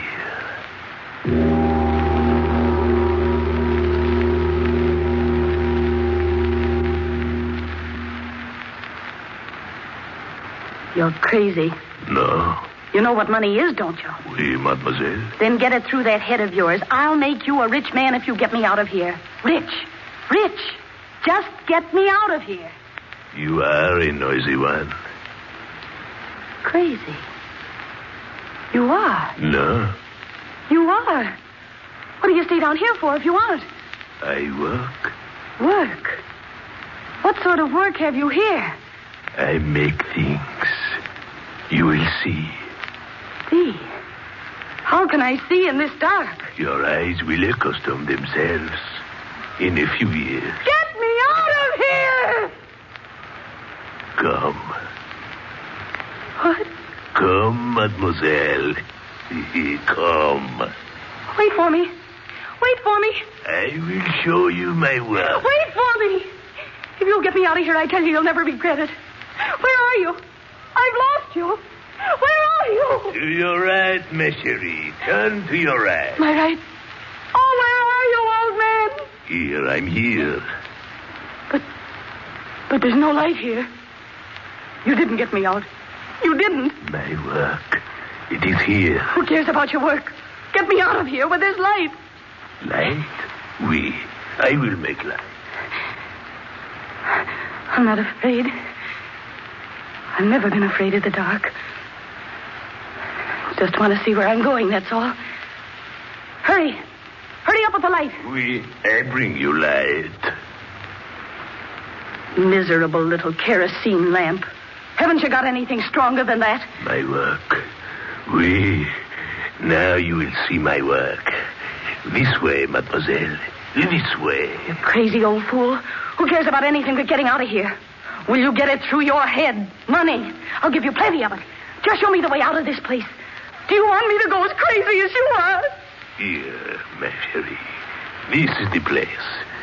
My wonderful workshop. So quiet. Always quiet. No one to disturb old Louis. No, indeed. Give me that lantern. I'll get out of here myself. No. That is impossible. My work. You see it? See it? What's that? Take it, mademoiselle. Take it in your hands. I made it. With my own hands, I made it. It's a necklace. Oui. A necklace, eh? Exquisite work. You see for yourself, it is exquisite. Okay, so it's exquisite. Now, will you get me out of here? I made it myself. All by myself. No one helped me by myself. You crazy old fool. Give me that lantern. No. You must see how I make my beautiful necklaces. Here.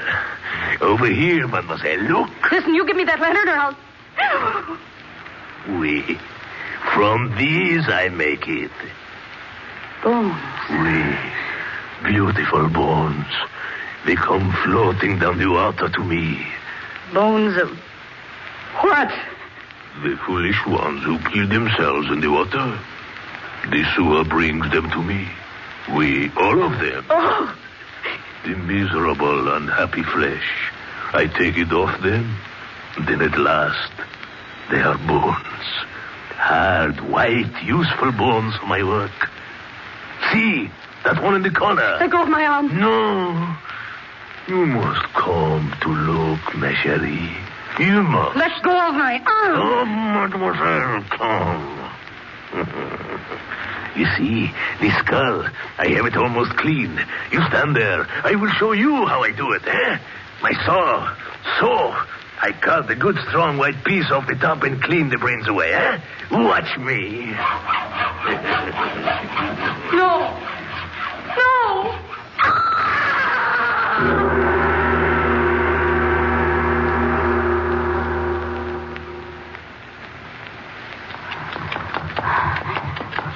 Get away. Gotta get away. Chasing me. Old man. Can't run as fast as I can. Get away. Just get away, that's all. Sawing that skull. Dead man. I killed a man. Mademoiselle! Still after me. Get away. We'll get away. Nightmare. Gotta get out. So dark. I gotta get the light. I'll go crazy if I don't get the light.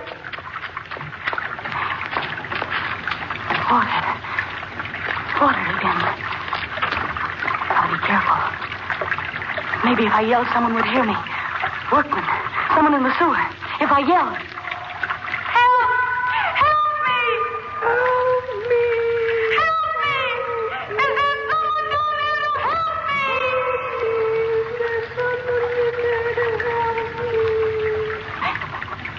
Echo. Only Echo talking back to me. Oh, if only someone was here to get me out of here. Someone. I am here, mademoiselle. Why did you want to run away from me? It was quite useless. Let go of me. Let go. It is no use to struggle, my chérie. Let go of me, you crazy fool. Let go of me. Do you hear? Take your hands off me. Let go of me. No. You come with me, mademoiselle. Oui, with me if I have to drag you along. I need your help.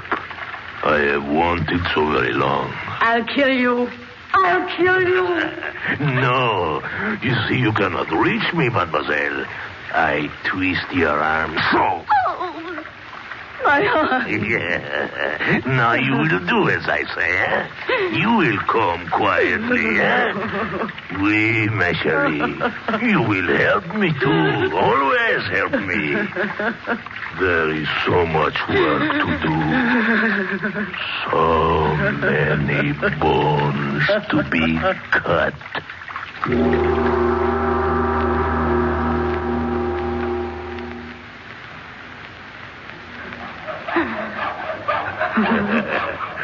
You are doing very well, mademoiselle. Oui, very well indeed. Stop! Stop! Fool! That is not the way to cut. Crosswise, crosswise. Crosswise? If you cut the other way, the bones will split. Splinters are not good for my work. Oui. Now you will try it again, eh, ma chérie? Oh, that is right, eh? That one, ma chérie, has long bones, did he not, eh?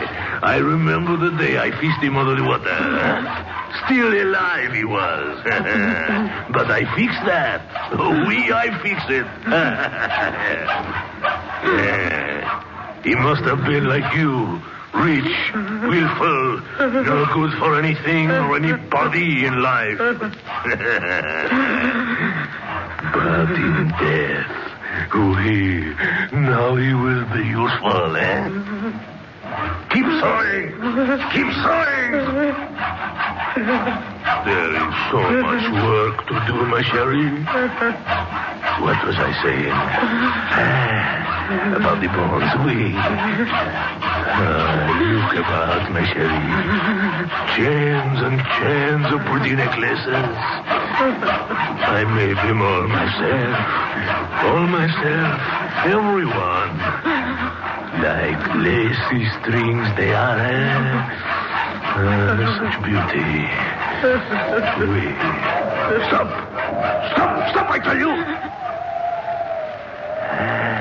You hear it? You hear it? I ask you, you did not hear it? Come quickly.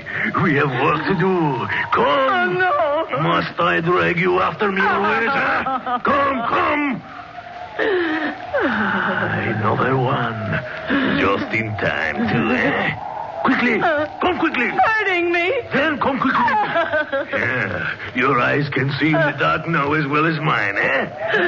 Oui, I train you. Louis train you well, eh?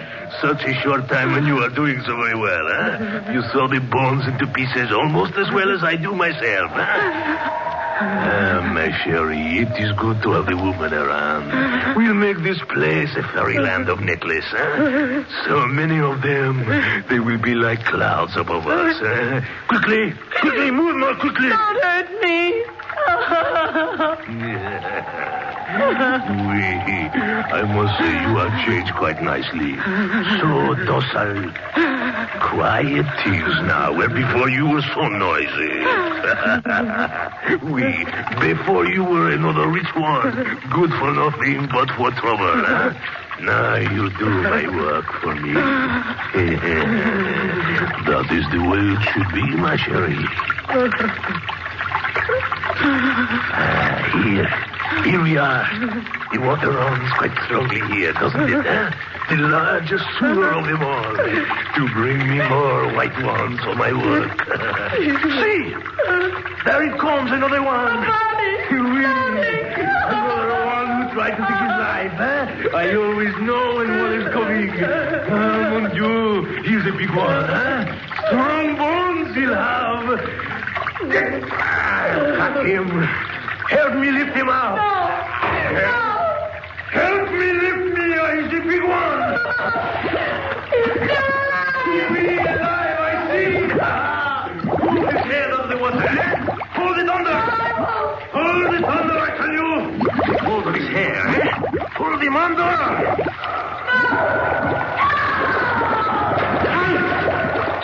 Woman! Why did you lump in the water? Woman! The water is taking you away from me. Woman!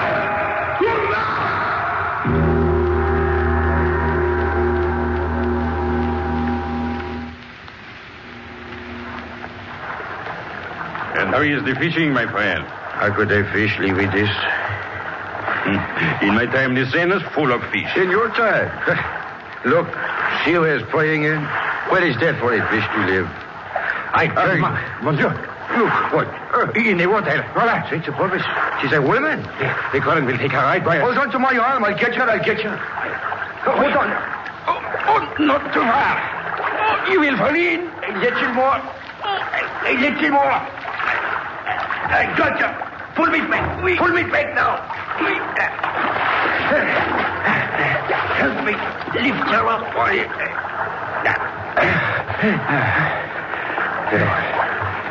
So, another one, I suppose, who found life too bitter. Yes. Poor old women. Must have had a long, miserable life. The misery in her face. She looks as if she might be an American. What do? She moves her lips. Oui. Old woman, what is it? What are you saying?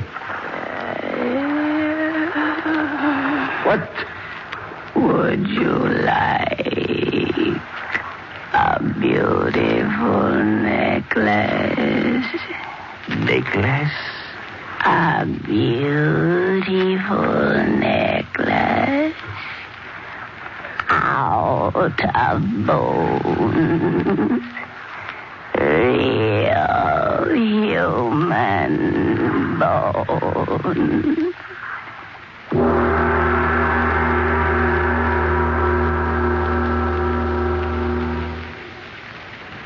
Lights Out, written especially for radio by Arch Obler, comes to you each Wednesday from our Chicago studios. This program has been heard in Canada over the facilities of the Canadian Broadcasting Corporation. This is the National Broadcasting Company.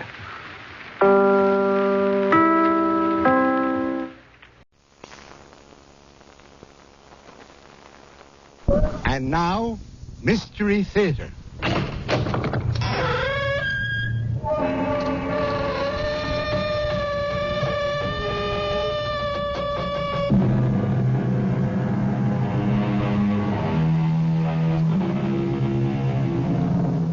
Come in.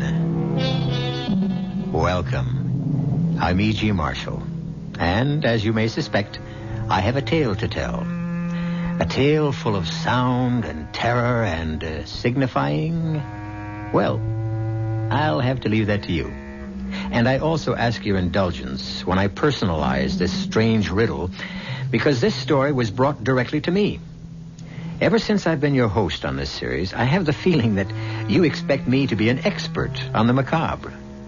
But I must confess to a sense of surprise when I was buttonholed by a young man the other day who said, "Excuse me, Mr. Marshall, but I have a coffin that I'm sure will interest you."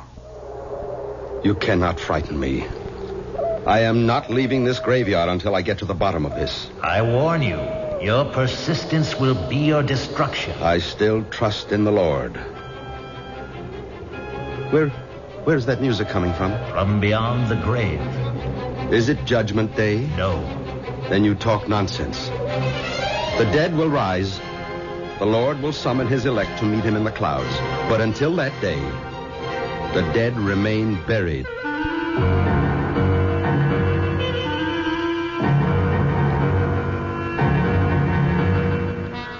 Our mystery drama, A Coffin for the Devil, was especially adapted for the Mystery Theater by Murray Burnett and stars Keir Delay.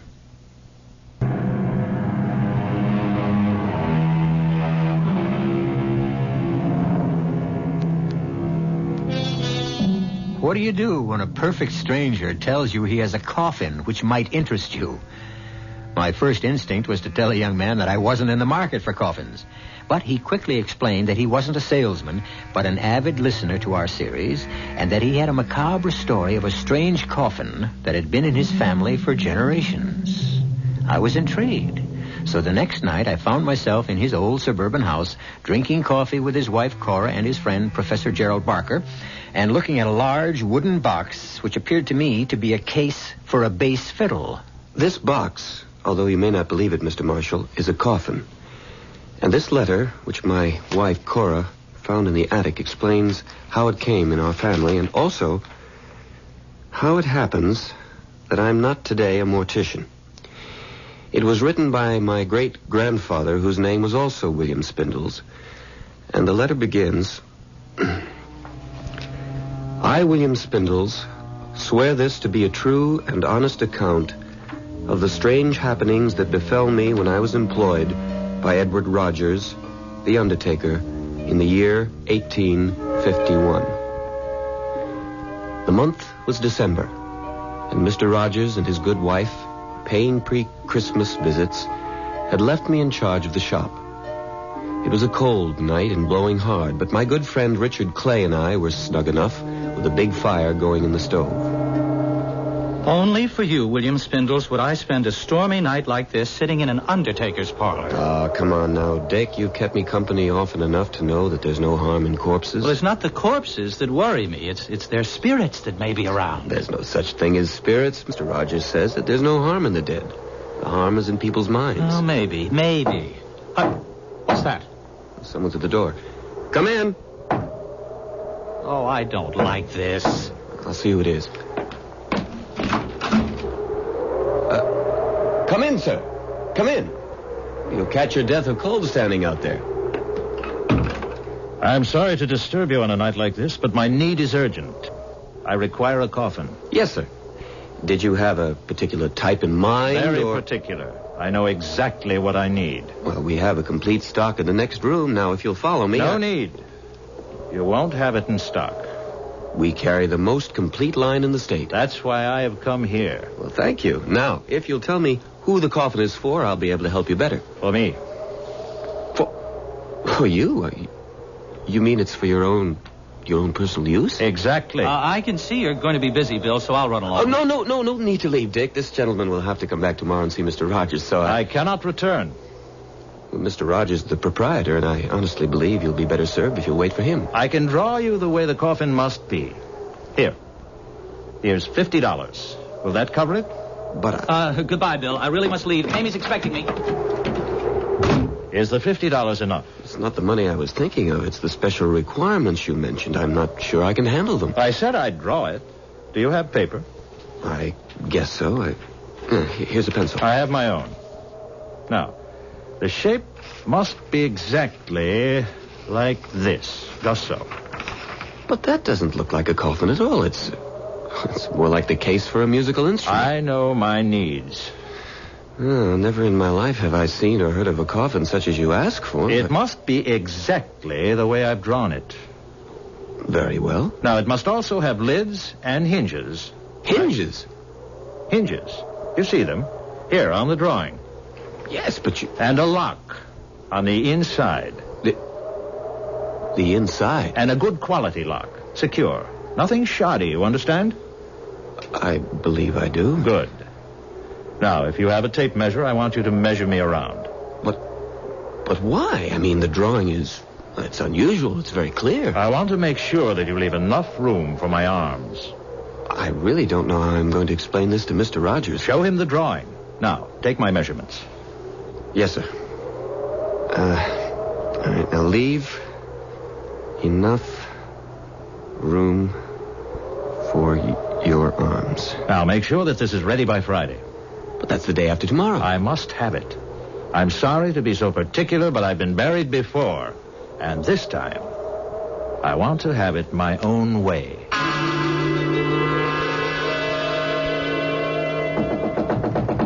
Bill! Bill! Are you in there? Just a minute. I'm opening the door. Lucy, what are you doing here? Are you all right? Is he still here? What are you talking about? Dick told me about that strange man who came here. Dick was really scared.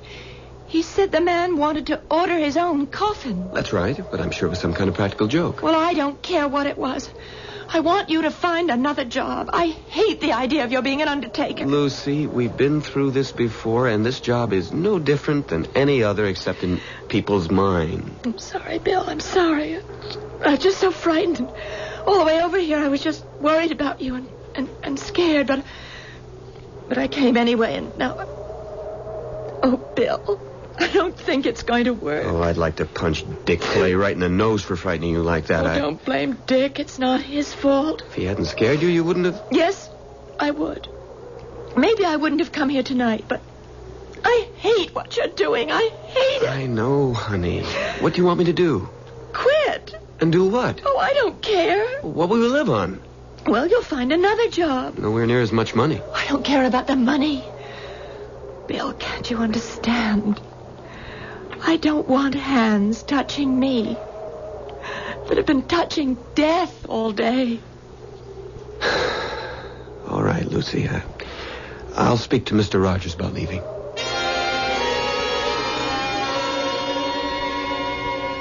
Good morning, Bill. Good morning. Now, what's all this about some excitement you had here last night? Good morning, Mr. Rogers. I guess Dick Clay has been busy gossiping again. Well, I don't know whether it came from Dick or not, but I heard it from the barber. Some ridiculous claptrap about a walking cadaver ordering its own coffin. Well, sir, what happened was unusual. How so? Take a look at this. Hmm? This is a drawing made by the gentleman who ordered this coffin. Remarkable. Looks something like a carrying case for the bass fiddle. Yes, sir. It looks that way to me also. It must be ready tomorrow evening. You're worried about something, aren't you, Bill? Yes, sir. Something to do with this special order? I suppose so, in a way. Mr. Rogers, I'm sorry to tell you that I'm going to have to leave here. What? You mean because of last night? Only partially. It's really because of Lucy. Oh... I suppose she's upset about the idea of marrying a mortician. More than upset. She practically gave me a choice. Either this job or her. I wouldn't worry about that if I were you, Bill. You're not me, and you're not engaged to Lucy. I'm sorry, Bill. It's just that I've been there before. I had the same problem with Mrs. Rogers before we got married. Well, what did you do? Before I answer that, how do you feel about the business? I mean, would you stay on if Lucy would marry you? I think so. Bill, you know I have no son.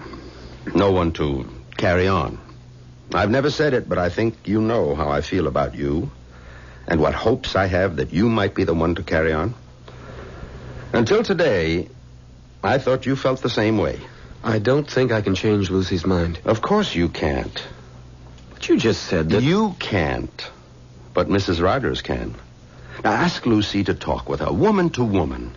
That's your best bet. My wife knows all the problems, and she has all the answers. I never thought of that. All the same, I wish you'd been here last night. It was... Well, the only word I can use to describe what happened is weird. Because he ordered a coffin for himself? That, plus the way he came in, and then the strange shape he insisted on. But most of all, because he appeared to be driven. Almost as if he were compelled to do what he was doing. What he felt or didn't feel isn't important, Bill. What matters is whether you've changed the way you think about death. I don't follow you. You have to see dying for what it is, Bill. Life's ultimate destination. It's nothing to be afraid of. It's just an inescapable fact. In the course of my life, I've met a lot of people, and I'm good at judging them. And up until now, I've thought of you as a no-nonsense, feet-on-the-ground, level-headed young man. But, sir, you didn't see this man. You didn't hear the terrible desperation he had in his I've voice. seen and heard almost everything since I started some 18 years ago. This poor fellow who ordered his coffin from you last night was obviously deranged. No question about it. Deranged. I hope you're right, sir. Of course I'm right. What other conclusion can there be? The one I can't get out of my head. He told me he'd been buried once before. And this time he means to have it his own way. Oh, very good. Very good indeed. You find that amusing? Now I understand everything. That coffin he ordered is nothing but a big fiddle case. A double bass box. And he must be a musician. They're the very devil for playing practical jokes. Don't you see? This is nothing but a practical joke. A joke on whom, sir? How should I know? Some fellow musician. No, I'm sorry, sir. I just can't believe that. Why not? Why wouldn't he have told me so? Why would he try to scare the daylights out of me and then pay $50? $50 whole dollars besides. Ah, well. I expect we'll have the answer to that tomorrow evening when he comes to get his coffin. That is, if he comes at all. Oh, he'll be here. I'm sure of that. I just pray that we won't be sorry. Spindle's wife, Cora, was wide-eyed. Professor Barker's lips were pursed and his eyes were skeptical. My eyes were drawn automatically to the subject of the letter. The large, strangely shaped coffin that stood in the corner of the living room, and I could understand the fear that had gripped that 19th century William Spindles. I'll be back shortly with Act 2.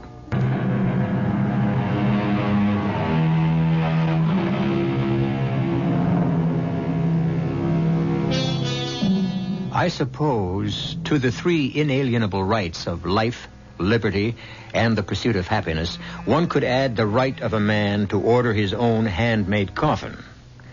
Most of us, I believe, would find the thought distasteful, but the feeling that prevailed among us in the living room of William Spindles was one of curiosity.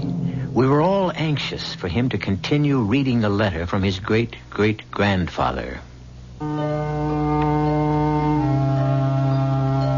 I must confess that my work suffered during that day. My thoughts were not on what I was doing, but on what the evening would bring, and what Mr. Rogers would make of the stranger when he came to call for his coffin. The day passed somehow. Bill, when did this customer of yours say he'd be back? Early in the evening. We'll give him another half hour, and then we'll lock up. That won't help if he wants to pick it up. What does that mean, young man? Someone tampered with the coffin, and we don't know who. We only have Sam's word that the coffin was tampered with. But he's our best workman. Well, like everyone else around here, I'm sure he's been infected with the idea that there's something strange about this order for a coffin in the shape of a bass fiddle. At last, he's arrived. Those raps didn't come from the door? Nonsense. Of course they did. It's cold out there. He wants to come in. I'll prove it to you. I'll open the door. No need. He's letting himself in. Sir? Sir, there's no one at the door. Get hold of yourself, Bill. Must have been a draft that blew the door open. I'll close it myself. Good evening, Mr. Rogers. Is my order ready? Well, good evening, sir. Come in, come in. The box you ordered is ready.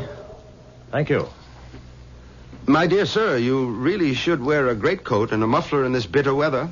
You'll catch cold. Where's my coffin? Ah, that's it, in the corner. Mm-hmm. Satisfactory? Very satisfactory. Is there a good, secure lock on the inside? You may open the lid and see for yourself. That way you can also test the hinges. The make of the lock is unknown to me. Is it a good one? We never have had a single complaint about any of our coffins. So I'd heard. Now then, where would you like it sent? I'll take it with me. My dear sir, it's much too heavy for one man to carry. I'll manage. Perhaps you have a horse and cart outside. We can help you get it on. That won't be necessary. May I have your name? My name is of no importance. Sir, I'm a reputable undertaker. I must keep my records in order. Any name you choose will do. Come now, sir. I see through your little joke, and I don't disapprove, but you must... Joke? Mr. Rogers, if there's any joke being played here, it's on me. So, I'll take my coffin and be on my way. But, sir, you can't just walk out of here with a... Thanks to you for your efforts, and I wish you gentlemen good night's sleep. Sir, come back. Let him go. For the love of heaven, let him go, Mr. Rogers. He lifted that box as if it were as light as a feather. Get your coat. What for? To follow him, Bill. Couldn't you see the man is ill? We're the ones who are going to be ill if we follow him. Stop babbling and get into your coat. All right, I'll go with you. I don't want you following that spirit alone, but I tell you, he's not mortal. He is, and he's sick, mentally ill. Hurry. How far do we follow him? As far as he goes. No, sir, I won't, because I believe his destination is hell. There he goes. Around the corner, down Green Tree Lane. Oh, yeah, I see him. Where can he be heading? There are no houses after a block of Green Tree Lane. But there's the cemetery. Didn't I tell you he was deranged? The cemetery gate's locked. Locks never bothered spirits. Then he's no spirit. Didn't he ask for a lock on the coffin? Oh, let him go, Mr. Rogers, please. Hurry up before we lose him. Mr. Rogers, if we do catch up to him, what in heaven's name do you want of him? Find out who he is, where he lives, and get him safely home. Then I shall call a doctor to attend him. There he goes, heading directly for the cemetery gate. Confound it. What's happened to the moon? A cloud just passed in front of it. No matter. Even if we can't see him, we shall catch up when he finds the gate locked. Oh, here comes the moonlight, and here's the gate. Where did he go? Well, he must have gone in. Gate's locked. Well, I have my key. You don't intend to go in, do you? Of course. Come on. No, sir. There. Isn't that our man? Moving among the trees over there near the Addison Mausoleum? Mr. Rogers, I've had enough of this. I'm going home. And allow that poor soul to do himself some kind of mischief? Sir, that poor soul, as you call him, is a person I want nothing to do with. I don't know whether he's man, ghost, or devil, but whatever he is, and whatever his business is in the cemetery, I want no part of it. Bill, when a man's dead, he's dead. I've never seen a man or woman come to life again. I'm a God-fearing man, and I go by the Bible. Doesn't the good book say dust to dust? The Bible says a lot of things, but I remember no mention of men who could lift a heavy coffin as if it were a pillow and pass through locked gates without leaving a sound, to say nothing of a man ordering his own coffin. Very well, Bill. You can stay or leave. I'm going after him. I beg of you. Close the gate. I beg you, Mr. Rogers, leave this be and come home with me. Close the gate and make sure it's locked. At this point, Bill Spindles stopped reading and put down the letter. My reaction was shared by his wife, Cora, who almost screamed at him. Don't tell me the letter stops there, and we're not going to find out what happened. The reason I stopped is because the story my great-grandfather was telling up to now was his. But it now changes. At this point, he is writing not what he saw, but what he heard, as he puts it in the letter.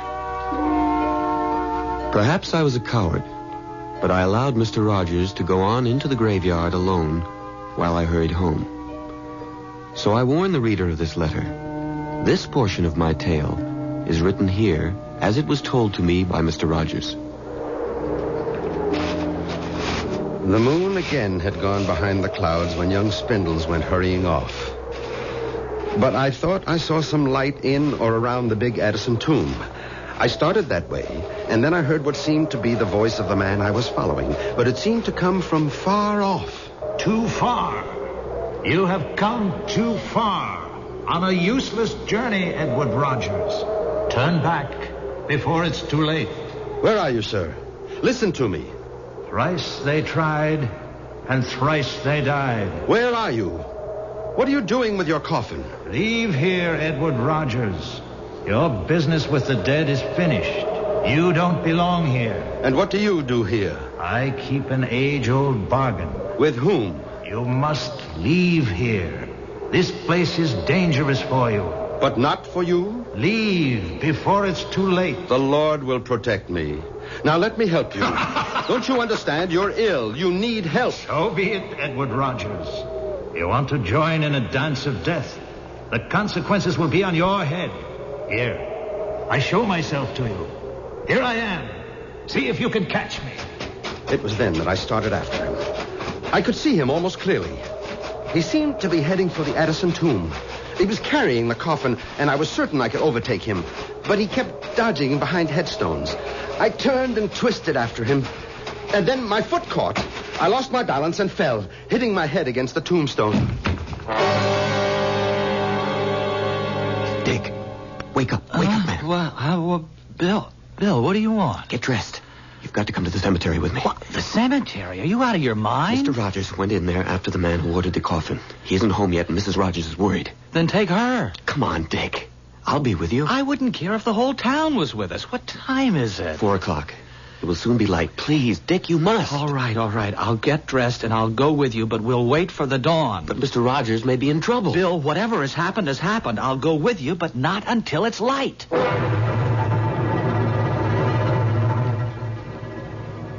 Oh, my head. It hurts. Where am I? Where you do not belong. Oh. It's you. Where's your coffin? Where it belongs. Good. Come. I'll take you home. You need more help than I do. I'll be all right. I was fortunate. It was just a glancing blow. I'll take you to the gate. See that you get there safely. You've changed. Why are you now worried about me? I admire your courage. You were concerned about me. Now I return the favor. No. You tried to frighten me before. For your own good. You're still in danger. From whom? From the damned. Sir, I don't know who you are or where you're from, but I'll swear you're of this world. There are no such things as ghosts. I know that's what you believe. I wish with all my heart that you were right. What's that music? Do you hear it? I do. What is it? It doesn't belong here in a graveyard. You're wrong. It's the only place it can be heard, and not by everyone. Come, the gate is this way. No, I am not leaving until I get to the bottom of this. I warn you, your persistence will be your destruction. I still put my trust in the Lord. Where's that music coming from? From beyond the grave. Is it Judgment Day? No. Then you talk nonsense. The dead will rise. The Lord will summon his elect to meet him in the clouds. But until that day, the dead remain buried. And quiet? And quiet. Oh, foolish man. I will not be able to protect you much longer. Go home now, while you can. I will, if you'll first allow me to take you to your home. Can't you understand? My home is here. Tommy rot. I must go. I have work to do. You've been warned. My conscience is clear. As I turned my head to see where he went, I felt dizzy. The blow had evidently been more serious than I thought. When my head cleared, I could still hear the music, and I thought I saw a light. I walked toward the light. It seemed to come from the Addison tomb.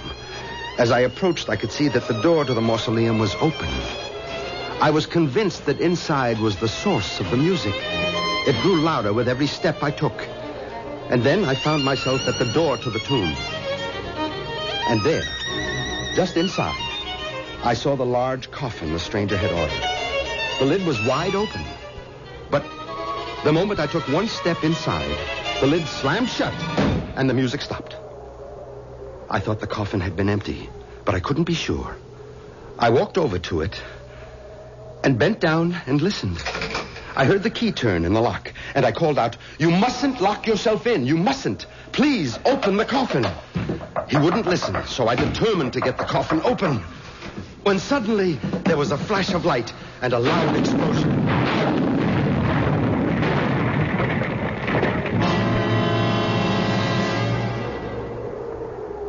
Bill, I can't see anyone in there. Mr. Rogers must have gone home. We can't see the whole cemetery from outside. We'll have to go in. The gate's locked. I have a key. Oh, look, do we really have to go on? It's practically daylight. There's nothing to be afraid of. Oh, I hear you, but I'm still shivering. That's the cold. Come on. Hey, you seem to know where you're going. Oh, I shouldn't have left him. If any harm has befallen him, I'll never forgive myself. Well, he shouldn't have been here at all. The last I saw of Mr. Rogers, he was heading for the Addison tomb. I have a feeling that if we find him at all, that's where he'll be. There's the tomb now. Oh, the door's open. Should it be? We'll find out. Wait. Suppose there's something in that tomb that waited for Mr. Rogers, and now it's waiting for us. If you don't want to come in, you can wait here, but I'm going into that tomb. All right, I'll come with you. There he is, lying across that coffin and so still. Is he dead? I don't know. But there's only one way to find out. I can offer no explanation, but I can tell you that the words of a letter written more than 100 years ago had cast a spell over all of us. A spell that had transported us back to a small 19th century graveyard. I'll be back in a moment with the strange end to this strange tale.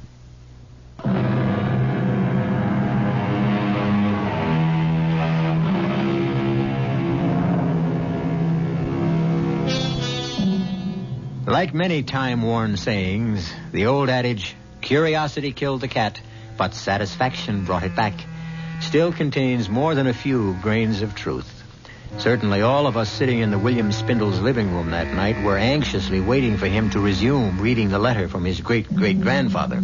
But he further whetted our curiosity by prefacing his reading with this explanation. I think it's important to tell you that this next portion of the letter is an eyewitness account, not what was told to my ancestor, but what he experienced himself. So, if you're all ready, I'll continue. After Mr. Rogers told me what had happened to him that night in the cemetery, I was still undecided about leaving the undertaking business, although my dear Lucy was at me every day to give my notice. And then, one morning, Mr. Rogers called me to his office. Sit down, Bill.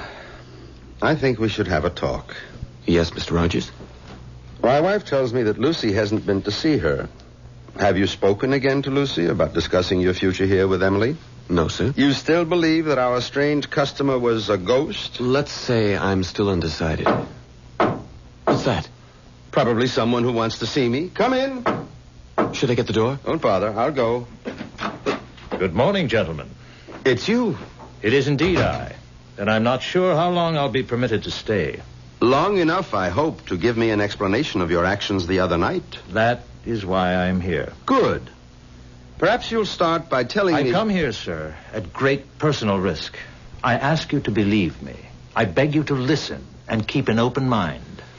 I believe I'm a fair man. Since you're a native of this town, you must know of the Addison family. Of course. Old Thaddeus Addison owned the leather and dye plant. He did.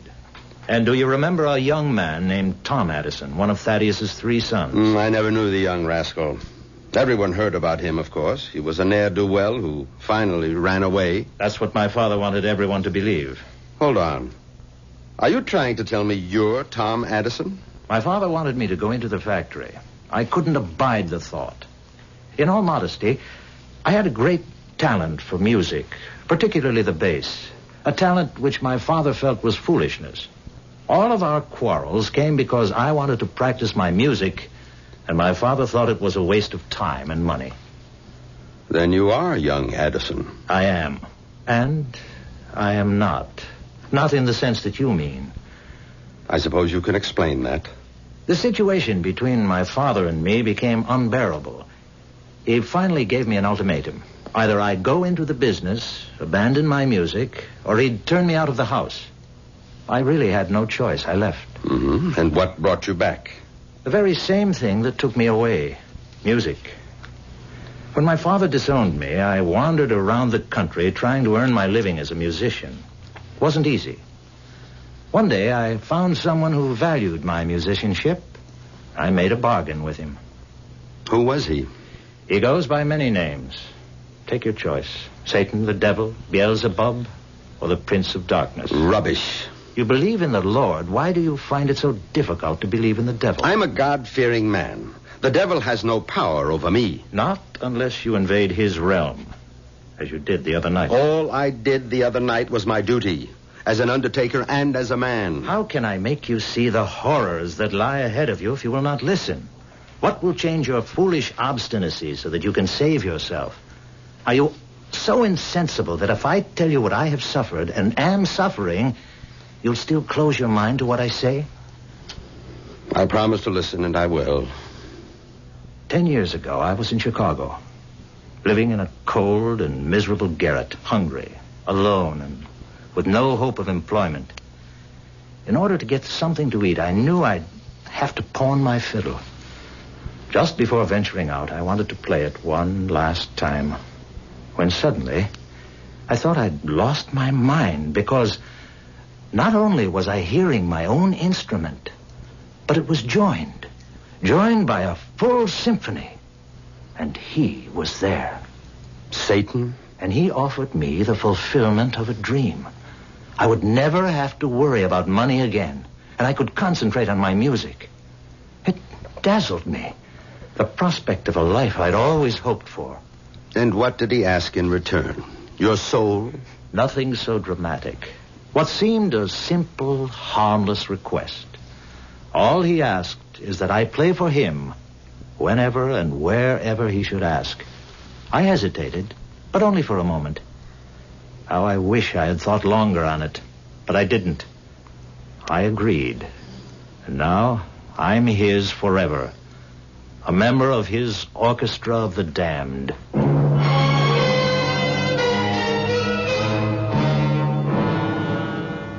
And the letter closes as follows.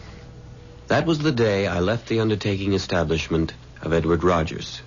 I have no way of knowing whether Mr. Rogers believed the story told by the man who claimed to be Tom Addison.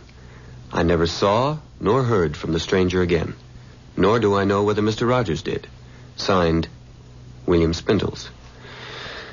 Now, what do you make of that? I'll take the ladies first. Cora, as my wife, what do you think? There's one thing I know, darling. I'm glad you're not an undertaker, because if you were, I wouldn't be your wife. Ah, you feel the same way as my ancestors, girl. Lucy. Emphatically. Jerry, you're the scientist here. Well, history isn't a science, thank heaven, but I do have some questions. First, how did the coffin come into your possession? Well, that's simple. When Mr. Rogers died at the ripe old age of 89, he left a sizable bequest in his will to my great-grandfather with the proviso that we keep the coffin as a memento. Why would he do that? Now, that, Cora, is an excellent question. If he insisted that the coffin remain in your family as part of his bequest, I think he must have had a reason. In other words, you don't believe that the stranger was a ghost? Let's say I'm dead set against the idea of ghosts playing symphonic music in a graveyard at night. Well, I believe he was the ghost of Tom Addison. Well, how do you explain Rogers leaving the coffin to the Spindles family? Simple. Rogers was probably hurt by Bill's refusal to stay in the business, and he wanted the coffin to remind him. Sorry, darling, that won't work.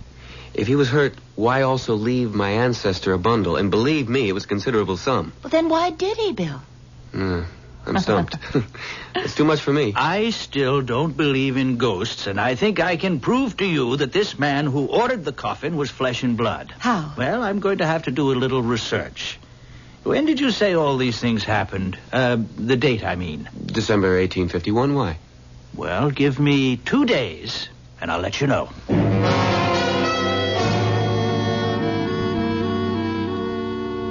Right? I have solved the mystery of our peculiarly shaped coffin. Good. How?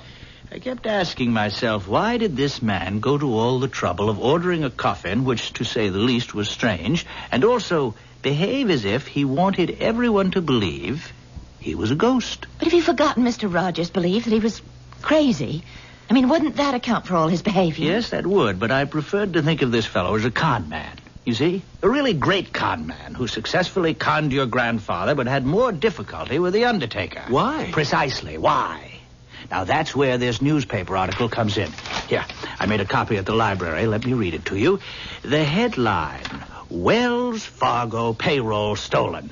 Aha, then it goes on.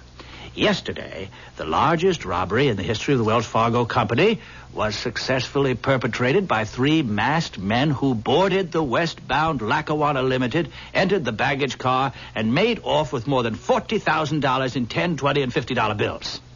So, it goes into more detail, but there you have it. There you have it. You've lost me. Now, don't you see? The robbers needed a safe place to hide the money. And you think that they decided to use a coffin as a hiding place? Remember, our man insisted on a strong lock on the inside. That's true, but that would be one way of making sure that no one opened this peculiar coffin by mistake and found a wad of 10s, 20s, and 50s that had been stolen from Wells Fargo. But according to the letter, Mr. Rogers found the coffin in the cemetery. And it was open, and there was nothing in there. That's right. Rogers followed the stranger right from the funeral parlor to the cemetery.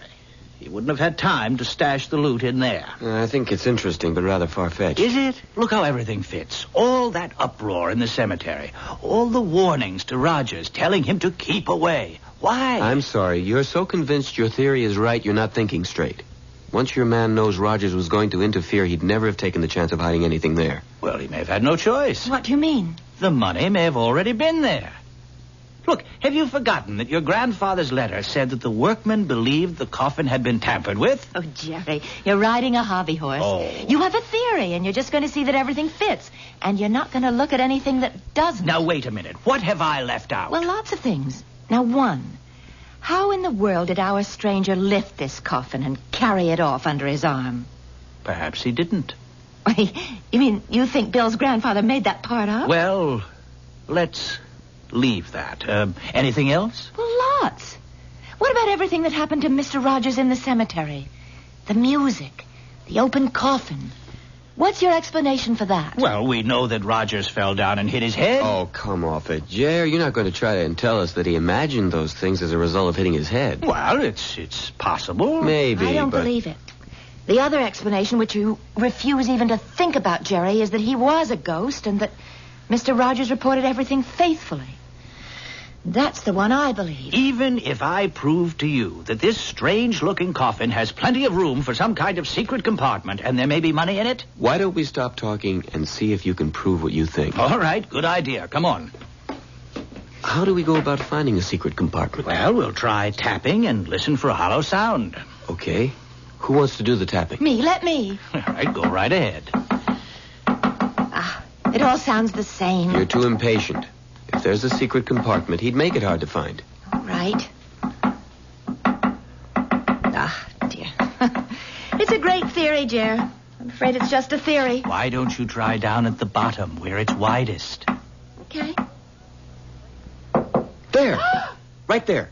Doesn't that sound different? I think so. Go back there again, Cora. That's it.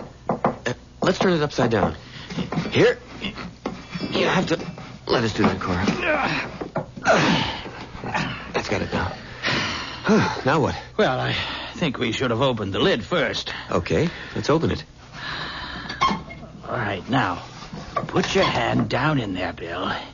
Feel around carefully. Around the joint in the wood. Yes. Do you feel anything? Nothing. I can't. You got it. Jerry was right. It's a secret compartment. Well, is there anything in there? This. Money. A $20 bill. Well, there must be more. No, just the one bill. But wait. Here's a note. Well, what does it say? Wait a second. It's hard to read. Dear Bill, or descendants of William Spindles, you having found this secret hiding place should know by now that I was right when I insisted that there were no such things as ghosts. I was also right when I told you, Bill, that there was a fortune to be made in the undertaking business, as is proven by my bequest. God bless you and your family. Signed, Edward Rogers.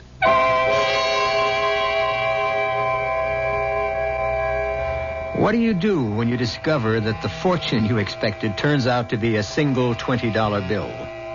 Well, if you're William Spindles, you advance the idea that Edward Rogers had indeed found the Wells Fargo loot in the coffin and taken all of it except the one bill. Is there another explanation? I think so, and I'll be back with it in just a moment.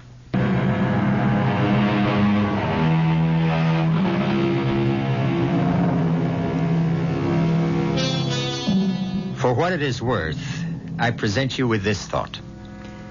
There never was any Wells Fargo money in the coffin to begin with. Edward Rogers had obviously been a man of strong beliefs, and he took this way of proving to Bill Spindles or his children that there are no such things as ghosts, and that there was money to be made in the undertaking business. Did the Spindles accept my explanation? I really don't know. How about you? Our cast included Keir Delay, Marion Seldes, William Redfield, Peter Collins, and Nat Polan. The entire production was under the direction of Hyman Brown. WCCO Radio, Las Vegas for 3 days and 3 nights.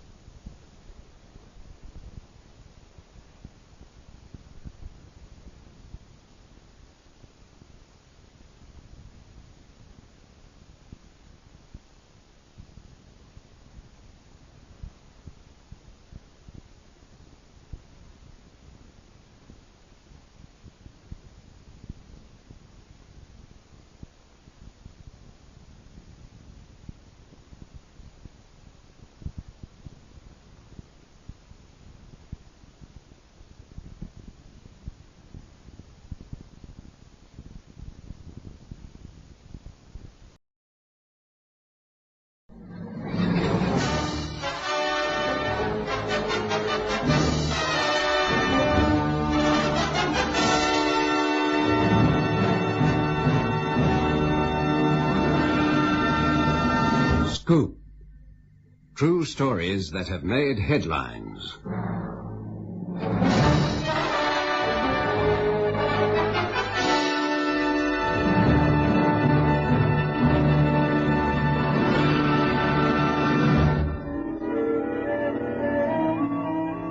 February 1855. Strange tracks found in South Devon snow.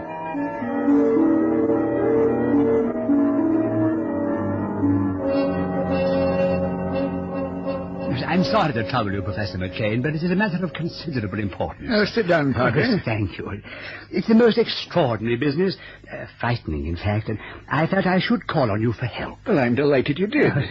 I understand you are expert in psychic matters. Well, I doubt anyone can be expert, but I am interested. Yes, quite so. You must appreciate that it's difficult for a man in my position to talk of such matters, but, well, the truth is, I'm at a loss to, well, candidly, Professor, it's beyond me. Perhaps you're telling me what's troubling you, Padre. Well, you see, Professor, I am so confused that I've, forgive me, perhaps you read this account in the Times of February the 16th. I've brought it with me. There. Extraordinary occurrence. A considerable sensation has been caused in consequence of discovery in the snow of a vast number of footprints of a strange and most mysterious description. Well, I've been away. I didn't see this. Oh, hello. This happened in my parish. It's at the seaport of Topsham.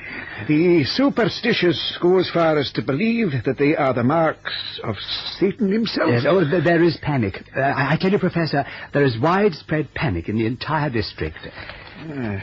The footprints were those of some strange and mysterious animal, seen in all kinds of unaccountable places, on the tops of houses and over walls, in gardens and courtyards, as well as in open fields. You've seen these, Padre? With my own eyes. At first glance, they look like the impression made by a donkey's hoof, measuring 4 by 2 3/4 inches. But the hoof marks run in a single line, and the distance between one impression and the next is undeviatingly 8.5 inches. You mean that... Yes. Imagine a line of marks made by a creature with one leg terminating in a hoof, which moves in a series of jumps, and always mathematically 8.5 inches apart. Good gracious. Oh, I tell you, Professor, they were the oddest prints I have ever seen, made by neither man nor bird nor animal. There is no sensible or Christian way of explaining their presence. Now, here I have drawn what the prints look like. There. You see, they are unlike any animal known to man. Oh, it's most interesting. It is frightening. I'm not a superstitious man, Professor. Neither am I illiterate. I am fairly well educated with a coldly logical approach to life. But this is beyond me. I wonder what on earth... I am beginning to fear it isn't of this earth.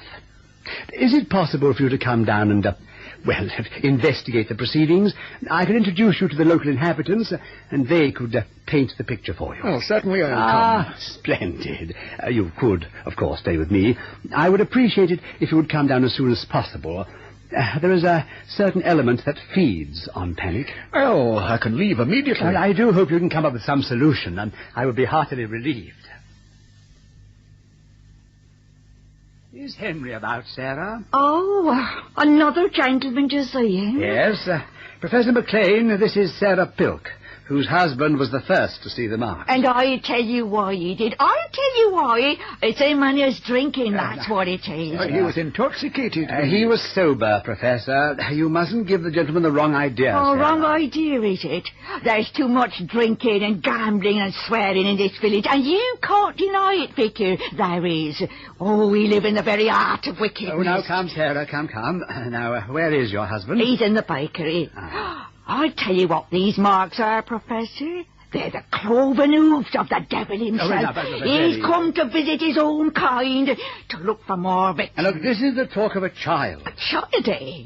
Well then, Vicar, you tell me, what living creature made those marks out there in the snow, eh? A dog? A donkey? A swan? A badger, perhaps, all up in one leg? No, I say it's the devil, and unless we repent, the whole district will be destroyed. Now, come along, Professor. I'll take you to the bakery. It's the evil that man do. This I warn you, Vicar. It's the evil that man do. We'd like you to tell us exactly what happened that morning, Henry. Well, I'd rather not talk about it, Vicar. This gentleman, Henry, has come from London, and he might have some solution. Well, it were all harmless. It isn't the way Sarah says about me being drunk. No, of course. Well, you see, Tom and old Jeb and me, we work hard all week, and come Friday night we meet and sort of discuss things, between men like. Well, there's nothing wicked about it. And, well, Sarah, I'm not criticising, you understand, but she does carry on. And I don't blame her not altogether, because it's Will Gaskin, that's him. He's always talking about the devil coming. Yes, what time did you get home on Friday? Well, he must have been round about 9 o'clock. No later, that's all. And the snow started to fall heavily, and that made walking difficult. It isn't that I couldn't walk, like Sarah says. Anyway, old Jeb left me at the door and walked to his cottage down the lane. Good night, Henry. Good night. Near the moon, we're shining bright as we came down. Oh, so you've come on me. Oh, hello, my dear. Take your hands off me, you drunken brute. Well, drunk? Who's drunk? You. Not me. I had a few with old Jeb, maybe, but I'm not drunk. Look, you can't even walk proper. Good evening, Henry. Oh, it's you, is it? What's he doing here? Mr. Gaskin called here about a meeting next week. Yeah, well, you can stay away from my This home. whole district's in the grip of the devil himself. Drinking, fighting, all forms of evil are I here. will take yourself off. We can see a cloud, and unless there be repentance... Now, see here, unless you get out of that door now, I'm going to throw you out. I'm going. But take warning, Henry Pilk. Punishment is waiting. Well, you can understand that, Sarah played up something awful. This Will Gaskin, who is he? Why, he's the voice of doom in the district. Ask the vicar here. Well, Will has set himself up as a sort of preacher. I mean, he has quite a following. Oh, I see. Well, go on with your story, Mr. Polk. Well, I woke up early the next morning. I had to put my first loaves in the oven at the bakehouse, you see. When it were bitterly cold, but it had stopped snowing. And it were then that I saw 'em. Strange prints marking the snow. And there wasn't a soul about, you understand. And there they were, a long single line. And I stood looking at them. Get on with you, Henry. Yeah, Get on. come here and have a look here. Hey, what is it? I don't know. What are those marks? Who put them here? Some animal. Oh. Hey, they look like a donkey. With one leg, hopping. Oh, strange. Hey, look over here, see? They climbed up the bakery wall and over top here, look. But no animal could do that. Yeah, but it has. In a long line up the wall. Hang on, I'll open the door here. Oh, careful now, Henry. All right, careful. let me get it open. Right there. Look, we're in the yard and over the bakery roof. What is it? Look at that. Oh, this is not an animal, Henry. Look. Look carefully. Now, what does that look like? Nothing on earth. Exactly. Nothing on earth. This was made by the devil himself. Oh, no, my dear. I mean, you the can't... devil. No living animal could up on a straight line over a wall, over a building. Oh, Will Gaskin's been warning us that this could happen, and he does, just like he said. That is dangerous talk. It's wicked and it's dangerous talk. I'm going to fetch him. I'm sure I don't want you near him. Now stay away. Oh, don't you realise that if it is the devil, Henry, he could take a lot of us, and we'd burn in eternal damnation. Well, there must be some kind of explanation. Now, don't panic. I'm going to get Will, and no one's going to stop me. Well, off she went, and I couldn't stop her. But other folks had seen the prince, and soon the whole village was in an uproar. And they didn't stop near by the bakery either, but they went clear through the village. Well, that's when you picked up the story, Vic. Oh, yes. Well, there was a hammering on my front door early that morning. Wake up! Wake up! The devil's here! The devil's come! What's going on here? The devil's come, and he's left his prints all over the village. There they are for all to see.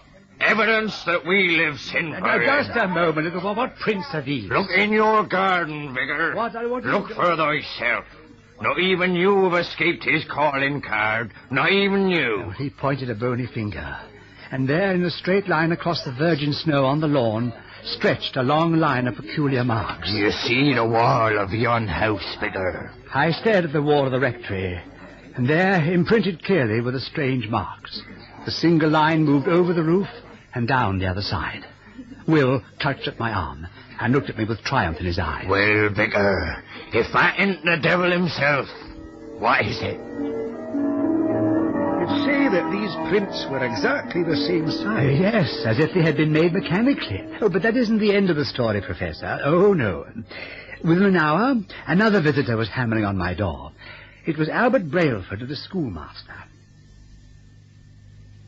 Well, Vicar, what do you make of all this? Oh, well, I am mystified. I have taken drawings of the print, but I can't identify them. I followed them on my horse. I rode 5 miles in the direction of Tynemouth, and there they were, as clear as if they'd been cut with a shovel. But they extend for 5 miles. Well, that's as far as I followed them. In a straight line, Vicar. A straight line.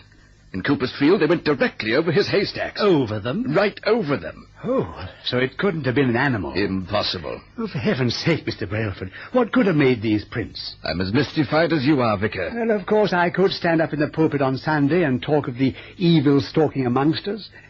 And this is what the people expect to hear. Yet in all sincerity, I mean, such things can't happen. I'm beginning to wonder. But you mean that you believe it could be... Let's eliminate the improbables. Animals, birds, reptiles. None of them hop in a single line for 5 miles.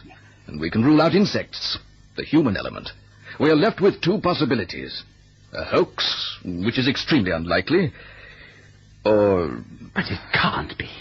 I mean, we are men of education, of logic. It can't be. Well, Vicar, if it isn't, we must find some satisfactory solution. Otherwise, I promise you, there will be chaos. Absolute chaos. Well, where's Will Gaskin? I don't know. They said he might be in the bakehouse, Henry. This is the last place he'll be. I've seen tracks on my farm, from the one side to the other in a single line. They came direct to the door, and then up the wall and over the roof in a single line. Yeah, I seen him. But these were different, oh yes. Different? Horribly different. They were cloven. What? I saw them clear in the snow, cloven. Now, come off it, George. How can you stand there so calm? When I first saw the marks, it did set me back a bit, I know, but there's some explanation. A bird or an animal. I'm not allowing that Will Gaskin to tell me the devil's been here because of wickedness and drunkenness. But, Henry... I'll tell you more. Maybe this is the work of Will Gaskin himself. What? Will Gaskin. He never stops talking about the devil. He never stops warning us he's coming here. I heard him 100 times, I have. Beelzebub is walking the countryside. Mend your ways. Repent. That's a lot of nonsense. Yes, I have. Now mysterious marks appear in the snow. Will would never do such a thing. Wouldn't he? This makes him into something of a prophet, doesn't it? He was standing in the square this morning, ranting and raving. He should be driven right out of this village. You're steady on, Henry. I tell you this, George, he knows more about those marks than he's telling. But how could he have done 'em? A long line for miles and miles. It's beyond the ability of any human being. I tell you, Henry, there were cloven hooves, and more than that, they looked as if they'd been burnt.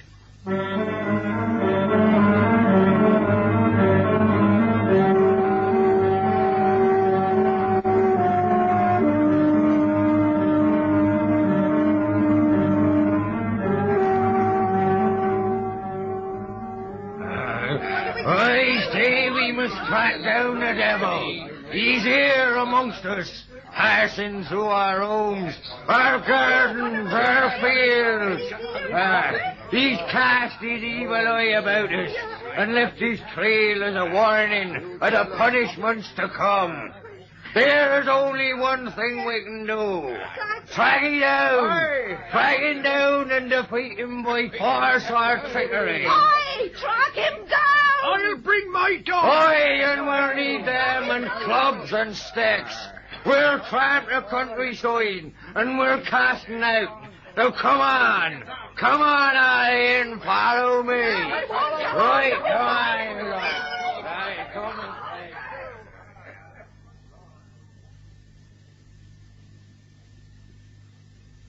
All of them have gone, Vicar. Singing and yelling like they was mad. It's that Will Gaskin. He's whipped them up. Yes, it's all right, Henry. I was afraid this would happen. If they see a stranger, they could do him harm, you know. Yes, well, there's only one thing for this. I'll ask Squire Bartholomew to send to the authorities in Exeter and request 2 companies of the Royal Fusiliers to patrol the area. Now he's talking sense. A splendid idea, Vicar. It'll take more than the devil to withstand the sword and shot of the Queen's soldiers. Would you like me to go to the Squire? I have my horse outside. Yes, Mr. Railford. And tell him this is a matter of extreme urgency. Very well. And I should be with him by 11. Oh, lock the door, Henry, and draw the bolts across. Yeah, but it's early, Sarah. Oh, it's getting dark. I light these lamps. Now, Luke, now just let's be sensible out all this, shall we? Oh. The Queen's own soldiers have arrived and they're patrolling outside. You can see them from the window. Come on, have a look for yourself. Oh, Henry, no one's safe from the devil. When he comes this night, he'll demand a human sacrifice. And there's Will Gaskin again. Oh, marks were seen on I know, and they were cloven and burned into the snow. That's right. Now, see here, sir, if I was you and the rest of the crowd that went searching for the devil with clubs and sticks and dogs, I would be so ashamed I would hang my head. Oh, we walked miles Now, and what miles. did you find? Daft Denny. A harmless idiot who nearly frightened to death you did. Yes, but... Now, this nonsense has got to stop. Do you hear me? Yes, Henry. I want no more talk of the devil. No. Now, those marks we saw outside. All right. I've got a business to attend to. I haven't the time to stand in the square ranting and raving like Gaskin does, and I don't want you there listening to it. But I have heard enough. You leave the solving of this problem to men of education like the vicar, and we'll get on with the business of living.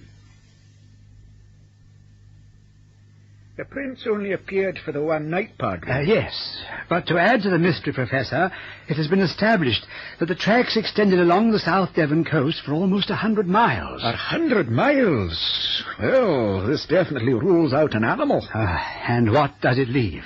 What an incredible business. You have made a study of the psychic phenomena, Professor. Does this stretch into that world? Look, I must know because of the people. They are still afraid, and I can't say that I blame them. There's nothing more terrifying than the inexplicable. They are asking me questions, and what can I tell them? Will Gaskin has an answer, and it seems feasible enough to them. Well, strange marks have been seen before, Padre. What? Where? I knew nothing of this. These prints have caused such a sensation that they've made headlines in the newspapers. Oh. The others were not reported. For instance, now let me see... It must have been 15 years ago among the high mountains of the elevated district where Glenochley and Glenlyon meet. Tracks were found in the snow. Ah, but like these? Well, there is a similarity, yes. Did they discover what caused them? People said it looked like the imprint of a one-legged foal that hopped over 20 miles. The animal has never been identified. Oh, I see. But I cannot give you any psychic explanation, though I am reminded that pigs were killed in the French-Canadian wilderness by circular burn marks shaped like a hoof of an unknown origin. Circular burn marks? Yes, but I've no idea what caused them. Extraordinary. Of course, some people assert, though this is far-fetched, I grant you, they assert that the marks were made by some mechanical device. But, Professor, what mechanical device can proceed through the snow for hundreds of miles, and, what is more, scale walls and roofs and haystacks? Perhaps some device that emits heat or energy, which has some propulsion medium to sustain the machine in flight. This could explain the undeviating space between each print, and the uniform size, and the burn marks. There is no such machine on this earth, Professor. I am well aware of the fact. You mean, then, this machine comes from somewhere else? It's an idea. Another planet? We haven't proof, have we, that there isn't life on other planets? But, good gracious, as you say, it is far-fetched. It isn't any more far-fetched than a one-legged creature that can hop for miles over roofs and up walls, is it? And those pigs that were killed, burn marks on their bodies. Oh, no, this is ridiculous. There must be a feasible explanation. Oh, if there is, Padre, I'm afraid I haven't any idea what it could be.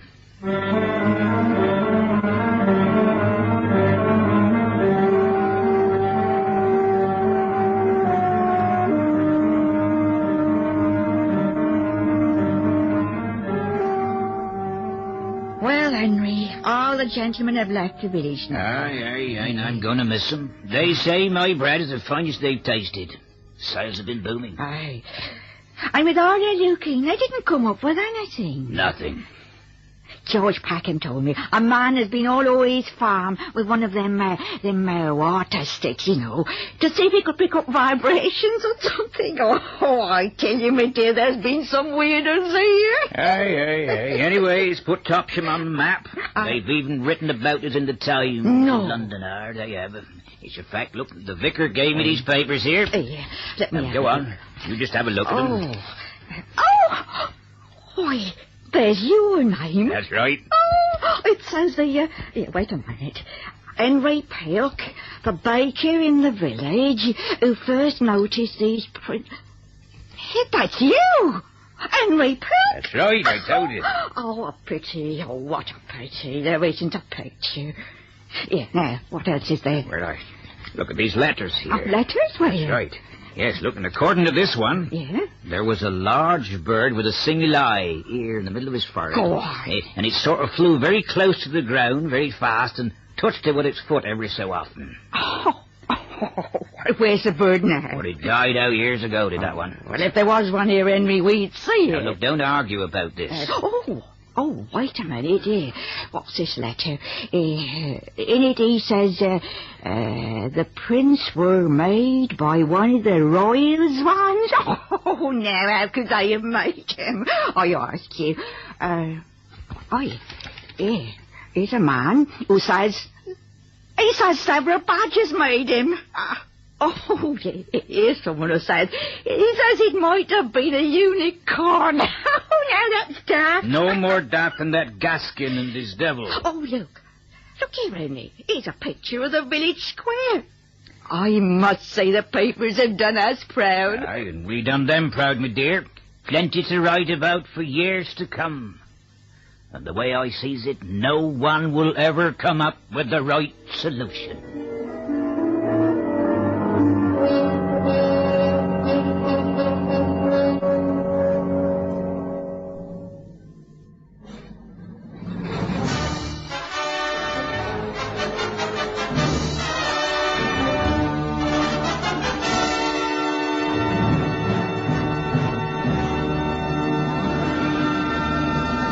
Every Saturday night at 9 o'clock, we bring you a true story that has made headlines in Scoop.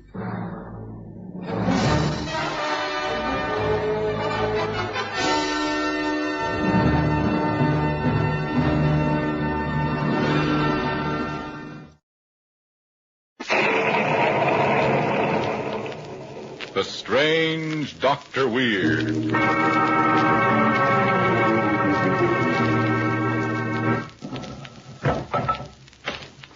Good evening. Come in, won't you? Well, what's the matter? You seem a bit nervous.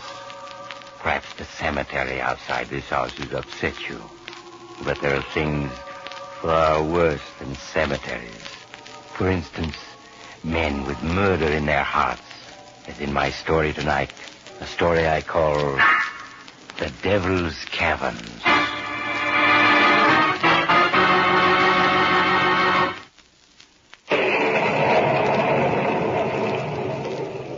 My story, The Devil's Caverns, begins in the desolate and remote mountain country of New Mexico. It is early morning. In a large hunting lodge, John Drake, the noted naturalist and explorer, is speaking to his two nephews, Victor and Paul. You two have just wasted your time coming to New Mexico to see me. I told you both a dozen times I won't increase your allowances, and that's final. But, Uncle John, you can hardly expect Victor and myself to live on $5,000. Now, be quiet, Paul. Uncle John has always been most generous to us. If he feels that he can't give us any more, we should be satisfied. Thank you, Victor. Dear me, it's 9 o'clock, and I'm not even at work. I must leave now. Oh, you're going to those caverns you discovered in the mountains? Yes. Would you two care to come with me? No, thank you, Uncle John. Exploring caverns is hardly in our line. But you can't go back to New York without seeing the Devil's Caverns. The Devil's Caverns? Yes, I call them that because they're so huge and dark. I imagine to anyone but a scientist like myself, the caverns would be rather terrifying. I see. Well, thanks anyway, Uncle John. Perhaps some other time. Very well. I'll see you both this evening when I return. The old fool. Worth millions, and he wastes his time exploring caverns. Perhaps we made a mistake in not going to the caverns with him. What do you mean? Last night, Uncle John spoke about finding holes in the caverns. Holes hundreds of feet deep. What are you getting at? Suppose Uncle John were to accidentally fall into one of those holes. You and I would inherit his millions. Say, I hadn't thought of that. Well, I have. Yes, Paul, tomorrow you and I will accompany Uncle John into the caverns. Who knows? Perhaps he will meet with an accident.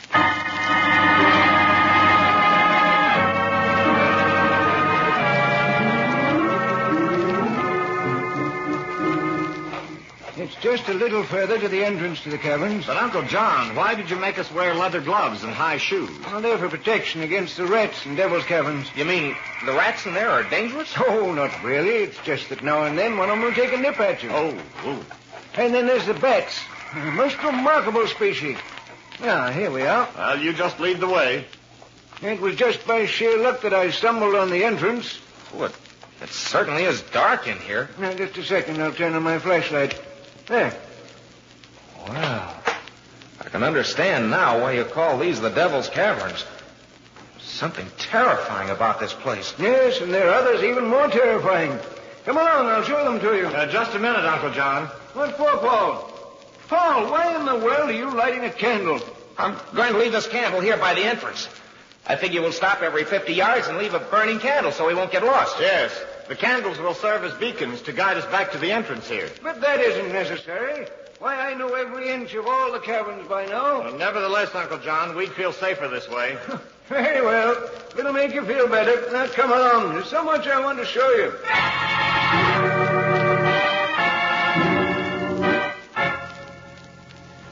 If you'll come over here, boys, I'll show you one of those holes I was telling you about. We'll be there just as soon as we light another candle, Uncle John. How many candles does this make, Paul? This is the 10th candle. I figure we've come more than a quarter of a mile. Everything's working out perfectly. Now, look back. You can see 4 of the candles burning, and the other 6 are around that turn. Yeah. Well, come along now. We mustn't keep Uncle John waiting. Ah, there you are. Now I'm going to show you another of the wonder of these caverns. This hole I'm shining my flashlight on. Oh, something just brushed against my foot. That was just one of the cavern rats. I discovered we're here. Listen. Sounds like there are thousands of them. Yes, there are. Nasty little fellows, too. And our leather gloves and high shoes will protect us if they grow too bold. I hope so. Now, yesterday I measured the depth of this hole, and much to my amazement, I discovered that it's 920 feet deep. 920 feet? If anyone fell in, it'd be quite a fall. Shine your flashlight down the hole, Uncle John, so we can see what it looks like. Very well. Of course, you won't be able to see the bottom, but at least you'll get an idea of how... Why are you taking my arms, boys? We just want to make sure you don't fall in. Yes, Uncle John. After all, you're awfully close to the edge. Nonsense, boys. I won't fall in. Now let go of my arms so I can... Stop pushing me. Let's come over here. Don't! I'll fall if you... Ah! Poor Uncle John. But then accidents will happen.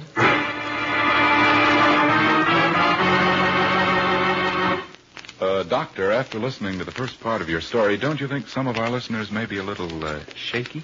Well, I can't understand why. But if they are, I suppose we ought to suggest something to bolster their confidence. Doctor, that's a good idea. And men, there's nothing that gives a fellow more confidence in himself than correct attire. For that reason, may I suggest that your wardrobe include at least one of the many smart, correctly styled Adam hats. Made of lustrous all-fur felt in a wide variety of soft, harmonizing shades, Adam hats are the epitome of fine quality and good taste. You'll appreciate, too, the distinctive hat bands and other important details of your Adam hat. Top off that well-dressed look, gentlemen, with an Adam hat. Now, back to Mystery and Dr. Weird. And now I'll continue my story, The Devil's Caverns. After John Drake's death scream had faded away, only the shrill squeaking of the rats and the heavy breathing of the two men remained. For a moment, the two stood in darkness. Then Victor spoke. All right, Paul. Turn on Uncle John's flashlight and let's get out of here. Why, I haven't got his flashlight. He fell in before I could take it away from him. What? You stupid fool. I might have known you'd bungle it. Now what have we got? Wait a minute. I have my cigarette lighter, if it only works. There. It doesn't give much light, but it'll do. Oh, come on. Let's get out of here. The place gives me the creeps. Yes. Now, there's the first candle a few yards away. Come along. Victor, look. The first candle just went out. Yes. A draft probably blew it out. Candle was right over here on this rock. Oh, Victor, it's gone. Gone? Nonsense. You probably left it on another rock. Now, let's not waste time. There's the second candle 50 yards ahead. Oh, all right, but I tell you, that was a rock I left it on. And now it's gone. Oh, look. The second candle. It seems to be moving. It's falling over. It's gone out. But that's as though someone blew it out. Don't be a fool. Look! The third candle's beginning to flicker. It can't go out. It mustn't go out. Hurry! Oh, Victor, it has gone out. Now there aren't any candles to guide us out of here. Get hold of yourself. I've got my eye fixed on the spot where the third candle went out. Once there, we merely have to turn the bend to see the other candles. Yes, but suppose there are two. They won't be. It's Uncle John. He's going ahead of us, blowing out the candle, so we can't escape. How could it be Uncle John? He's dead. It's his ghost that's doing it. He's getting revenge on us for what we did. Be quiet, do you hear? Listen. The rats. That's it. They're the ones who are knocking the candles over. They're carrying them off. They're hungry. They're attracted by the wax in the candles. Why are you stopping? Can't you see? The path divides into three here. Do you remember which is the way out? I don't remember these three paths at all. We must have come by the middle path. Yes, I'm sure that's the one. Come along.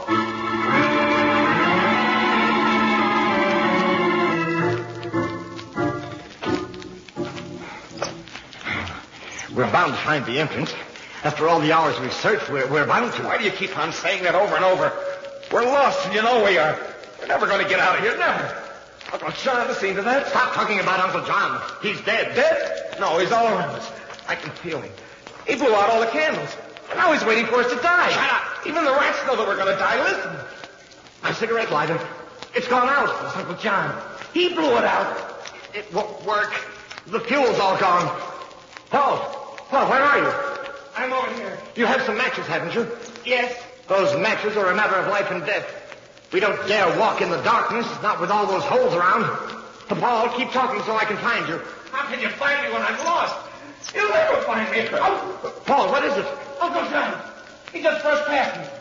He's going to take me. Don't be a fool. It was a bat that brushed past you. No, it's Uncle John. He's going to get me. No, stay away from me. Stay away. Paul, come back. Come back, you hear? It's dangerous to run like that. Paul. He's fallen into a hole. He's gone. Now I'm all alone without any light at all. So, Uncle John, you think you've gotten the better of me. Well, you haven't, you hear? I've got to get hold of myself. I must. If I go to pieces, I'll never get out of here. I've got to take this thing out. There must be some way that I can... Ow! My left leg. Oh, one of those rats bit me. But they're swarming all around me. Ow! I've got to fight them off. If I don't, they'll... Ow! Oh, no! Get away! Get away! Ow!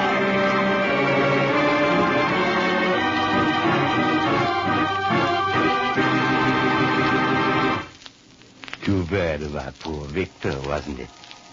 Such a horrible way to die. 2 weeks later, when a searching party entered the cabin, they found a clean white skeleton lying a few hundred yards from the entrance.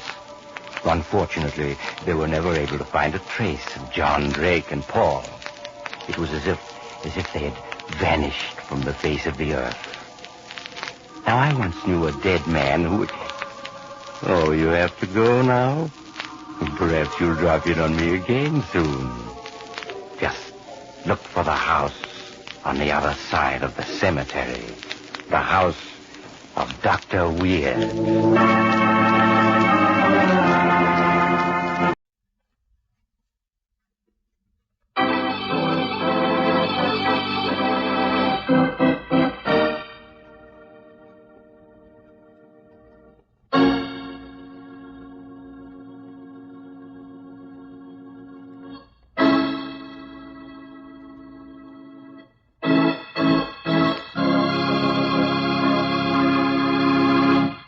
This is Les Mitchell with a warm welcome to all of you as we present another of the true stars of radio. In fact, as usual, our entire cast is composed of the top-ranking actors of Hollywood's Radio Row, boasting such names as Lorene Tuttle, Jack Edwards, and Joe Kearns, all stars in their own right. Our radio name, who is starred, is one familiar to every radio listener. You've heard him on Ma Perkins' Romance of Helen Trent, Coronet Storyteller, Frank Sinatra's program, Duffy's Tavern, and many, many others.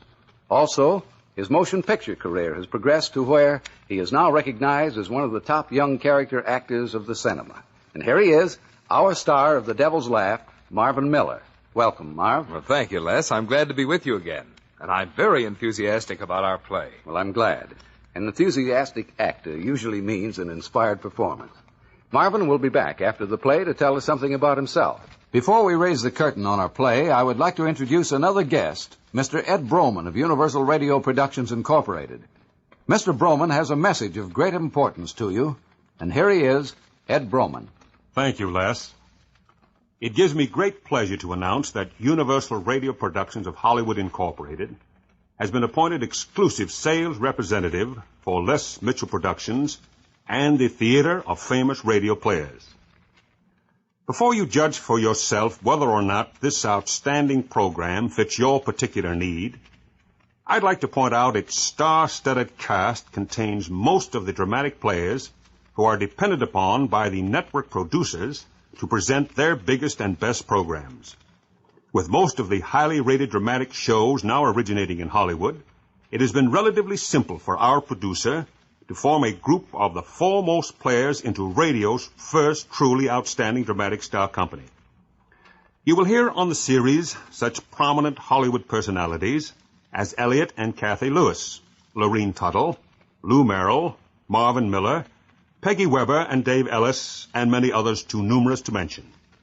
As you listen to their voices, you may recall how first one and then another of these people literally stole the show away from some movie star when they were heard together on one of the major networks.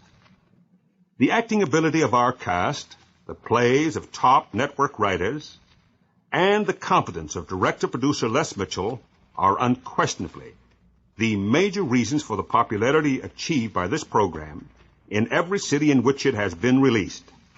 So now, won't you please relax and listen? Thank you, Ed Broman. Now, here is Marvin Miller as the star of The Devil's Laugh. Italy is a country of music and art. In my day, culture flourished. So did superstition. And sometimes the people failed to recognize the God-given talents about them. Great artists were accused of being inhuman, unholy, and of having the evil eye. So did the ignorant regard me. But when I played my violin, one could hear the sound of the devil laughing.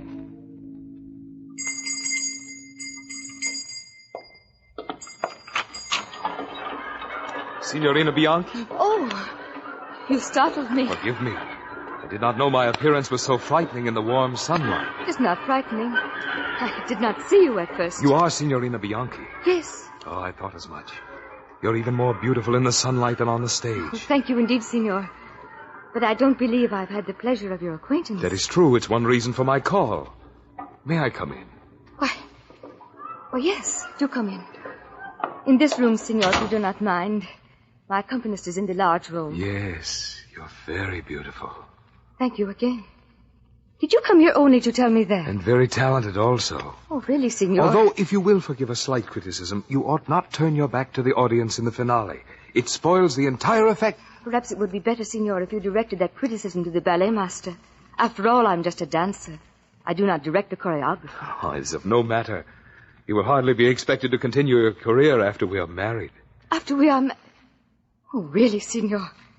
If this is a joke, I think it has gone quite far enough. It is no joke, Signorina. I'm quite serious. Then you must permit me to be at least slightly annoyed. I will permit you to be very annoyed. But that will not change things. Oh, this is a joke, is it not? I know, the Corps de Ballet has put you up to it. Francine and Michel and... But of course, coming here dressed in black, looking like a tall ghost out of grandfather's closet. Oh, I'm sorry you find my appearance so unattractive. It's not unattractive. A bit fearful, perhaps, in the darkness. But in the sunlight, you could hardly expect me to be fooled. It is not a joke, Signorina. From the moment I saw you dance, I knew it must be this way. I admit I've taken a rather unconventional manner in announcing myself. But then I am rather an unconventional person. I'm sorry if I seem rude, Signor, but I cannot entertain you longer. Oh, please sit down. We've only begun to talk. There's so much I must say to you. Oh, really, Signor? I'm on the threshold of a great career. I shall be famous one day. I will give you everything you desire. Give me? You will not want for artistic expression either. You will continue to dance. For me. For you? It will help me relax when I'm not practicing. You are a dancer also? Oh, no, Antonia. I'm not a dancer. Forgive me for calling you Antonia so soon, but there's so little time. We may as well come to know each other quickly. Oh, really, Signor? I wait upon your answer. Not. Will you marry me? I'm quite sure this is the most unusual experience I've ever had. Do you realize, Signor, that you have not even told me your name? My name? Oh, do forgive me. It is Paganini. Niccolo Paganini.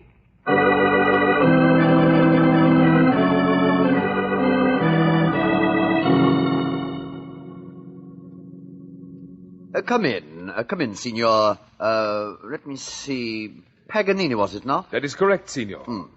And what have you come to see the great Montevelli about? About the great Paganini. Oh, you have a sense of humor, Signor, for all your dire appearance. I find my appearance rather an asset. Indeed? What do you do artistically? Impersonate the devil? Why do you say that? Oh, no offense, Signor, no offense. Let us to business. Now, what can I do for you?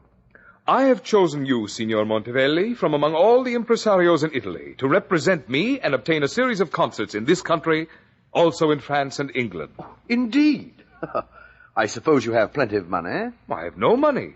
Why else would I desire to give concerts? Charming, charming. You are most naive, Signor, Paganini. You will remember it one day. No doubt.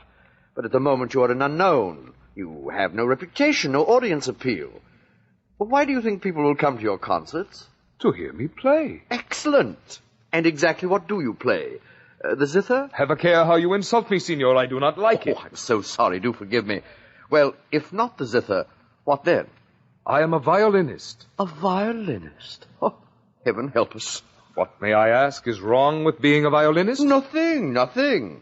You have practically no one with whom to compete. Only Zarkov, Tonyevsky, Kurtz. They cannot play as I play. Oh, no doubt. I will ask you to stop laughing at me, Signor. I find it most annoying. Oh, indeed. And I find you most refreshingly conceited and boring. What, if I may ask, gave you the idea that I, the great Montevelli, would become a manager to an unknown carnival fiddler? Carnival fiddler? You look like a ghost out of Hamlet. You probably play like one. Is it too much to ask of the great Montevelli to permit me to play? Oh, no, not at all, not at all. Play away. I can do with some amusement this afternoon. Thank you. Well, tell me, what are you going to play? Some exercises in the first position, perhaps? I play only my own compositions. Oh, indeed. A composer also. I find nothing that has been written equal to my ability. Oh, modest fellow. Well, go ahead. I'm listening. No, stop. Stop. Who are you? I am Paganini. Where did you learn to play the violin like that? I taught myself, mostly. You lie. No man alive can play like that. Oh, that is nothing. I was only improvising. Now I will play one of my... Get out. But why? You've not heard me play. I have heard quite enough, Signor Paganini. Then you will arrange my concerts. Arrange your concerts? Arrange concerts for the devil? Montevelli. Get out of here. I heard a story once from the gypsies. They told of a violinist who came among them. It was not of my doing. That child died of a fever. He said when he played, one could hear the devil laugh. It is a joke, one of my pieces. I call it the devil's laugh. And when it is heard, someone dies. Surely you do not believe such silly superstition. Get out. I do not make bargains with the devil. I am not the devil, man. Listen to me. I am Paganini. I am flesh and blood just as you. There's nothing to those stories you heard. No human can play a violin like that. No human as practiced as I have. 8-10 hours a day. I was locked in my room. I went without food. I only practice. Your fingers are like claws. They are lengthened and bent from playing scales. Oh, Signor Montevelli, you must believe me. I'm not possessed of the devil. It's a superstition conjured up by gypsies. My composition is only a joke, a caprice. I will play it for you. No. I do not wish to hear it. You will hear it, then you will see.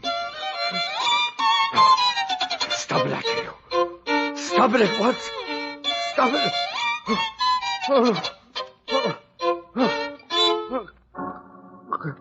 Signor Montevelli.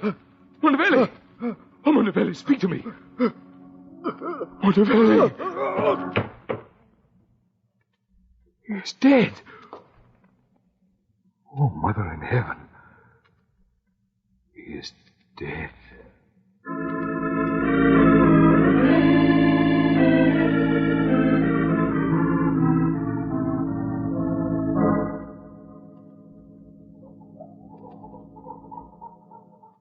Antonia, where are you? I'm here, Niccolo. The baby is restless today. Antonia, it's true. Oh, bravo, Niccolo. Montevelli will give you the concert. When do you begin? No, Montevelli is dead. I killed him. You killed him? I played my caprice, the devil's laugh. The gypsies were right. It kills people. Oh, nonsense, Niccolo. Music cannot kill. Mine can. Darling, sit down. You're nervous, overwrought. Now tell me what happened. He said I was possessed with the devil. He said no human could play as I do. You are a genius, Niccolo. Every genius is misunderstood. I thought that too until now. You must go on thinking it. Niccolo, look at me. Now look at me. You are a great violinist. The greatest that ever lived. There's nothing inhuman in you. Practice has made you what you are. Practice and a great gift for music. You believe that? Of course I do. Would I have married you if I did not?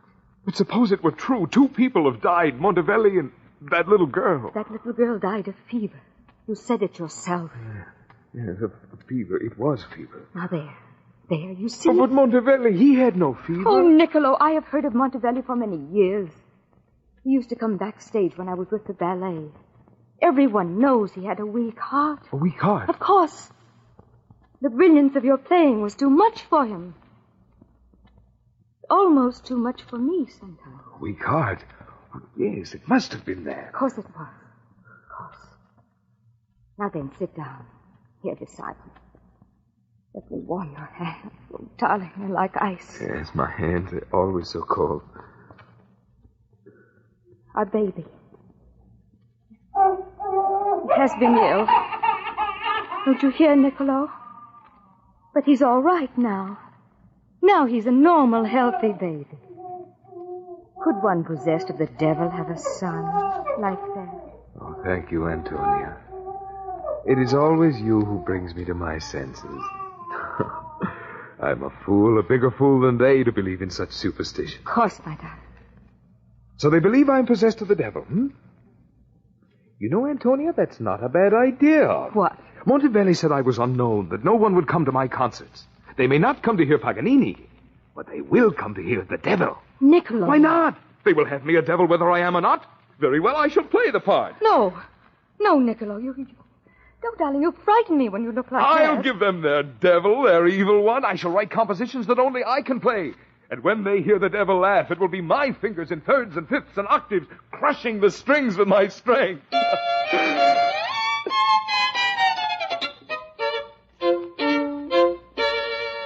Listen, Antonia.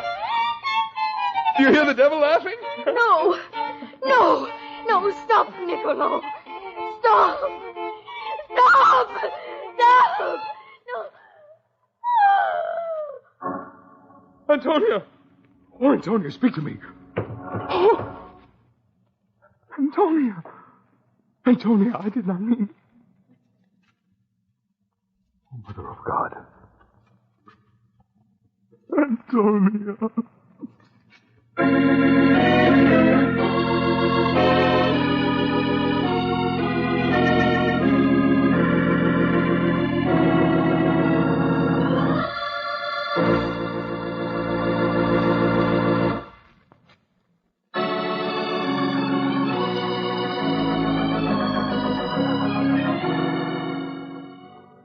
3 people died when Paganini played the Devil's Laugh Caprice. Was it coincidence, fate, or is he actually possessed of the devil? The people of Genoa think so, for they brought him to trial, not as a murderer, but as the evil one, a human whose soul is owned by the devil. One after one, witnesses have taken the stand. Finally, it's Paganini's time to defend himself. He rises and speaks. People of Genoa, my friends, many of you know me. Most of you knew my father and my mother. My mother was a good woman, God rest her soul. My father was an ambitious man. He wanted his son to become the greatest violinist who ever lived. He has realized his dream. I am the greatest violinist in the world. But I have not achieved this goal by selling myself to the devil, as the honorable prosecutor would have you believe. I'm not a fiend, I'm human as you, Bucca, or you, Ravini, or you, most honorable judge. People have died listening to me play, that I admit. A little girl, Montevelli, my own dear wife, whom as God is my judge, I love more than life itself. But they died of natural causes, not because of my music. Condemn me for these deaths, and you retard Italy 200 years. You place superstition above reason, fear above art. Weigh your decision carefully. You not only decide my fate, the fate of violinists in years to come is in your hands.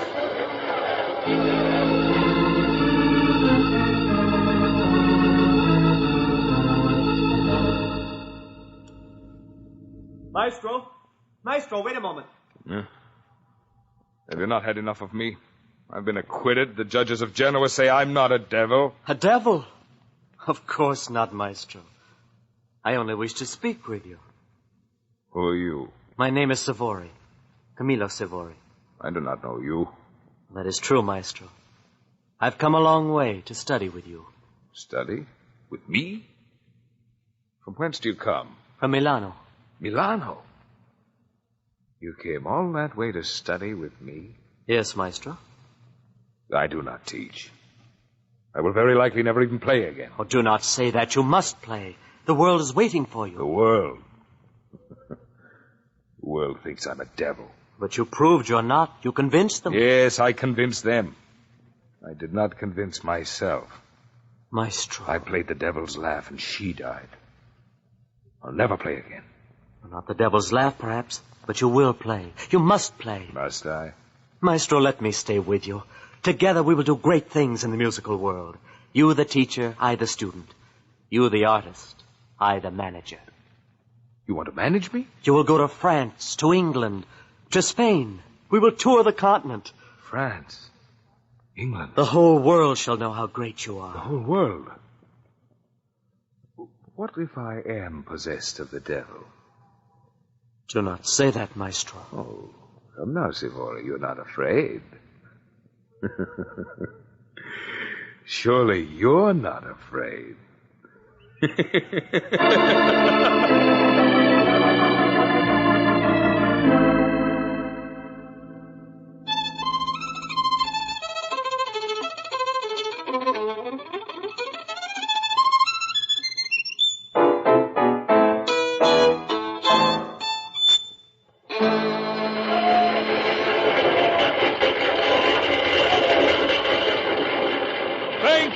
Thank you for your generous reception. And now for an encore, I shall play my own composition, The Devil's Laugh.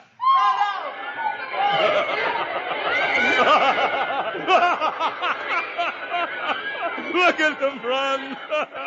See, Sivori, they're afraid. They're afraid if they listen to the devil's laugh, they will die. Come back, you fools. I will not play the caprice. I will never play it again.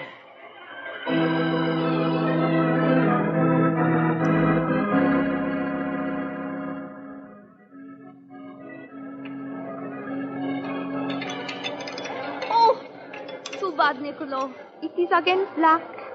Black? Yes, it's always black. Why do I put my money on the red? It is of no matter. The great Paganini has plenty of money. No? Yes, my pretty, you've had plenty of money. Did you ever see the devil when he did not have plenty of money? The devil? Oh, you make this joke with Yvette, eh? Yes, it is a joke, a monstrous joke. Maestro! Niccolo, you are in. Let us go home. Yvette will take care of him. Leave him alone. I will take him home. Sivori. Good Sivori. Always looking after me. Maestro, you are not well. You have a concert tomorrow. Severi will take you home. A concert tomorrow? I do not think so, Sivori. I will take him home. He is not paid. Go away. Leave him alone. You cannot talk that way to me. Niccolo, tell him he cannot talk that way to me. It's no use, Yvette. Sivori knows best. Even the devil must die sooner or later, Sivori. Maestro.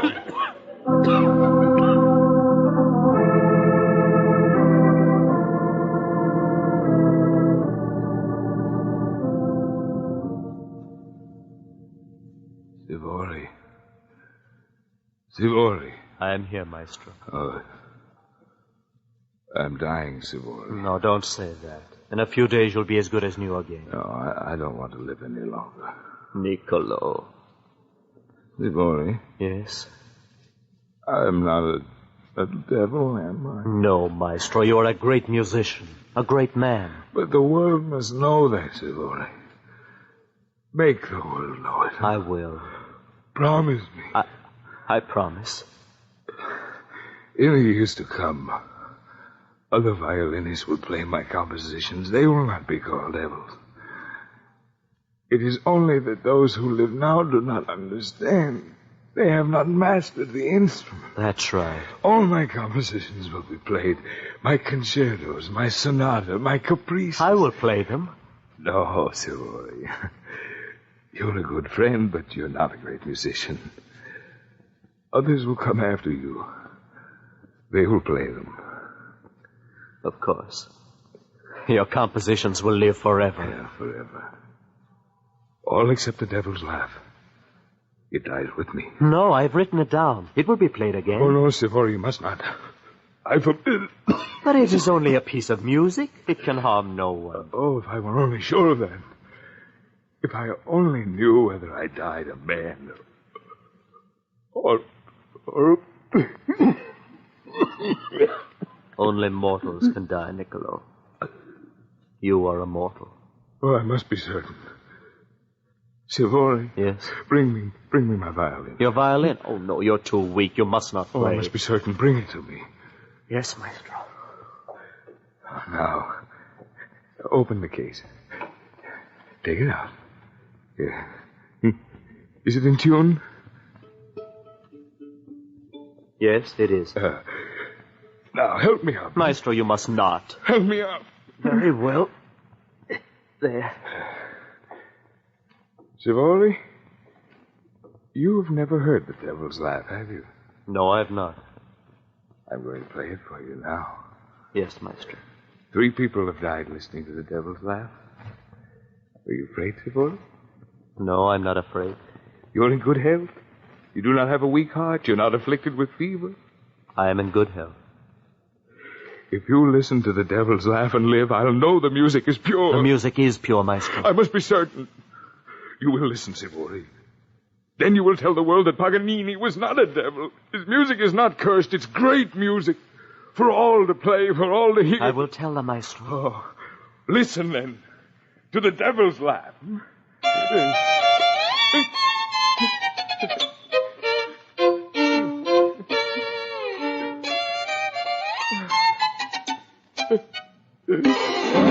Maestro! Maestro! Paganini!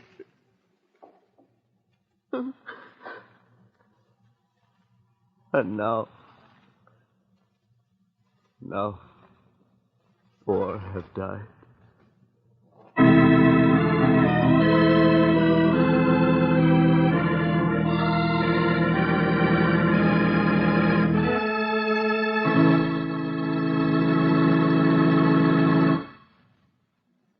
Here's Marvin Miller for a little backstage interview. Marvin, where in the world do you find the time? Well, now, that's a leading question. What do you mean, where do I find the time? Now, don't play innocent with the old man. You know what I mean.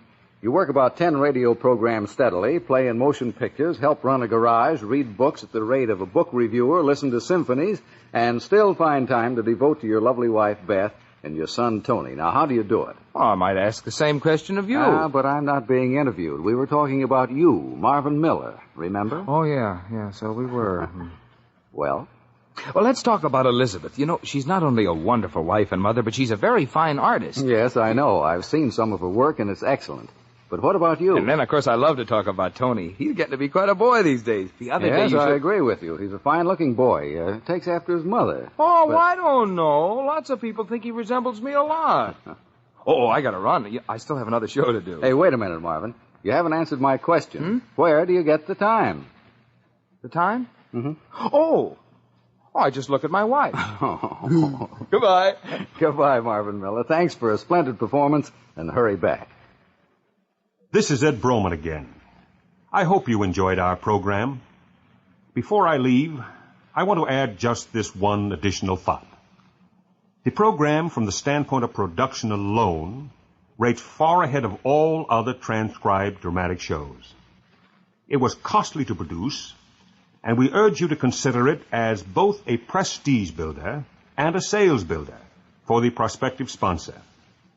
Pacific Finance, sponsor of the program on KHJ Los Angeles and in a number of other West Coast cities, is enthusiastic about results achieved.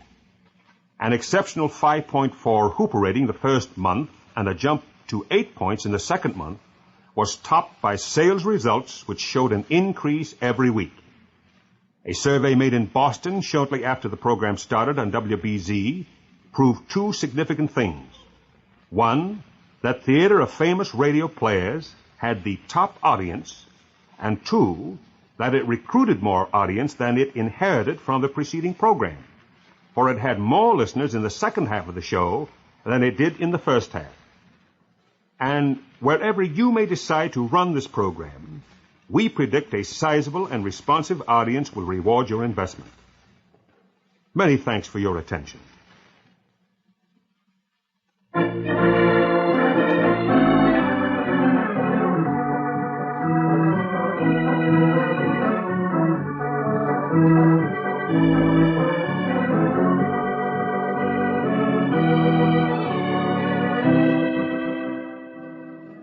The Devil's Laugh was written by Ralph Rose. Also, I want to extend a special vote of thanks to Ralph, who is a former concert violinist, for playing the special Paganini violin music. In the cast, you heard Marvin Miller as Niccolo, Lorene Tuttle as Antonia, Joe Kearns as Montevelli, Jack Edwards as Savory. Music by Del Castillo. The Devil's Laugh is based on the life of Paganini, but all events and other persons are fictitious, and any resemblance to real persons or places is coincidental. Be with us next week when we will bring you an amusing story and another all-star cast in the Theater of Famous Radio Players. This is Les Mitchell and our cast of star radio players saying goodbye.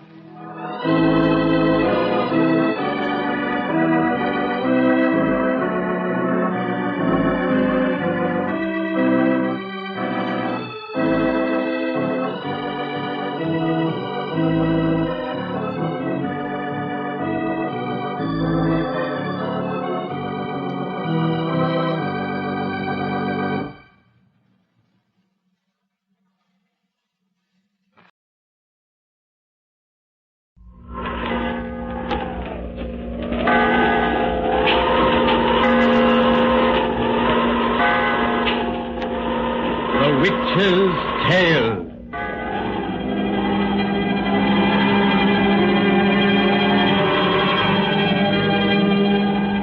The fascination of the eerie, weird, blood-chilling tales told by old Nancy, the witch of Salem, and Satan, her wise black cat. They are waiting for you, now.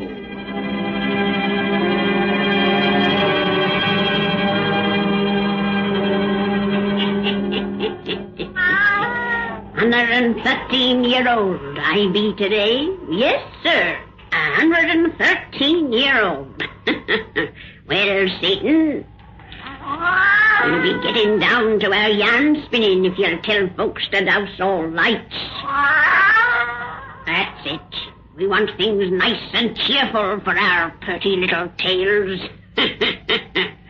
Now draw up to the fire and gaze into the embers. Gaze into 'em deep, and soon you'll be across the seas in the jungle land of Africa. British Africa, in what's called Tanganyika territory. Hear that chanting and them savage drums? With them begins our story of the Devil Mask. The Devil Mask!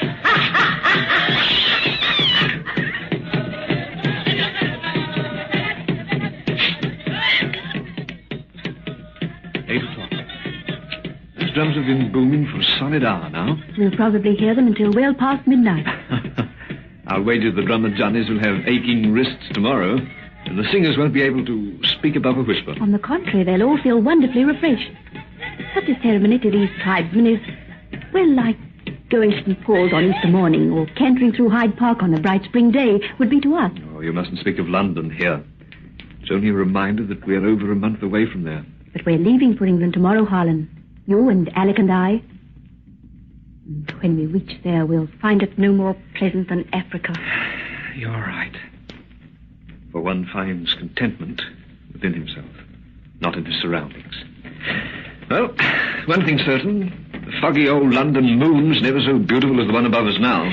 It is beautiful, isn't it? Gorgeous. It's like those we used to sit and watch so long ago in Surrey, as we... Please, Harlan. Because you're now married to another man, can't I indulge in spoken memories? I wish you wouldn't. All right. Rather a nice compliment those blacks out there are paying you and Alec, with their chanting and their drumming. Yes. Gadeo, the witch doctor's son, told me all about it, in his funny pidgin English. I had already told you. Oh, you simply said they were holding a religious ceremony to pray that you and Alec have a safe journey back to civilization. Gadeo's version was far more dramatic. He said this jamboree was to propitiate the devils, so they wouldn't harm them. That's why Monpo, his father, came here to the bungalow a while ago and muttered magic words about each piece of our baggage to drive away the devil. Well, that mask he had on certainly ought to frighten them away. It's a sacred devil mask, one especially for this sort of ritual. Rum-looking object. Yes. Instead of taking measures to protect us, they think they're doing, they should pray to all their gods that we never leave the jungle alive. Oh, why, Phyllis? They owe you gratitude. Gadeo tells me that you... Oh, I've tried to treat them decently. You mean that Alec... No. He's treated them well, too. Except when he's been drinking. Then he isn't responsible. In the 7 days I've been here, Alec's never drawn a sober breath. He's inside that bungalow now, sleeping off a quart of whiskey. And he'll begin on another the moment he awakes. It isn't his fault. It's just the effect that Africa has upon some white men. When Alec gets back to England, he'll become himself again. I hope so. No, hang it all, I don't. I hope the rotter drinks himself to death as fast as he can. I hope he... forgive me, Phyllis. I'm going inside. Good night, Harlan. No, please. Let go of my hand. No, I won't. Now I've begun, I won't let you go till I've finished. Phyllis, when your father brought you to Africa, my regiment was sent to India 3 years ago. You were engaged to marry me. For 6 months after that, I received your letters. Love letters, just as I wrote every day to you. And suddenly I heard no more from you. And months later I heard you'd married Alec. I didn't mean to speak, but now... Why? Why? Hasn't it occurred to you that I may have married Alec because I loved him and had fallen out of love with you? Was that the reason? Yes. I see. Phyllis! Alec's awake. Phyllis, where the devil are you? I'm coming, Alec. Oh, you're outside. Stay where you are, I'll come to you. Well, you and Lieutenant Lawrence being romantic in the moonlight? We've been talking, Alec, and listening to the chanting. It was that blasted noise woke me up. Where's my whip? I'll soon make that beggar stop. No, you can't interfere with them. Alec, that ceremony is for us. Huh? Oh, yes, so you told me. Old Montpo is driving devils out of the way, so I'll get to England safely. Nice of him after all the kicks I've landed on where he should wear pants. He's got a first-class Christian spirit. Don't you think so, Holland? Yes. He finds it easier to return good for evil than I ever shall. Oh, I wouldn't say that. You've got a first-class Christian spirit, too. Why, you even come and pay me a visit after I married a woman you was once engaged to. Alec. Don't worry, Phyllis. I ain't gonna quarrel with your ex-lover. See here, Anton. I don't propose to... Hey, don't get mad. I ain't mad. I like to have you around, Lieutenant. So you can enjoy watching my happy married life. Alec, go back to bed, please. All right. I'll leave you two alone again. Please. Here, I'll help you. I don't need any help. What I need's another bottle of whiskey. No. Yeah. You don't want me to stop those black monkeys in the village from making a noise, so I gotta drink enough not to hear them. I got a bottle in the cupboard here. All right. Get it if you must. Of course I'll get it. Hey! What's the matter? The bottle I had in here is gone. You must have taken it then. No. I put an extra bottle here special, so as I'd have it when I'm in a hurry. Who's stolen it? No one, Alec. Not a soul has been in this room since you fell asleep, except Lieutenant Lawrence, Monpo, and I. Monpo? Then he took it. I'll teach that thieving witch doctor to steal my whiskey. Alec, put down that pistol. Come back. Take your hands off of me. Harlan, help me. Harlan. Now, you keep out of this, Lawrence. Let me go. Drop that pistol, Anton. Stop! You're breaking my arm. Drop that pistol. I've dropped it. Take your hands off Get the me. gun, Phyllis. I have it. Lead him to bed. He doesn't know what he's doing. Oh, yes, I do. I'm going to kill that thief, Monpo. He's not a thief. He was never near that cupboard. He only came into the house to perform his magic on our luggage, to do us a favor, as he thinks. That rotten blighter has my whiskey. Monpo stole my whiskey. I think we'd better go away, and he'll soon go back to sleep. Yes, he's falling asleep now. Come on. All right. I'll kill the thieving blighter. Here, you keep his pistol. I don't want him to have it handy if he wakes up again. He's liable to do anything. Oh, God. To think you're married to that swine. To think you love him. Harlan, I'm going to tell you the truth. Truth? About Alec and me. What do you mean? Let's go outside again. Please open the door. Certainly. When I said I married Alec because I loved him, I lied. Phyllis. I meant to go on lying. But after all, I owe you the truth. Oh, why? You know that my father died of fever 6 months after we arrived here. Yes. That was when my letters to you stopped. The day before he died, a missionary came here. He was from the coast and on his way to the interior. Father knew that he had but a few hours to live. And when the missionary left, I'd be alone with Alec, who was the only other white man in 50 miles of jungle. Alec had often tried to make love to me. He was drinking heavily then.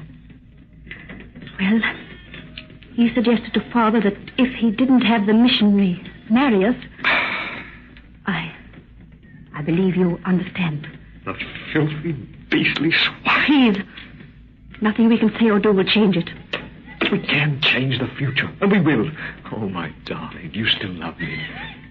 You'll get a divorce, and then... There can be no divorce. You mean you'll stay with this brute? He isn't a brute. He's a weak, spoiled, selfish child who must have his own way no matter how he gets it, no matter who it harms. I'm his wife, and I must take care of him and keep him out of trouble as long as we both live. You're not thinking reasonably. You've got to listen to me, and then... Everything you could say I've already said to myself. No, we'll never mention this again. You've already arranged to return to England with Alec and me, so that can't be changed. But after we reach there, we must never see each other again.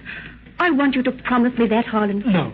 If you must take care of the swine you call a weak child, then I must look after you until he dies, or sends you to your grave. Harlan. How can you have sympathy for such a beast?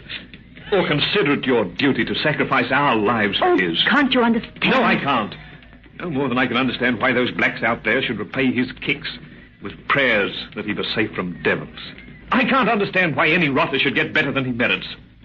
And I don't believe God permits such blind injustice for long. Harlan, what was that? It sounded like the back door. Alec's awakened. He's gone out. Oh, what if he has? Yes.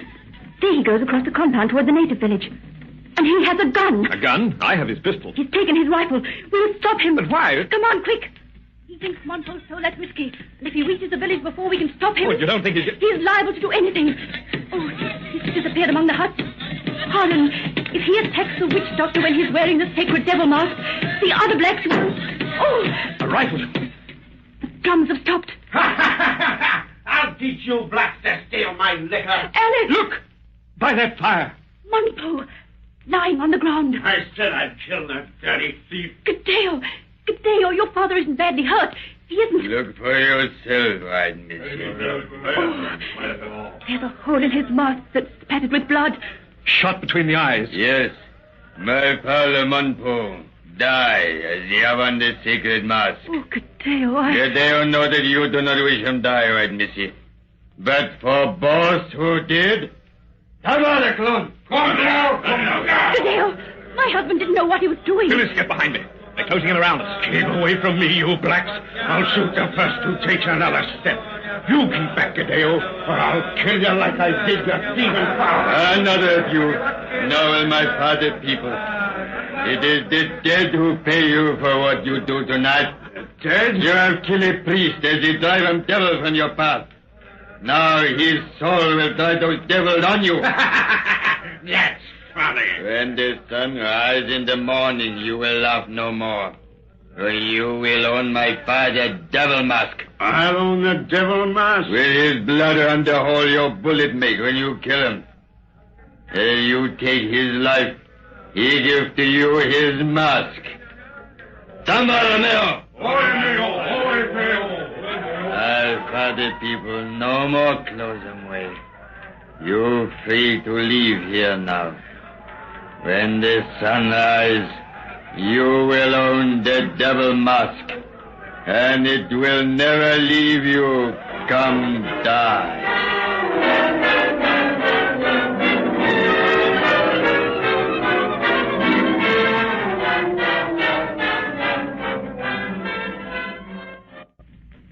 Phyllis, it's nearly morning. Won't you lie down now and get a little rest? Don't ask me again. You know I can't. In a few hours, we'll be starting through the jungle for the coast. You can't stand the trip without rest. Here I can watch that village. Oh, if the blacks meant to attack this bungalow, they'd have done it hours ago. I'm convinced that Gadeo wasn't attempting any trick. The poor Negro really means to leave his vengeance to the dead. His people believe the dead have much more power than the living. But I still can't understand the things he said about that devil mask. Some other savage superstition, I suppose. I've been in Africa too long to despise what whites call just savage superstition. But you don't think that dead man's mask's going to harm him, do you? I don't know. Gadeo said Alec would own the mask by sunrise. Since we left the village, those drums have never ceased. They're making magic there. If the mask or anything else gets into this bungalow, it'll have to come by magic. Every door and window in the place is locked but this one, and we've sat behind a screen all night. I'm sorry I can't believe anything will pay that rotter his just deserts. Harlan. He's even safe here from the law. Looks as though I was wrong last night. And I told you God wouldn't long permit injustice. Alec! Now, he must be having a nightmare. Come with me, quick. Look at the foot of my bed. That thing that's grinning at me. A devil mask. How did it get here? Look out of that window, Harlan. Lord, the sun's rising.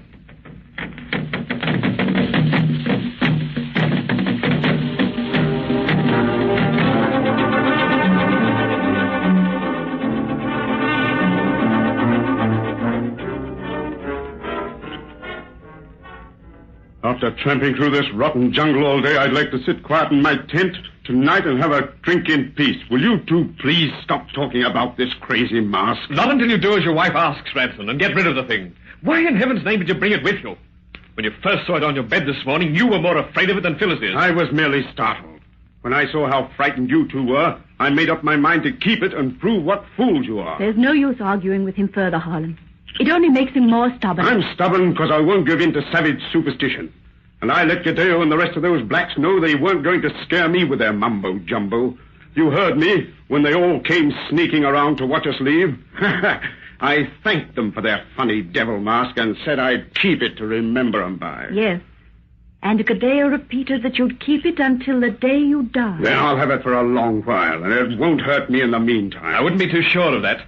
It wasn't presented to you as a love token, and it came to you somehow through locked doors and solid walls. So you and Phyllis say... Because we know. Don't think for a minute I care what happens to you. But your wife's terrified of that mask. The least you can do is to humor her fears. If you must know, I'm keeping it because I like to see you bothered. I guess that leaves nothing more to be said, Phyllis. I hope not. Then I can have a quiet drink.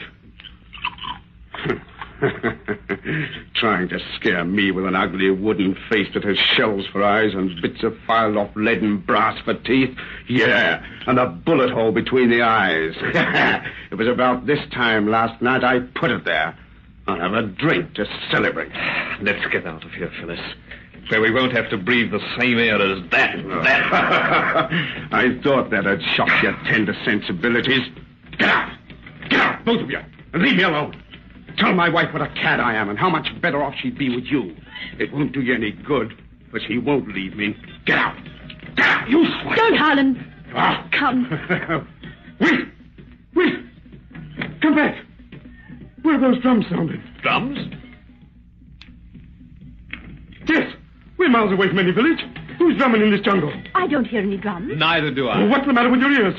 They're getting louder every second. There isn't a sound outside. There's drums, I tell you, and voices chanting. Like there was last night. Those blacks are coming after me. You can't hear drums or chanting. No, there's none to hear. You're lying to me. Now they're just outside. They're all around this tent. Where's my gun? They won't get me without a fight. Don't let him touch that rifle, Harlan. I've got it. The fool's gone mad. Let me go. Let me go. Ah, look at the mask. The mask?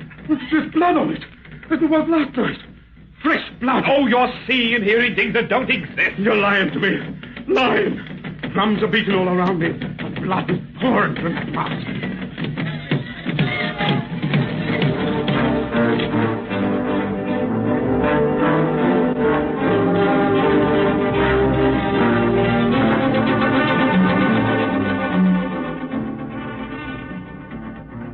Drums keep beating all around me, and they never stop.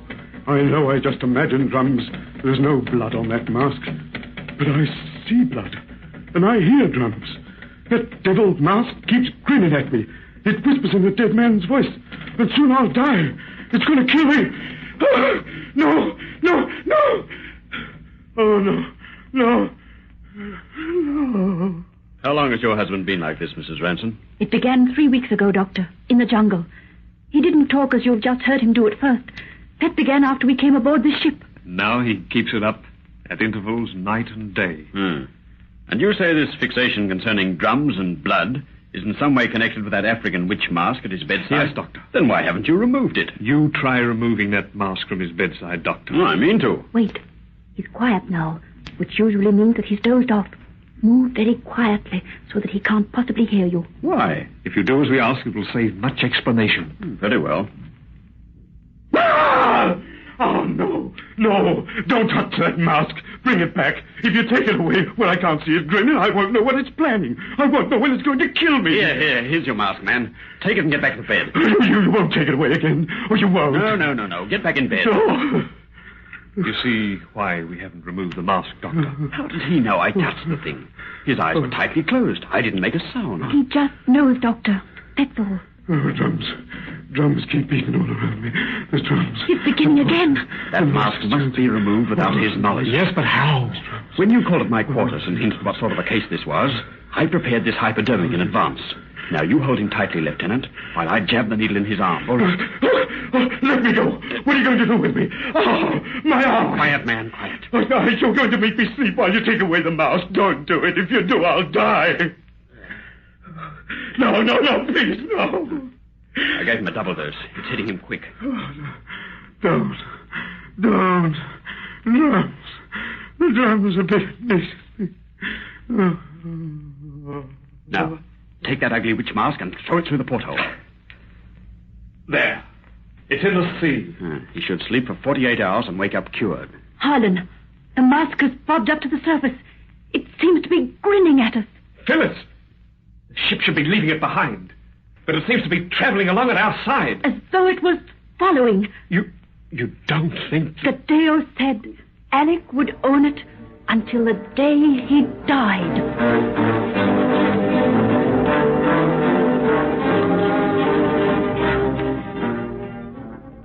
As much as it hurts me to thank you for anything, Harlan, I'm forced to admit that you probably saved my life by throwing that rotten mask overboard. I'm not at all proud of saving your life, Ransom. Too bad I didn't go crazy or blow out my brains when those drums were throbbing in my head all day and night. Then you'd have won my wife, perhaps. Suppose we don't discuss that. I've called at your hotel tonight to bid Phyllis goodbye. May I see her now? Did you say goodbye?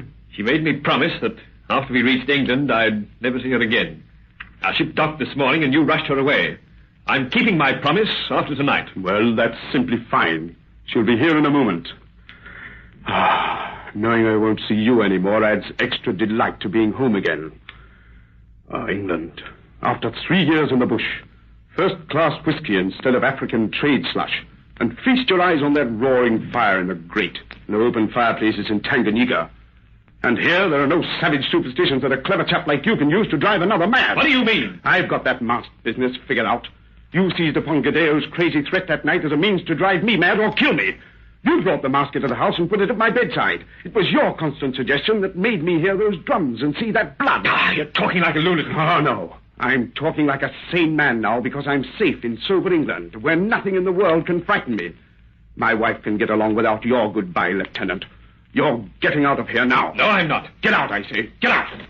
Alec! Phyllis, you're just in time, my dear, to see your lover leave here. I'm putting him out. No. You can't put this pistol can. You're looking at my wife for the last time until the day I die. And that won't be for a long, long time. Now, there's the door. Get out. You have me at a disadvantage. Goodbye, Phyllis. That's enough. Get out. What? Drums. Drums. What?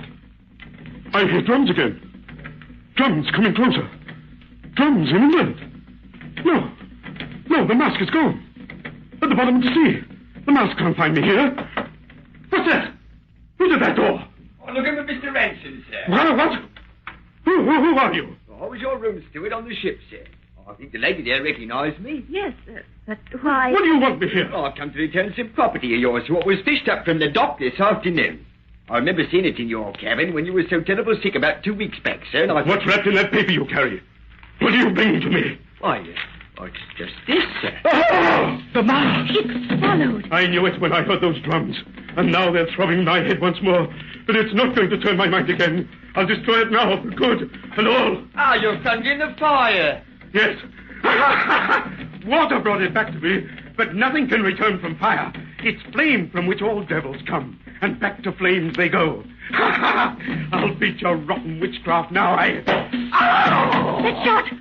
It came from that mask, in the fire. There's a bullet hole in Alec's head. Between his eyes. dead. How? Pull that mask from the flames, quick! Yes, all right, sir. I'll cut it with the tongs. Let me smother out the flame. The little rug will do it, sir. Why take it from the fire? To save the rest of our lives. Look. Look where the fire's eaten away the wood. The metal teeth of the mask? Our old rifle cartridges with the bullets filed to slugs. And when the fire got them out, one popped right off. Then Alec was killed by natural means. And all the other things were coincidence. Imagination. I wonder. What do you think?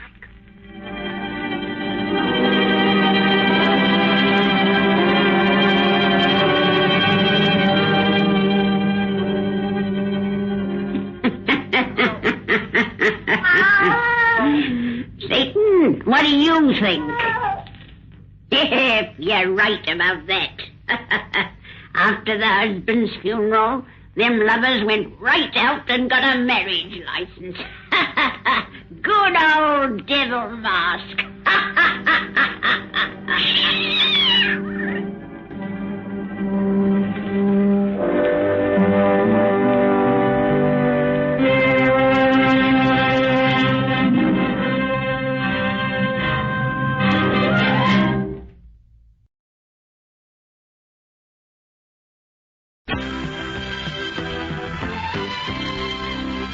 And now, Mystery Theater.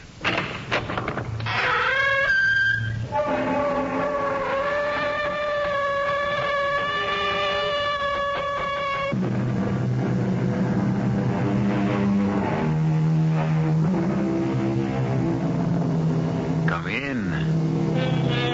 Welcome. I'm E.G. Marshall. Outside the Straits of Gibraltar, to the northwest of Cadiz, lie some of Spain's most beautiful beaches, protected by island sandbars.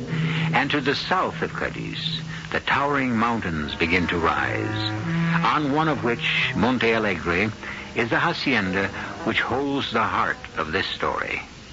Approaching it by car at this moment are Chad Reynolds and Elizabeth Monroe. But you haven't told me about the Senora Escobar. La Doña? To give her a full title? Oh, no. She's not to be mentioned. Why not?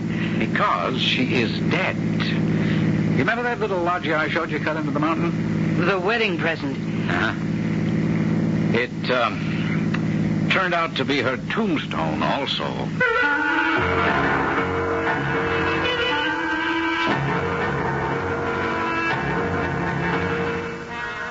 Our mystery drama, The Devil's Leap, was written especially for the Mystery Theater by Ian Martin and stars Mercedes McCambridge.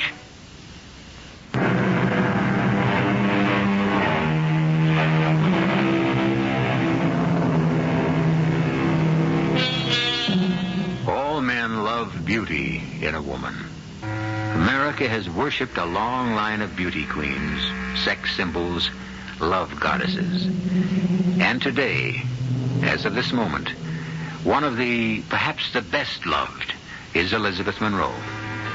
Sitting with her agent Mark Burns, a longtime friend, at a table at Madrid's brightest, newest, and most expensive nightclub, La Ronda.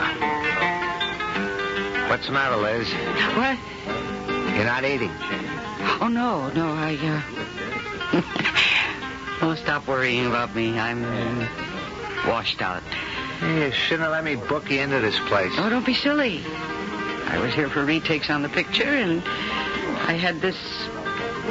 Well, I wanted to sing again, Mark. I mean, in front of people. Listen, you could go home, take the Hollywood bowl, and fill it and get your heart's desire. Little wine? All right. No, I didn't mean that. I meant... Oh, hey, you spilled it. I'm sorry. No, I'm the one that's sorry. Well, why did you start so and turn away like that? I just didn't want that boy crossing the dance floor to see me. You mean Joe College or whatever he is? I mean Don Pedro Escobar de Villarmo. Oh, okay. So outside of his name, what's his particular problem? It's just that he hates me. He's male and he hates you? Enough to kill me. And with reason. When I think of what I once had to do to that boy, Mark, I can't stay here. Come on. I'll have to go back to my dressing room.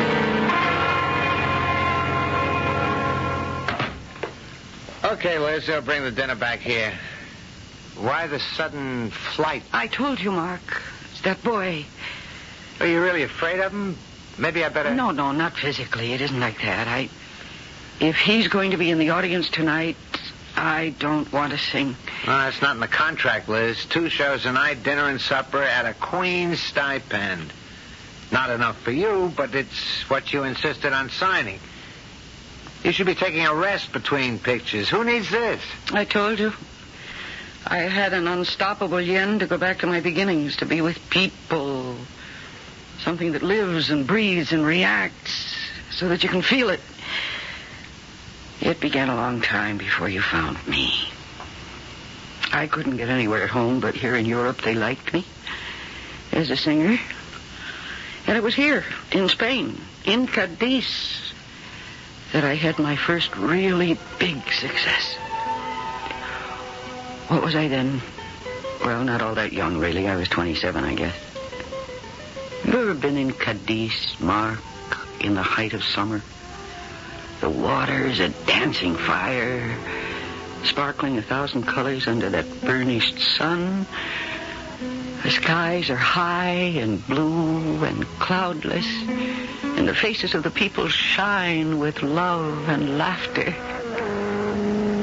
One night at dusk, one of my most insistent suitors, a party boy from the American jet set with too much money and too little else, was driving me to a weekend party at the Hacienda Monte Alegre, which is the home of Don Emilio Escobar de Villarmo.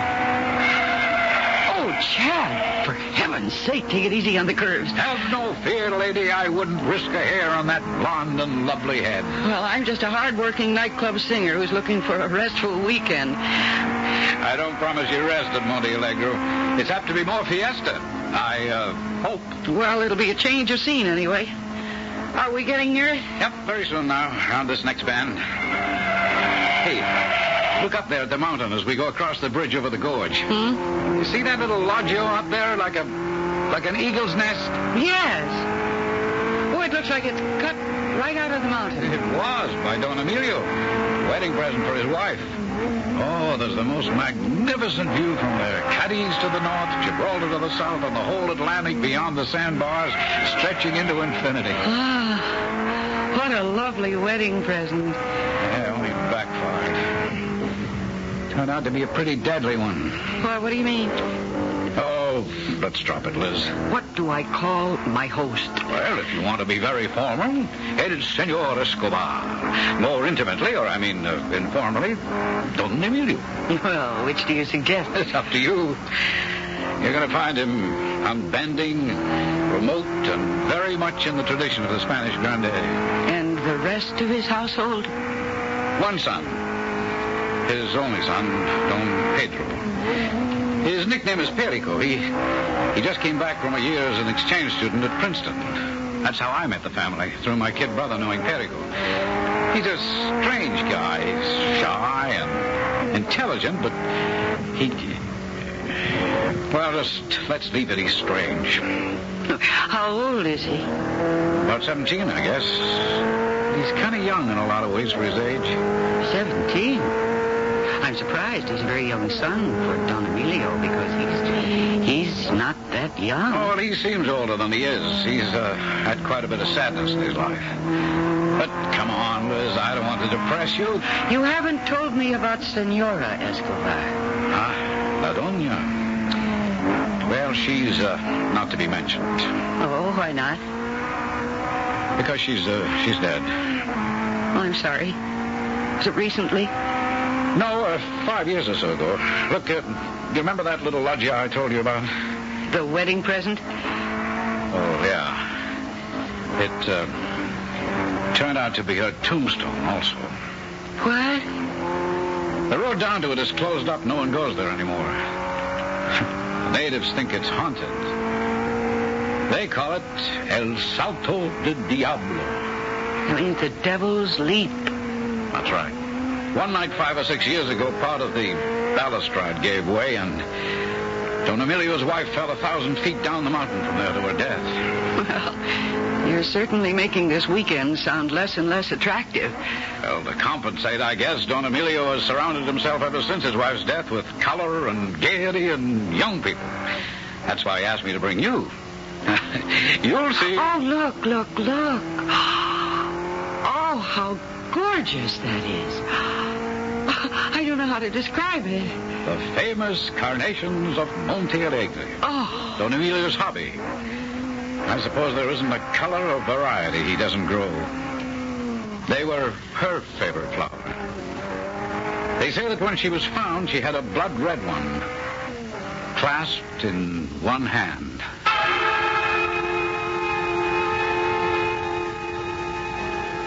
And that was how I first came to the Hacienda Monte Alegre, the happy mountain. And my host, Don Emilio, I found to be gracious and formal, less cold than Chad had led me to believe. And while he stood aloof from the merriment, it was not he who brought the chill with the coming of dusk, as if the ghosts of long-gone days still lurked in the shadowed halls. No, the most tragic ghost of all was the pale, intense young man with the great liquid brown eyes who hovered on the edge of the gaiety as though haunted and unbearably sad.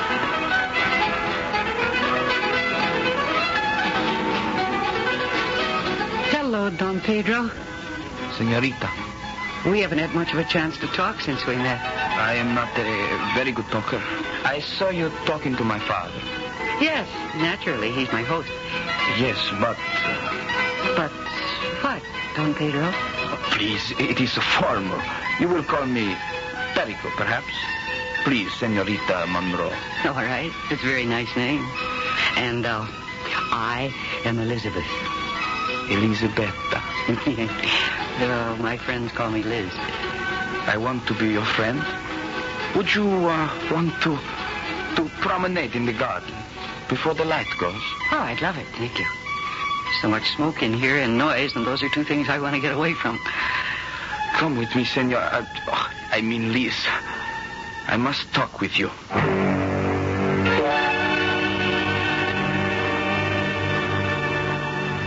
Even in this fading light, they are still so beautiful. Los claveles. I beg your pardon? The carnations. They were my mother's favorite flower.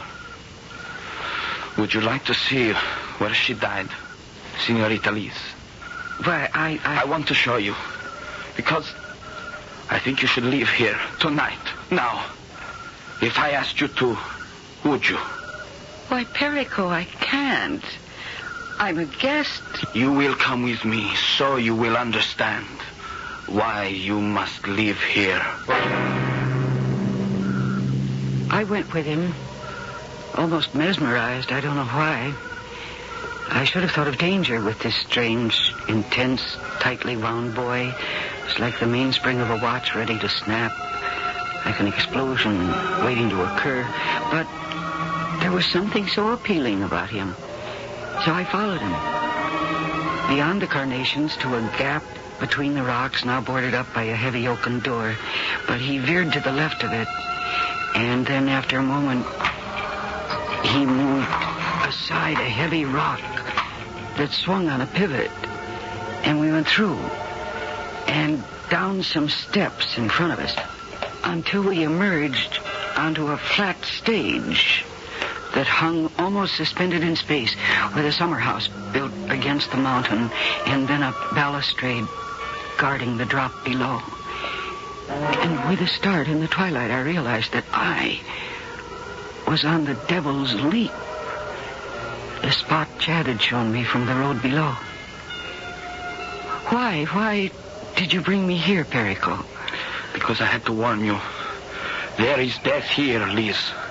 My father desires you. I could see it in his eyes. Don Emilio? Oh, really? I do not joke. I know my father. He kills everything he loves. And I do not want you to die as my mother died. Come here to the balustrade, and I will show you.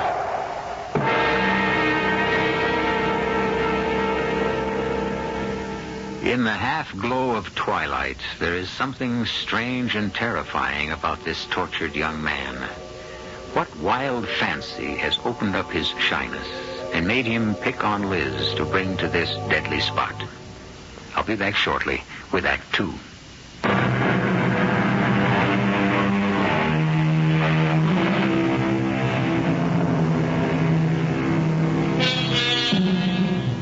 Instinctively, Liz clings to the solid safety of the loggia, backed by the mountain.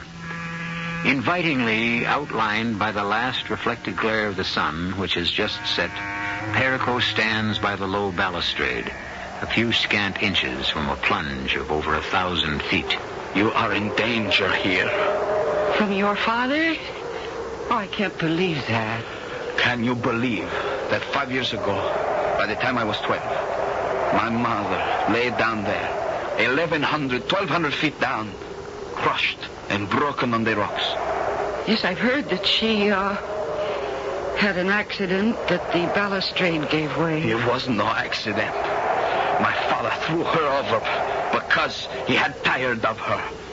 The balustrade was broken later to make it seem like an accident. Perico! Oh, how can you think such things about your father? You, of all people, should be able to see how your mother's death very nearly destroyed him. Not her death. His guilt. Well, how can I argue with you? But I am sorry for you. Sorry for me? Why? To live with such hate locked up inside you. Oh, look, Perico. Look down at those magnificent beaches. They're the best in all of Spain. And there are fiestas, festivals, and bullfights. And even this week, a carnival. Oh, yes, the carnival. Yes, and this year bigger than ever. With real sideshows and a carousel and lots of games. And a Ferris wheel. Yes, a Ferris wheel. I've never been up in one. Could we go together? Caramba, how I would like that. Will you go with me, senorita? Liz. Yes, Liz. Would you? Oh, we could have lots of excitement and fun, huh, Perico? Magnifico. Will you let me take you with me? I think that would be just magnifico. And exactly what is everybody singing Magnifico about?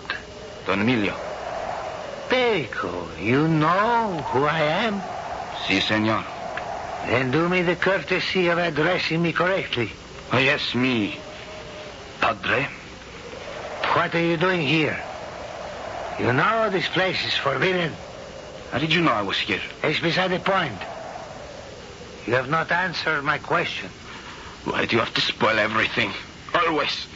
You forget yourself in front of a guest. Leave us. It's all right, Liz. You'll be safe. I know you're here. Perico, what do you... I must apologize for my son. I hope you will forgive him, Senorita Monroe.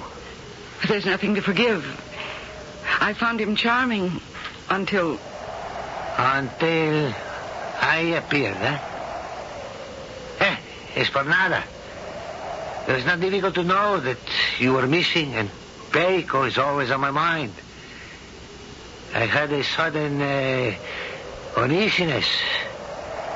When I saw the rock was out of place, I thought I might find you here.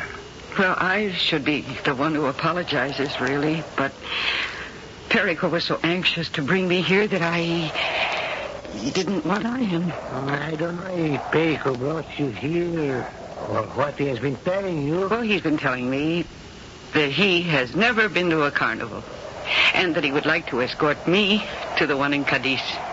Senorita, I would not want to impose on my guests. I've already accepted. Subject, of course, to your approval. What can I say? I am only sorry that I am not the one to be your escort. The wind is rising. Yes, not a good place to be.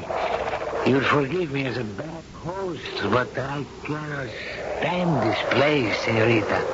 El Salto de Diablo, well named. Oh. Senorita, what is it? Well, that lovely red carnation. You've crushed it in your hand. Oh? I'm sorry. It was meant for you. We will find you another on the way back. I lay awake for a long time that night. I wondered about that long ago accident or suicide or... Yes, I wondered, too, if some guilty secret had laid its pall over this uneasy house. But washing all that out of my mind was a wave of pity for two lonely people. A proud, unbending older man and a shy, hurt boy whose world had been shattered before he'd even had time to build it. Both of them were haunted by a tragedy that should have brought them closer together, but which instead had driven them apart.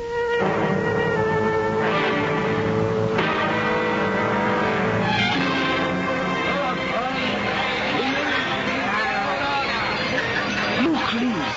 Look. Here is a man who is eating fire. How can it not hurt? It doesn't seem to. Oh, but the torch is burning the paper. See? Ayah, look here. A donna colossal. A woman enormously fat. Come, Liz, come. It was hard to recognize this excited, boy. But that's what he was like. To imagine him as he was now, full of bubbling good spirits, as being the same person as the pale, retiring, tortured Perico of Monte Alegre. And as I followed him from booth to booth at the carnival, I found that I was feeling as young and as full of life and laughter as he. Now come, we must ride the Ferris wheel. We entered our little cage at the bottom of a huge wheel, and seconds later we were whirling upwards. And suddenly Perico's hand was grasping mine, his eyes darting about the carnival below, all eager and pleased.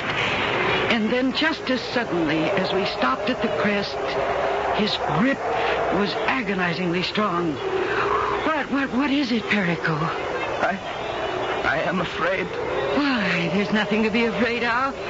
It is like El Salto del Diablo. So high above. Oh, no, forget about that. You don't understand. It is when I am on heights, I have this. I want to throw myself over or push. No, you're not going to fall. Not while I'm with you. Oh, if only you could always be with me, Liz. But then nobody is. Nobody. I'm sorry. You're sorry for what? And yet... There you are, you see? Now there's nothing to worry about. Here we go, down again. Everything is all right. But everything was not all right. A shadow had passed across the bright day. And something twisted in this boy sprang back like a spring released to its original form. And that challenged me. I promised myself that before I left Cadiz, I would try to banish that shadow.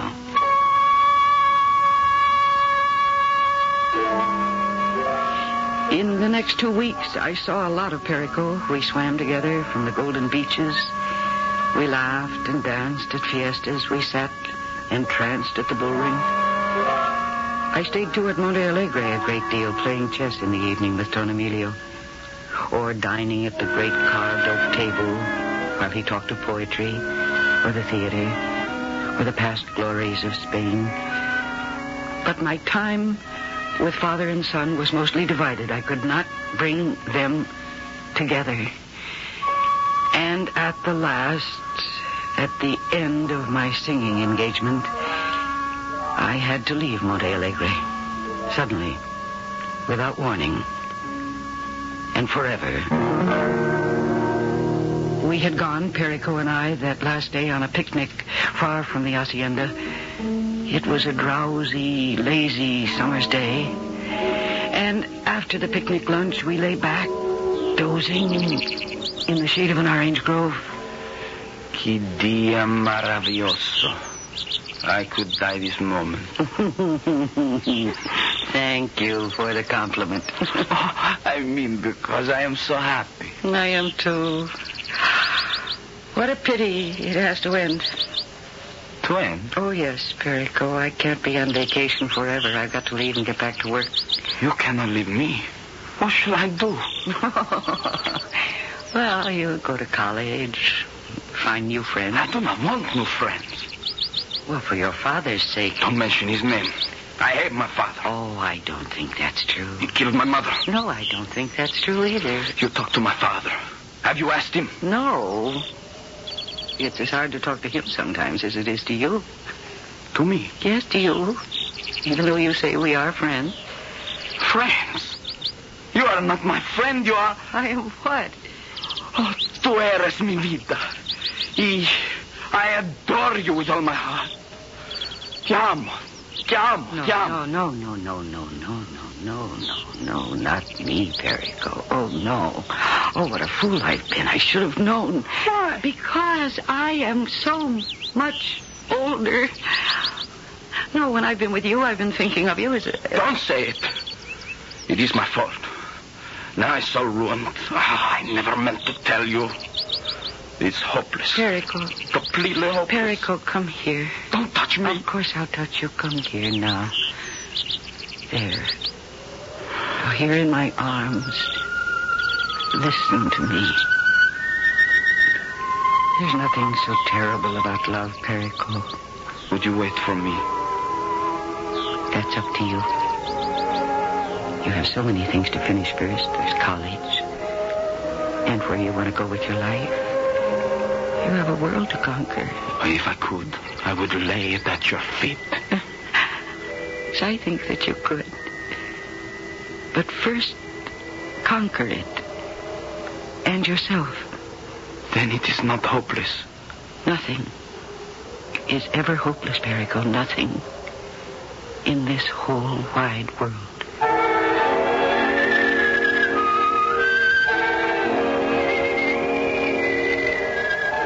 Why did you bring me down here, Don Emilio? I don't quite know.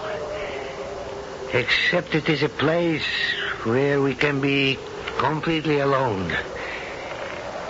And this is your last night in Andalusia. At least it's before twilight. And the view is indescribably lovely. As you are.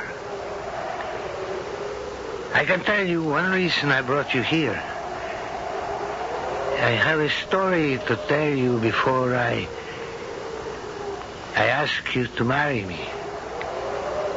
To marry you? But I know. It is strange. I never thought love could come to me again. But it has. Well, if for no other reason, for Perico's sake, I can't marry you. He's in love with me, too. Love? A boy? A child? Oh, no. A young man. Your child has grown up very fast, Don Emilio. Yeah. Why must something always stand between me and the one I love? This wretched place, the home of the devil himself. Even the moon rises in blood upon it. Well, then, once again, let it rise and sink on it.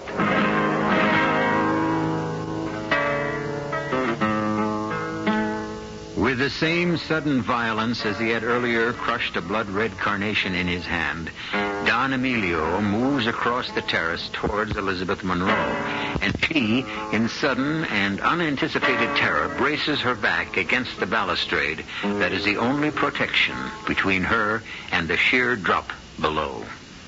I shall return shortly with Act 3.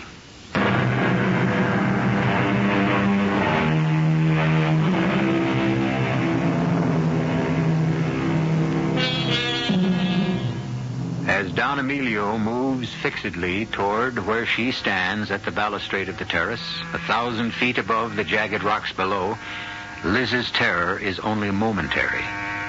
Because almost simultaneously, she sees that the Don's eyes are not fixed on her, but on the void beyond her. And instinctively, she flings herself back against him, dragging him away from the awesome drop. No, Don Emilio, no. No, that's not the answer. That's never the answer. Let me go. And repeat your wife's mistake. My wife's mistake? Yes. What do you know about my wife? Nothing. Only it's obvious that between you and Perico, who should know best, neither one of you thinks that her death was an accident. How could you know that? I don't know that. It's only my guess. Perico thinks you pushed her to her death, and I think that you believe that Perico was the one who caused it. Would you like to know the truth? If it will help you and Perico. It would be a relief to tell it to someone. And perhaps just once to be believed. She was very beautiful, Dolores. Almost as lovely as you. I loved her. How can one measure? I would have gladly died for her. And even though I was older, I thought she loved me. Then came a summer like this. 5 years ago when Perico was 12. We had gone that day to a corrida, and the matador was insolent, slim, young, careless. But Dios, he was magnificent in the ring. And your wife, Dolores, fell in love with him. All that summer, he was to fight in Andalusia, Cadiz, Granada, Sevilla. Sometimes she followed him. And when she didn't, they met by night. Here, in this loggia, in the shadow of my own roof. And all this time you stood by and said nothing. She would not hear me. I kept thinking it would end. She would see this empty, strutting pigeon for what he was and come back to me. Till at last, I knew I must end it. You don't mean that Perico is right? No. I bought this strutting peacock of a matador off, as I should have in the beginning. He walked out without a backward look. And your wife? One night, Dolores stole from the house down here to the Devil's platform. I thought perhaps I don't know what was in my mind. I stumbled down here blindly, half expecting to find them together again. And on the way, I even have memory of looking back and seeing Perico running in the shadows somewhere. But when I got here, I don't know what I might have done if I had found them. Instead, I found... Don Emilio, you'd better finish it now that you started. Cleanse my soul. I found myself alone under a blood-red moon till I looked over the parapet. And there, far below, she lay broken and bloodied as the moon and the carnation we found in her hand. An accident. I mean, the balustrade was broken, wasn't it? That had happened in the rains a day or so before. So it was what I finally guessed. A suicide. I might have learned to live with that. But not... Not what? Oh, you can't think that Perico could possibly have... We both loved her so. Anything is possible. The curse of our heritage is too much pride. Too much pride? You think that Perico might somehow have found out about his mother, and that he... I cannot allow myself to think such a thing. And to the best of my knowledge, he has never known, and does not to this day. Well, now, what is there left to be said? I had hoped, watching you and Perico together, and from all the times we have been together, that somehow what has been lost could be found again. I had dared to hope that you would marry me. To bring you and Perico together? I am not that totally unselfish or incapable of love. No. First, for yourself. Then the other. But for you to marry Perico... Marry him? No. I'm much too old for your son. As much as I love him. You have all his trust and confidence. And his heart. I know, I blame myself for that. Senorita, forget the Escobar family. There is nothing you can do for us. Well, maybe I can. If I can face being cruel enough. Okay? First love is full of pain. And it is sometimes better to be cruel in order to be kind. I think perhaps what this situation needs is a new villain. Yes. That's the best thing I can do. What are you going to do, senorita? I'm going to help you try to find your son.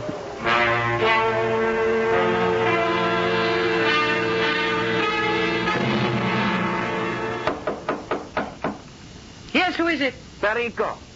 Oh, Perico. All right, come on in. Buenos dias, Liz. Isn't it a beautiful day? Everybody seems to be smiling. What are you doing? Well, as you can see, I am packing. To leave? Yes, to leave. But yesterday you were not planning to leave. Why now? Oh, don't you know about women, Perico? They're just like the weather. They're subject to change without notice. There is a man. That Chad. Or someone. You are in love with another man. Oh, don't be silly, Perico. Don't treat me like a child. Well, then don't act like one. But yesterday you said... I thought you were going to wait.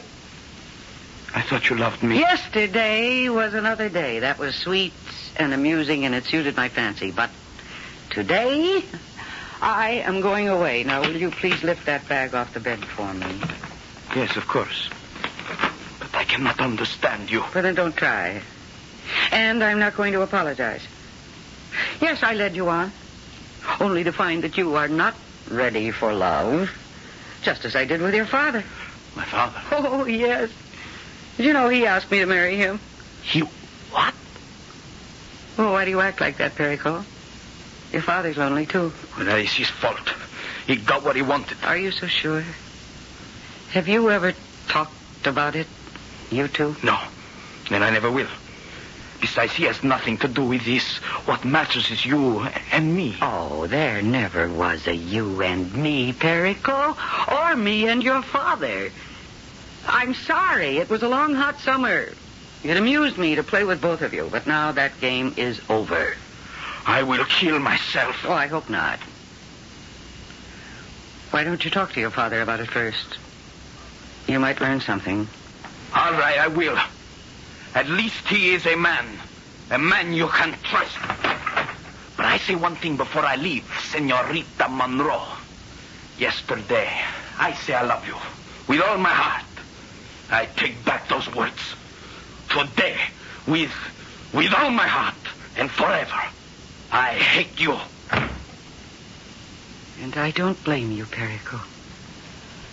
Right at this moment, I'm not very fond of myself.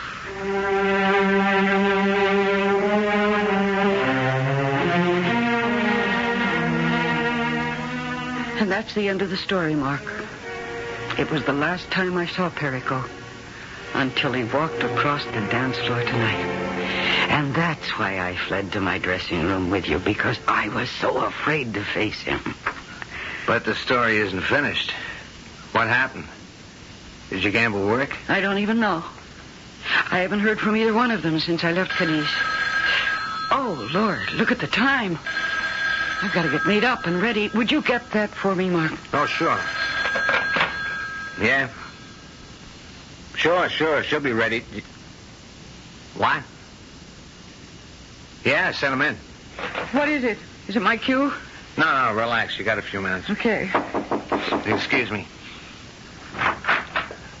Oh, thanks, Arturo. I'll handle them. What is it? Like about the biggest bunch of carnations I ever saw. With a note. A note? Well, I haven't time right now. What does the note say? I think you better read the note yourself. Oh, dear, where's my fan? And my gloves, too. No, you got time. They'll wait for you. Read the note. Okay, give it to me. Let me see. Oh, dear Liz, the carnations are from my father, who has told me the whole story about how you left Monte Alegre. When I read that you were to sing at La Ronda in Madrid, I had to come to hear you. I wanted to thank you for giving me back my life and my father's. Would it be too much to hope that you might join all of us at our table afterwards? Con todo mi corazón, Perico. All of us. There's a postscript there. Oh, yeah. For many reasons. Mainly that I want you to meet my fiancé. Oh, Mark, I'm so glad. It worked for them. That's your intro, baby. Better get going. All right. Except... What? Oh, Mark, I'm so tired of this. The pressure and always being on. I want to be me just the way I was that summer. Okay, Liz. We can arrange that, too. If you want to. Oh, if I want to. It's always been an open contract between us. All right, then. I'm closing it right now. And we can announce our engagement when we join the Escobar. Oh, I don't want to crowd you. How can you get any closer? I just woke up to what I should have known all along. Yo te adoro, dear Mark. Con todo mi corazón.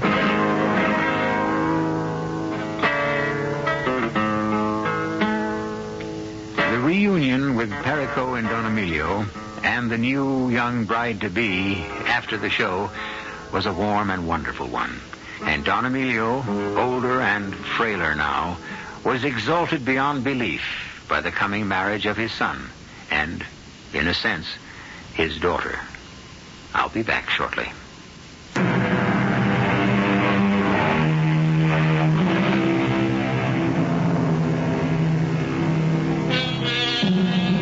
There are some cynics who might phrase marriage as el salto de diablo, the devil's leap. I cannot answer for Perico and his bride because I lost track of them. But as for Liz and Mark, the leap was upwards, never down. Our cast included Mercedes McCambridge, Robert Dryden, Ian Martin, and Christopher Tabori. The entire production was under the direction of Hyman Brown, still inviting you to return to our Mystery Theater for another adventure in the macabre. Until next time, pleasant dreams.